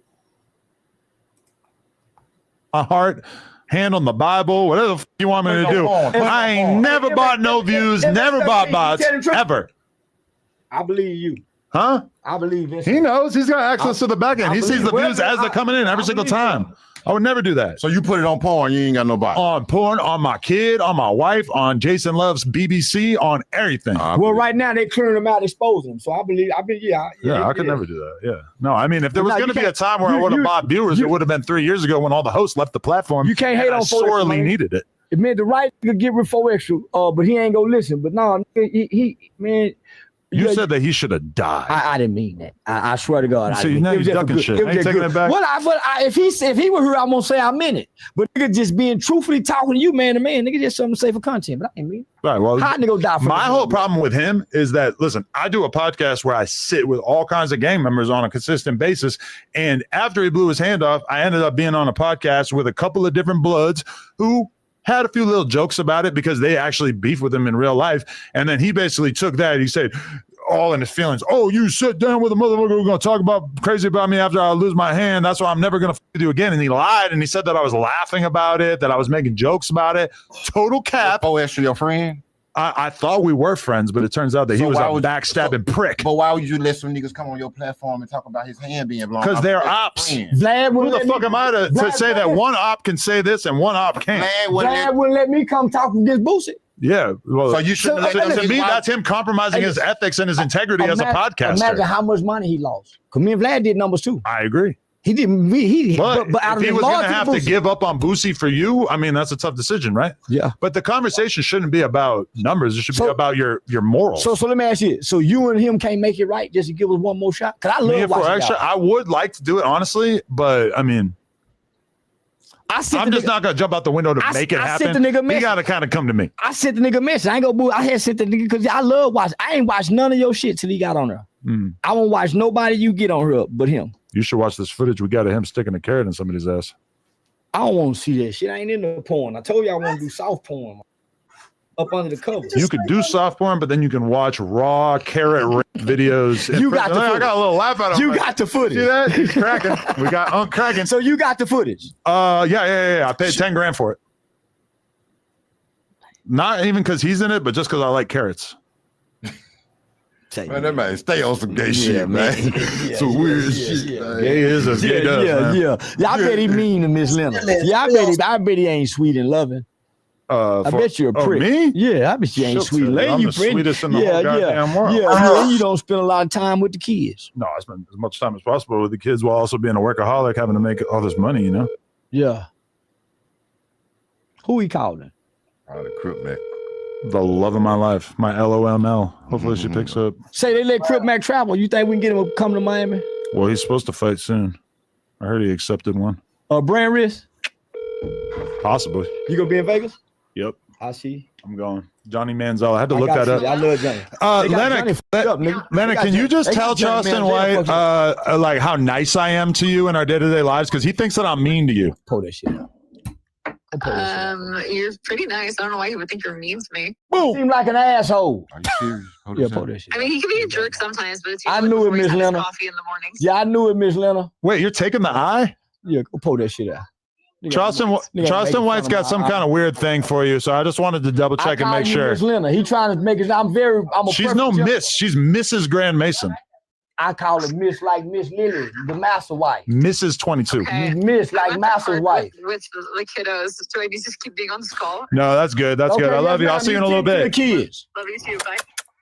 You see that? You see how nice and normal that is? She's at the playground with the kids. Yeah. So y'all really are a normal couple. Yeah, we got a normal ass relationship. Already. Yeah.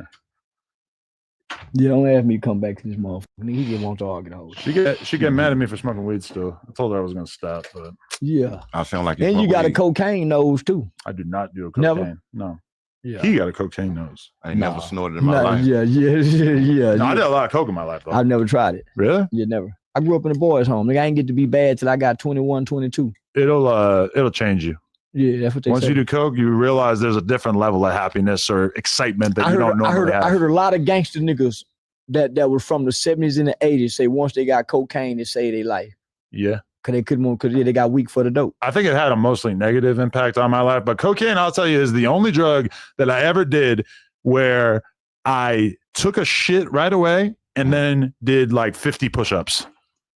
Like that's what I wanted to do. I took a shit and then I did 50 push-ups. Did me like Molly, and shout out to my man Antoine Salas. You had him on your podcast once before. Wasn't it? The credit guy, yeah, the credit genius. Oh, okay. Yeah, real smooth brother. San Diego. Man. Yeah, San Diego. All right. Yeah, and he said you were beefing with San Diego at one point in time, talking shit against. I just said they haven't had any star rappers. They do. You just ain't went out there and put your podcast in the to go see. What about Nick Cannon? If they're real stars, you probably shouldn't have to go there to find out that they exist. But Nick Cannon's the closest we can get. J.O. Felony and Mitchie Slick both had their runs about 20 years ago. And since then, it's been a little quiet. They do have like underground stars, like Lil Weirdo representing the Mexican side of things. There's this dude, Rob Stone, who 10 years ago had like a really big hit. They got like 500 million views or something like that. Say somebody from San Diego hit me and let's start doing music reviews to make him look like I sound like he hating. It's one of y'all done something he done had before, and he sound like you hating on San Diego. Actually, one of the first show I ever got booked to perform at as a podcast host, some guy offered me $1,000 to go to San Diego. I did so. The motherfucker didn't pay me. Basically said that the show was such a disaster that he couldn't pay me, and I was too stupid to have gotten a deposit. But I did end up fucking some girl, and she ended up taking a selfie while I was eating her ass, and then somehow this leaked onto the internet, and it's out there. So you didn't know Lena? That's the problem. This is pre-Lena. Yeah, they done got their lick back. Yeah, we poached her. She dumped out the muck with the eye? She get paid to follow instructions. What the f? Yeah, I got me a Miss. Paying her? I got me a Miss Lily. That's I thought my that was assistant. like your little girlfriend. That's my assistant. No? Yeah, my assistant. You really his assistant? Yeah, / road manager. She got some ass for an assistant. I don't know about that. Yeah. I would never hire a high assistant. Nigga, I take it personal when you talk about my eye. So you're taking that? I'm taking his eye. This is Sean Collins. He said the mafia got it. How the mafia go get my eye? Well, it didn't seem like he was telling the truth. And he just come up pretty. Yeah, he know I was mad. I called him. Said, "You'll go." He laughed like a motherfucker. I'll call you right back. Yeah. Yeah, we still been talking. So you guys still cool, huh? That's my brother, homie. But we acknowledge that he could have, if he chose to, he could have put a negative spin on that whole thing, said a bunch of shit about you that would have made it so that you guys were not able to so easily reconcile. No, he couldn't. Nah, he's Mr. Chill. He couldn't because me and him have never had any issues like that. Me and him have never really had a real falling out. Never. We've never had an argument. It's time he'll say, well, man, the last interview did 600,000. Well, shit, man, they give me 5K. Man, other than do so good, but shit, man, just shoot me something. Say, man, the payment didn't come through. He didn't answer the phone. I'm on that. So we got a very good working relationship, homie. We've never had no issues. Do you feel like Boosie and the way that the whole Vlad situation has fallen apart, does that feel like Boosie getting his comeuppance in a certain way for thinking that he was bigger than the program? No, I think a lot of shows been canceled lately from Boosie. He just had that new house built for his mother. He had another house built. He got some more construction added to the house. So you start looking at your finances and looking at ways on how you maybe can squeeze some money. And he was wrong, huh? I think that was greed. Oh yeah, I think that was most definitely greed because I know Sean Cotton done paid some people more than me. I know some people he done paid for a fact that I know, but I ain't never called him because when I gave him my price, that's what I believe I'm worth. Right. So why would I increase my worth because I'm looking at his worth? I understand this at that time, homie. 6ix9ine was worth what he paid. And the thing is that you might have done 50 interviews with Sean Cotton. Now, if there was another guy doing less views than you who had done a ton of different interviews with him and he was paying him significantly more, it would be understandable for you to be upset. But that's not the case. He paid 6ix9ine more because it was 6ix9ine's first big, long, in-depth interview like that. And as soon as they did the first interview, they moved down to a different rate for all the subsequent interviews that was actually much less than what Boosie was getting paid. Boosie should have been happy about how that whole situation played out. I'm not losing. He should have been thankful. I'm not losing 25,000 for 5,000. No way. That's what I said. That's what I said. I did 3 years worth of interviews with the real life street stars. A lot of time they couldn't pay me what I was asking for. So I would take partial payments. Right. Take partial payments. Somebody else would come along with a somewhat smaller platform. I charge them less than what I'm charging them. Cater to all budgets. I cater to budgets, but I'm not ruining my residual income. For no 5,000. Nah, not for no 5,000. A real hustle don't even think like that. Man, I done had a nigga say, man, Sean Cotton say he make $100,000 off you a month and showed him. Nigga, I wasn't offended. Right. Because some months I might make 30,000. We do 3 interviews, 2 interviews. One time it have been 4 interviews in a month. Sometime it might be 1 interview every other month.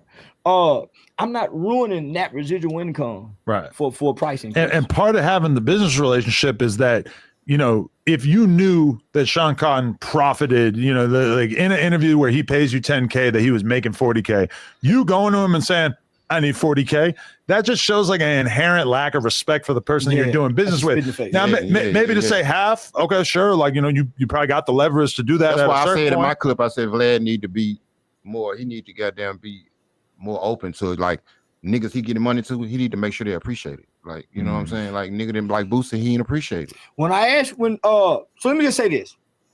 Me and Vlad had already been talking. If I had the mindset like Boosie, when Vlad reached back out to me, I already know he done paid 6,950. I already know he done paid Boosie 25. I could have easily moved that number up to 20. That, yeah. I didn't do that, nigga. Kept it player. That ain't my character. Yeah. What's the number? What I charge? Same thing. What I charge? Where I'm from, we call that shit pocket watching. Well, it's partially Vlad's fault because he put all these numbers out on Front Street for everybody to dig into. Well, I would do it. I would do it. I would tell people what I was getting paid for, and they would go to say TTV, man, when you paying Charleston 10,000, go Yayo did that, man. You paying, but you're not doing these numbers. I consistently do these numbers. One time when me and you negotiated doing Dallas, what you tell me, man? I've been looking at your numbers. I ain't paying that because your numbers good. Well, how you gonna hate on that? You asked me for the Boosie rate for that one. Yeah, that was the racist fee I was putting on you. Okay, all right. Yeah, even though you have told me repeatedly that you like me because I'm so racist. Yeah, I do. But you like niggas too much openly. You ain't never mistreated now one of these gangbangers. I can understand how once you get into the part of me liking black people so much that some of them are having sex with my wife, I can understand how that would be kind of disturbing. I just want you to jump up and say, nigga, you fired. And have your security come in here and stand around one of them big old niggas and walk them out, because they ain't gonna throw a punch at you, Adam. I just wish you just call them a nigga one time. I don't like to say that word. Oh, man, get together. When the last time you said that word out? Maybe like by myself singing along to a song, probably. Oh, okay. So you ain't never been to car. Don't get that white. No. See, I don't like you, man. Too motherfucker. No, that's too much. Get that white boy up here that's calling everybody niggas. Get him up here. Chud. Can you get Chud? I would like to get him on here. Chud, come up here, man. I don't know if he's coming to LA. Chud, I'll come with you. I would never come to LA. But also, if I was him, I wouldn't really trust me, right? Like, why wouldn't I? Yeah, you're a nigga lover. Yeah, exactly. Yeah, you're probably the worst of his kind. Yeah.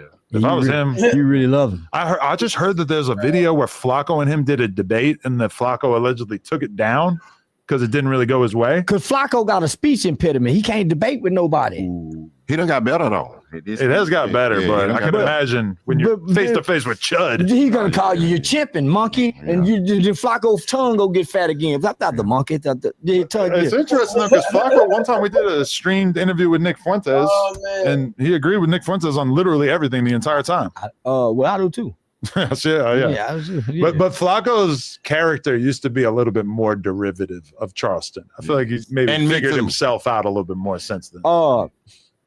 He couldn't find his niche, so it was hard to like him. Yeah. Now he's likable. Now he comes off more as a real independent journalist. Now he ain't just saying crazy shit. How do you feel about him exposing the guy that he claims killed Draco the Ruler, even though the guy has not been arrested? He hasn't been formally announced as a suspect or anything like that. But Flacco made a video and basically said, this is the blood gang member who killed Draco the Ruler at the music festival by stabbing him in the neck. I think that's overreach. I think that's wrong. You don't want it to happen to you. Flacco. It happened to me with Flacco. I know. Flacco playing. Yeah, Flacco playing. No. That's Flacco my nigga, but I think he shouldn't do that. Yeah, Flacco playing. That ain't the real nigga. Flacco playing. I saw some of it. Flacco playing. They got the nigga that killed that man, didn't they? No. They didn't? They haven't arrested That anybody. ain't the nigga. It's been like 5 years. That ain't the nigga, because if that was the nigga, Flacco wouldn't be talking to you tomorrow. I don't know. I mean, he said, but the reason why he justified making this video about the guy is because he said that basically this guy is already under investigation by the cops. The cops told Flacco this, allegedly, And that's why he felt so comfortable bringing it to the table, is because the guy's already under So did investigation. Flacco? We don't know if that's Did Flacco come out and say that the police told him that? He said that. I believe him. Is it true? We don't know. He don't come out. Well, yeah, he lied on me one time. Said I fucked the cat. I had my lawyer and everything go sue that nigga. I would sue the podcast, but he retracted it though. Listen, I'm okay with you talking about a lot of stuff, but fucking a cat is over the line. Yeah, no, I tried to mace a cat, but I didn't get to mace the motherfucker. Cats are not like dogs. Dogs will let you mace them. I almost got my Charleston White on. There was a homeless guy sleeping outside of my house, and I was thinking about tear gas him in the middle of the night to let him know you got to get the fuck out. You're going to jail. It's like a hate crime. I was gonna make sure I covered my tracks. There you go. Now if you get him on your property, yeah. It's only a crime if you get caught. Yeah. I was looking at all the cameras around the neighborhood. I was plotting out my whole scheme. So when I got attacked at the barbershop by that nigga who hit me in the head, you know, I caught 2 egg assaults that day, for chasing after them with my gun. Wait, really? Nobody ever got the police report. I caught 2 egg assaults. So that's why I kept going to jail. So when I caught those 2 egg assaults, here come Tracy Carter and them bitch ass. So somebody had sent a video from 2 years ago to my local police department of me saying I maced the cat. And I tried to mace it, but I couldn't. But when I turned the camera around, I played like I maced the cat, and the cat was wiping his face. You know how they wipe their paws? Yeah. So I played like wiping the face. Yeah, and what I said was, every time I get mad at white people online, I mistreat animals over here. I come over and mistreat these goddamn cats. So somebody from another state sent that to their county sheriff. Their county sheriff department contacted the Fort Worth Police Department. Fort Worth Police Department called me and said, "Hey, Charles, we got video of you macing a cat." I said, "Man, if y'all had a motherfucking video, man, y'all see I ain't maced that motherfucking cat, man." He said, "Well, Charles, you just need to be careful." They sat on that video for 2 years. And then when I caught the 2 egg assaults case, they put the animal cruelty on me. They were trying to give me 5 years in prison for that animal cruelty. They really wanted to drop the ag assaults because the nigga who hit me was a gangster / killer / snitch. Well, if you stick with No Jumper, then we're going to do some image repair, and we're going to get you past this whole cat killing saga. I beat it. I beat the charge. I took it to trial. The owner of the cat contacted the prosecutor. The prosecutor talked to the owner of the cat. The owner of the cat said I was in the car that day. He did not mace mine. I was cleared of all motherfucking charges. So now I'm back toting them guns. Bro, baby. see, Texas sounds amazing where they're actually like apprehending people and like filing cases against people and stuff. And LA is like, you could just literally do anything you want. heard that. And if you just get like unbelievably unlucky, you might get caught. But for the most part, you can just do whatever the fuck They you want. trying to they done decriminalize California at the wrong time. Yeah. Your motherfucker damn near can do anything but commit violence. And they damn near getting away with that out here. The immigrants. Yeah. All right. Yo, I got to go on this date. I enjoyed this. Glad we were able to patch shit up. I'm a big fan. Hey, this guy made it happen. Well, Vaughn hey, let me just say this. Whack 100 tipped the iceberg, but Jason Love pushed me through the door. When I saw him have you running through around that ring and you were really flinching and Leonard was looking nervous and worried over there, I said, man, nigga really a good guy. Man, It was all a play. Shout out Charleston White. Shout out Hernandez Govan. No Jumper, coolest podcast in the world. Like, comment, and subscribe. Check us out on YouTube, Instagram, TikTok, and shout out to our members. Hey, Crip Mac, can we get one in? Fight, Crip. Say, can we get one in? And say, no, cuz disrespected Nipsey Hussle. And tell Baby Snaps, I'm going to put some money on his books to make it right.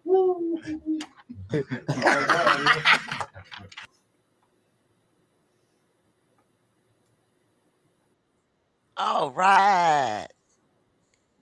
Woo. Hey, No Jumper, coolest podcast in the world. It's Adam22 in here today with your man Remo, and we're having a conversation with one of the most talked about people. They said that it was over. They said it was a wrap. They said it was a drought, but he just keeps on ticking. He's just the bacteria that refuses to go away.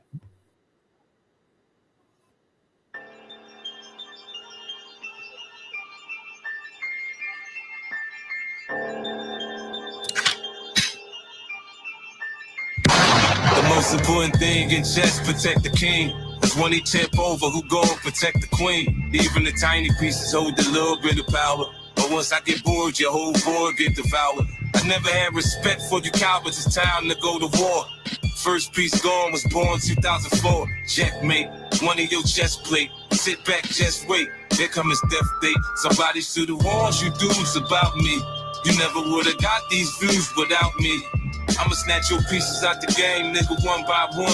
Since your family's so close, lead son by son. All that big shit poppin', that'll get your face swole. Your boy rap better, he sound like J. Cole. But calling me a pussy when your dad is straight toe. He the reason that cold case done turned case. Somebody should've told you niggas that I don't play fair. When you cross that line, little nigga, you gon' stay there. After that first shot, I'ma watch his body lay there. Stay in the child's place, little kids don't play here. Somebody should've told you niggas that I don't play fair. When you cross that line, little nigga, you gon' stay there. Nigga stay there. Nigga stay there. Nigga stay there. Nigga stay there.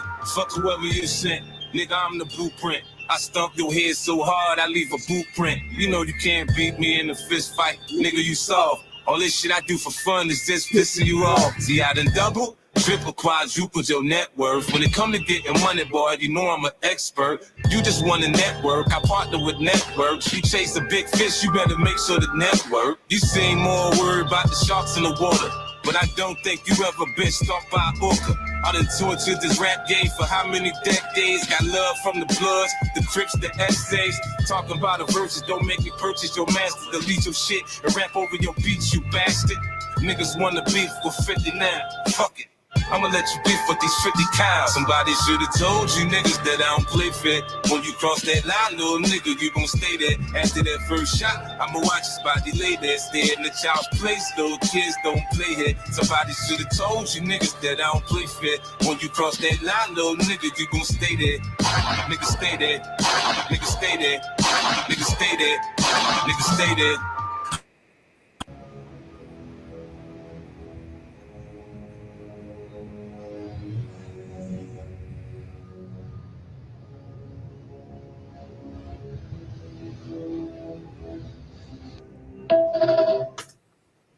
But we already, well, I heard New York, Florida, New Orleans, California will all be underwater at some point in time. Especially you look at the Doomsday map. The Doomsday map, it looks, I mean, always say all types of wild stuff.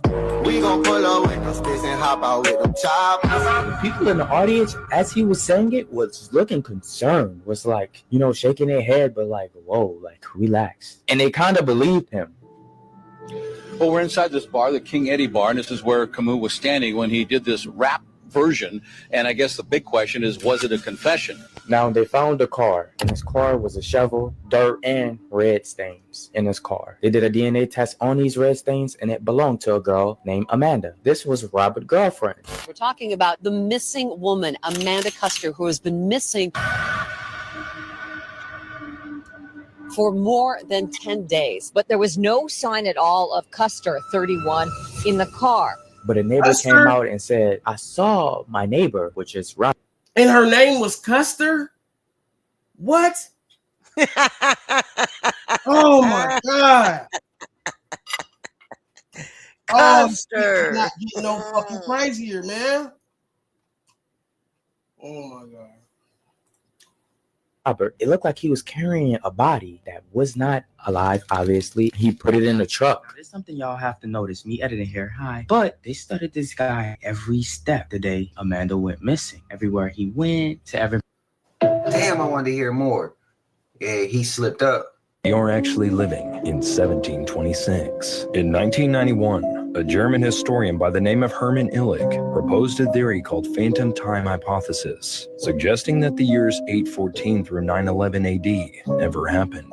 Well, you see, Illig claimed that these years were actually made up by the Holy Roman Emperor Otto III, Pope Sylvester II, and Byzantine Emperor Constantine VII by altering documentation and converting the Gregorian calendar in order to fast forward time to the sacred year 1000 AD, as Otto's ruling that starts on the millennial year 1000 AD would sound much better and be more legitimate. This theory is further backed up, as while there are written documents, there seem to be a lot of missing artifacts from those 297 years. Looking at the example of how Tartaria was written out of existence, it seems like it really wouldn't be that hard for the elites of the world to rewrite history, and just maybe. Nicotine. So is there something positive about nicotine? Yeah, so I'm actually wearing the nicotine patch, but I wear it every single day now. I've never smoked before. I've never really done anything, never really drank either, but I was doing research on like Epstein's bar because I've had throughout my whole life, which comes from like mono. And it's like something with your immune system pretty much. But anyway, I found nicotine healing autoimmune diseases. And if you look up nicotine and you put it up to like research it with any sort of chronic disease, there's literally studies on like nicotine, allegedly, I guess, healing these chronic diseases. Really? Right. So I started, my mom one day, I was telling her she's always had like arthritis, rheumatoid arthritis in her hands. And so I said, if you have any sort of arthritis, nicotine is like a miracle for arthritis. Wow. Any sort of, I've always thought nicotine was terrible just because of just cigarettes. You know, I've never related it to anything healthy. This is news to me, actually. yeah, nicotine, it's been in health literature since the 1600s. They've been using it since the 1600s. It's natural. Nicotine naturally occurs in nature. And I mean, in these ancient civilizations, they were using tobacco leaves to heal. They've been using nicotine for everything. So I put my mom on the patch and she like couldn't move her hands one day. And I was like, just put a patch on where the hand hurts and like, let's see if it does anything. She came in the kitchen like 30 minutes later. She's like, look, I can move my hands. And I'm That's like, no, that's crazy. not even exaggeration. Like I'm so for real. Video of nanotech under a microscope, and then they introduce nicotine and it breaks nanoparticles, nanobots, whatever, breaks them down like completely. It really started to get popular. Smokers, like some of them be like the most healthy people Yeah. ever. They're like immortal. You know, some of those like old. I'm talking about those old school smokers from like the 80s. I think it got progressively worse only because of how toxic they kept adding all the stuff into it. So there's a lot of carcinogens in there and whatnot. Yeah, don't smoke cigarettes now, guys. No, hell no. It's garbage. the worst time to smoke. No. Nicotine in itself is not addicting. And so the reason like why, let's say like you hit a vape, right? Like first of all, you don't know how much nicotine is going into your bloodstream. Second of all, you don't know what's in the vape. So it's all these different chemicals, and those are what's getting you addicted to those like cigarettes and the vapes. It's not the nicotine in itself that's addicting. It's the chemicals that they're putting in it. And so a lot of us are like depleted in nicotinamide. And so when like you're depleted, it actually plays a part in like your immune system. And so that's why the smokers weren't really getting sick, because their body's flooded with nicotine. Not saying that that's safe, but a lot of people in Europe, they smoke like all day and they're always in the sun. The levels are extremely, extremely low. I could have told you this. Like, I mean, when people got COVID, they said that nicotine actually kills COVID. I said, what in the fuck? And also lime. I didn't hear anything like that. No shit. Yes, lime, lemon and lime and nicotine are all what they call constituents that kill cancers. Not cancers, but that kill I don't know why I said cancers, but kill COVID I don't want to say the word, but you know what I'm talking about.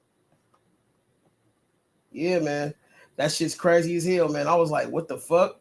But you know, like, it makes sense though, man. I mean, look at them old mafia motherfuckers, man. They always had them cigars and shit. Them motherfuckers be like 90 fucking years old. Well, if they live that old, niggas be old as shit smoking their cigars and shit. But that's crazy work.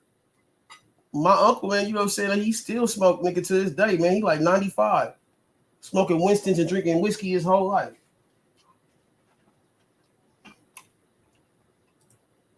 Sort of extremely, extremely low. It's also with the food and stuff. Yeah, the food But too. that plays a huge role.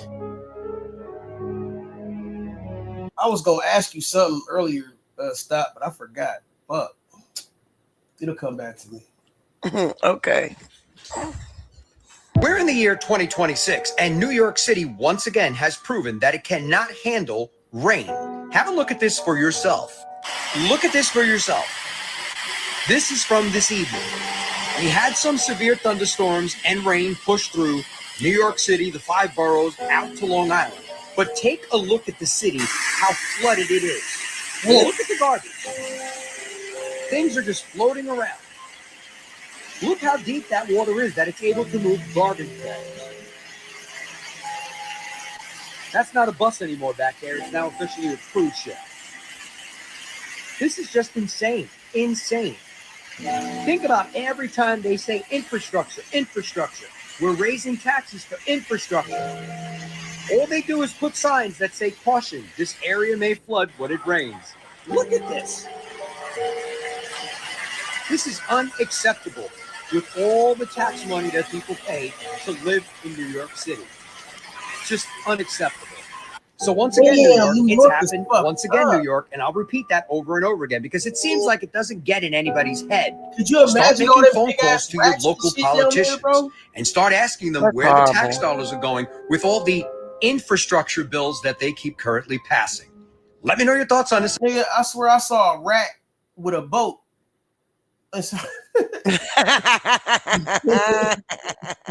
With a little tugboat, nigga. In the comments, and as always, I'd love to hear from you.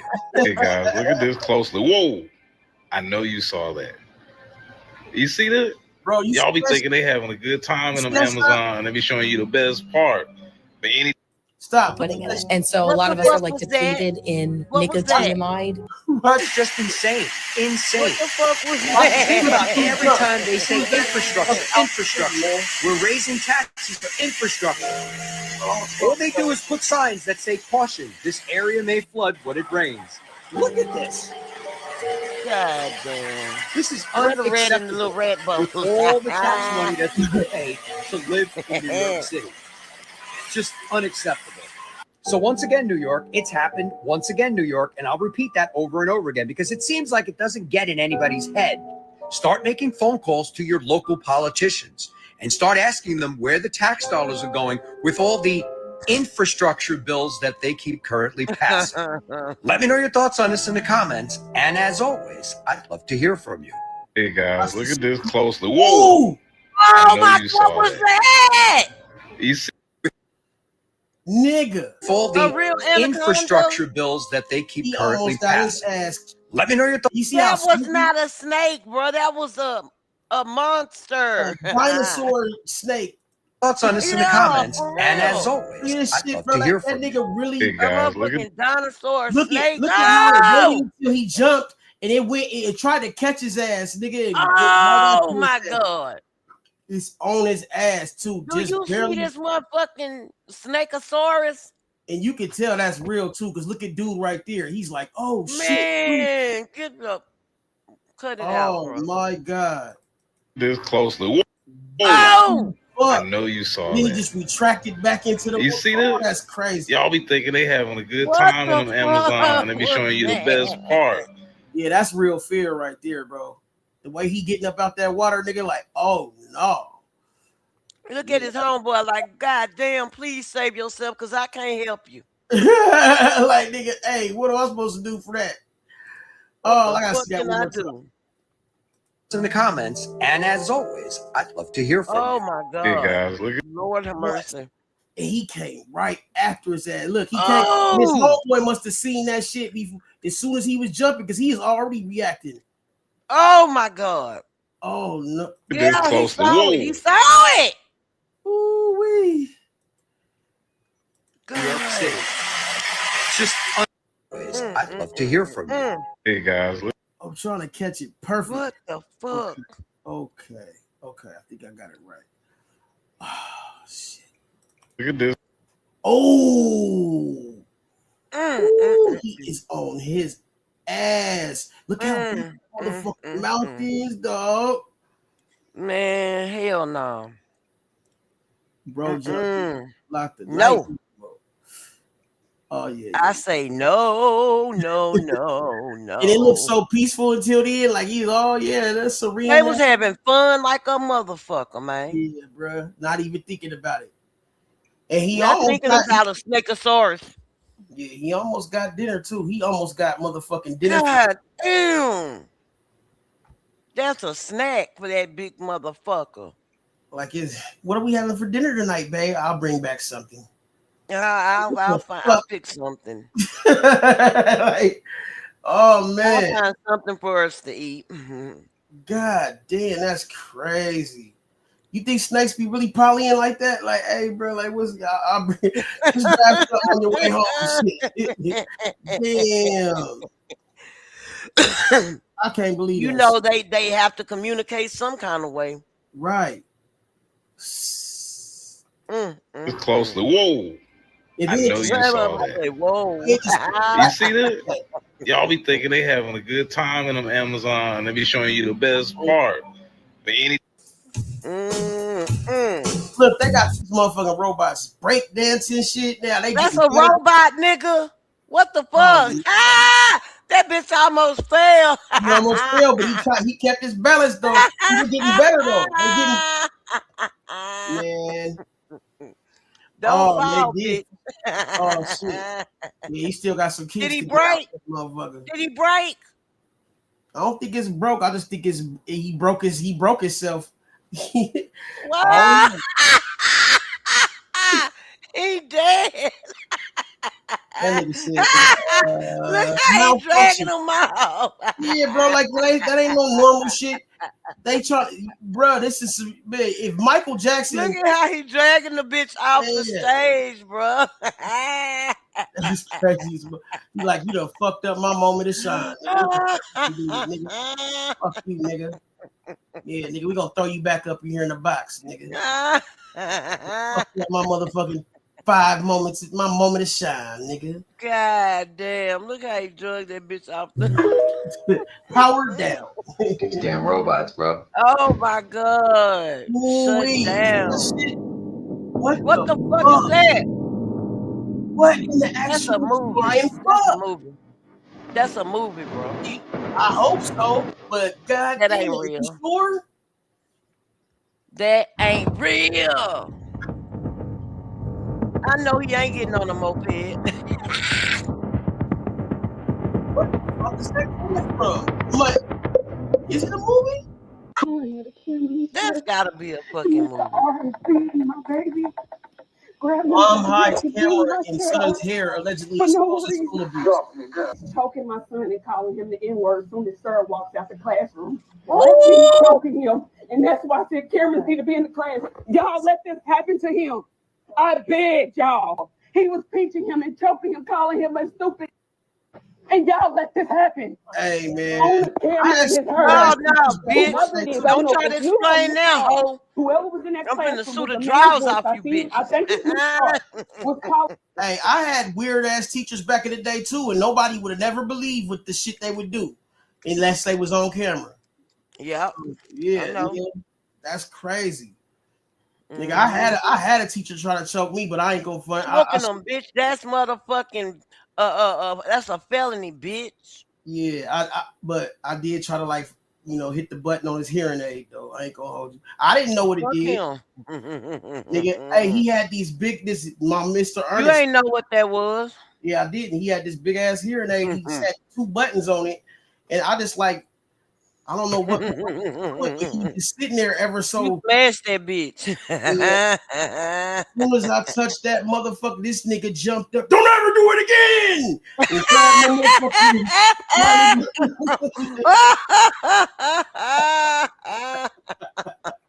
nigga grabbed me up and shit. God damn. I'm like, oh what shit. Did you activate, nigga? Damn, that shit was crazy. I swear to God, I was like, what the that fuck? Nigga activated something on that little bitch. That motherfucker jumped up, and that's exactly how he said it too, style. Don't ever do it again! I said, oh shit. That shit, nigga, I was like, okay, I'll never do it again. Okay. But goddamn. Yeah, nigga man. activated fight or flight instantly. Touch that hearing. Yeah, bro. And all I remember is that nigga had some stinking ass breath, nigga. Because he was and wouldn't get out your damn face, huh? Man, bruh. I was only in keep I was in ass 7th breath. grade. He was a grown ass man. I was only in 6th, 7th grade. Wait, this was a teacher? Yeah, it was a teacher. Oh my god! He was a science class teacher. Was he science or homeroom? Mr. Ernest. You did not activate the hearing aid. Mr. Ernest. To this day, nigga. You Mr. deactivated Ernest. something on that bitch. Oh yeah, no. Activated or deactivated, one of the two. Yeah. That nigga was not having it though. He made an example out of my ass, nigga. But shit, oh nigga, my god. And the crazy thing is though, I just kind of smiled at him when he did it. I'm like, oh well. Sorry. Goddamn. Yeah, bro. Sorry about that, sir. I don't even think I told my peoples what happened either, because nigga, I didn't want to have to go through all. I know my Tell mom. them for what? Yeah, because my mom's with my That mom. was your get back. Yeah. That was your motherfucking get back on his pussy Bitch ass. And he looked like a Mr. Ernest too, because he looked like that dude from remember that movie Scared Ernest Scared Stupid or some shit? Yeah. That's what he Ernest looked like. series, His yeah. name was Mr. Ernest. And we used to always wear He Dickies. looked like his goofy ass, huh? Right. The nigga would wear Dickies all the time. He'd wear these Not to the teacher job. Right. The nigga would wear Dickies overalls. He'd wear Dickies with wear Dickies with the overalls and shit. Fuck no. Like, this nigga. And what's crazy, he'd wear Cortezes too. Nigga, he looked like he would dress like a Mexican gangster. Gangster nights.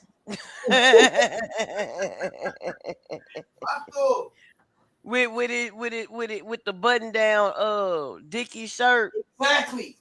With the top with the top button. Did you know, cuz? With a T underneath, yeah. Yeah, he looked like he had the whole Dickies catalog and shit. His whole motherfucking wardrobe, little stupid ass. Hey, I started getting them motherfuckers though, bro. Like the Dickies catalog, I used to order them bitches. Nigga, I have all the Dickies suits, the Dickies all the shit. All the Dickie suits on they dumb ass. Yeah, clean as a motherfucker. For real though. Ain't nothing cleaner than a starched down Dickie suit, man. I'm trying to tell you. Nigga, I have some Air Max on with my Air Maxes or some, bro, some motherfucking Dickies on over it. And they stayed. It's like they didn't really wrinkle. So you know what I'm saying? No, the material. Stayed ready.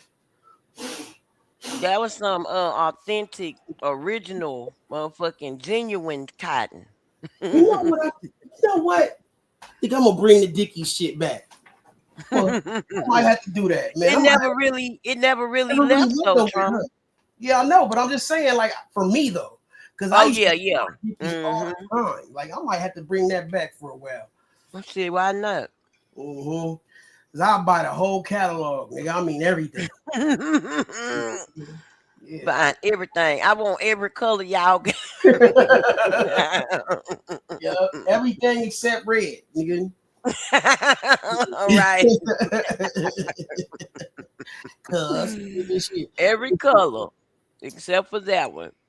Yeah, man. I used to be a fool. What I just do now? Anime? Oh, here I go. I don't know, Ike. That boy say free my boy Chud. He stood on business. Good boy. I had to put a camera on his hair just to see that my tail his hair in the classroom. Oh, yeah, she about to crash out about her kid. And he's non-verbal. On his hair. This is my baby. My child, and he will get justice because y'all let this happen. Oh. Mr. R needs to get locked up now. It's on the camera. He's calling him and touching him. Your boy, sit down. And my baby didn't even move. Oh, it's on record. Everybody don't go to jail, my lady. non-verbal child has been abused, and these people non-verbal. Something Oh told me to the camera. no! God told me. Oh God no! told me. He's coming. What you say? Stop. Non-verbal, bro. What do you mean? This is a special needs. Oh my god! It's a special needs kid. Non-verbal, yes. Oh, I didn't even. Oh yeah, my god, no. He out of pocket. Oh, same. She ain't gonna never have to work again. Damn. She ain't gonna never have to work again. Oh my god. Yeah, she made sure she put on the motherfucking this damsel in distress act too. She like, nigga, hey, I am not. Yeah, she crying and some more shit. Yeah. Oh yeah, nigga. Matter of fact, I'm about to go kill myself. I have had enough of this shit. I can't take it no more. Oh man. Hey man. Hey, for real though, she really done had enough. And I feel like she said she sent that boy to school with a camera on. In his hair. That's crazy work. In his Nicotine was hit motherfucking terrible heart. just because of just cigarettes. You know, I've never related it to anything healthy. This is news to me, actually. Yeah, nicotine, it's been in health literature since the 1600s. They've been using it since the 1600s. It's natural. Nicotine naturally occurs in nature. And I mean, in these ancient civilizations, they were using tobacco leaves to heal. They've been using nicotine for everything. So I put my mom on the patch and she like couldn't move her hands one day. And I was like, just put a patch on where the hand hurts and like, let's see if it does anything. She came in the kitchen like 30 minutes later. She's like, look, I can move my hands. But I'm like, no, that's not an exaggeration. So for real. A video of nanotech under a microscope, and then they introduce nicotine and it breaks nanoparticles, nanobots, whatever, breaks them down like completely. It really started to get popular. The smokers, like some of them be like the most healthy people ever. They're like immortal. You know, some of those like old. I'm talking about those old school smokers from like the 80s. I think it got progressively worse only because of how This nigga toxic said they from like kept the adding all the stuff my into. So there's a lot of carcinogens in there and whatnot. Yeah, don't smoke cigarettes now, guys. No, hell no. It's It's the garbage. worst time to smoke cigarettes. No. Nicotine in itself is not addicting. And so the reason like why, let's say like you hit a vape, right? Like first of all, you don't know how much nicotine is going into your bloodstream. Second of all, you don't know what's in the vape. So it's all these different chemicals, and those are what's getting you addicted to those like cigarettes and the vapes. It's not the nicotine in itself that's addicting, it's the chemicals that they're putting in it. And so a lot of us are like depleted in nicotinamide. And so when like you're depleted, it actually plays a part in like your immune system. And so that's why the smokers weren't really getting sick, because their body is flooded with nicotine. Not saying that that's safe, but a lot of people in Europe, they smoke like all day and they're always in the sun. The levels are extremely, extremely low. Any sort of extremely, extremely low. It's also with the food and stuff. Yeah, the food But too. that plays a huge role. We're in the year 2026, and New York City once again has proven that it cannot handle rain. Have a look at this for yourself. Look at this for yourself. This is from this evening. We had some severe thunderstorms and rain push through New York City, the 5 boroughs, out to Long Island. But take a look at the city, how flooded it is. Look at the gardens. Things are just floating around. Just sit in the back. He need his ass whooped. Send him to them people. Lock his ass down. Don't PC him up, bro. General Pop. Send his ass to general population, bro. Straight up. What's y'all thoughts? I try to tell some people the school system is sick, and I ain't seen no extraterrestrial come out the sky, go to a school and harm a child. I've never seen an extraterrestrial come down and make a law and be the reason why your ass don't have a job and you got to sleep on the curb tomorrow, or with your child. I've never seen that, but I've never seen that. But I seen people do some weird shit. I seen people do some evil shit. I seen people do some more low vibrational shit. Y'all let me know y'all thoughts, bro. Let me know y'all thoughts. Is that a demon move or is that not? Prayers to that little. I wonder, am I the only nigga who walk down the street be looking at people like, man, that nigga probably a secret agent or something, bro. Like, I live in Washington, D.C., Slim. Nigga, the FBI, the NSA, the CIA, the DEA, nigga, everybody out here, right? I be walking past some homeless people, like, man, that nigga probably ain't even homeless for real, bro. I think he's probably a good ass. I don't know, bro. Am I tripping? I probably am tripping. I do a lot of shit. Louisiana just passed a law. If you're homeless, you get an automatic 2 years in the penitentiary, and you get to go out and pick cotton, because that's what they do in the penitentiaries down there, Alabama and a few other southern states. So let's just cut through the chase. They just legalized slavery. That's all. Slavery is back under new motherfucking names called homelessness. You know, one of the things that we can also say is that scripture doesn't necessarily follow the politic or the policy of some, even in deep red ruby states. I wanted to throw this up about Louisiana, and there is a state house bill that's advanced that would force unhoused people to choose between jail or a treatment program. If they choose treatment, they have to pay for it themselves. And if they can't afford to pay, they'll be forced to do unpaid labor. That's slavery. But you done drove up the price for a house so motherfucking high, and the wages staying the same that they can't afford a house. So of course they gonna end up homeless. And now you got motherfucking homeless to slavery. We used to be to the penitentiary. Now it's homeless to slavery. If you're homeless in Louisiana, please go knock on a relative's door and see if they'll let you stay there. Because otherwise, you're gonna be picking cotton. He got fired, y'all, and this is what he's doing. Oh my God, he is tearing up the building. He got fired. He done tore this whole. Oh my God.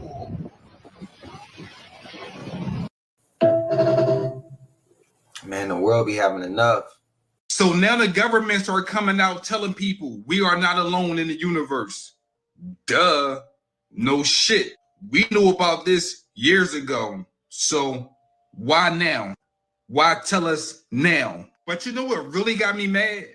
Their lists. Yes, they list 4 different life forms that's living with us. They were speaking about the Nordics or Pleiadians, the mantis or insectoids, the lizard people or the reptilians, the AI robots or the great aliens. But they didn't mention the Anunnaki. Why? This video is about to get a little dark and a little deep. Stay with me. You want to know why they didn't mention the Anunnaki? Because it's the African American people. We are not really African or Americans. We are really the lost gods that lost our kingdom. You ever notice every culture in the world have king and queens, but black people? What happened to our kingdom? Why we don't know our culture, our tradition, our language? They really have us thinking we are African Americans. Africa is a continent. America is a continent. We are not continents. We are really the black aliens. You ever notice how they make life so hard for so-called black people? And no matter what they do, we always break out of that shit.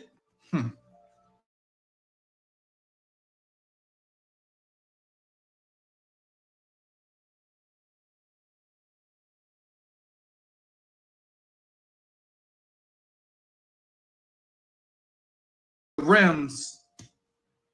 Look at us right now. We fight, we argue, we debate, competition. My knowledge better than your knowledge. My clothes better than your clothes. We lost our memory, identity, and kingdom because we think we are in competition with each other. If we never fix this, we will never be able to communicate with the sun.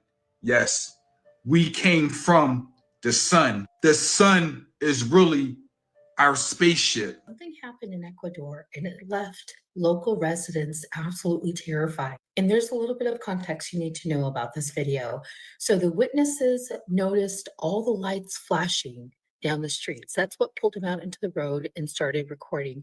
And then they saw this bright red glowing object coming down on the street. But that's not what freaked everybody out. As they're all watching the lights flickering, this glowing object literally on their street, something massive overhead passes. This thing is huge. And that's what sends people running. Take a look at this footage, comment below, let us know what you think is going on here and what that thing was.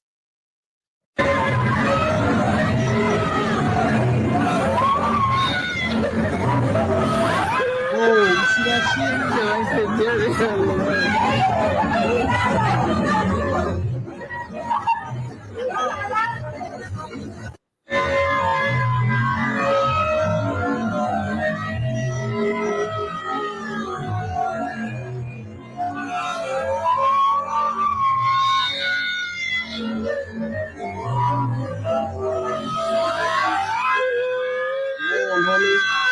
You know what made Jordan Peele's Us so disturbing? I bet y'all did not notice this. So we know obviously this right here, this female right here, Adelaide, was actually technically the real Tether. She was the real Red. She got swapped out when she was younger. She just was playing mommy or whatever. Whole time she was actually the Tether. She was living a double life. And she was trying to stay as far as possible away from that beach because she knows that's where she belongs, where she comes from, and that's where the body swap happened in the mirror maze, right? But did y'all notice the moment she went to that beach, it was like a connection started. You started seeing 11-11 everywhere. The frisbee laying on the ground. The girls saying double jinx, triple jinx. Like everything was lining up, right? It was like she activated something on that beach. And from that moment on, things got weird. But remember, they was in the house, and immediately the house, she's in the house, right, with her family. Immediately, the family ends up coming outside in the driveway.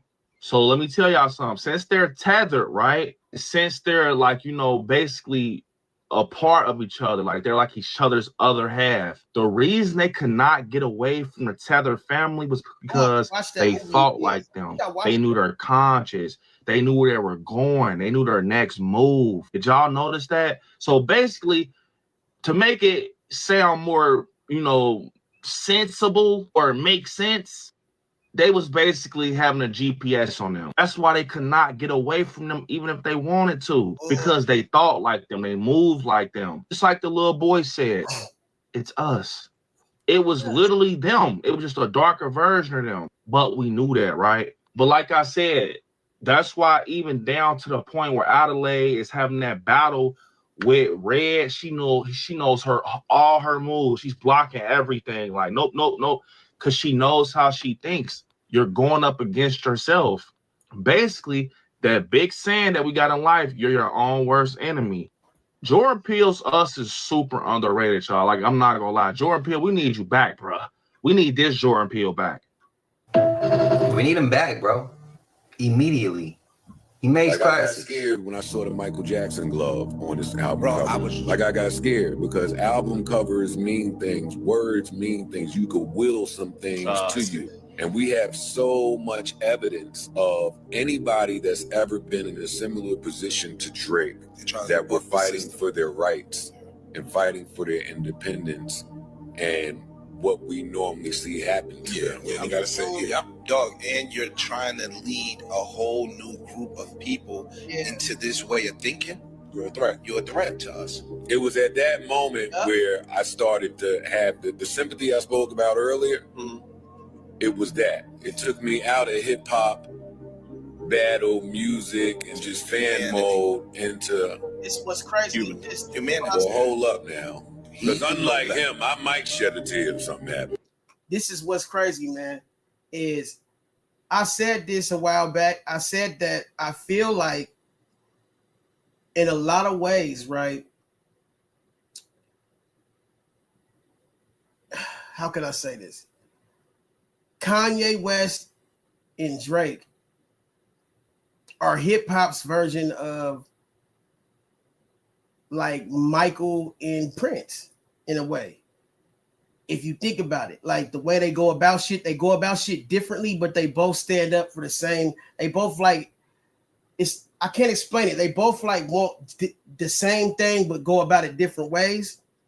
But culturally, they're aligned to hate each other. But I don't know. It's like Kendrick Lamar. Do you think Michael Jackson and Prince liked each other? Because I think they probably admired each other, but they probably hated each other. Who knows?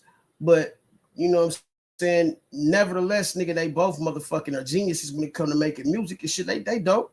But it's like, bro, like I see what he's saying because it's like, bro, you fighting for independence. This is what Tory Lanez was going after.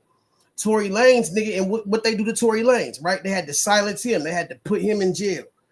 So Joe Budden saying, bro, like, nigga, what's to stop them from trying to, you know, to get Drake out the way?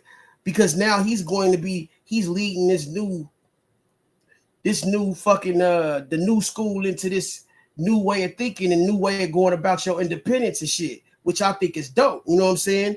But they trying to keep this shit to where you want to be signed by a label and all this shit to where somebody has control over you. Nigga, don't nobody need to control. Man, you can control your own destiny. The only perks that a label can really give you these days is some money. That's why I said, man, anybody that, man, I done been offered major contract. If you can't offer me $1 million or more, don't even talk to me. For real, for real.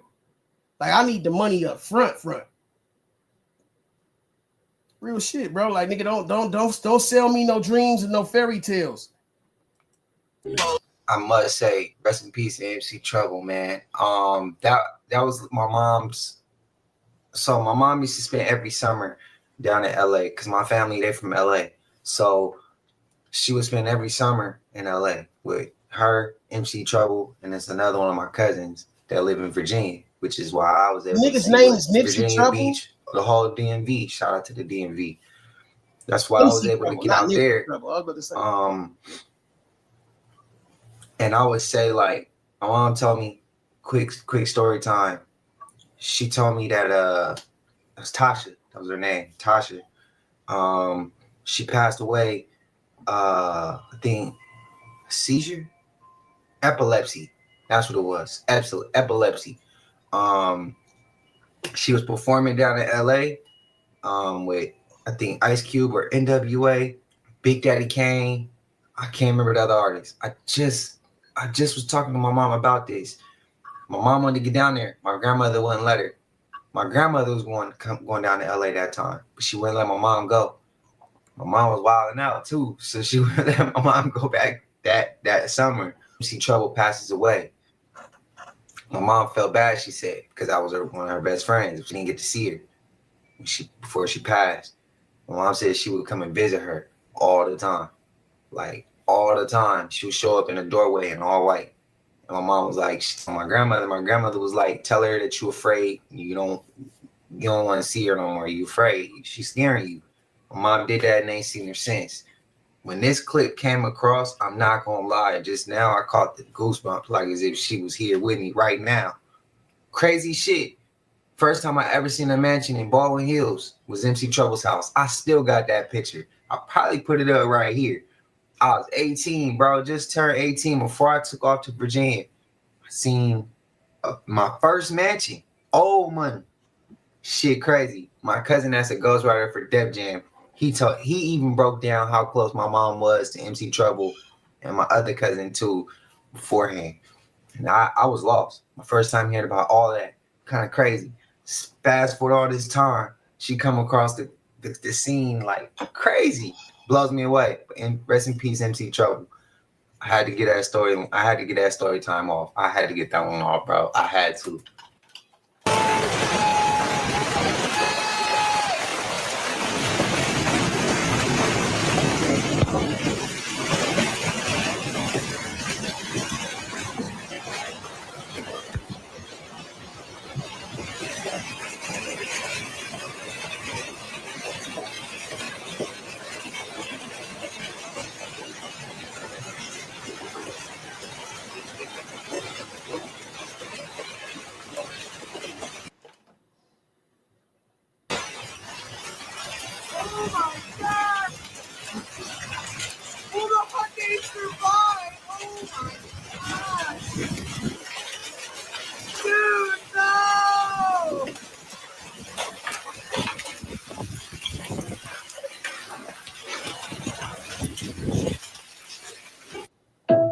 Shit remind me of the day after tomorrow.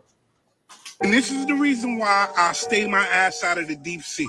I don't do cruises no more. And if it's not a bathtub or a pool, I'm not getting in it. I've seen a video where a woman said a blue whale is the same size as a 737 Boeing jet.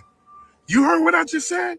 I go down a rabbit hole and I find out that the blue whale is the biggest whale in the world. Saying that this whale can grow to be 110 feet long and weigh up to 165 tons. And people want to talk about let's go on a cruise. You got something swimming underwater the size of 3 school buses. 3 large school buses. Do you have any idea what 165 tons is? Look at this shit right here. 165 tons is basically 330,000 pounds. Come on, man. Nah. And this is what makes the ocean so scary. The ocean is right here on Earth, and it's still the most unexplored place here. People say they go to space, but they never say they explore the ocean. Do you know what's down there in that ocean? You got shit like this that's down there in that ocean. And then they say blue whales are peaceful. What about when they're not peaceful? What about if they ever feel like, you know what? I don't feel like being peaceful today. I don't want to find out. Get in here, family. That's right. This man right here was arrested for allegedly having intercourse with a RIP deer. Yeah. We live in a freaky, zesty ass apocalypse. I told y'all this. Man, what the bro, what is going on, bro? It's like some type of activation going on. Cause why is he even find that even amusing? That man just walked past the deer that was already sent to the upper room and say, yeah, god damn it, man. It's only me and this damn deer in this woods. I ain't been getting to carry a joke for about 3 months now. This shit is sickening, y'all. From the grave. Shit is crazy. You can't make this shit up. Let me know what y'all think and feel about this in the comments. Shout out to the homie, man. He always got me weak. So we just found out some crazy news. We just found out that Sinners, yes, the movie will be getting a haunted house at Halloween Horror Nights. It's official, y'all. I cannot wait. Now, some of y'all don't know what Halloween Horror Nights is. It's a Halloween event that they do every year around Halloween time at Universal Studios, both on the West Coast and in Orlando, Florida. Your boy has been going to this event for 10 years straight. Like, yeah, OG. I'm a fan. I'm obsessed. This is me last year. Y'all can have the trips out the country. This right here, no lie, is my favorite event ever. This is my favorite place to go. This is my happy space. This is my comfort. This is me waiting for Terrifier, bro.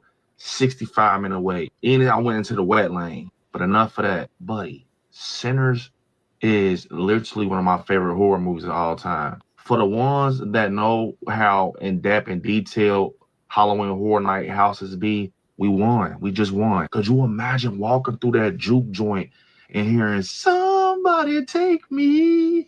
Oh my God, they want to have the scene with Preacher Boy Sammy. Bro, Smoke and Stack.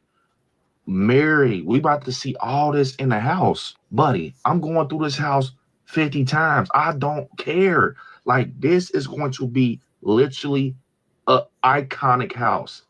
Going through the juke joint and hearing the music, pale, pale moon. I don't know whether should I dance or should I be scared? But we go see Remick in there. Y'all, we won. Skip the line.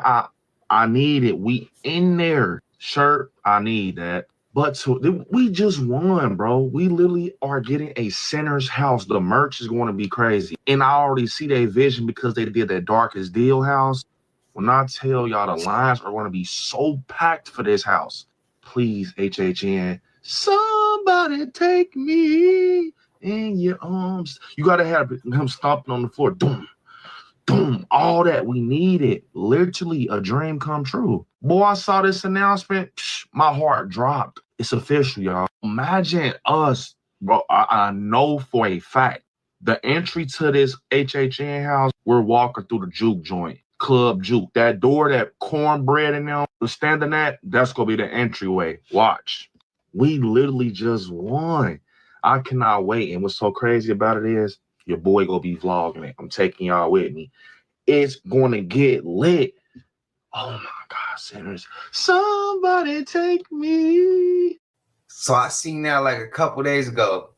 I will be there. Sinners, one of my favorite movies too. I got this crazy art piece coming. If y'all want to see it, let me know. I got some crazy art on the way.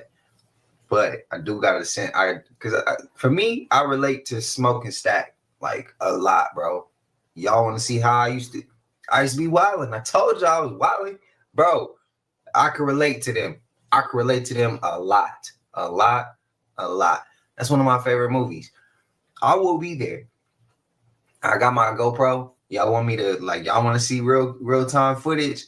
I might even go live that day, bro. I know I don't be going live. It's not my thing, bro. But I might do it. I might do it for y'all. Like for something like that, yeah, I might take y'all with me. I'll probably go to the Universal Studios in LA. I probably want to go to Orlando. Because if I do to go to one in Orlando, I'm gonna do something big going out there. So I'll probably wait. What, it's in October, if I'm not mistaken. Y'all be there, bro.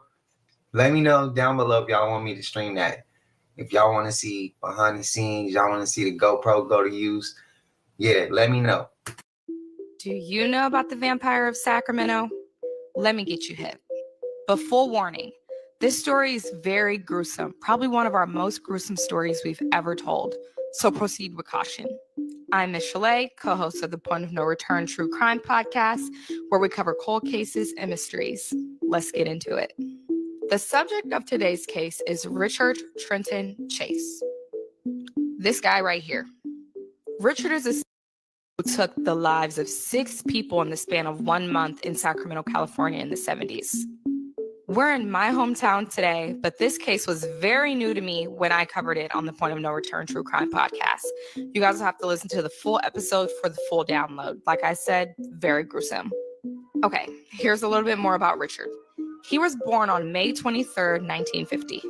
His parents were big on discipline, so he experienced a lot of physical abuse growing up. As a result, Richard veered towards crime and a lot of bad habits at a very young age. Sometime between the ages of 5 and 10, Richard exuded evidence of all 3 parts of the McDonald triad. The McDonald triad includes bedwetting and arson. Richard became addicted to as a teenager, and he was a big hypochondriac. Hypochondria led him to believe that his own mother was trying to poison him. So Richard moved out when he was 18 and got an apartment of his own with some roommates. But he constantly and quickly drove all of them away because of his and very, very, very weird hobbies, I'll call them. He eventually lost all of his roommates and ended up living alone. During this time, he picked up a few very bad habits, including killing animals. Richard would catch small animals like rabbits and eat them completely raw.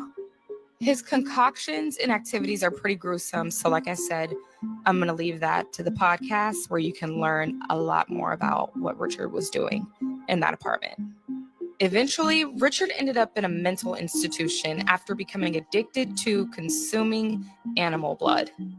During his 3-year stint in the institution, Richard was actually introduced to a string of psychotropic drugs.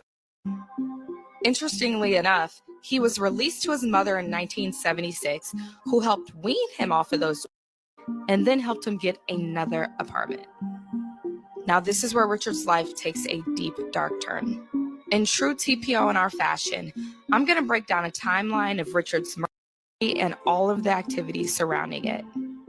In mid-1977, Richard was arrested on a reservation in Nevada. His body was smeared with blood and a bucket of cow blood was found in his car. But no charges were filed. Richard was let go.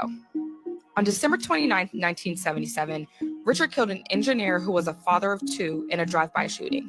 In mid-January 1978, Richard tried to enter a woman's home, but the door was locked. Seems normal, right? Hold on for a second. Richard would later tell detectives that he took locked doors as a sign that he wasn't welcome in a place. On the other hand, if a door was unlocked, he took that as an invitation inside. On January 23, 1978, Richard shoots and kills a woman who's 3 months pregnant. This is where it comes into play. Richard did despicable acts to that woman's body before he eventually drank her blood. This is where his nickname, the Vampire of Sacramento, really comes from. The woman's husband sadly discovered her body when he got home from work that day. On January 27, 1978, Richard performs his finale. Richard enters a woman's home, shoots and kills her, her friend, her 6-year-old son, and her 2-year-old nephew. Richard defiled and dismembered the body of the woman who lived there. He then fled the scene in a panic after hearing someone knock at the door. While he left behind bloody full handprints and footprints all over the place, Richard escaped in a stolen car and took the 2-year-old nephew's body with him. The person who knocked at the door actually went to a neighbor and they called the police together. Up until this point, there were no investigations into tracking Richard's behavior, activities, none of that. The nephew's body was later found behind a church near Richard's apartment. He had sadly been decapitated. But the events that led to Richard's capture were very straightforward. Police got a big tip from a former classmate of Richard's after she ran into him and noticed bloodstains on his clothes. Police began following Richard and eventually arrested him at his apartment.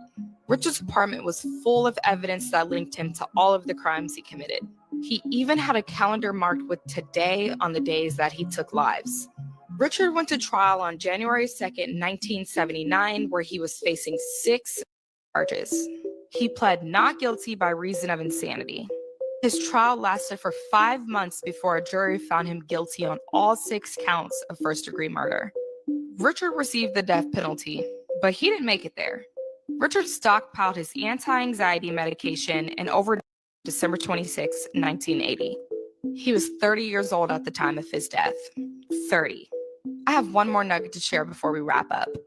Richard regularly met with FBI agent Robert Ressler during his time in prison. The FBI agent said Richard often obsessed over knives and aliens. He later published Richard's conspiracies in a book called Whoever Fights Monsters. Until next time, thank you for tuning in. Oh, see, I never heard of this, and this happened in my city.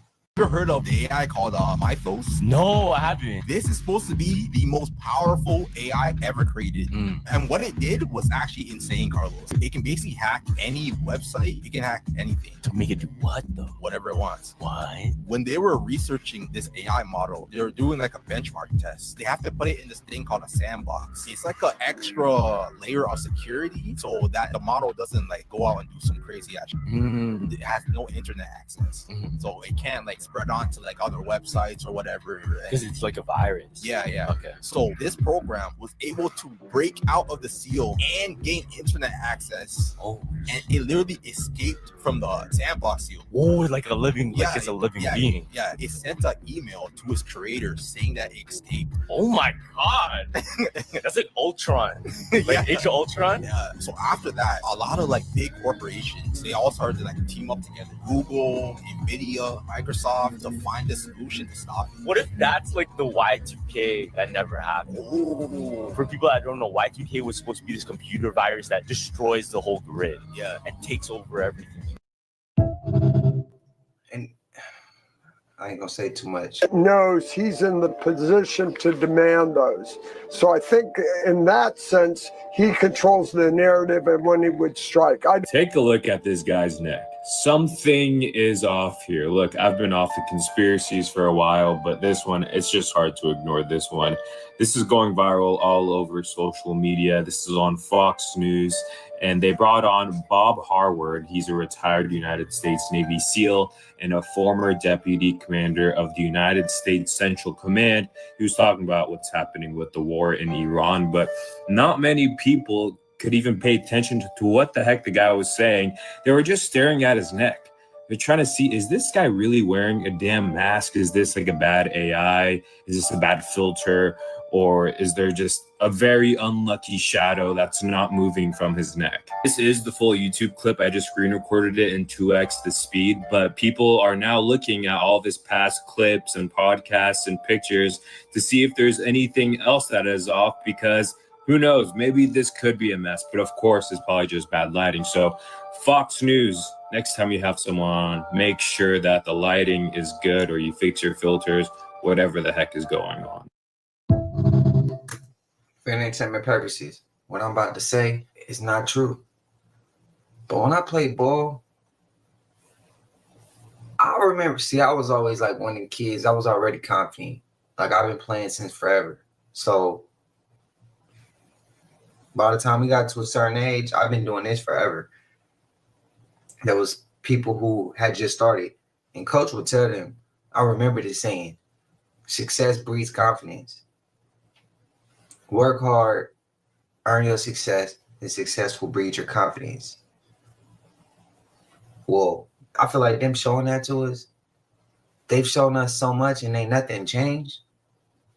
They're successful at it. How wouldn't that make them confident to get away with it even more?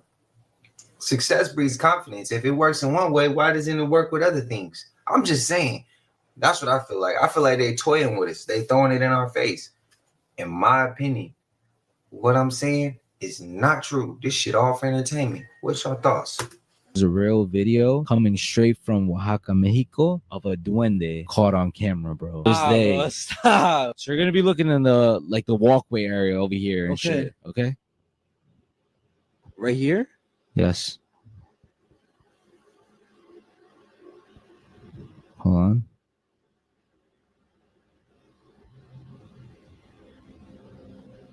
There it appears. It's right there. Oh, right there? And then watch. Vanishes.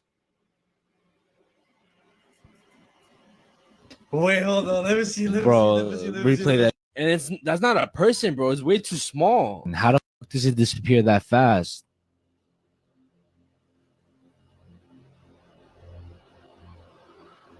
Vanishes. Nah. There's no camera glitch, bro. This is crazy. Let me know what you guys think. What do you think that is? Do you guys think it's a duende, chaneque, whatever you guys think it is? Comment it down below. Bro, when she showed me that shit, I was tripping. I'm like, what the whole story. I'm gonna just say, if that can happen with that, it can happen with Sasquatch or Bigfoot. The following footage comes from a man with the handle name of Classy in Life. He was dog sitting his sister's dogs when he went outside to give them a quick potty break. But he captured something truly creepy, and it almost looked like an alien. And he captured it on video. Take a look at the footage, comment below, let me know what you think. All right, so, and my boy was just sitting here. Yep, Rip. Oh, he's over there. He was sitting here, and I'm like, yo, what are you looking at? And then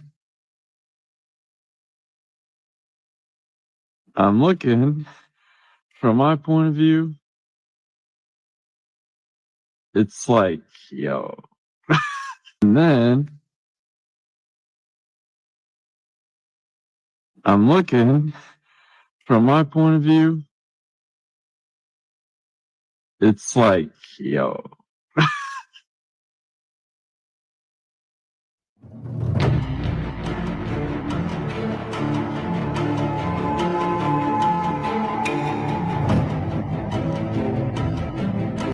And the dogs ain't even reacting to it. Ronald McDonald reminiscing. Shh. Shut up. I wonder what he's thinking about.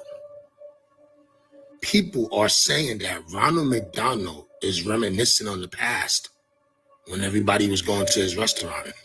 Shh. Shut up. What are you talking about? People still go there. I just seen the drive-thru and it was packed. To be honest with you, this picture is no different than this picture. Shh. Shut up. Remember? This is what people are saying. I don't know why they would say that. Those are two different people. All I know is that something's going on with Ronald McDonald. And he seems alone in this cold world. Shut up! Not sure why they have this up in Ohio. A big Ronald McDonald. Something's going on with this, guys. And we all trying to figure out what this means. And it means absolutely nothing because this video is for entertainment purposes only. Nobody want that human ass nasty food no more. Stop lying. Stop acting. You all never went to space. Follow Jesus. God's watching you all. Stop lying to the public. Your psyop isn't working on millions of us. NASA's a joke. Repent before God, y'all. I see through your lies. I know you never went to space. Thank you, sir. God's watching you all. That's enough. This man controls the entire world. Many people know about the Pope, but what if he's not the only Pope? Rumor has it that there are 3 popes in existence: the White Pope, which everyone knows, the Black Pope, and the Gray Pope, each trumping each other in terms of power. The White Pope is the leader of the Vatican Church, and the Black Pope is the leader of the Society of Jesuits. However, when it comes to the Gray Pope, it is a whole different story. Well, you'll see. The Gray Pope, or more commonly known as Pepe Orsini, is the latest heir from a long bloodline of black nobility that are the movers and shakers behind world control, with their dynasty going way back to even Babylonian times. Today, they are the world's most powerful family, heading the Illuminati, with even the Rothschilds and the Rockefellers reporting to them. But not many people know that.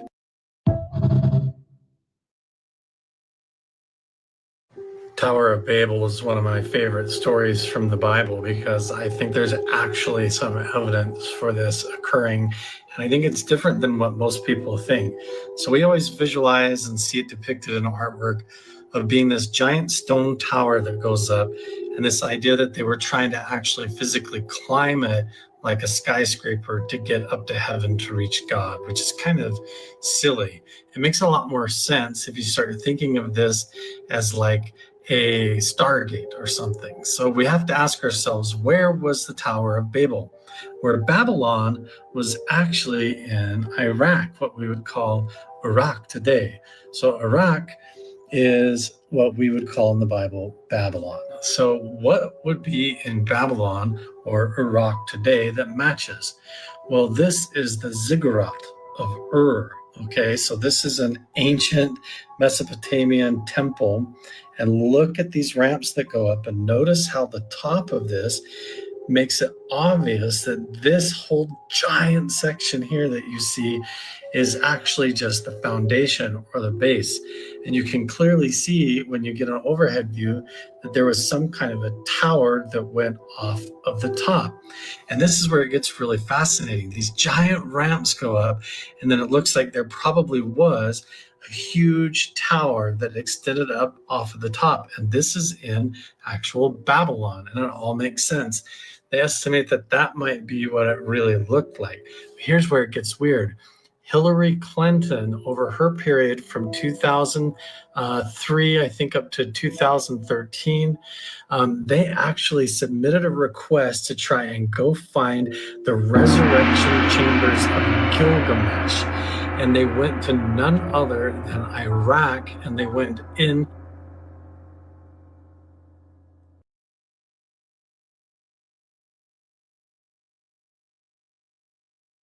What's up, Rose?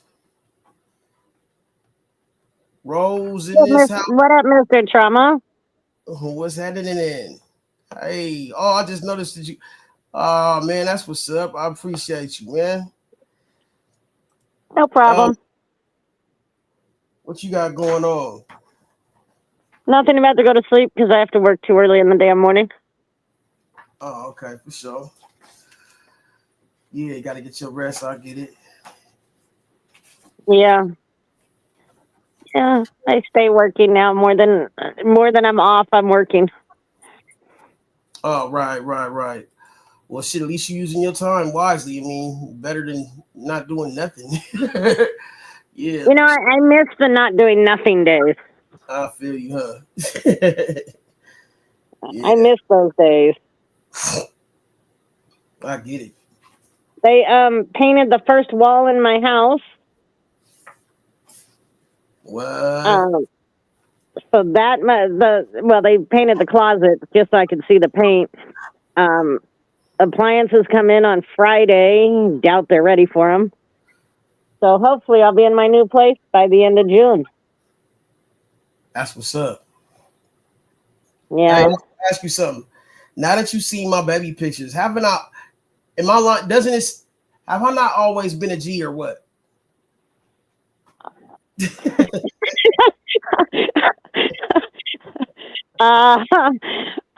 You've always been a cutie pie. Let's go with that. Okay, I'm just saying, I always had personality. It's like I was never a bland kid. Like, that's what I'm saying. No. like some of these motherfuckers. But I'm just talking about shit, you know. But I appreciate it. Hey, in case anybody cares, Stone C needs $200 to get bailed out. I'm not giving it up, so anybody who has money can send $200 or even partial. I'll make sure his mom gets it. $200 to bail out, and this nigga ain't got nobody. No, he's 200. He's about 400 short, I think, and he has 200 coming or something. So he just is down 200 at this point. Oh, okay. Mother said. So it must have been 2,000 to get. He must have been 2,000 to get him out. No, it was 175,000. Okay, but he has to pay 10% of that, right? Yeah, and so he's just 200 short on that. And I think his little play-up partners who have his back so bad, and have made it so I'm never going to help the fool again in life. Maybe they should help, but his broke ass, his little OG partner, he ain't going to fucking break bread for nobody. Well, just anytime you think about doing something for Stone C, just do it for me, because instead, fuck Stone C. Shit, I'm going to do it for myself. I'm going to put it in my own pocket. I take it from one pocket and put it right in the other motherfucking pocket. I mean, Stone C cool. I'm just talking my shit. You know what I'm saying? Yeah. Y'all ain't really tripping on Stone. We cool. Free Stone C, cuz. Yeah, $200. Y'all can just send it on to me and I'll give it to his mom. Nah, but shit, yeah, man. That's crazy work though, bro. So they basically just holding him until further notice to see if he gonna pay that shit off or he gotta do it the whole time. Yeah, I don't know. Our conversation didn't go exactly according to his plan, I don't think, today. I was wondering why he called me. Right. Like, I was every kind of bitch under the sun the day before, the day you left. Why are you calling me today? Yeah, see, that's the people don't be thinking about the shit they be saying until it comes time where they gotta actually own up to it. Because you in a situation now, you gotta think about the shit. But that's just the bed you lay. So he's a big boy, man. He'll be all right. Exactly. And you told your boy that the only reason you were going to talk to me was for money. You should probably go talk to him now for some money. Damn. You told who that? He told, according to the old guy that did a bird court on me, that Stone said that the only reason he was going to talk to me was to get money out of me. Oh, Kev did a bird court on you, bro? Yeah, you should watch it. It was quite entertaining. Because what it comes out with, and his partner that came up there and helped him out with it was none other than the other bitch that I can't stand up in Seattle. Oh, man. Who else is in Seattle? I don't know. I can't recall. Only one bitch that I know of. Who? I have no idea who that is, because I'm like, who else is in Seattle, too? Huh. You ain't in Seattle. Oh, okay. Yeah, I know who you're talking about. Okay, my fault. I was thinking you ain't in Seattle. I was thinking of a woman for a second. I was thinking that's what you're talking about. I know what you're talking about. Mm-hmm. Yeah. But I guess I've made some enemies between, the old guy, the drunk guy, and the, big smelly tuna. Y'all a trip, man. Damn, man. Did you hear about your boy Mike Jeezy? No, what he do? What he do now? Ben was talking to a Trizzle nanny or something like that. He was fixing Trans Ams or something like that. Oh, I heard something about that and I started laughing. Yeah. But you know what? He's just jealous because they can grow hair. You stupid. That shit is hilarious. I said, what the fuck? But hey, you know what's crazy, man? Is I'm not even gonna bullshit with you. Mike G's calculated in some of the shit he does, even though it's kind of retarded. But when he starts drinking, other than that, but I feel like he'll do some crazy ass shit like that just to get some clout. Like he'll go that far. I really do think he would, bro. Like, because that. But who's he getting clout from? I mean, let's. No, the gay people, like, or not the gay people. You know, like that community. Like he will literally. Oh, okay, that'll be a fan base for him, weirdo. Yeah, I actually I can see what you're saying on that. I can see him doing some, stupid shit like that. Yeah. Yeah, I can. He's addicted to hearing his name. Like he used to tell me, like, bro, like, fuck it, this just I don't give a fuck. I'll be like, bro, but see, then you would turn around and be mad when people say bad thing. If you gotta accept the good and the bad if you're gonna be that way. Look, I do better if it's not a compliment. I don't know how to handle compliments as well as I can, because I can come back at you. If you want to talk shit, I can come back real quick. Compliments, then I got to be nice back, and I'm not always wanting to be nice to people. Yeah, see, yeah, that's the thing. See, compliments, if they're sincere, women don't know how to take compliments because their defense mechanisms is usually up. So when you say something, that's why I say before you give a woman a compliment, you have to crack a joke or something, because that way their defense goes down for a second, then you can give them a compliment. You see what I'm saying? Yeah. Like I pretty much got the shit down to a science. I need to write a book. Because shit, I got a phone call today.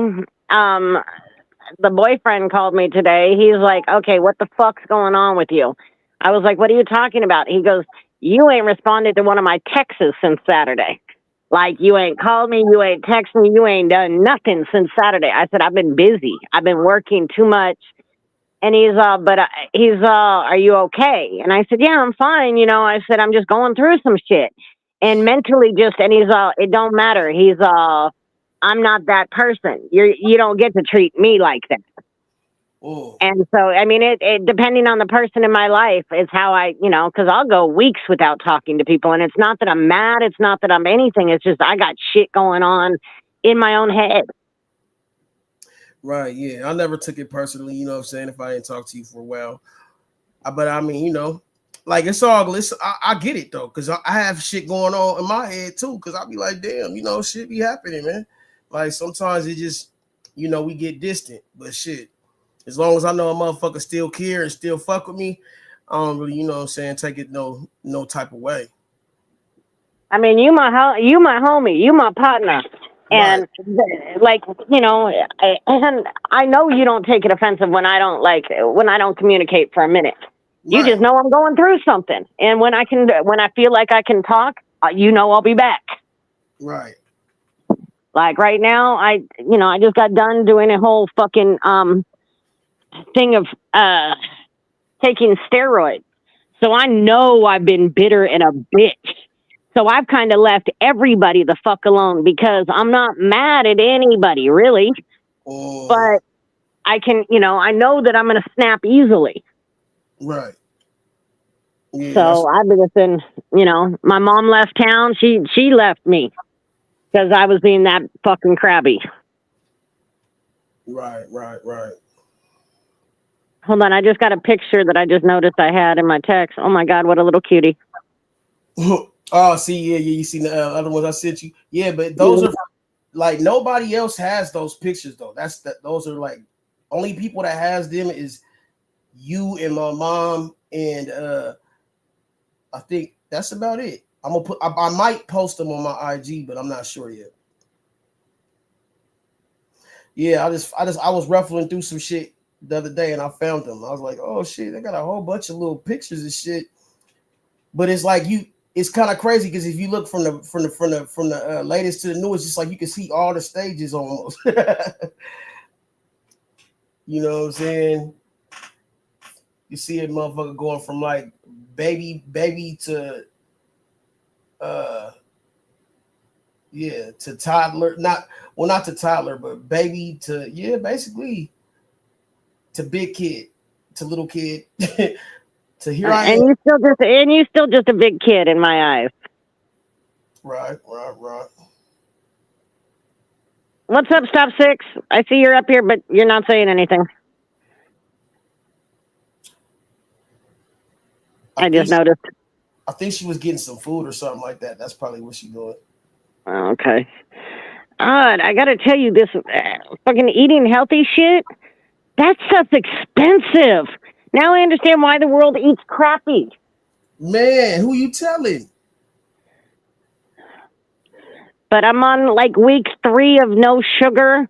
I haven't had a real soda in forever. Listen, you can have whatever. I'm telling you, you can have sugar. You just have to get your sugar from good places like fruit, stuff like that, instead of getting it from sweet things like candy and shit like that. Yeah, no, like I'm off the sodas. I've been drinking those sparkling ices, and they have like lifesaver flavors. So a green apple and a wild cherry, fucking amazing. And there's no sugar in them. But so my biggest thing really was not drinking any water and drinking a shit ton of soda. And you have no excuse because you live in Hawaii where all the fresh fruit is and all that good shit, man. Ooh, I'd be down. that'll be eaten, you know, basically apples and peanut butter. If I want an orange, I just go pick it off the tree, you know, stuff like that. But I mean, even eating like healthy, like, you know, not frozen food, cooking food, eating vegetables, all that shit's expensive. And I don't, you know, and it's expensive on the mainland, but it's more expensive here. But it's, you know, it's time. I'm 54, well, almost 54. It's time to start eating right. Start you a garden. I'm telling you, like, just start you a mini garden. You can just start off We with have one. Oh, we have one. Yeah. I'm just saying, like, because you'll be surprised, like, and then, I got a book I'm going to send you the link to. This dude makes it so simple to garden, because that's how I got into this shit. Like, I started growing weed. And then I started realizing, like, yeah, well, shit, if you can grow weed, you can grow anything. So, son of a bitch, I still got to send you my address. I've been waiting on you, but shit, I wasn't interested or nothing. I thought you, but shit, yeah, man, it's like, it's real simple. Like, I'm telling you, like, I'm gonna send you the link to this book. This dude made it so simple. It's like, it's almost like, you know what I'm saying? The shit is like too easy, man. It's like, damn, like, all you gotta do really is just keep the scrappings of stuff that you like would eat or stuff that, and you could like damn near grow anything by just germinating it. Damn near, you know what I'm saying? It's crazy, man. I'll send you that shit when I get around to it, though. Yeah, that's the thing. You know, it's I'll get around to it eventually, sometime. I'm just a little slow. Hold on, I'm sending my You want physical address or the U.S. mail? Whatever one you want me to use. Well, FedEx would be better, but we're gonna go with the other one because it's for sure I'll get it. Okay.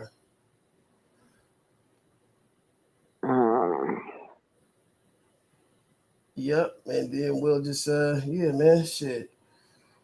And just keep in mind that you are the only person that has that. I feel special. You should. I like to feel special, you know what I'm saying? I like to, yeah, real shit. And I don't take that shit for granted. I know you don't. That's why I trust you enough with it. Oh my God. Every day that it's my day off, it like rains, so I can't even go outside and get a sunburn. I mean, work on my suntan. Oh shit. Well, I mean, like, is it like bad rain or is it just like that little mist type shit? No, it's actually, you know, it's weird. It's during the day it's kind of misty. It'll rain for a second, then be done, but it's cloudy. But at night it just fucking downpours, which is fine with me because with all the overtime I'm having to do right now, I don't have time to go out and you know, water the garden or water the property and all the plants. And since like mom's, you know, in Cali, I have to do that, but with all the rain I don't have to, so that part of it's good. That's what's up.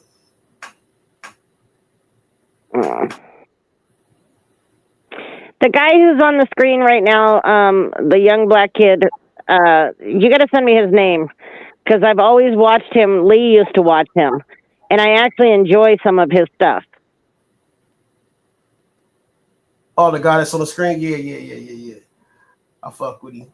You know what I'm saying? Yeah. Like he got good I like him. compilations and shit. And then the other guy that I really like is the one that used to be in the military. Also a young black man that very, very smart too. Shit, that was loud. Oh, like that shit sounded like People's Court or some shit. It's supposed to be what is that one supposed to be? NFL. Why am I calling someone? Yeah, I was wondering. I was like, who the fuck is this? Okay, that's you calling me. Yeah, okay, I don't know why. I don't know how I even managed to do that one. Yeah. I wasn't trying to call you, sorry, my bad. It's all good. Oh shit. Fuck. Damn, he really slammed that girl like that? Damn. Oh, that's a dude. Oh, my bad. I'm watching this shit. This dude got body slammed like a motherfucker, bruh. Fuck. Oh shit. That's crazy work right there. Yeah. Oh wait.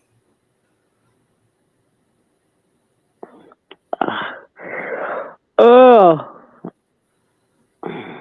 They actually got there was something I was gonna tell you that happened that I had something to tell you and I forget what the fuck it was. Don't you hate that?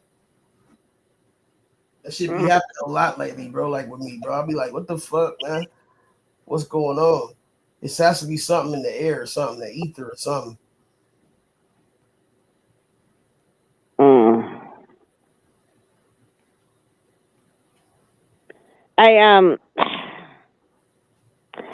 So Saturday I had to work 11 and a half hours because my boss's grandson was graduating, whatever.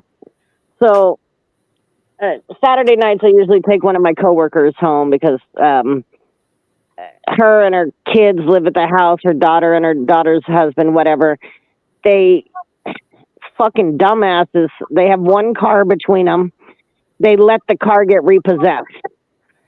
So he has his brother's car that he's borrowing, but she needs a ride to and from work sometimes. So I go to give her a ride home. Actually, I take that back. It was Sunday night. Go through the little next town, and whatever. And it's a 2-lane road, one lane each way. Get stopped at a DUI checkpoint. Now, all the officer that talks to me, he's like something. Oh, where are you guys coming from? We're both in our work clothes. Says biggest day where we work, and we're not going to wear matching shirts. I'm sorry, I'm not wearing a matching shirt that says a company logo. Fuck you. So we go through that. He sends us on our way. Coming back, it's this one female officer. Now she's given me a ticket. Back in September of 2024, I got a ticket for holding my phone while driving. $350 something.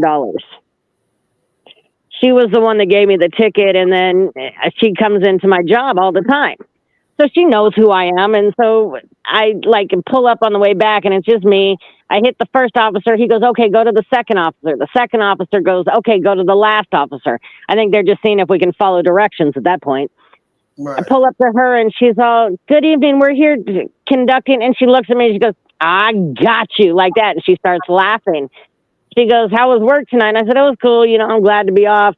And she's like, all right, yeah. I said, well, you guys having fun out here? She goes, no, this is stupid. And I started laughing. And I'm all, and she's all, but I got you, Rose. I got you. And I started laughing. I was like, yeah, I'm drunk as shit. I said, I had 12 beers real quick, and she was cracking up. And now the first officer that had stopped me the first time, he's like, he turns and he gets all he's ready to, pull me out the car. And she goes to me, she's like, all right. She goes, well, take your drunk ass on home. Be safe in your drive. I said, all righty. I said, I promise to hit the couple kids and, and the parent up the street. She was cracking up. Right. She's you may, so I got through a DUI checkpoint. First time I've ever been sober going through one. Right. First time I've ever been sober going through it. That's funny. Usually I try and avoid them because I don't have a license or insurance or registration. This time I'm sober and I'm not even high sober. Right. I got guests giving me weed for Mother's Day. I came back out to my car at the end of the night and I had 2 bags underneath my like one in my door handle and one underneath my windshield wiper with weed in them. Oh. I'm like, I don't even know who gave it to me. Like, I'm gonna smoke this shit. Is it still illegal down there? Yes. Oh. Yeah, it's legal down here. Well, that's crazy. They need to make it legal. That's what I'm saying. You should petition that shit or something. Well, the dumbasses don't realize it. I mean, the roads here are atrocious. And, you know, they have potholes, everything like that. Motherfuckers, make this shit legal and you could fix all your roads. Right. You should give them that. Like, hey, tell them, like, hey, why don't you just tax it and make it legal? Because that would make sense. That would make sense. Right? Because I don't understand, like, that's all they did anyway with the shit is just once they figured out a way to tax it, they said, like, well, why isn't it legal at this point? Because that's the only reason they hadn't made it legal is because they didn't know how to tax it. But if they could tax cigarettes and everything else, why not tax just, you see what I'm saying? Like, it doesn't make any sense. Alcohol is actually way more dangerous than fucking treating. Yeah. How many idiots do you know that are going to be high off weed and get violent and start fighting just because, you know? Exactly. Here's a question. What are gas prices where you are? Gas prices, well, they're a little bit better now, but they were fucked up. Why? Well, how much you pay? How much is it for a gallon of gas? Shit, like right now it's like anywhere from $3 to $4. 3 to 4, that's it? Yeah. Shit. I actually, so I drive a 2016, Land Cruiser, Toyota Land Cruiser. Oh. And I, you know, it's either that my mom has a Honda Accord that she would like me to drive more. I don't really like it. I like the SUV. And then the third vehicle is the Audi SQ7. Now that motherfucker, you have to put the 91 in. And out here, gas prices, I stopped today at Safeway because my truck was on E. And I used my little points from there. I got gas for $5.09 a gallon. Most places it's $5.80. So I was all stoked that I got, you know, $5.09. I'm like, when the hell did I think that over $5 a gallon was a good deal? But I guess, you know, nowadays. And then my mom was telling me that she's down in, you know, the San Francisco Bay Area, and she goes, it's $7 a gallon. Did I just say motherfucking $3? What the fuck was I doing? It's $5.69 a gallon. It's anywhere from $4.99 to $5.69 per gallon. I'm tripping. Okay. Yeah. How much is a pack of cigarettes there? Like regular cigarettes? Man, a pack of cigarette. Well, only cigarette I ever smoked was Newport. So like the Newports is like $14 a pack. God damn. Yeah, man. The cheap cigarettes here, like the Pall Malls, are $15 plus tax. So they come out to like $15.70 or something. Marlboro Reds are $16.60 a pack. So I have to drive when I go down to the next, you know, big city and go to that Safeway. I, you know, buy a carton for $115. And I'm like, this kills me. I need to have somebody send them from Vegas at $88 a carton. Man, that's what, hey, man, I'm telling you, man. That's what I was doing for a while, man, when they first started. Because they said they were threatening to fucking take them out to stop selling menthol cigarettes. And they did for a second, and that shit went to whack because motherfuckers started like, nigga, like, come on, man, we gonna lose. They realized how much money they were gonna lose. Well, California doesn't sell, you know, the flavored cigarettes or menthol or anything. And my sister happens to smoke menthols. So, you know, every now and then I'll just send her some cigarettes because she can't get menthol where she's at. See, that's bullshit because that's what they were starting. I think that's racist as fuck. Yeah, it I really think is. that one is racist as fuck. Yeah, it really is. How you gonna tell somebody how they can smoke their cigarette? Do you tell somebody how they and plus it's, you know, a majority of the people that smoke menthol are not white people. Yeah. And it's not like they really care.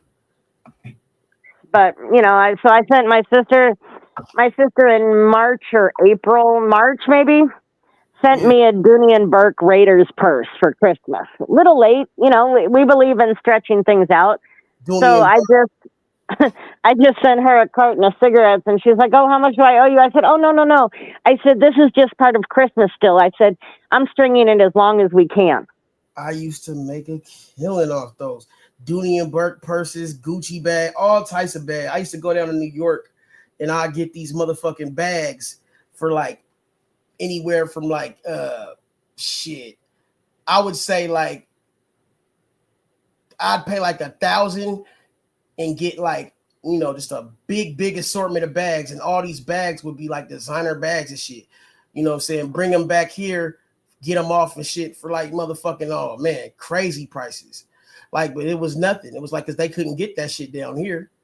You know what I'm saying? Dooney and Burke bags, all types of different little handbags. That's where when I got into that shit, nigga, I said, oh man, I gotta go to New York at least once every couple of months. Yeah, I need some new Coach purses. I gotta send somebody to the outlets. Right. Because I'm not coming back off the islands anytime soon. I'm sick of flying. Well, man, I used to have the plug on that shit, man. But then, you know what I'm saying, where one of the homies ended up almost getting killed and shit down there because his ass wanted to go do some shit and didn't realize how crazy it is down there in them buildings. You know what I'm saying? Like, if they think you fucking with their territory, you selling anything in their territory and you don't know nobody, oh man, that's your motherfucking ass. They'll even call the police on you and have them like, it's weird down there. It's like they're real jurisdictionized with their shit. You can get your shit, but it happens so fast because there's so many people. Yeah. Like, man, you in my building, man. Fuck your building. This ain't your building. Fuck you, nigga. It's my building, nigga. The New York niggas be grimy though, man. Like, son, you in my building, son.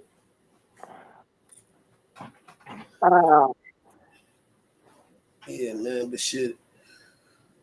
Yeah, man. Dang, I've been on here for a minute, huh? I think so. Mm-hmm. I'm trying to figure out what phone I'm even using right now. God damn. My meds just starting to take effects and my brain just went cloudy as shit. We'll take your ass to sleep then. It's all right. Oh, I'm not going to sleep quite yet. I'm not there yet. But I got to set my alarm so I can, you know, maybe wake up in the morning. Right. The other night, I fucking worked till 9:30, got home after dropping her off, everything, got to sleep, you know, because I can't go to sleep when I first get home. I just can't. Meanwhile, I had to be back at work at 4 a.m. That was a hard one. What it is you got to wind down. So what you need to do is when you get home, just go into do like a 5 to 10 minute meditation and just turn off everything. Like, don't have no noise playing. Maybe just like a little light, like music or something like that, but not even really that. And just center yourself. Breathe in, breathe out real slow. Take your deep focus on your breathing. Yeah, do that shit for like 2 or 3 minutes, man. That shit'll bring you back down to where you need to be. Because it's what it is when you're outside or you're going through your life, you're moving at a certain pace because the frequency and the energy that's around you. So it's like when you get in, you kind of like gotta dial it back down for a second, just to, you know what I'm saying, come back to from being in a chaotic situation, damn near, to a peaceful situation. You know what I'm saying? You don't want to bring from the outside into the inside. You know what I'm saying? And vice versa. Yes. Okay, hold on. So I got to be to work at 5:30 tomorrow morning. So 4:30, 4:45, 5 o'clock for the alarms. Sorry, I tend not to want to wake up when I hear my alarm in the morning. Well, shit, that's the thing, man. When what kind of alarm you got? You got one of them annoying ass alarms? I have my cell phone that plays annoying ass songs, and I do them in relative order. So first one's kind of quiet, second one's kind of quiet, third one is kind of thing in my ear. Shit. All right. Well, I'll send you a text me saying, "Wake up, bitch! Get up and get." Oh shit! Don't do that, because then I'm gonna have to stop and play with the toy before I can go to work. Oh man, I was just trying to help. You know what I'm saying? Yeah. You did. They had the other night. God, I don't know what night it was. I had literally just walked in the door of the house. I'm taking my shoes off, and all of a sudden there's this sound outside, like the wind is blowing, but it stops and it doesn't. I'm like, what the fuck is that? Then both my phones start going off. It was an earthquake. Oh. Like a 6.0 earthquake or something that had happened. And I mean, I don't know what the hell. Like, I had never heard trees stop like that before. Damn. Like that? And I was like, nothing shook, but it was just the sound changed so much. And it was just like one of those, like, wait, okay, I hear the tree, like the wind going, but it just stopped. Just stopped. I was, that's some bullshit. I'm trying to figure out what that's called. I think that's like that's called something. Creepy? Yeah, where it seems like the wind and everything stops. Yeah, I don't know what it's called, but it was one of those where I was like, what the? Oh, never mind. As soon as my phone started, it's like my phones are telling me to duck and cover. I'm like, roll, duck, and cover. I'm like, oh, earthquake. Okay, right on. Ooh, okay. That could be. That's usually a bad omen whenever you hear straight silence for a second. Like when it goes like that, that's like something. It's like the warning or what they call that, the calm before the storm. Yep. Yeah. So yeah, just be aware. You know what I'm saying, but embrace it though. You know what I'm saying. Like never be startled by it if you can. You know what I'm saying. Just kind of embrace it because shit, it's all energy. Whether it's good or bad, it's still energy. You know what I'm saying? Like negative. I be telling people too, like a battery, you gotta remember a battery has both negative and fucking positive to make a full nucleus charge. So you gotta have both. You gotta have both. You can't just have everything all good and everything all bad. It has to be a balance. Okay, growing up in Northern California on the coast, earthquakes were nothing new. I like earthquakes. I mean, I don't like them like that, but I don't mind earthquakes. And then like my friends on the East Coast, like, oh, earthquakes, oh my God. I'm like, okay, I can't deal with the hurricanes and shit like that. Tornadoes, you know they're coming, they last forever. Earthquake, you don't know that shit's coming and it's over in 15 seconds. Right. I'm all about the earthquakes. I slept through a couple of earthquakes, but like it never was like a serious bad earthquake. But like you were actually living through you like what's the baddest earthquake you lived through or you went through? It was October 17th, 1989. The fact that you remember, and it was it was my sister's birthday. But on top of that, it was that one where the Bay Bridge, part of the Bay Bridge fell down. Oh yeah, I was actually watching that. I watched that shit. Okay. And it was during the World Series between the Giants and the A's. Tell me about that. What the fuck? What was your experience with that? Well, I was out by my mom's house, and she lives on. Her house is actually on the other side of the San Andreas Fault. Right. And so I'm on the opposite, across the little, bay that's right there. Mhm. And I'm sitting there, and there's these big eucalyptus trees. And I'm in the car, and my friend had gone into her house to do something.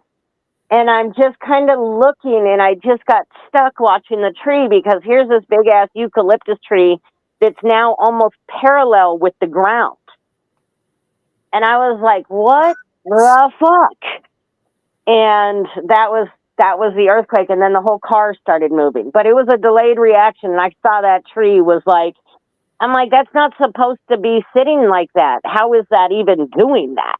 Hold on. So the tree had fell, or was it like about to fall? Like, or what was No, going? it was just the way the ground was moving. It looked like, it just moved like that. But it didn't fall down, didn't do anything, and it went right back to normal. That's crazy work right there. What? But my brother that day had been on the Bay Bridge going towards the Bay Bridge, and it was rush hour traffic, and him and his boy decided to get off like right there in Oakland before almost one of the last exits to get some food, because they were high as shit.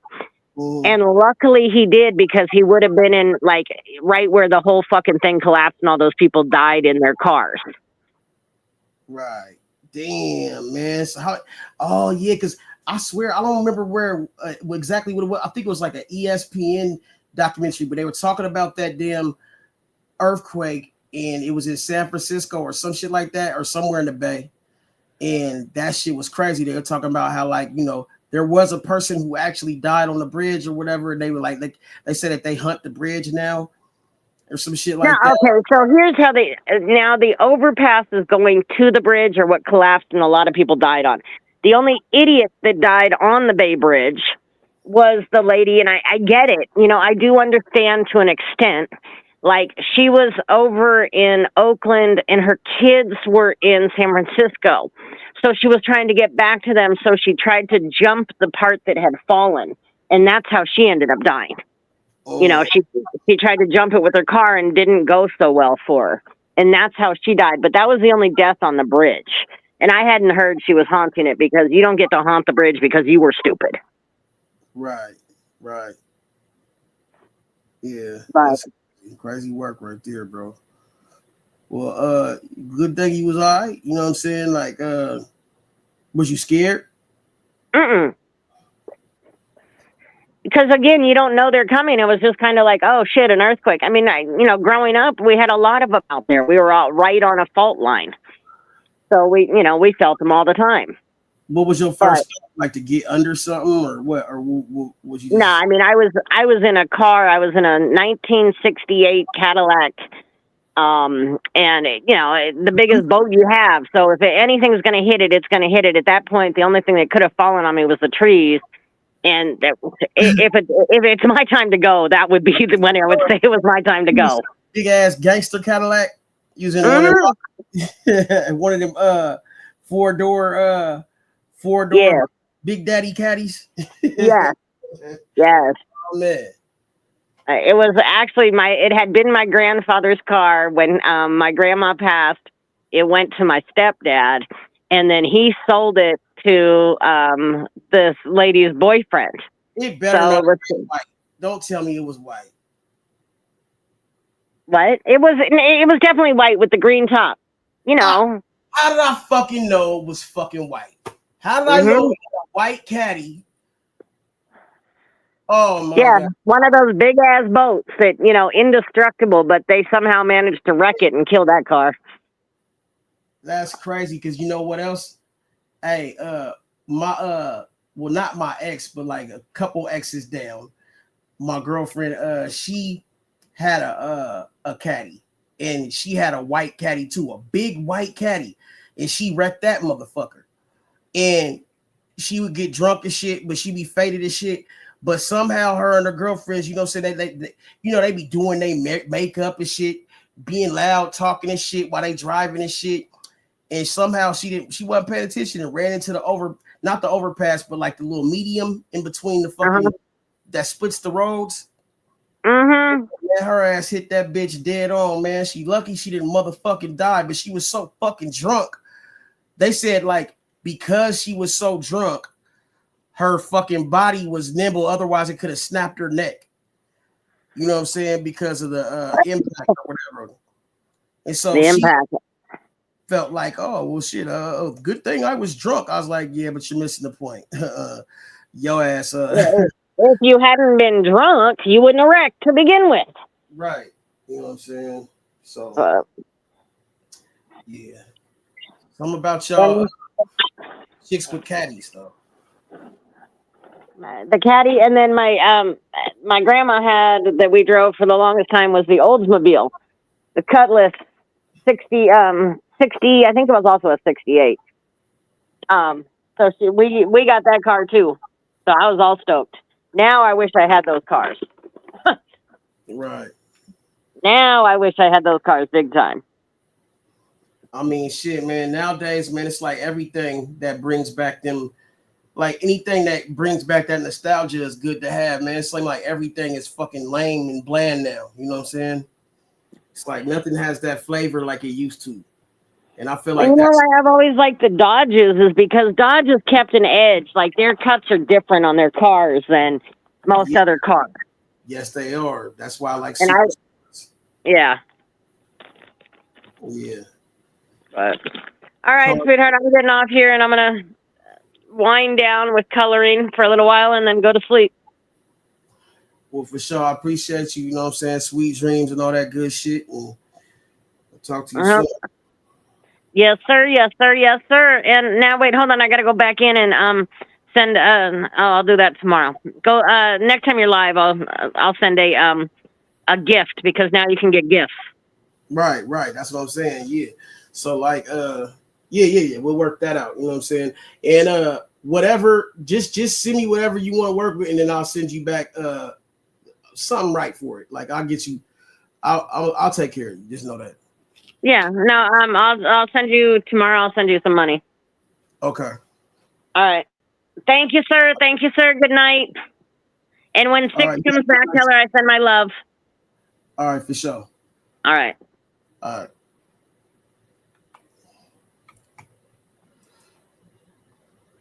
Shout out to Bank Rose. Yeah, man. Stop Six. Wake your ass up, woman.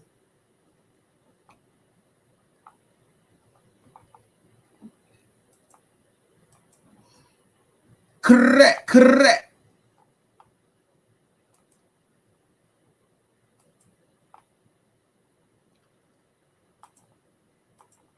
To the ziggurat there in Iraq. So it makes you wonder, what were they looking for? The resurrection chambers of Gilgamesh and the bodies of the buried Nephilim.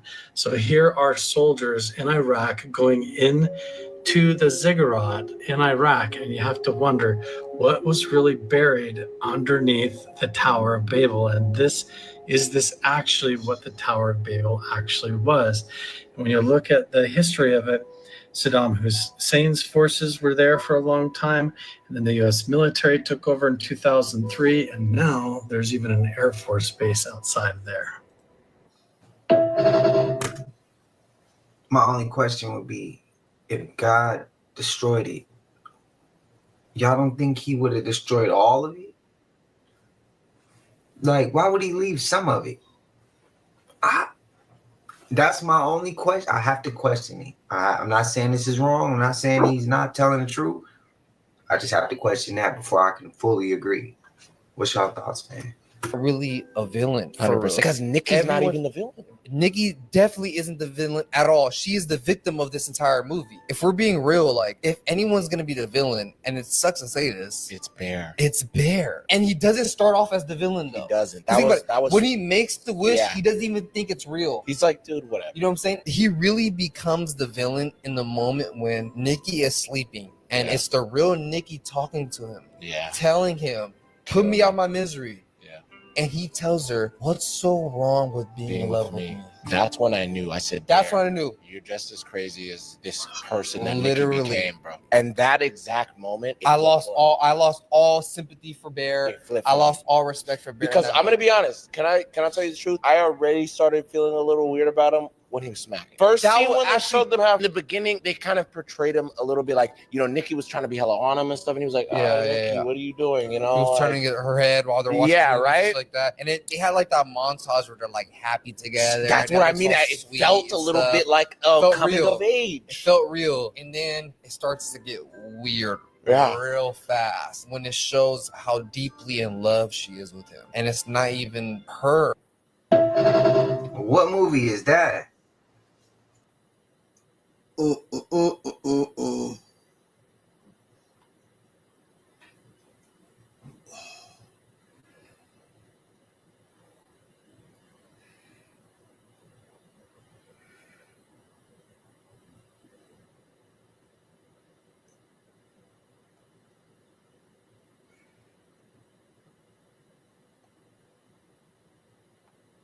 Yeah, man, I be showing this nigga Wild D love, bro. You don't never show my shit, or you don't even pull up on me.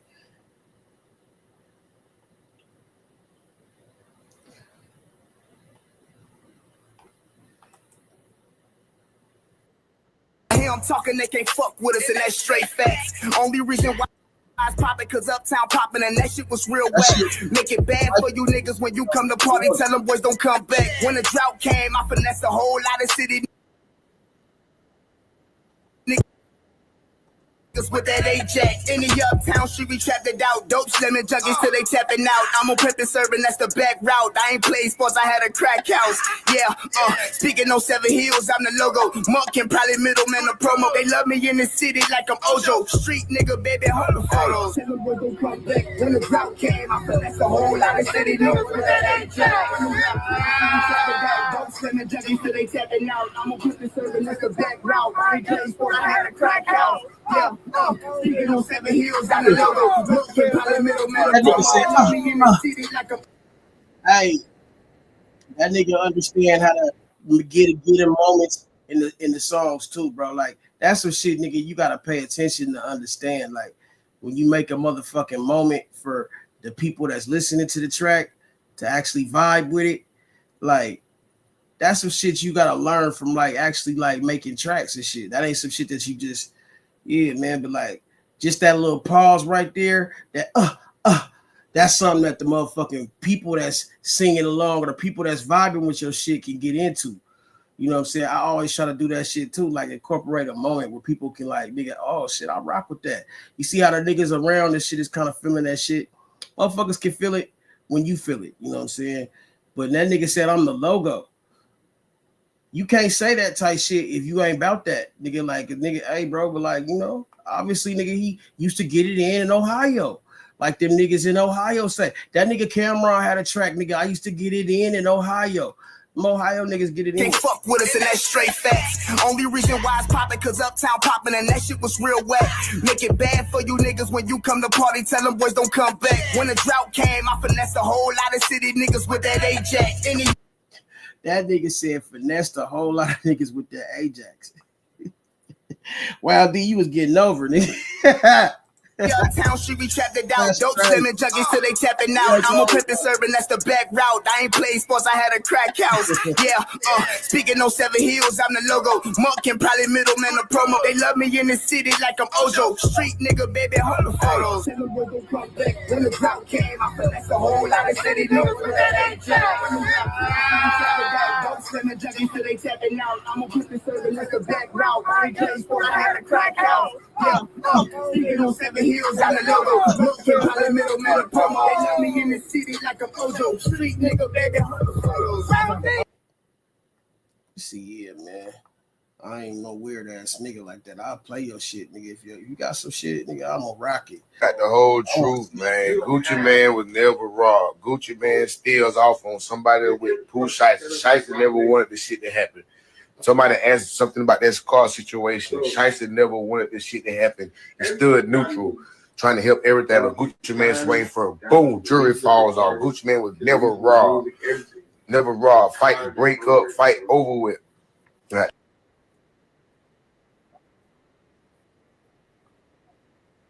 Get your ball for ball, my punches hit all this Carissa, and I don't like targeting sisters. But in this case, just by her face, she can ball with the Sixers. And Pat, you should be more worried about Maserati.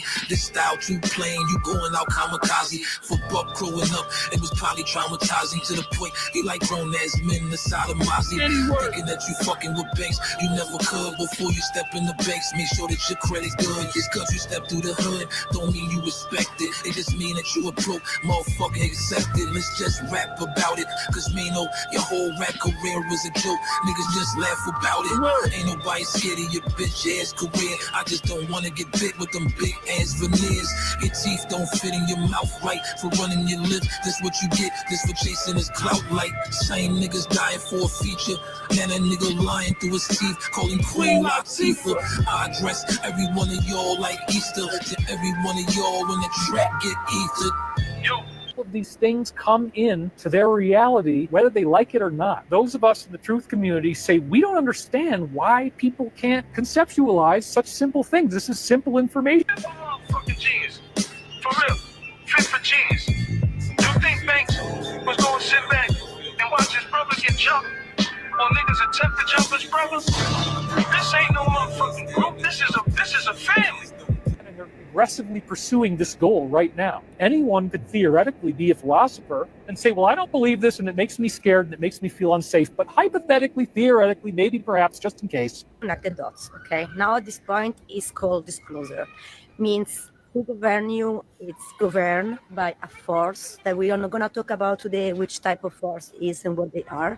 But they made everything consuming in the society, including food, as rituals, as something that make pain to some other life forms. So your work is to study your perception and to be so mindful that you learn time traveling. You learn to stay in the self and in the timeline, somatically, intellectually, and let's say physically, because your vessel need to uphold the integrity and the ground of your expansion in a way that you cannot be taken over from any other forces or any other protocol of the reality. So you can alterate events physically, relationally, and globally. This is the 369. It works on 3 levels by knowing the 369s of your mind, body, and self. I explained all these elements in the program. Integrity means you walk in a frequency in a freaking week, and a week, it creates a Tesla. 369 method, it works, bro. Why are the elite obsessed with child sacrifice? Go to the hospital. This year's selection of nominees in the Best Actress category. Do you want this? Yes. What would you give up for it? Anything. Anything? Congratulations. Anna Victoria Alcott. She magically wins. She's giving a speech. Something feels wrong. This super elite, world famous actress, played by Kim Kardashian, asked this upcoming actress, what is she willing to sacrifice to win the award? Meanwhile, Kim Kardashian grabs her stomach, implying she wants her baby. Soon as she's willing to give up her baby, she wins the award. As if some sort of hive mind was at play, and everyone knew her answer. Really makes me wonder, why are the elite and the super wealthy and rich and famous people so obsessed with child sacrifice? As always, stay weird. We know why. You know, like a ball. Okay, someone took a picture of this apartment building, and 4 people are watching the same thing on the news. Now, is the news informing you, or is it about programming you? 33 cases. You know what I'm wondering about? When's the news going to cover the fact that 90% of Americans, and I'm sure Canadians as well, test positive for atrazine in their blood, which is the chemical that Tyrone Hayes exposed as reversing the gender of frogs. And he worked for Syngenta. When's that going to be covered, dude? It sounds like it's a little bit important for the, future of reproduction and having children and healthy, happy families and life and the world and society. But no, instead, what's Beyonce up to, man? Or the sports? Oh, God. I know all the stats on my team. Come on, man. Now, listen, if you know that there's something shocking going on in the world today, and you are aware that they clearly want us in a lower state of consciousness with all the crazy chemicals in the food, air, and water supply. Later, a couple of years later, I meet Timothy Good, the UFO, British UFO researcher. We were doing this thing in Amsterdam. And this secret space conference in Amsterdam. There's videos of it all over the place. So I used to read Timothy Good's books. So the two of us were in this hotel in the middle of nowhere. It's Amsterdam, but we're in the middle of nowhere. It's not like the cool part of Amsterdam. So we're sitting there going, okay, what are we going to do now, right? And he had a bottle of scotch. I said, okay, we're going to drink it. So we just sat there in his room. We drank, I think, the bottle of scotch that night. And hey, listen, please. He started talking, to me. He's talking to me about something is wrong. Please, if you want to catch them in the act, if you want to know if they're among us, so all you have to do. I don't know. And I think he wrote about this in one of his books as well. Just go to a very public place, and an airport's the perfect place, or just any very public place. Just sit there, close your eyes, think for a second, and just say to yourself, to them, if you're here, say hello, give me a sign. Just give it a minute and open your eyes and look and see if anything happens, right? And somebody will turn around at some point and kind of look at you, wink at you, give you the high five, something. They will acknowledge, and that will be it. Well, you just took a turn. So we went from intelligence surveillance to a non-human intelligence surveillance. Exactly. Right. And I interpret what Timothy Good told me as a way of saying they are here, right? And we can mistake them for people like us. We can mistake them for intelligence agents. The whole Men in Black, were they really intelligence agents or were they something else? And the sad part is, if this thing wanted to hurt you, he could. He can call his homies and come do some shit. But the reason why they got to stay under wraps, I feel like, again, humans are very dangerous at times. When humans get afraid of some shit, humans go attack that shit. Humans go wipe it off the planet. Humans go to war with shit they're afraid of or shit they don't understand. Humans have to be the top dog all the time. And if we not, bro, look at history. Just look at history. Look at what mankind does. If I was a Sasquatch, if I was an alien, if I was animals, if I was anything, animals even run from humans, bro. I would run from humans. I do run from humans sometimes. Let's just be honest. I'm just saying, bro. I love people. My uncle told me people is something you're gonna have to get used to because it's something you have to deal with for every day for the rest of your life. When he said it like that, I was like, oh shit. You made a lot of sense, bro. A lot of sense. My uncle be dropping them gems on me. What's y'all thoughts, bro? What's y'all thoughts, man? Like I said, if I was one of them, I would hide from us too. If I was one of them, I wouldn't want to deal with us like that either. And if I did, I have to look like y'all in order for y'all to trust me. Crazy. Humans are perception only. Humans. That's why I be missing my niggas. It's all about what they see. The main stage right now, bro. It's all about appearance. Your appearance matches what they want you to, what they think you should be acting like. It's people, bro. It's people.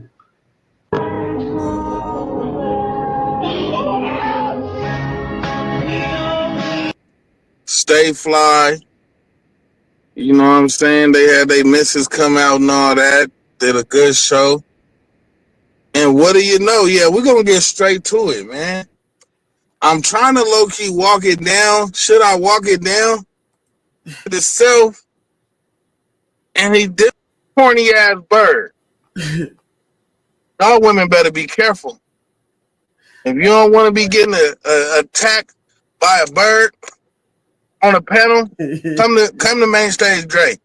Because Kev was dead wrong, bro. On everything. Wild D, salute to you, dog. Because I can see how you was looking, my nigga. Wild D would have took off on Kev in person. Let's keep that 100, bro. He would have fired Kev shit up, nigga. And homies being homies, nigga, we would have had to let them squabble, nigga. We would have had to let nigga, Wild D, nigga, what that nigga did, man. Pull up, them man. squabble like, man, you know what, kid? We can't save you from this ass whooping. I can tell Go on, get out there and catch your fade, my nigga. we had our little quarrels. Right, I seen that shit. Shalana said news name. I could, that, bro. What he did? Shout out to Drip in the motherfucking building. That is crazy. Nigga, you fucked on yourself tonight. Right, in front of his wife though. Right. What he do? Yes, he was. And Why do you think he was out of line? And then he threw news and he gonna say her name first and said, I be saying that about news. Right. That he is in love with news. That is crazy. Nigga, you fucked on yourself tonight. Right. In front of his wife though. Right. Right. What Drip, no pull way up, the hell Drip. you Drip was supposed over to say there. her op's name? Drip, what? Man, I done brought my wife up here. Everybody about to be talking about this show. And then Pass the feel mic, like after nigga. tonight, Pass the mic. he's taking that player. and it's So it's going to be her turn, and he didn't want her to talk about herself. exactly. That's how I take it. But shit, why pull her up there? The show was for shit, open questions and relationship shit. But that's how I feel. He didn't know what she was gonna say, so he just took over the situation. And it was disrespectful what he did. What do you feel like was disrespectful though? Like if you could, your take on where it started at?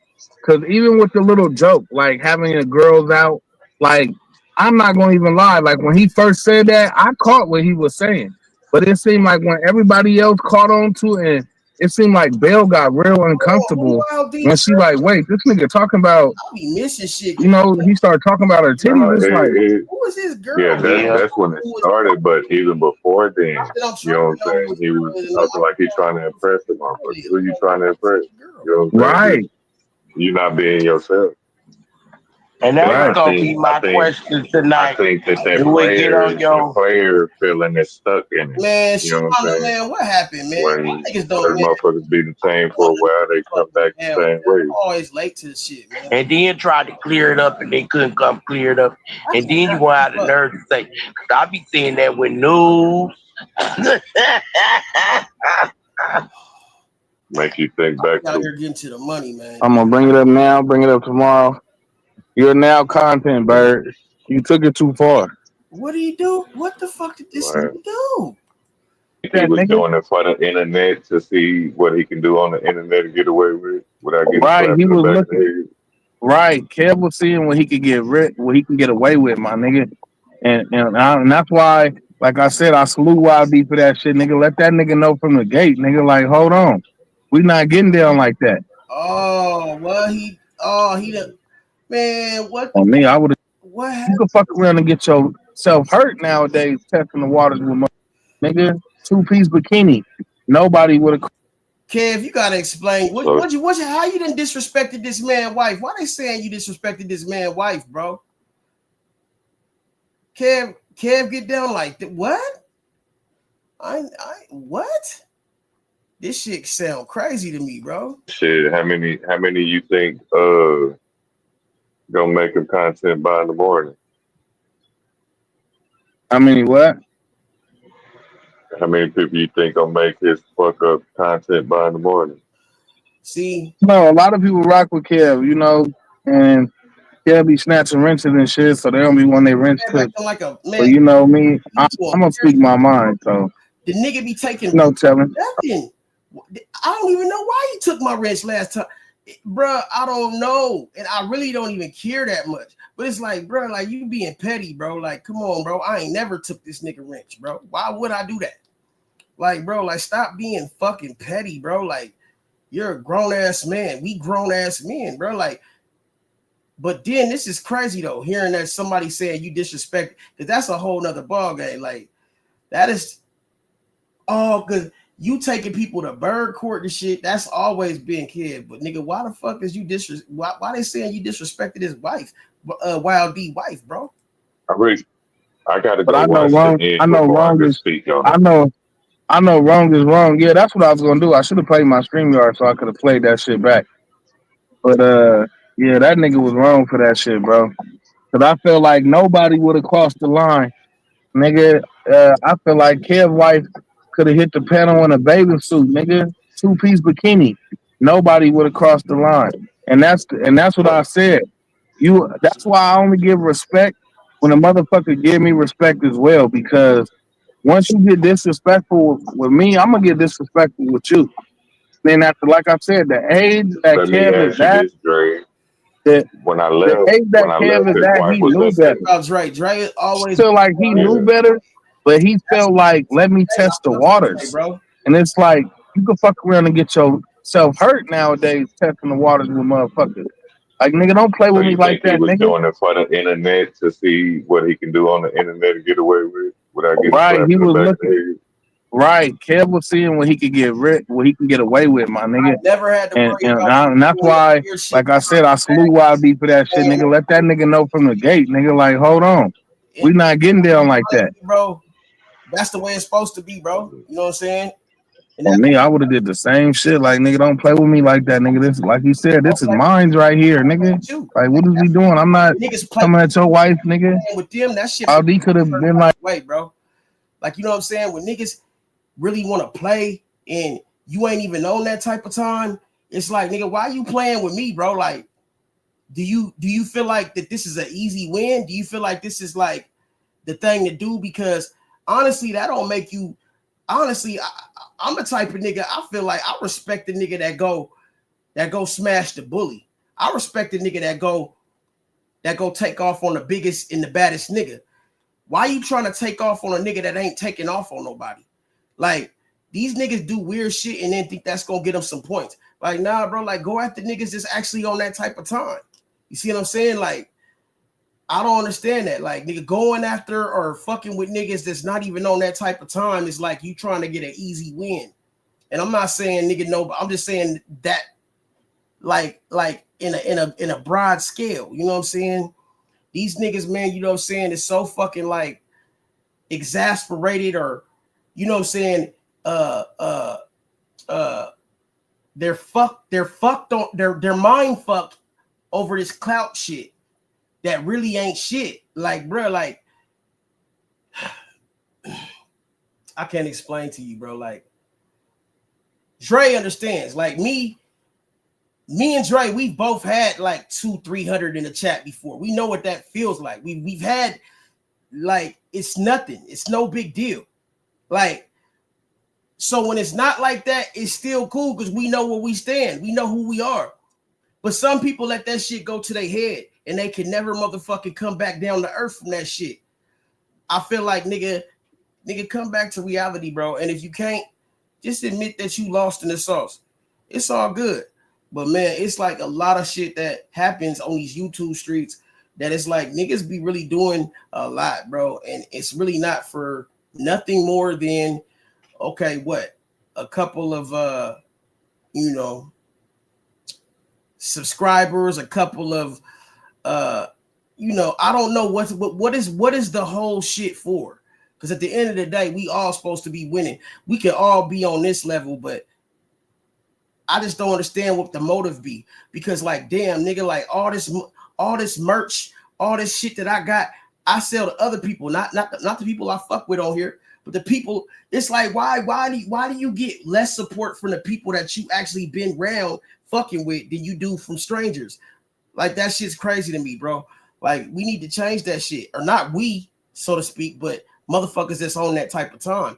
Because come on, bro, like, why are you still on the same bullshit, nigga, that you've been on for the last 4 or 5 years, and that shit don't really do nothing because, you know what I'm saying, the same little issues that keep bringing niggas back around full circle. It's like not getting you nowhere. Like, for anybody who trying to get to the top by stepping on others, come on, bro, like, cut it out, bro. But nigga, like that nigga Dre said, if a nigga disrespect me, hey, I'm gonna get at that nigga and I'm gonna show him straight up, nigga, like, hey, I'm not the one. What you say? I'm back. Yeah, you disappeared for like 30 minutes. Hey, but Rose was saying hi to you and shit. But hey, Rose. She gone now. But Okay. yeah. I had to finish my food. My son didn't Oh, do you what he was good. supposed to do. You gravy. I'm just trying to figure out what's going on with this Kev situation. Every time I turn around, with what? Dre getting into it, but Dre be standing on business because Dre like nigga like, hey bro, you. But I'm hearing this nigga talking about he disrespected Wild D wife and his girl. What? That's crazy work to me, bro. There's some real stuff going on. I guess so. I'm just hearing about it. I'll be missing a lot of shit because I really like, be doing other shit. But when I seen that title, I'm like, damn, that's crazy. Like, I don't know. I don't think that's just some shit Dre would make up. And he talking about it. Everybody know what he talking about. So obviously, nigga, it got some motherfucking truth to it, nigga. I don't know where, where Catch-22 though, to me, that nigga would pull that's up. kind of like Catch-22 because a motherfucker turn around and tell you wrong for that shit if you do it in a certain situation. You know what I'm saying? But they feel like it's all right for them to do it. Right. But like I said, you were testing the waters. That backwards shit I don't like. You were testing the waters, and that's what they gotta understand, nigga. Y'all people let slavery go there. We not our ancestors. We ain't going for the same shit. Oh. And that's what Kev gotta understand. Back in the 60s, we probably could have got away with some shit like that. Ain't nobody letting that shit fly right now. Nigga, that's that nigga. Stuck in his ways. He's stuck in his ways, my nigga. He not changing with the times. Hey, what's funny is that nigga been calling that nigga Bird since the beginning, nigga. This bird ass nigga. Hey, bro, we always called that nigga because man, about? That nigga Kev, man, OGK, the Birdman, the Birdman's Birdman. Now what they talking about that we would have let that shit ride in the 60s? Oh no, that was just Dre talking shit, like talking about nigga, like you wouldn't do that shit, nigga. You know what I'm saying? That shit you used to do back then, you can't get away with now. Type shit. You know, he probably just talking this shit, but I mean, nigga, like from what it says on the title, says disrespected his wife, Wild D, and his girl. The bird went too far. So that shit just caught me like, what? Like, because there's no way he could have did something like that and felt like any nigga around my age wasn't gonna have a problem with that. That's what I'm trying to get. Anybody else probably would have laughed. He's not changing with the times because they're going for the same shit. Now, y'all. You do it in a certain situation. Like I ain't trying to, especially with you making statements like that. So it's like, nah, nigga, we not just about to move past this, nigga. Let me make sure we get shit clear, nigga. That's kind of what? Like that's what I said. He feel like he had to me is when Kev was on some. I said I apologize. Okay, now we get into it. Shouldn't be no more. It shouldn't be no compliments, especially the way the show was. Yeah. Aldi could have been like, oh, she got some nice lips, nigga. And like he knew better, but he felt like let two-piece bikini. Nobody would have crossed the line. No, wrong is wrong. Yeah, that's what I was gonna do. I should have played. How many you think gonna make him content by in the morning? Okay. So they don't be when they rinse cook. But you know me, I'm gonna speak my mind. So telling. I gotta but go. I know wrong. I know wrong is. I know wrong is wrong. Yeah, that's what I was gonna do. I should have played my StreamYard so I could have played that shit back. But yeah, that nigga was wrong for that shit, bro. Cause I feel like nobody would have crossed the line, nigga. I feel like Kev's wife could have hit the panel in a bathing suit, nigga, two-piece bikini. Nobody would have crossed the line, and that's what I said. That's why I only give respect when a motherfucker give me respect as well. Because once you get disrespectful with me, I'm gonna get disrespectful with you. Then after, like I said, the age that Kev is at. When I left, the age that Kev is at, he knew better. Feel like he knew better, but he felt like, let me test the waters. And it's like, you can fuck around and get yourself hurt nowadays testing the waters with motherfuckers. Like, nigga, don't play with me like that, he was nigga. doing it for the internet to see what he can do on the internet to get away with without getting right, he was looking. Right, Kev was seeing what he could get away with, my nigga. And that's why, like I said, I salute YB for that shit, nigga. Let that nigga know from the gate, nigga. Like, hold on, we not getting down like that.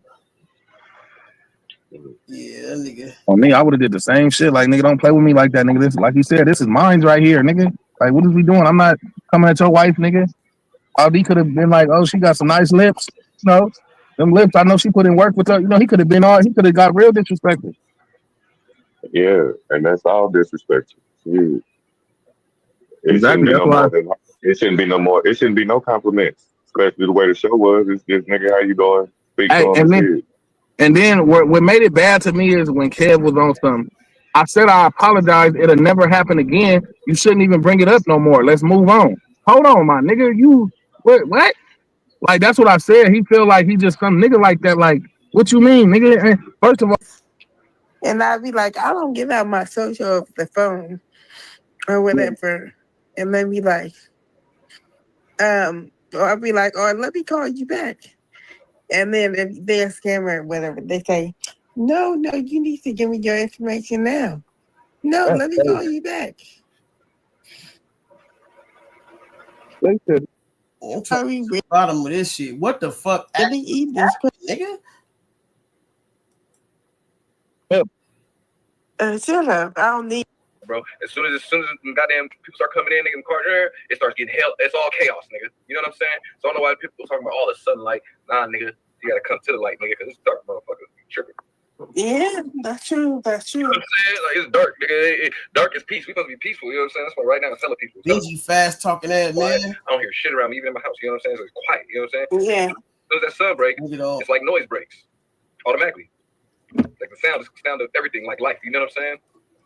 Mm-hmm. You know what I'm saying? Well, I think they want us to be in a state of confusion all the time, or they want our anxiety to be high at all times, even though they say, you know, that's why they What the fuck? They all the little niggas in high school now. Oh no. Doing anything in high school. Right, and I was eating sunflower seeds. Oh, okay. I really didn't, you know. Out there, and when he came in, he was just like, "Oh, he's like, I'm going home with you tonight," and I was like, "No, you're not," and I kind of laughed it off, you know, because he'll say stuff like that to me, you know, and he was like, "Watch and see." So I was like, "Okay." So when I seen and kind of felt like he might have been serious, and I know how he can be, and I seen him to start drinking, I was like, "Oh shit." What did you used to call your overnight shows? What did you used to call them? Just bapping, late night show, shit. They put your hands on you, better call the goddamn cops and get some nigga come with Oh, I would never do that. I feel y'all. I don't believe in that. I don't believe in that. Did Benji just tell that? I got a white girl. Tell her to call the police on you. I do not believe in calling no police.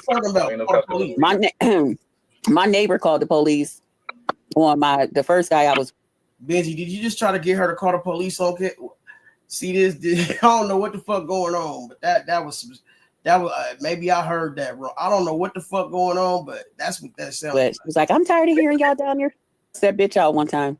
She said, "Bitch, I'm worried about what the fuck going on in my house." But that one time she called him, I was happy she did. But I ain't gonna lie, I was happy she called them motherfuckers that day. She was about to kill my. 6'3", 6'4", 5. wow. You know, they tall men. You know, so I've been in playing my exit already. How I'm gonna do it, you know. I got niggas the same lifestyle I live, up late night, all night. Like operating at nighttime, you know what I'm saying? Coming from where I'm from, especially Northern California. Well, that's how we operate at nighttime. I should tell you, we operate at nighttime out here a lot, boy. And go. Like, you go somewhere, you really want to go? I'm like, nah, you said you know what I'm saying? Like, I can tell, you know what I'm saying? Especially when we can tell. See, I'm gonna tell you. I don't want you to go nowhere. I ain't get to the bottom of this shit. Please did since Jan- fuck really happened. So I'm lost still. No, I did say All I something know, like somebody's that. life got disrespected, I guess. Said some fascinating news about somebody. Yeah, I'm fucking with Trey. Better stop playing with that nigga wild like that, bro. Like if that's Y'all be popping. Fuck you mean? Y'all be popping over here. They be calling me from the other sector. You ain't see that? I'm like, child, listen. Oh, really? That happened, child? We don't never see you no more. I know. Don't worry about it. It's okay. Hey, but shit, look. Chris over here turned up. I guess. I'm over here, honey. Make sure I don't miss a beat. When these niggas be married, hollering at other niggas, what? That's crazy. Y'all be moving fast around these corners. Really went down. Oh, man. Producing right now as we speak. Grizzle, man. Look. It is. I was just trying I'm just happy everybody's talking and stuff, you know. I got the gist of it, but I still don't know what the fuck really like set all that shit off. But nigga, if a nigga said you disrespected his wife, nigga, that ain't no small shit.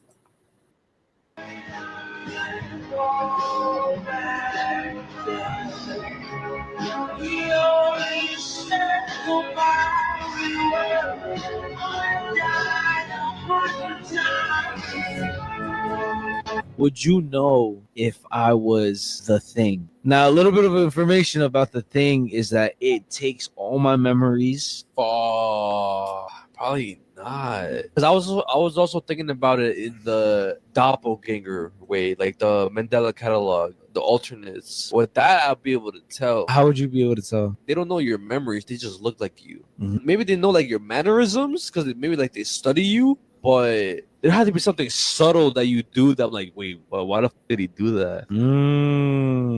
Okay. Like, why did he say that? So at the end of the movie, which is why it's still talked about to this day, throughout the movie, they had made a pact with each other, all of them. Yeah. That they're not gonna share stuff. They're not gonna share a drink. They're not gonna share any.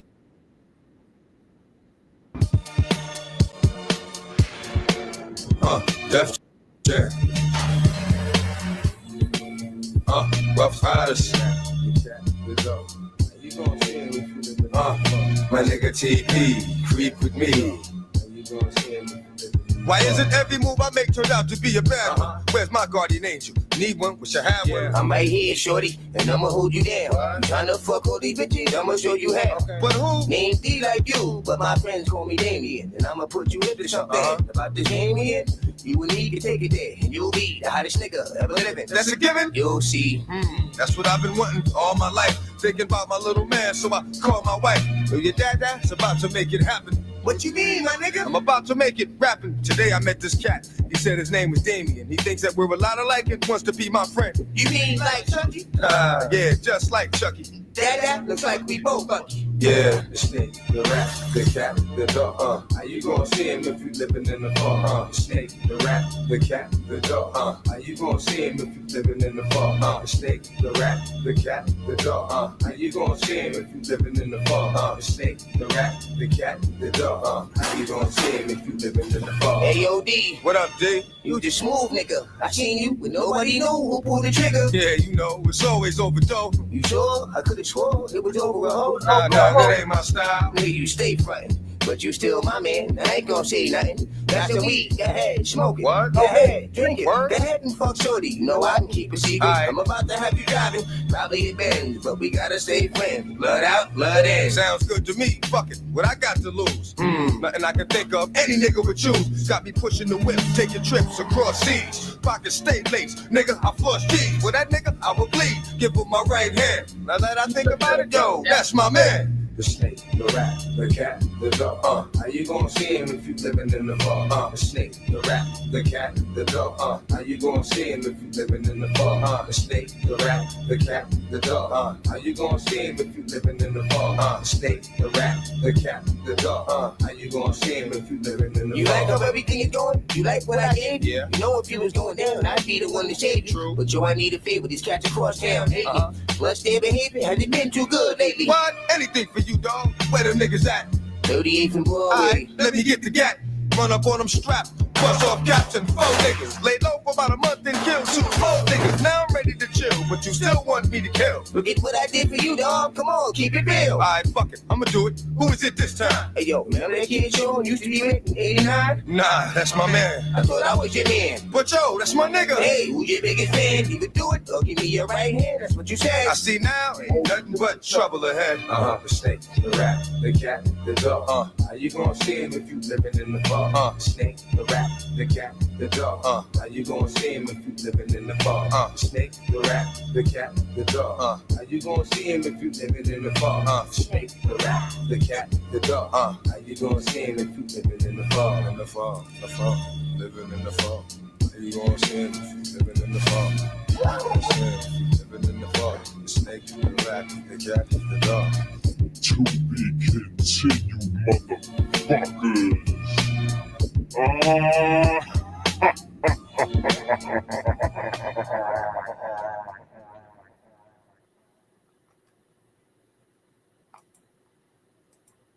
thing called life together.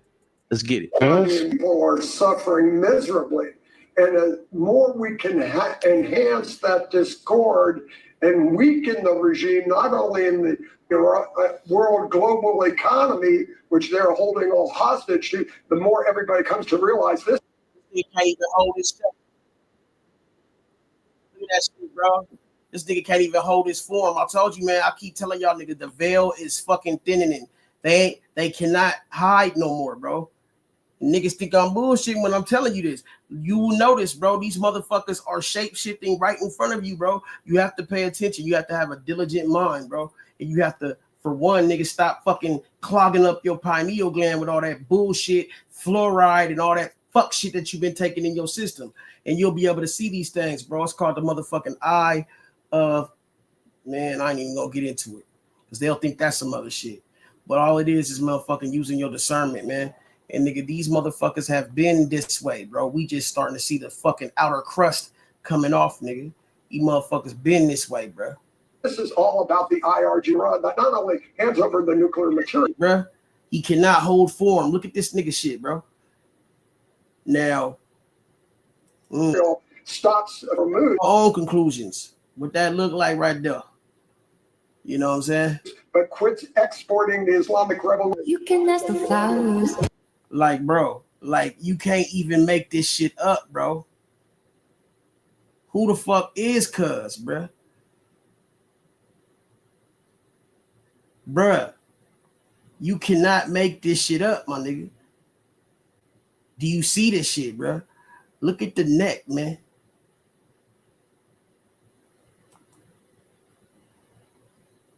Look at this motherfucker, bro. You can't make this shit up, my G.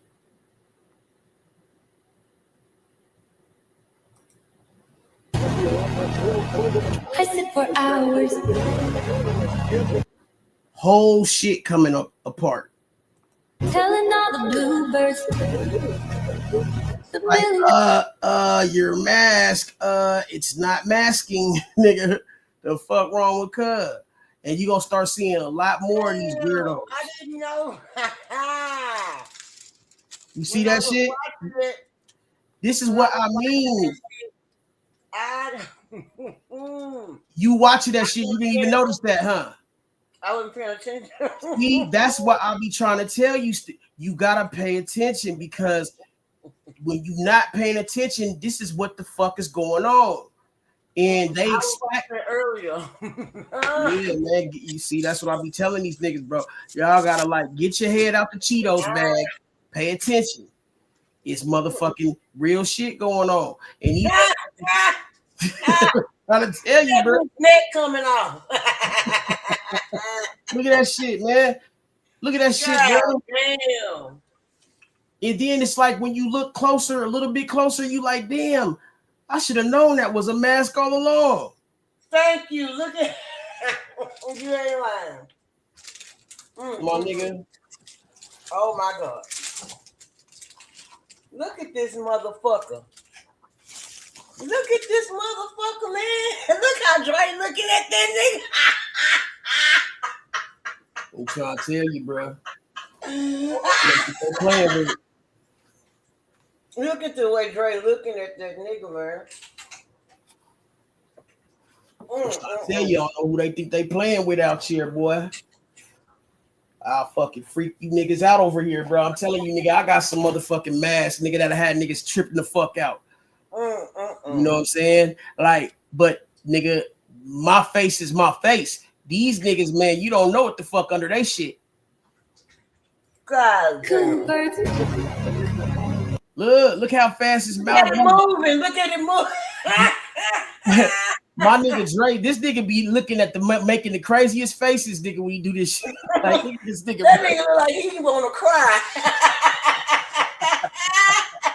Cuz look crazy as hell. That nigga like, nigga, look at this bullshit, nigga. Look like that nigga be crazy. Like, what we call that, man? We've been going over this for a long time. Like, we told they was wearing masks. We already gave y'all all the details about the mask and what they're doing But there's many different reasons for them to be wearing these masks. Either that person is no longer there, checked out, or it could be an entity posing as this person and they had to wear the mask because their cloaking shit does not work anymore because the frequencies from the sun are coming in. Is that a lizard under there? What do we call him? A Neclosaurus Rex? Like that shit's crazy. But let's get back into this video. Interesting. A Neclosaurus Rex. Look, that's exactly what that dude look like. That blue shit right there. Don't he look like that nigga? I ain't bullshit. We know he was never in control. What y'all talking about?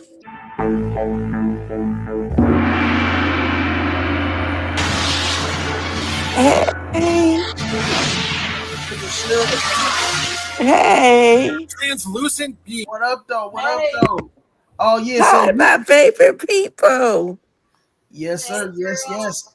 Now, hey, I'm glad you came up here because you can fill us in on what's going on with this shit I'm hearing. This the nigga talking about Wild D wife got Kev disrespected Wild D. Oh, wife. yeah. Go to Wild D channel and go to like an hour and 30 minutes.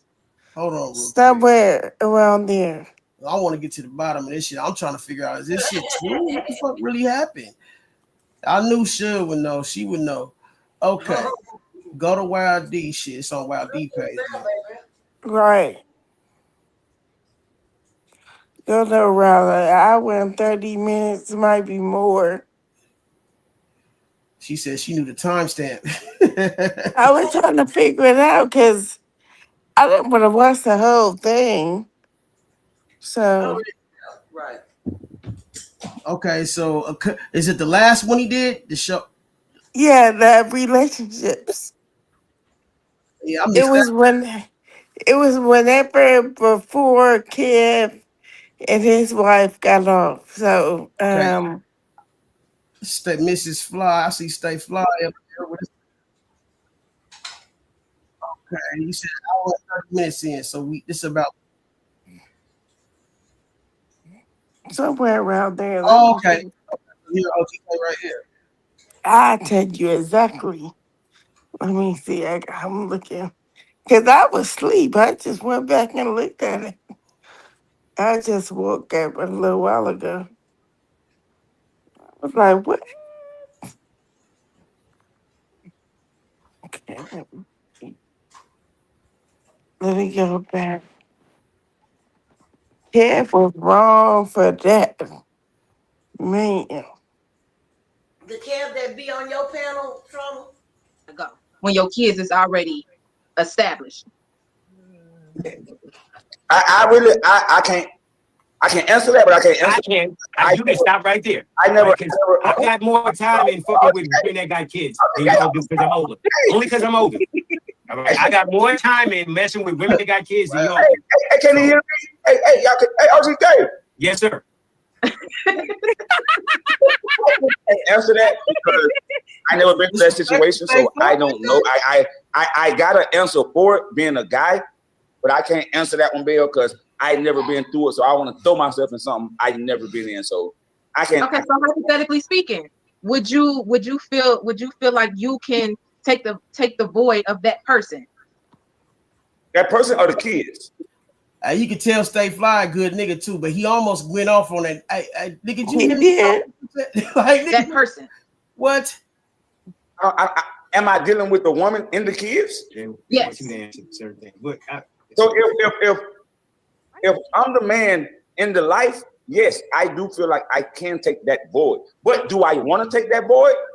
Probably not. I think YD or somebody mentioned this earlier. Hey, I don't want to take that away from that man. If that's his kids or whatever they got going, I don't want to take that. All I know is hold on.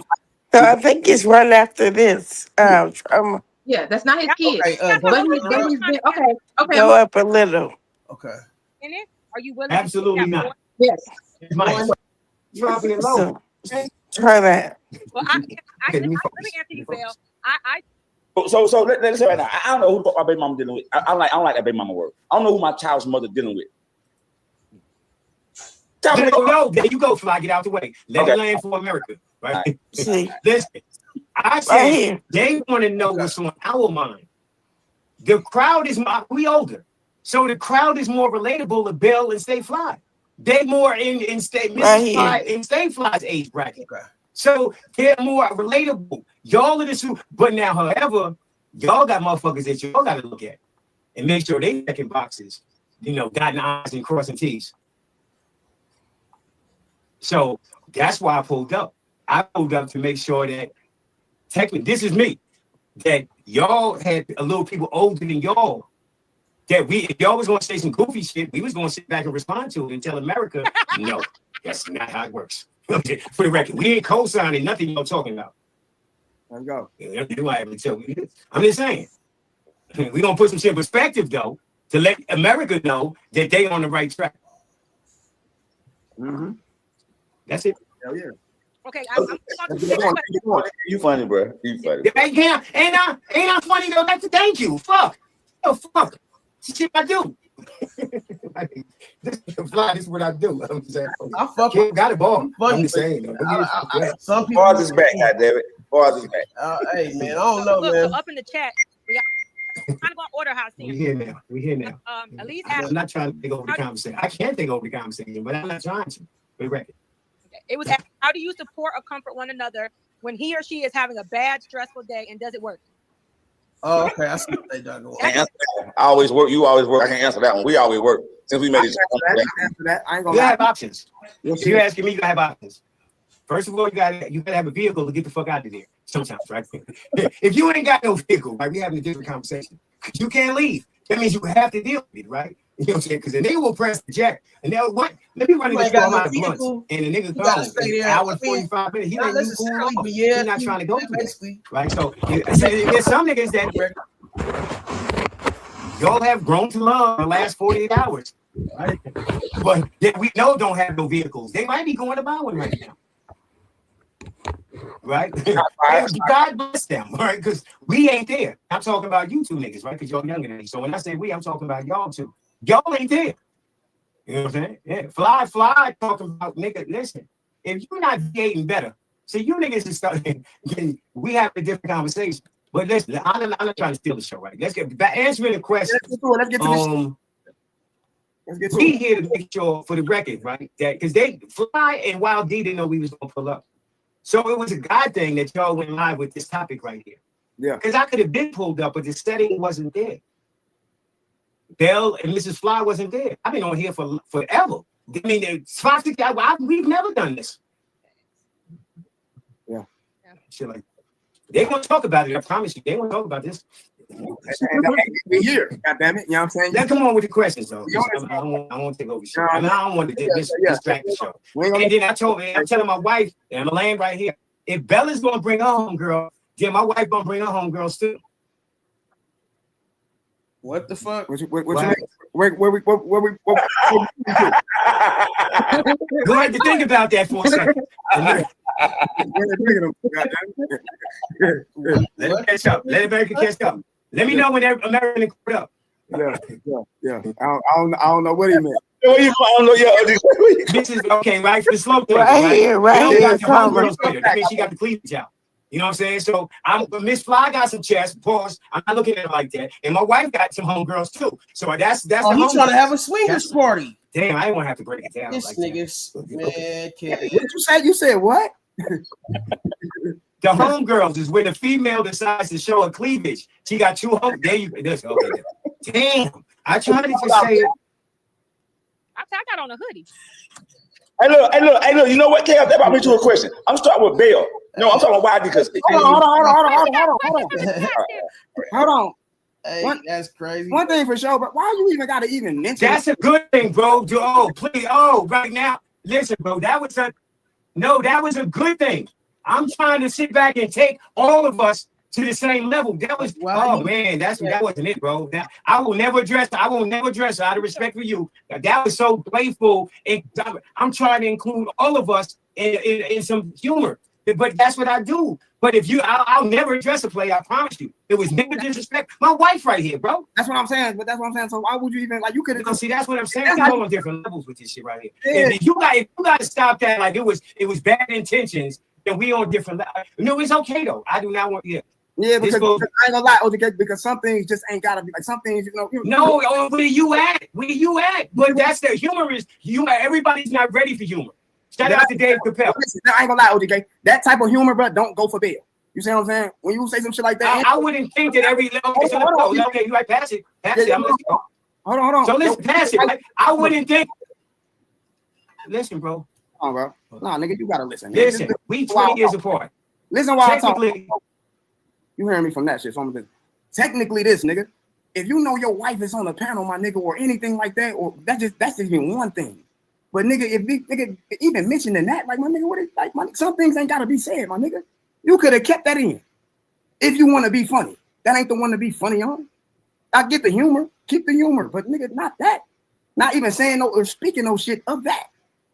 You dig what I'm saying? Like, you know what I'm saying? So, you know, you cool. You got my number. You could have said that on the back end if it was on some player shit. Like, hey, my nigga, tell her to, other than that, nigga, that ain't funny. That ain't no humor to me. I never looked at that as humor. Speaking no mind, my nigga. That's all I'm saying. Now you can go ahead and you can land. I got the Go ahead.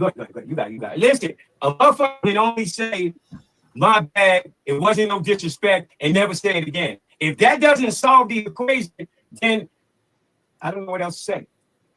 But it's just like I feel wild. That was nothing. I'm joking. I don't know how to talk to Belle, so I'm saying it's called an icebreaker. See, you niggas don't have an icebreaker for my wife because she's older than y'all. So I have icebreakers that should have been a bad thing for younger women. But normally y'all ain't dealing with somebody my wife's age. Y'all dealing with somebody your age. I dealt with women your age. So I'm more comfortable. So that was, let me just land to America. That was nothing. I've said that to every female that has came on here and showed cleavage. I've said that to News, your homegirl, Cammy, the little Caramel. Listen, I'm just saying, this goes on and on. Nobody has never drawn, that was never the problem. That's never been the problem. But if it's a problem with you, Wild Date, I tell you my bag, won't address your queen ever, that's not a problem. It's just talking like you don't have to sit back and tell me how I'm still wrong after the apology. Yeah, now you good. Now you good by saying that, but it's just by you talking like that, like about that. You see what I'm saying? Like she really showing so like it wasn't that deep for you to. That's you, nigga. Do you want to get it take from how we looking at it? It's nothing. That's a compliment. We around black queens. Let me get out the way. Let me land now. Fuck it. Let me land now. Like that ain't no compensation. She pretty. She pretty, OTK. Don't talk like that or down there or anything like that, my nigga. Come on, my nigga. You player? You player or what? You pretty, Belle. You see what I'm saying? Say she pretty. Like, don't talk down there or nothing like that. And your wife on the panel. You see what I'm saying? Like, come on, my nigga. How funny is that? Ain't no humor in that, my nigga. Because I wouldn't have did that to your wife, nigga. I don't talk about shit like that below her motherfucking neck, nigga. Because I'm a player, nigga, and I think like that, nigga. I'm two player, baby. Like that's your woman, my nigga. So that ain't the humor that this panel gonna take, my nigga. That just ain't that. But I accept it. You say you know, cool. We good. We gone. Do you think, Clay? Do you think? We can move on. We can move on. So, matter of fact, don't leave because this one is good for y'all. Okay. This one was good for them because they're an older couple. Baby, my drink. Oh, they left. No. Hey, okay, that's it. Trauma. No, because okay, the next question was from Elise. Elise that's what I'm talking about. How do y'all deal with or set boundaries for each other's in-laws? Yeah, my fault. I just wanted to see what the fuck that shit all the fuss was about. What you Trauma? Yeah. If you was married and your wife was right there, would you ever have said something like that? Nah, I wouldn't. That's crazy. And then, just so I know exactly what he said. What exactly did he say again? Because I'm gonna go back and read. He said Bill came with her homegirls, and when he was talking about her homegirls, he was talking about her titties. Right? Why is you looking down there? Look at her face. Damn, Kev. Yeah, Kev. I don't know, bro. Like, I kind of understand like where YD coming from on that. Like, you gotta, cause like it's like just to subject matter. It's like you don't even know, and that's your first time even talking to this girl, I think. Right. And then wow, his homeboy. Why would you even do that? He said Bill came with her homegirls and then Stay Fly wife, Like a swinging party type shit. Yeah, like, and he talking about they more mature, they older, or whatever, so they ain't gonna agree. He was just being heckin' disrespectful. If you ask me, we ain't here to back up nothing y'all gotta say. We just here to tell you, guys, I guess from their point of view how things are. But we not here to agree with nothing you gotta say. What kind of stuff? I don't He know. was taking over. Yeah. I'm gonna be quiet. Go ahead and listen again. Sometimes I think Kev be trying to. Yeah, Kev was the type that say some shit that's kind of awkward, but then nigga be try to make it seem like it was funny, but nigga it wasn't really. Man, hold on, let me hear this shit. That was so playful. I'm trying. And then he y'all trying to ain't explain there. it. You know what I'm saying? Yeah, fly talking about nigga. Listen, if you're not dating better, see you niggas is starting. We have a different conversation. But listen, I'm not trying to steal the show, right? Let's get back answering the question. Let's get to this. He is trying to steal the show though. We here to make sure for the record, right? That because they Fly and Wild D didn't know we was gonna pull up. So it was a God thing that y'all went live with this topic right here. Yeah. Because I could have been pulled up, but the setting wasn't there. Bell and Mrs. Fly wasn't there. I've been on here for forever. I mean, we've never done this. Yeah. Shit like they're gonna talk about it. I promise you, they're gonna talk about this. We here, goddamn it. You know what I'm saying? Then come on with the questions, though. I don't want to take over. I don't want to distract. Like, man, y'all and then I'm telling my wife, and I'm laying right here. If Bella's gonna bring her homegirl, then my wife gonna bring her homegirls too. Hit that like button for your boy, man. Where How y'all feel about this too? You have to think about that for a second. Oh man, hold on, man. In the way it don't feel no better than the time he said it. Hold on, man. We here, goddamn it. You know what I'm saying? Then come on with the questions, though. I don't take over the show. I don't want to distract the show. And then I'm telling my wife, and I'm laying right here. If Bella's gonna bring her homegirl, then my wife gonna bring her homegirls too. Okay, that part right there was good. Then it's the what? Hey, Trama, that was good. You were talking about her titties. He talking about her titties? Yeah. Oh, come the fuck on, Kev. He talking about that was good. He said, then my wife gonna bring her home, girls.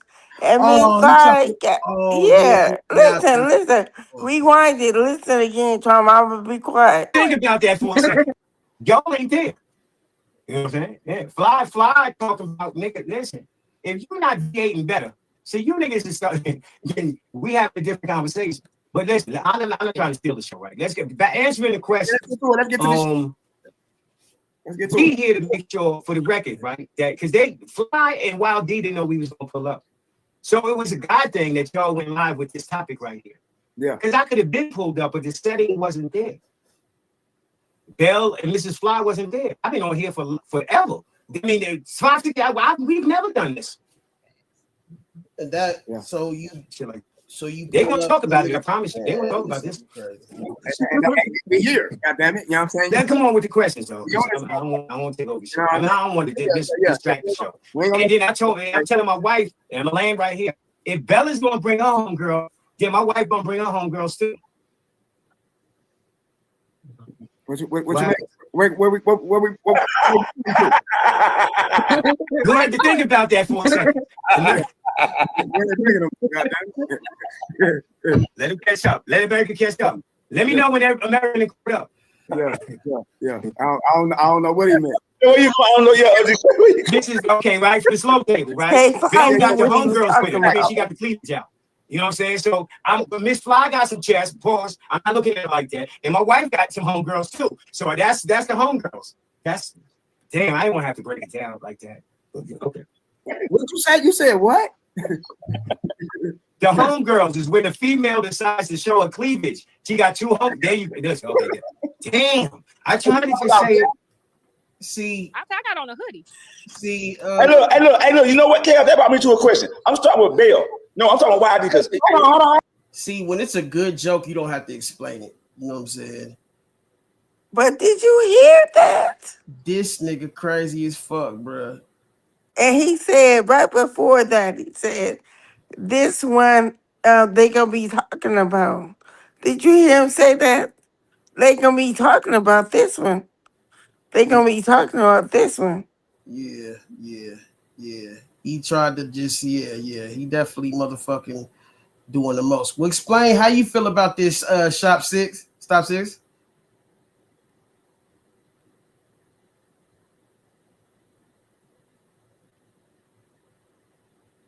Oh, where'd she go? Okay, can y'all hear me?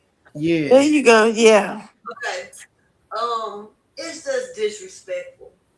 Period. Disrespectful. Yeah. It's disrespectful, bro. That's ridiculous. Damn, Kev. That was beyond disrespectful. Talking underneath another man's wife's Yeah. You right. What a nigga are you? Like, what the fuck is really Okay, but Trama, tell me this. Did you notice his wife turned off her camera first? I seen that. Yeah. The first thing she did was motherfucking turn to the side, and then she put her hand over her head like, damn, why this nigga do that? Yeah. embarrassing her? All right, I'm gonna watch one more time for confirmation. Then I'm gonna leave that shit alone. Nah, but see, nigga, Okay, I'm trying to take it to the next level. Oh, you still putting it as Go ahead, okay? That's go ahead. that anyway. Let me know when I'm ready. OTK. Listen, I told my wife before we pulled up. Go ahead, OTK. Let me land on I go too far back. So you niggas is starting. We have a different conversation. But listen, I'm not trying to steal the show, right? Let's get back answering. It's not that. Got 2 homes. There you go. Okay, damn. Okay, So you niggas is starting. We have a different conversation. But listen, I'm not trying to steal the show, right? Let's get back answering the question. Let's get to this. Let's get to We it. here for the record, right? Because Fly and Wild D didn't know we was gonna pull up. So it was a God thing that y'all went live with this topic right here. Yeah. Because I could have been pulled up, but the setting wasn't there. Bell and Mrs. Fly wasn't there. I've been on here for forever. I mean, we've never done this. Yeah. Shit like they're gonna talk about it. I promise you, they're gonna talk about this. We here. God damn it. You know what I'm saying? Let's come on with the questions. Man. I won't take over the show. I don't want to distract the show. And then I'm telling my wife, and I'm laying right here. If Bella's gonna bring her home girl, then my wife gonna bring her home girls too.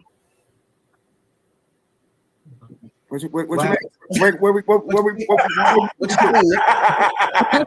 ahead to think about that for a second.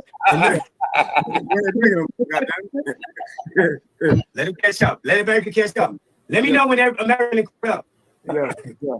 I don't know what he meant. Stay fly color. Stay fly color. Right? Hold on. Stay fly color. You see him? You said what? He called it. Stay fly color. Stay Fly knew what he was talking about. Exactly. Stay Fly caught it too. I caught it too though, but I was trying to like play it off, but you couldn't see my facial expression. You know what I'm saying? Right. Yeah, I definitely caught this shit. But the thing was, it still had some type of split humor to it. But then, there's no way you can motherfucking not think about it like that. Look at his wife mannerisms. Before she knew he was finna say some crazy shit. Yeah. She knew it. If you look at her even like 10 seconds before he started saying that, she knew it. She know that nigga, man. That's why. Look at her head is down right now. I need to store my blunts, and the nigga gone. It's an hour and 45 minutes. He letting you cool off. He not trying to go through that, right? So there's some niggas that y'all have grown to love the last 48 hours. Got some homegirls too. So that's the. Yeah, I don't know what he meant. Hey, and that nigga, Wild D try to play it off like he didn't know what he meant, but that's what you're supposed to do. Like for a second, because he wasn't trying to. He wasn't trying to think of him like that, but he had to. So it was he had to. then the nigga confirmed that. Nigga, But like, it's not While the right. D was trying to let It's him not the live, that's videos, what though, he 'cause was it still doing. wasn't there. right. Bell and Mrs. Fly wasn't there. I've been on here for forever. And you can tell Wild D don't play about his girl, nigga, but like most niggas don't. Real niggas don't play about they, you know what I'm He saying? tried to let him live though, Trauma. He Right. tried to let him clean that shit up. Right. And then he cannot say nothing. He had to. But he was go keeping ahead it and playing. like He was he had to go up and fuck it up even more. Like he yeah, exactly. He was letting him live. He was like, man, this nigga Kev, I'm gonna let him try to clean it up. But then once he didn't, well, he said something, but he still let him know, look, nigga, we cool. But you wasn't supposed to do that. Right. And ain't no way around that. Like, come on, bro. Like, because at the end of the day, nigga, if I brought up your girl titties, right? Come on, man. Like, why you even looking that way? Why you even coming about it like that? You know what I'm saying? And see, that's the type of niggas you be dealing with, bro. Because it's like, bro, like it all comes out in the wash, man. It's like intentions is intentions, but when they fucking like are greasy like that, it's like, bro, like nigga, you can't even call it nothing else but greasy. It's like, bro, like, come on, man.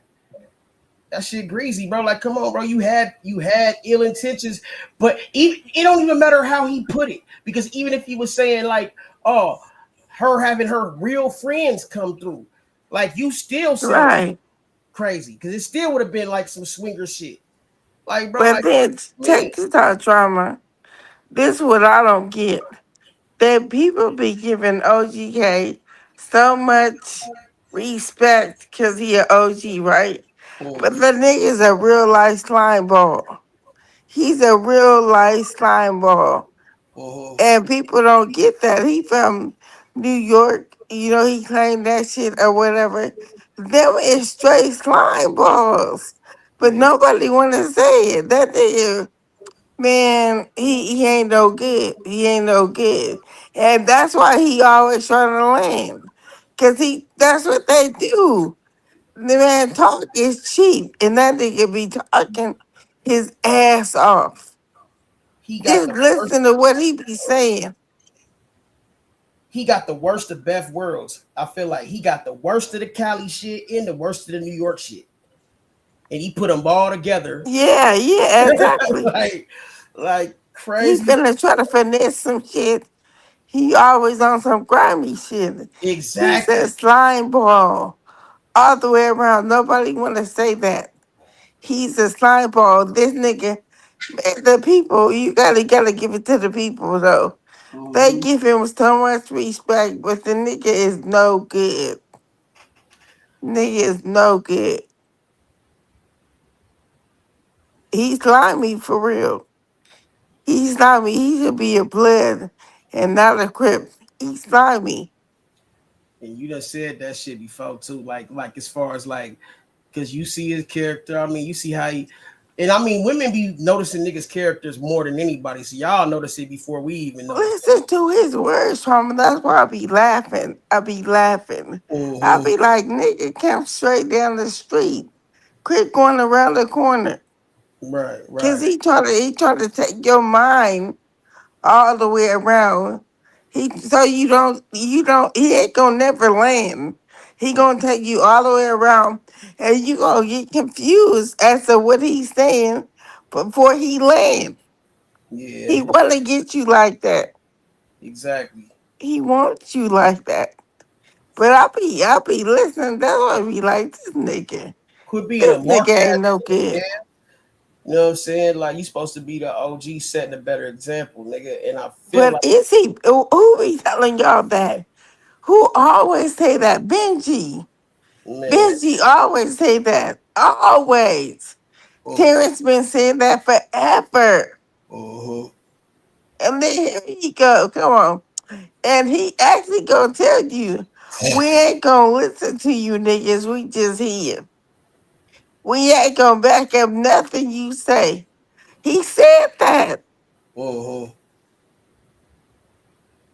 Yeah, And bro. y'all didn't know he was gonna pull up. And I'm not trying to take over the show. Nigga, yes you are. Yes, you Cause is. that's what you did. And that's the thing. He probably hear us talking right now, but he'd pull up and feels 30, 40 in the room though. He like to take over shit like that. I see how that nigga be doing. But it's like, bro, like that's some shallow minded ass shit. Like, Man, if that's what moved you, but he always kind of been on some numbers shit, even that though the was numbers slimy. shit ain't even fucking adding up to no real number. It's like, bro, like nigga, No. if that's what motivates you, then come on, man. I can see if it Now was who said Bible. he ain't even monetized yet. He ain't even monetized no more. Man, I don't know what that nigga trying to do, man. Feed the birds or nigga pet them, nigga. I don't know which one he trying to do, nigga. He trying to Man. Oh, serenade. just think about it. Think about it. OGs don't disrespect like that. They ain't gonna tell you they ain't gonna listen to nothing you say. A real OG, come on now. They is not finna down talk you. He do that all in the same sentence. And Mhm. people look at it like respect. He telling you I don't give a fuck what you say. He really telling you. And then he gonna tell you how he feel on top of it. Like he's somebody God or something. He letting you know how he is before he even acted out. He telling you. So Well, man, that's why you gotta pay attention to what people say. He tells you right before he does the shit. sure, you gotta understand, I was the first nigga to burn down this nigga's birdhouse. You understand me? Like, I shit. Fuck that nigga Kev, but I still tried to fuck with him. You know what I'm saying? But he ain't never Yeah, I know. really I showed know. me no real support. And so, like, I ain't never asked him for shit. But it's like, bro, Right. like, you want to go, you know what I'm saying, run around here, nigga, you know what I'm saying, fucking with these, you know what I'm saying, here today, gone tomorrow niggas. Right. Weird ass nigga. Man, but wasn't that Benji Ben told us about him? Terrence Ben told us about him. I used to be up early in the morning with Terrence roasting that nigga. That's why I call that nigga New York undercover, because he ain't no good. I've been saying that from years ago. New York undercover for real though. Hey, that nigga Malik Yoba's the light-skinned version, nigga. Nigga. Hey, but I've been saying if anybody could be the motherfucking police, I used to think the nigga was a cop. I ain't gonna hold you. Cause the shit the nigga Really? would say, yeah. Cause a couple of times, nigga, I heard that nigga walkie-talkie going off. I didn't know, like, nigga, what you got a walkie-talkie for? But then I realized I was really just Doughboy in the background. But I ain't know, Oh, nigga. You know what I'm saying? but I ain't know then what the fuck. okay, look at this. For instance, trauma. Yeah. Look at this for instance. What dang, why it just went out my head? It just went out my head that quick. What went over That your quick. head? That what? That he's a Man, he's slimy. He just the But way that's the he thing. But we talks. still keep giving this nigga chances to be whatever. So it's like That's we what must I'm saying. He not. gets so much respect. At first, people just clown him. And then they said, oh, okay, we're going to respect the OG. Respect the OG. And then people respect him, and he still do some clown shit. He still do clown shit. What she's Like, he saying is don't the even OG care. ain't OGing. You ain't Right. OGing. Oh, no, this is what I said. This is what I was going to say. Mm-hmm. It's some kind of mental. It's a mental something there. You can't tell me when we were sitting up there looking at him on Instagram, I think when his mom passed away, right? Mm-hmm. Something in my spirit was telling me right then and there he was going through some kind of mental breakdown or something. Whatever it was, that he shook that shit off. He came back. He arrogant like a motherfucker, right? Mm-hmm. And you can't tell me that him sitting talking under bell clothes ain't some kind of mental disorder, and your wife is sitting on the panel. Bruh. Something ain't right. Something don't connect. Your synapses ain't connecting. Something in your head is not connected. Why would you do that? With your wife Oh, on the panel. yeah, with your wife on the panel. And she know this. You seen her put her head down, turn the camera off. Right. You cannot tell me she don't know something ain't clicking out there. I mean, You yeah. cannot tell me. You cannot tell me she don't know. She knew. She knew it was coming. Look at her body language when he And was talking. and just by even saying what you said now, what I'm really thinking about it, like, bro, it's like it's bringing attention to the fact, like, okay, for one, you was looking at his girl titties. Two, Yeah. you wanted your wife to either be more provocative or more like that, Yeah, did or you hear what he said? My wife can yeah, bring her girls. yeah, My wife can bring her. Why would you do that? You're an OG. Your yeah, wife an OG, right? Why would you put her out there like that? right, But really he telling y'all, I'm not finna agree with none of y'all young people. But we just here. We ain't finna agree with nothing y'all say, but we here. man. So if you was to be an OG, why your wife ain't finna do all that? My wife will bring her girls. Why you put her into it? Right, Did you even ask her? right. That's what type of arrogant nigga you is. Yeah, that's Uh-huh. fucked up. That's fucked up. I ain't gonna hold you, man. Like I Yeah. ain't gonna hold you, bro. I wouldn't have did no shit like that. You After know what I'm she just saying? sat there bragging about they been together 15 years or whatever. And you Uh-huh. telling me after 15 years she ain't noticed that nigga a little short? His screws a little loose. Oh, Something right, ain't right. right. But see, the thing is, too, I think his wife is a little bit smarter than the average. That we Oh yeah, she she is. yeah, she play. She probably know what she dealing with, and just like, Right. okay, I think she got the nigga around more so as a tool, nigga. Like, Mm. and let that nigga, because it seemed like, nigga, they in whole different households, nigga. Like, I don't know if they in the same shit, but he definitely got his one side of the house, and she got Oh, hers, that's whatever. what I thought too. Oh my goodness. Yeah. Trevor, I said that I I didn't tell notice nobody everything. You know what that. I'm saying? I just don't be put it out there because it's not my business to. You know what I'm saying? You But said it. I thought so too. I think yeah, he got his own bathroom. Because I his or think he her. showed this bathroom one day. It wasn't no female stuff in there. Exactly. I think he got his own bathroom, his own room, Right. or whatever. And ain't nothing wrong with that. It ain't Ain't nothing wrong nothing with that. wrong with it. But the fact that y'all never in the same scene in the same room together is weird to me. Never, Yeah. never, Yeah. never. That's funny as hell. I was thinking that you said it. You said it. Yeah. Something Wow. is definitely up.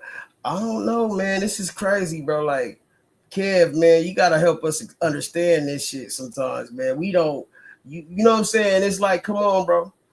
Unless you just don't give a fuck how you perceive. If I that's the think case, he arrogant enough to be like he don't care. he don't He care. don't care. Right. He gonna have his cake and eat it too and do his thing. There you go. Cause I knew from a get-go, like I try not to judge people, but it's like you can't even help it because it's like all in your face. Right, He right, doing the shit all right. in your face. And when a nigga turn around and act like he don't have no accountability for the shit, and so you either laugh it off, because you see how it was like more so like, okay, well, nigga, either Yeah, I said it. I said the end. either rock with it or fuck you type Yeah, shit. yeah, yeah. And see, while D cool like that, he ain't tripping. He still told the nigga though. I respect that. Don't He get it still twisted said though. that. Wild D would probably slap that nigga with the pistol I'm or something, sure, nigga, if I'm he really sure, got I'm sure. But yeah, he not an angry bird like yeah, that. exactly. He don't walk around like that. He a cool nigga. But he told him, which is good, he spoke up for his girl or Yeah. whatever. But him, I apologize. I can't, like, basically, I said it. I can't take it back. Which he can't. That's true. He can't take it back. But damn, you just was arrogant with it, though. Like, yeah, I said it. I said it. He should have said, Bill, I apologize. He didn't even do that. Yeah, that's wild, man. That's wild right there, man. I don't know what the fuck that nigga tried to accomplish with that shit. But that didn't come out looking okay, bro. That looked kind of crazy. He should have apologized to his wife. His wife was sitting right there. Man, that's embarrassing. That is heck embarrassing. My nigga Dirty Dude, what's good with you, man? Appreciate you, man. Or dirty. He in the chat. Oh, that's my cousin. Hey, cousin. Good day. Dirty Dude. Yeah, there's some dirty dudes, and they ain't dirty dude. In this motherfucker, man. They hella rude. Hella rude. Man. Looking at my woman's cha-chas. What's wrong with you, cuz? Why would you do that? I just cannot. But that just shows you it's some real perverted people in this world. That's why women gotta be real careful because there's people like that in real life. We on the YouTube, but there's people out here every day. Every day. Hey, you know what this shit took me back to? It took me back to that Menace to Society movie. Remember when that nigga kept telling that nigga, hey, he told that nigga, you know how Kane was real nigga polite to the nigga, hey man, Chauncey, chill, nigga. Chill, nigga. And that nigga got a little too drunk, got beside himself, nigga. That nigga Chauncey, nigga, pistol whipped the shit out that nigga. He whooped his First ass. thing that nigga Chauncey did, hey nigga, hey, jump the dime on that nigga. Fuck that shit, nigga. He ain't gonna be laughing when I seen him in his face. Nigga. Yeah, nigga. Oh, and think about it, that was his OG.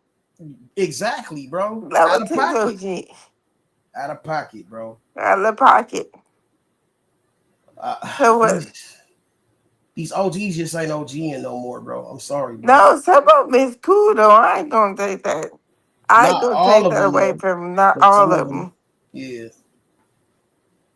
But man, that's crazy. But see, that's another thing too, because this nigga's supposed to be a triple OG.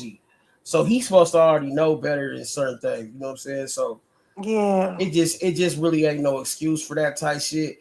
But if you feeling around trying to see what you can get away with, but this another thing too. If Kev is more calculated, so he did that for a reason. Wait. Trama, what did he say before he even said that? Y'all finna be talking about this. See, Go he back wanted and a play viral it. moment. He wanted a moment to get motherfuckers talking about him. See, that's what I'm saying. He more That's why I feel like in the first place the nigga said what he said. Like he said, because what he do? He tried to get confirmation first. He was like, well, the first thing he said is he tried to say it so where his wife would catch it. I think that's what I think. He called it. Didn't you see her face? No, I know. But then after he knew she got it, he went over to see if these, you know what I'm saying, caught it. Okay, I will tell you how it went. The first person who called it was Stay Fine.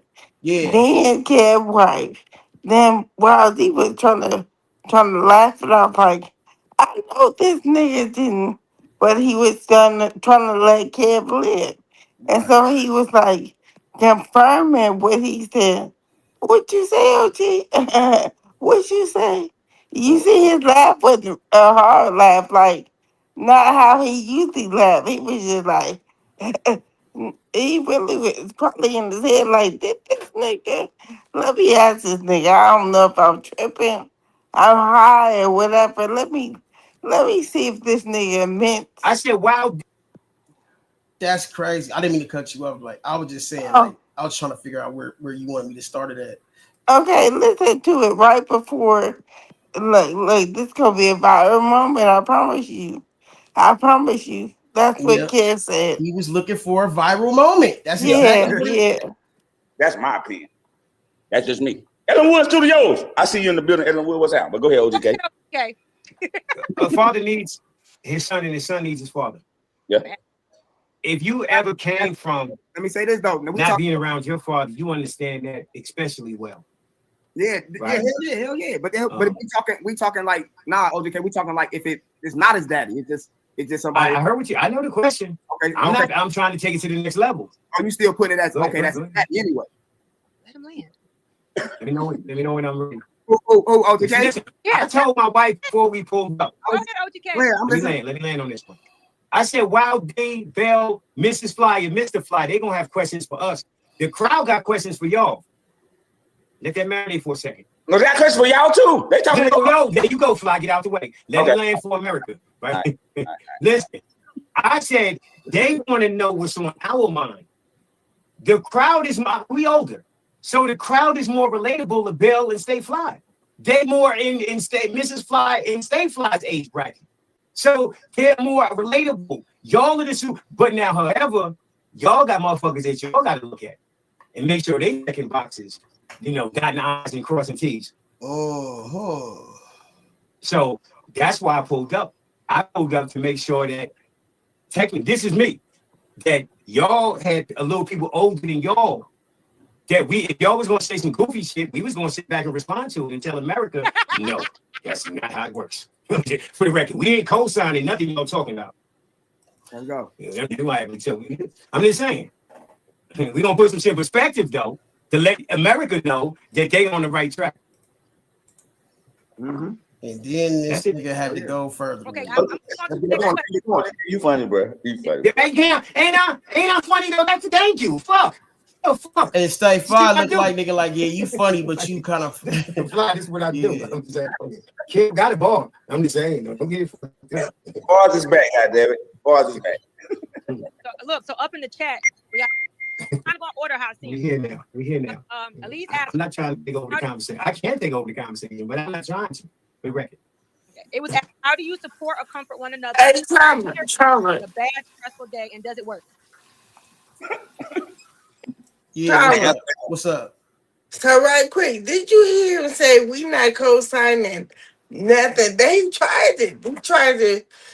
That was the first jab. The first so jab, then, yeah, and then he went to Bill and her test. That was his thing. He was like, yeah, they gonna be talking about this one. You heard him? He said that.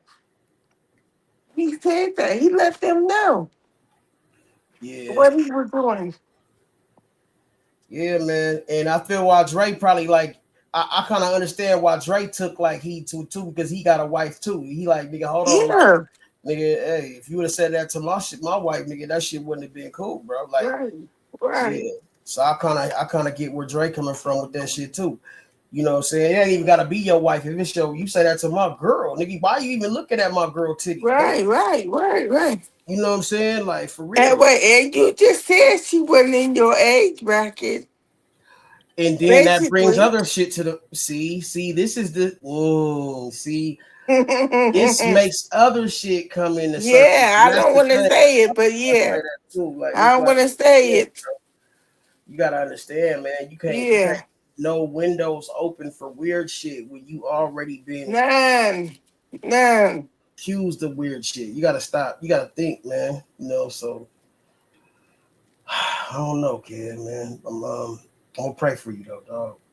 I'm telling you right now, nigga, you say that shit to the wrong nigga, man. And you better be glad that nigga Wild D couldn't get over to your table, nigga. Cause nigga, Wild D ain't trying to crash out. He ain't trying to crash out, but what I'm saying is you can tell like he ain't gonna go for no too much disrespect about his girl. That's all I'm saying. No, that's right. Yeah, that's all I'm saying, bro. Cause that'll make him look crazy to her. And that like cause a whole nother problem, you know? Like damn, you didn't say that shit, but he said something. He said something to Kev. That was crazy. And I think that nigga looked at it more as like, damn, nigga, that's awkward. Like, there's differences, like awkward, disrespectful, and awkward and disrespectful. You know, like, I think Wild D was surprised. Surprised. That's why he didn't really say that. He was probably he threw him off for a second. And OGK didn't that drunk either. He didn't seem like he was that slizzard. Like I could see if he was just shit faced drunk, but that nigga wasn't even faded like that. No, That's just real shit. He really No. felt that way. Someone right, I'm telling you, someone right. He did that on purpose. He did that on purpose. Threw a And he monkey can't wrench. talk his way out of it. He threw a He can't monkey talk wrench. his way out of it. Wild D caught that shit though. He caught it. He caught that, but he was trying to let you. He was trying to let him live. He was really trying to let him live. He caught it though. Yeah, the old creep. The old creep. That you heard him say, "Wait, what?" Like that. He caught it though. He caught it. And you see Bill close her sweater up. You think her, the more he was talking, she caught it too. Yeah. And she started closing up her sweater. And I did notice that, bro. She did close. Damn, man, you made her close up the sweater, Kev. That's crazy, man. That's bad She vibes. wasn't even on there like that. She don't never come on there acting all crazy or nothing. She don't never do that. He don't do that to that girl. Man. Bro, you making people feel uncomfortable on the camera. That's That crazy. could have been a trigger for a whole bunch of people. You never know. Yeah. It could have been a trigger. And your old ass up there talking like that. Oh, man. He just making my stomach turn. Yeah, man, that nigga definitely got the worst of both worlds. Nigga, like, yeah, man. You said what you say, grimy and slimy? Or grimy? He said grimy and slimy, huh? Shit. And we supposed to believe only good things. Good things about him, Trama. You don't want to say good things about him. Like he ain't never did nothing wrong, Trama. Yeah, nigga, hey, nah, I definitely don't think that. He definitely done did some shit wrong. Like, and it's just things that, like, you know what I'm saying, you can't make a joke out of shit that ain't even really funny. It's like, bro, like, but the thing is, like, and then you stood on it. I just feel like, Right. He was I don't know, kid. I was really gonna try to, like, nigga, defend you, but there's nothing to defend. You can't defend that. That's fucked up. But fuck defending that nigga. That nigga don't defend me, nigga. Oh, fuck ass nigga. But it's worth. Like Mike G say, it's all recorded, nigga. It's all recorded. It's all recorded. Oh. It's all recorded, nigga. But nigga, if you ever look at my girl titties, nigga, ever. And then what's crazy is it's almost like you made your own wife feel uncomfortable. Right. And then this nigga gonna put his hat down and turn to the side like he on some Texas Chainsaw Massacre shit. Like, nigga, you don't sit your motherfucking But can you imagine what was that conversation in the house after that? I love to be a fly on the wall. Well, he already sleeping on the couch, so he probably don't care. And she already said she got anger issues or whatever she said. She done tried to stab that nigga a couple of times. I bet, nigga. You know, you talking like that, hell yeah.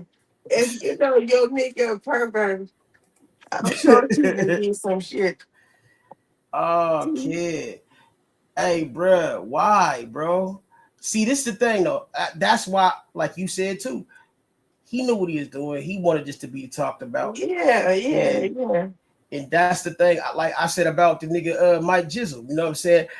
I really believe, like, some of the shit he doing, he played a dumb role. Because it's one thing to play, a smart person can play dumb, but a dumb person can't play smart. Right. But the thing is, some motherfuckers will, let that role play out because the clout that they feel like come with it. See what I'm saying? Like, but nigga, that's not a good thing to do, especially, nigga, like, when the clout ain't gonna really, like, get real motherfucking results. It's just, You just willing to do like remember like I was saying like that nigga Mike G was allegedly like not to change it was allegedly talking to some Trizzle or whatever training whatever or whatever. Now how the fuck why you knew damn well that was the same one that was talking that you was giving hell we was giving Bump Capone hell about. So that was the same one. Yes, that was the same one, and he knew that. He had to have known that because she said Queen Tulsa or some shit like that, and he from motherfucking OKC, and the Queen Tulsa was the one that he was getting into it with Bump about. Oh, you was talking to Queen Tulsa. So, bro, that nigga knew what the fuck he was doing. So that's what made me think like, duh, it was either one or the other. Either he was really trying to get some clout off of that shit. Or maybe he feel like, damn, nigga, he could use the fan base. That's gonna make people talk. Okay, I got you. Or he into that. Or maybe, I don't know. You never know. Like, I don't know, nigga, because maybe on them roads, maybe you get a little lonely. I don't know, man. I don't know, bro. I don't know, cuz. I mean, shit. This nigga right here, boy. Yeah, that nigga, man. I mean, but shit, like, yeah, man. Mike G like to be talked about though. That's why I could see that nigga just saying some shit crazy. But come on, bro. Because I swear I heard Gigi in the background trying to say some shit too. Like, hey, like nigga, like trying to stop the nigga. Or some nigga was in there like trying to say, hey. Somebody even the trendy says something. Oh, you like trendy? That's what she said, or bruh. Yeah. Oh, you like trendy? Bruh, I'm sick of all this zesty shit, bro. You know, we done got Cinderoni phony ass with the weird shit. Then we got this nigga Bump Capone with the weird shit. Then we got this nigga with the weird shit. I'm like, bro, what's up with these, man? These niggas is different. I swear, they different, bro. Like, bro, and these the niggas that y'all uphold. That's cool though. You go do what you do. It's crazy. Trama, I got you. It's crazy. It's cray, man. I can't do nothing but motherfucking laugh at it. You know what I'm saying? Cause it ain't me. You know what I'm saying? It ain't. Yeah. But yeah, if you got people that look at you like, hey, that's gonna mess you up too, man. Like you said, the OGs ain't the same OGs. No. They ain't the same. You know what I'm saying? They ain't moving the same, and they definitely don't have the same presence. They don't, you know, because for one, there's no respect either way. It's like you're not showing the respect you should, and then nobody gonna give you that type of respect when you doing shit like that. But you can dress the part, but your words don't line up to what you say or your actions. Well, that's why I say, like, you can tell people wear their insecurities on their sleeves even when they don't know it. Right. You know, like, motherfuckers want to say shit like, oh, because I cam up, you know, that make me. No, nigga, but you still camming up with filters. You still camming up with motherfucking, you know, making sure the shot is right at all times. Like, it's like, bro, like, do what you do, but be comfortable in your own skin. But it's like, you ain't got to prove that to nobody but yourself. You got a wife, bro. So it's like, I don't know. I never got it in the first place, nigga. How you, because when you say you from the player sector, but you married, that never made no sense to me anyway. Right. So I never got that. It never made sense to me, bro. Like, you a player, but you know, I'm not a player. I just crush a lot. Oh, no, you don't. Okay. You don't crush, but you're still a player. See, it's just like either way is confusing. And so, you know, Birdman. You done motherfucking did it again. You done found the way to get your name in the motherfucking 2-day algorithm. Yeah. Whoop-de-doo. So he said there's gonna be one for the books, right? He said, man, he told them niggas we ain't gonna agree with nothing you say, but we up here. Ain't that some shit? That's when his wife, he started looking away. Look at the thing. That's when she started looking away like, oh shit, here he go. Here he go. Man. Hey, pull up, Naomi. I want to have a panel full of women for once. But look, this shit's crazy because it's like, bro, like, why are you? If you already got your wife there with you, like, it's like you don't have nothing to sought after, but it's like you're making it seem like you're not fulfilled there by doing shit like that. Okay, and then think about it. What is the first name he said? Oh, I do it to all the women. I do it to who? Yeah. Who is the first person? He said what now? Hold on, did I miss something? What you just No, said? who was the first person he said he talked like that to all the women. He said I do it to News, Cammy, and Caramel. He do it to all of the women, he said. He said that? He do it to Okay, go back. Come on, I did not hear that. No. Yes, you go crazy. back. All right, I ain't gonna keep going back, but I'm gonna listen to it one more time. No, we gonna see this shit. 'Cause look, it ain't like it's my fault, Kev. You did this to yourself. We just exploring the fact that your ass done fucked up, nigga. You fucked up, nigga. You done fucked up, Kev. You done been doing the wrong shit for too long, man. And it's time to rise up against this shit, man. Chopper, you stupid. You stupid. Time to rise up. Hey, what's up with it though?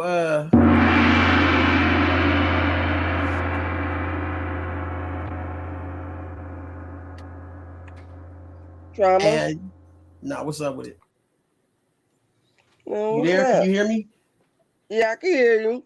Oh, okay. What's up with it? Yeah, Hey, that's Naomi. sugar. So what's going on? We just met. I'm being brought to the realization that OGK done been, causing more mischief in the small town. Yeah, he kicking up dust is a must, you know what I'm saying? And yeah, he just motherfucking trying to, I guess, man, he got his name back in rotation in a bad way. You know what I'm saying? Wow. Hold on, I'll let you see for your. I want to see what you think, because all the women had the same idea about it. I basically do too. It's just that I'm like, damn. Okay, so this is basically what happened. Do you see anything awkward in this situation? See, you niggas discussing. We have a different conversation. But listen, I'm not trying to steal the show, right? Let's get back answering the question. Let's get to this. We here to make sure, for the record, right? That because they Fly and Wild D didn't know we was gonna pull up. So it was a God thing that y'all went live with this topic right here. Yeah. Because I could have been pulled up, but the setting wasn't there. Bell and Mrs. Fly wasn't there. I've been on here for. And this forever. nigga always got to I mean, start with Foxy, this like I could have we've never been done this. like I guess a pleasure like nigga you. They're gonna talk about it. I promise you. They're gonna talk about this. We here. God damn it. You know what I'm saying? Now come on with the questions though. I won't take over the show. I don't want to distract the show. And then I'm telling my wife, and I'm laying right here. If Bella's gonna bring her home girl, then my wife gonna bring her home girls too. What? Wait a minute. Where we He got that off the back. Damn, I didn't even have to play that back. Hey, Naomi, was that you that said, wait a minute? Yeah. Yeah, she caught that off the gate. I didn't have to even play it for her again. She said, hold on, wait a minute. Yeah, kid, it ain't no way you out of pocket, man. Y'all ain't there. You know what I'm saying? Yeah, Fly. Let him catch up. Let America catch up. See, look at that. Yeah, my wife gonna bring her home girls too. Press the jet. So you niggas is starting. We have a different conversation. But listen, I'm not trying to steal the show. Let's get answering the question. Let's get to Trama. Oh, what's up? So then he say, I already discussed it with my wife, and Bell gonna bring his up. You told your wife about some titties? Nigga, you nasty. Now you got me looking at your wife like, what the hell? You let us hit. That's why she put her head down. He probably did say something about Oh yeah, that she to do her. got her head down too. She did put her head down. She had her head Yeah, she did turn all the way to the side, nigga. Profile shot. Like, I I don't even want to look at this that. nigga right now. And it looked like she looking in the direction of where that nigga at. Yeah. Like this nigga in a whole other room on the other side of the Like door. you better not. You better not. Bruh. Because if you look at her background, that's one of his rooms. Yeah, it looked like Because the hats is on the wall. Yep. You do. You see the same little fucking lightings, the little what they call them things, the strobe light thingies. Yeah, man. That's crazy, bro. I don't know what to say, bro. But it's like, bro, at all times you gotta make your wife feel, you know what I'm saying, your woman, your wife, whatever, you gotta make them feel, you know what I'm saying, beautiful, secure. You should never make them feel like they gotta special, beautiful. You can't make them feel like you looking at another woman the same way you looking at your woman. Like that's just fucked up, bro. Like I ain't gonna hold you. Crazy. Like you, and if he doing that, is he doing that for a reason? Because it's like you're doing that to get a reaction, whether it's good or bad. You're doing it to get that reaction. Yeah. No doubt. Oh man, come on, my nigga. Like it's like almost like saying something too. Like, where your titties at? Yeah. Oh, that's crazy. Hold on, let me see. We here to make sure for the record, right? That because they Fly and Wild D didn't know we was gonna pull up. So it was a God thing that y'all went live with this topic right here. Yeah. Because I could have been pulled up, but the setting wasn't there. Bell and Mrs. Fly wasn't there. I've been on here for forever. I mean, we've never done this. Yeah. Shit like they're gonna talk about it. I promise you, they're gonna talk about this. We here, goddamn it. You know what I'm saying? Now come on with the questions, though. I won't take over. I don't want to distract the show. Okay, I get what he's saying with that part. Like, okay, couples type shit. Okay. But yeah. And then I'm telling my wife, and I'm laying right here. If Bella's gonna bring her home girl, then my wife gonna bring her home girls too. Oh man, yeah. Go ahead to think about that for a second. Look at that nigga Wild D face, bro. Yeah, I know. Everybody faces the same. Stay Fly got it first because he put his head down like, oh, this nigga did. Look at Belle. Look at Belle. She calling. Yeah, she caught it. She definitely caught it, man. Miss Fly caught it. Everybody caught it. And nigga, she's with OG K White. She looking like, what the fuck? Why this nigga just say that? Look at Belle. Look at Miss Fly face. Miss Fly called it, and Stay Fly when he started laughing. They all caught it. Soon as Stay Fly started laughing, they caught it. Oh. Yeah, that's the type of shit that gets you never invited back to the party, man. Listen to what he said after, though.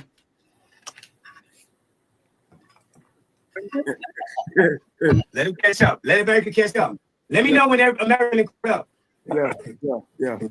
We'll talk about this. We here, goddamn it. You know what I'm saying? Now come on with the questions, though. I won't take over the show. I don't want to distract the show. And then I'm telling my wife, and I'm laying right here. If Bella's gonna bring her home girl, then my wife gonna bring her home girls too. That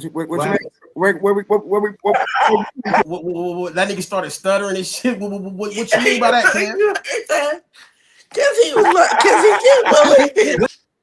He can't believe it. That's why he was stuttering. He was like, I know this nigga didn't. Hell yeah, nigga, like damn. I mean, like that's crazy. That's why he was laughing. Hey, Naomi, I see you. My fault, man. Let me take this down. I had y'all all blocked up. Yeah, can you hear me? Yeah, I can hear you. Okay. Yeah, this guy. Go ahead to think about that for a second. Let him catch up. Let America catch up. Let me know when American catch up. Yeah. I don't know what he meant. This is okay, right? For the slow table, right? Belle got the homegirls with her. That means she got the cleavage out. You know what I'm saying? So Miss Fly got some chest. Pause. I'm not looking at her like that. And But my wife got some hold on, homegirls. Miss Fly don't have She got a hoodie on, bro. Like, yeah, she said that. bro, She like, said that. I got on my hoodie. Wow. why you mentioning her chest though, bro? And then You look at said Stay chest, Fly though. face. Faces. Faces. Faces. If he was my husband, I'd been slapping him all across the head. Faces say everything. Look at Stay Fly face, man, right now. Mm-hmm. Like, nigga, what nigga? What you just say? See, Yeah, he was finna go off. You seen them? See, I knew I didn't like you light-skinned ass niggas. Yeah, exactly. Like, what the fuck going on? Hey, man. The faces say everything right there, bro. Yeah, His wife, look at my boo Miss Fly. She mad like a mug. She mad. Yeah, she looks appalled. That's appalled. You know, Mhm. like, yeah, you know, yeah, I don't know what kind of shock value you was trying to get, or did you think, I don't know what that nigga was going for, but he got something out of this shit. Go to bed, OGK. That's what Elise said. The women ain't fucking with you. The women ain't fucking with you. The men might still fuck with you. The women don't. Yeah, that's some crazy shit. That nigga, man, Benji, what's good with it, man? It just sounded funny. Tell Benji to come up there. He been said that nigga ain't no good. He been said that. Benji know how to get up here if you want to come up here. Come on, Benji. Yeah, Benji been telling us about the nigga. That's crazy, bro. Like, I don't know what that. That's crazy work right there. That's crazy. You are a different beast, man. Yeah, man. I don't know really what to say, man. Like, that's like, you know, he just said his intentions. And I guess, like, you know, if you gonna have that type of nigga around, you know, He said, Benji said nobody caught that. Yes, we did. Stay Fly caught it first.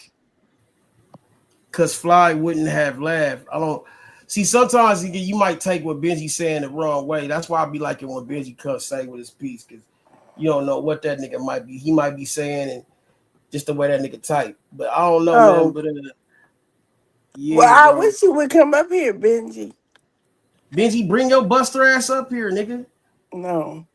Nah, but that nigga might be, you know what I'm saying, like just trying to be funny or whatever. But So listen. Okay, listen to the whole thing, Trama. Where he bring up News Name, Cammy, and Caramel. Keep listening. You said keep listening? So you'll hear him say that. This is how I talk about. So that's the homegirls. That's damn. I didn't want to have to break it down like that. Okay. What you say? You said what? The homegirl, when the female decides to show her cleavage, she got two home. There you go. Damn. I tried to just say it. What up, Benji Blood? Hey, look, you know what, Kev? That brought me to a question. I'm starting with Bill. No, I'm talking about YD because Hold on. One thing for sure, but why you even gotta even mention That's a good thing, bro. Please. Right now. Listen, bro. That was a good thing. I'm trying to sit back and take all of us to the same level. That was man, that wasn't it, bro. I will never address out of respect for you. That was so playful. I'm trying to include all of us in some humor. But that's what I do. But if I'll never address a play, I promise you. It was never disrespect. My wife right here, bro. That's what I'm saying. But that's what I'm saying. So why would you even you could have see? That's what I'm saying. That's You how go on different levels with this shit right here. Yeah. If you got to stop that. Like it was bad intentions. Then we on different levels. No, it's okay though. I do not want. Yeah, because I ain't gonna lie, OJ, because some things just ain't gotta be like some things. No, where you at? But that's the humor is humor. Everybody's not ready for humor. Shout out to Dave Chappelle. I ain't gonna lie, OJ, that type of humor, bro, don't go for bail. You see what I'm saying? When you say some shit like that, I wouldn't think that every okay, you right, pass it. I'm gonna go. Hold on. So let's pass it. Right? I was just about to ask the nigga Benji a question, and this nigga but shit, I don't know, nigga. I thought the nigga was on the panel, but shit.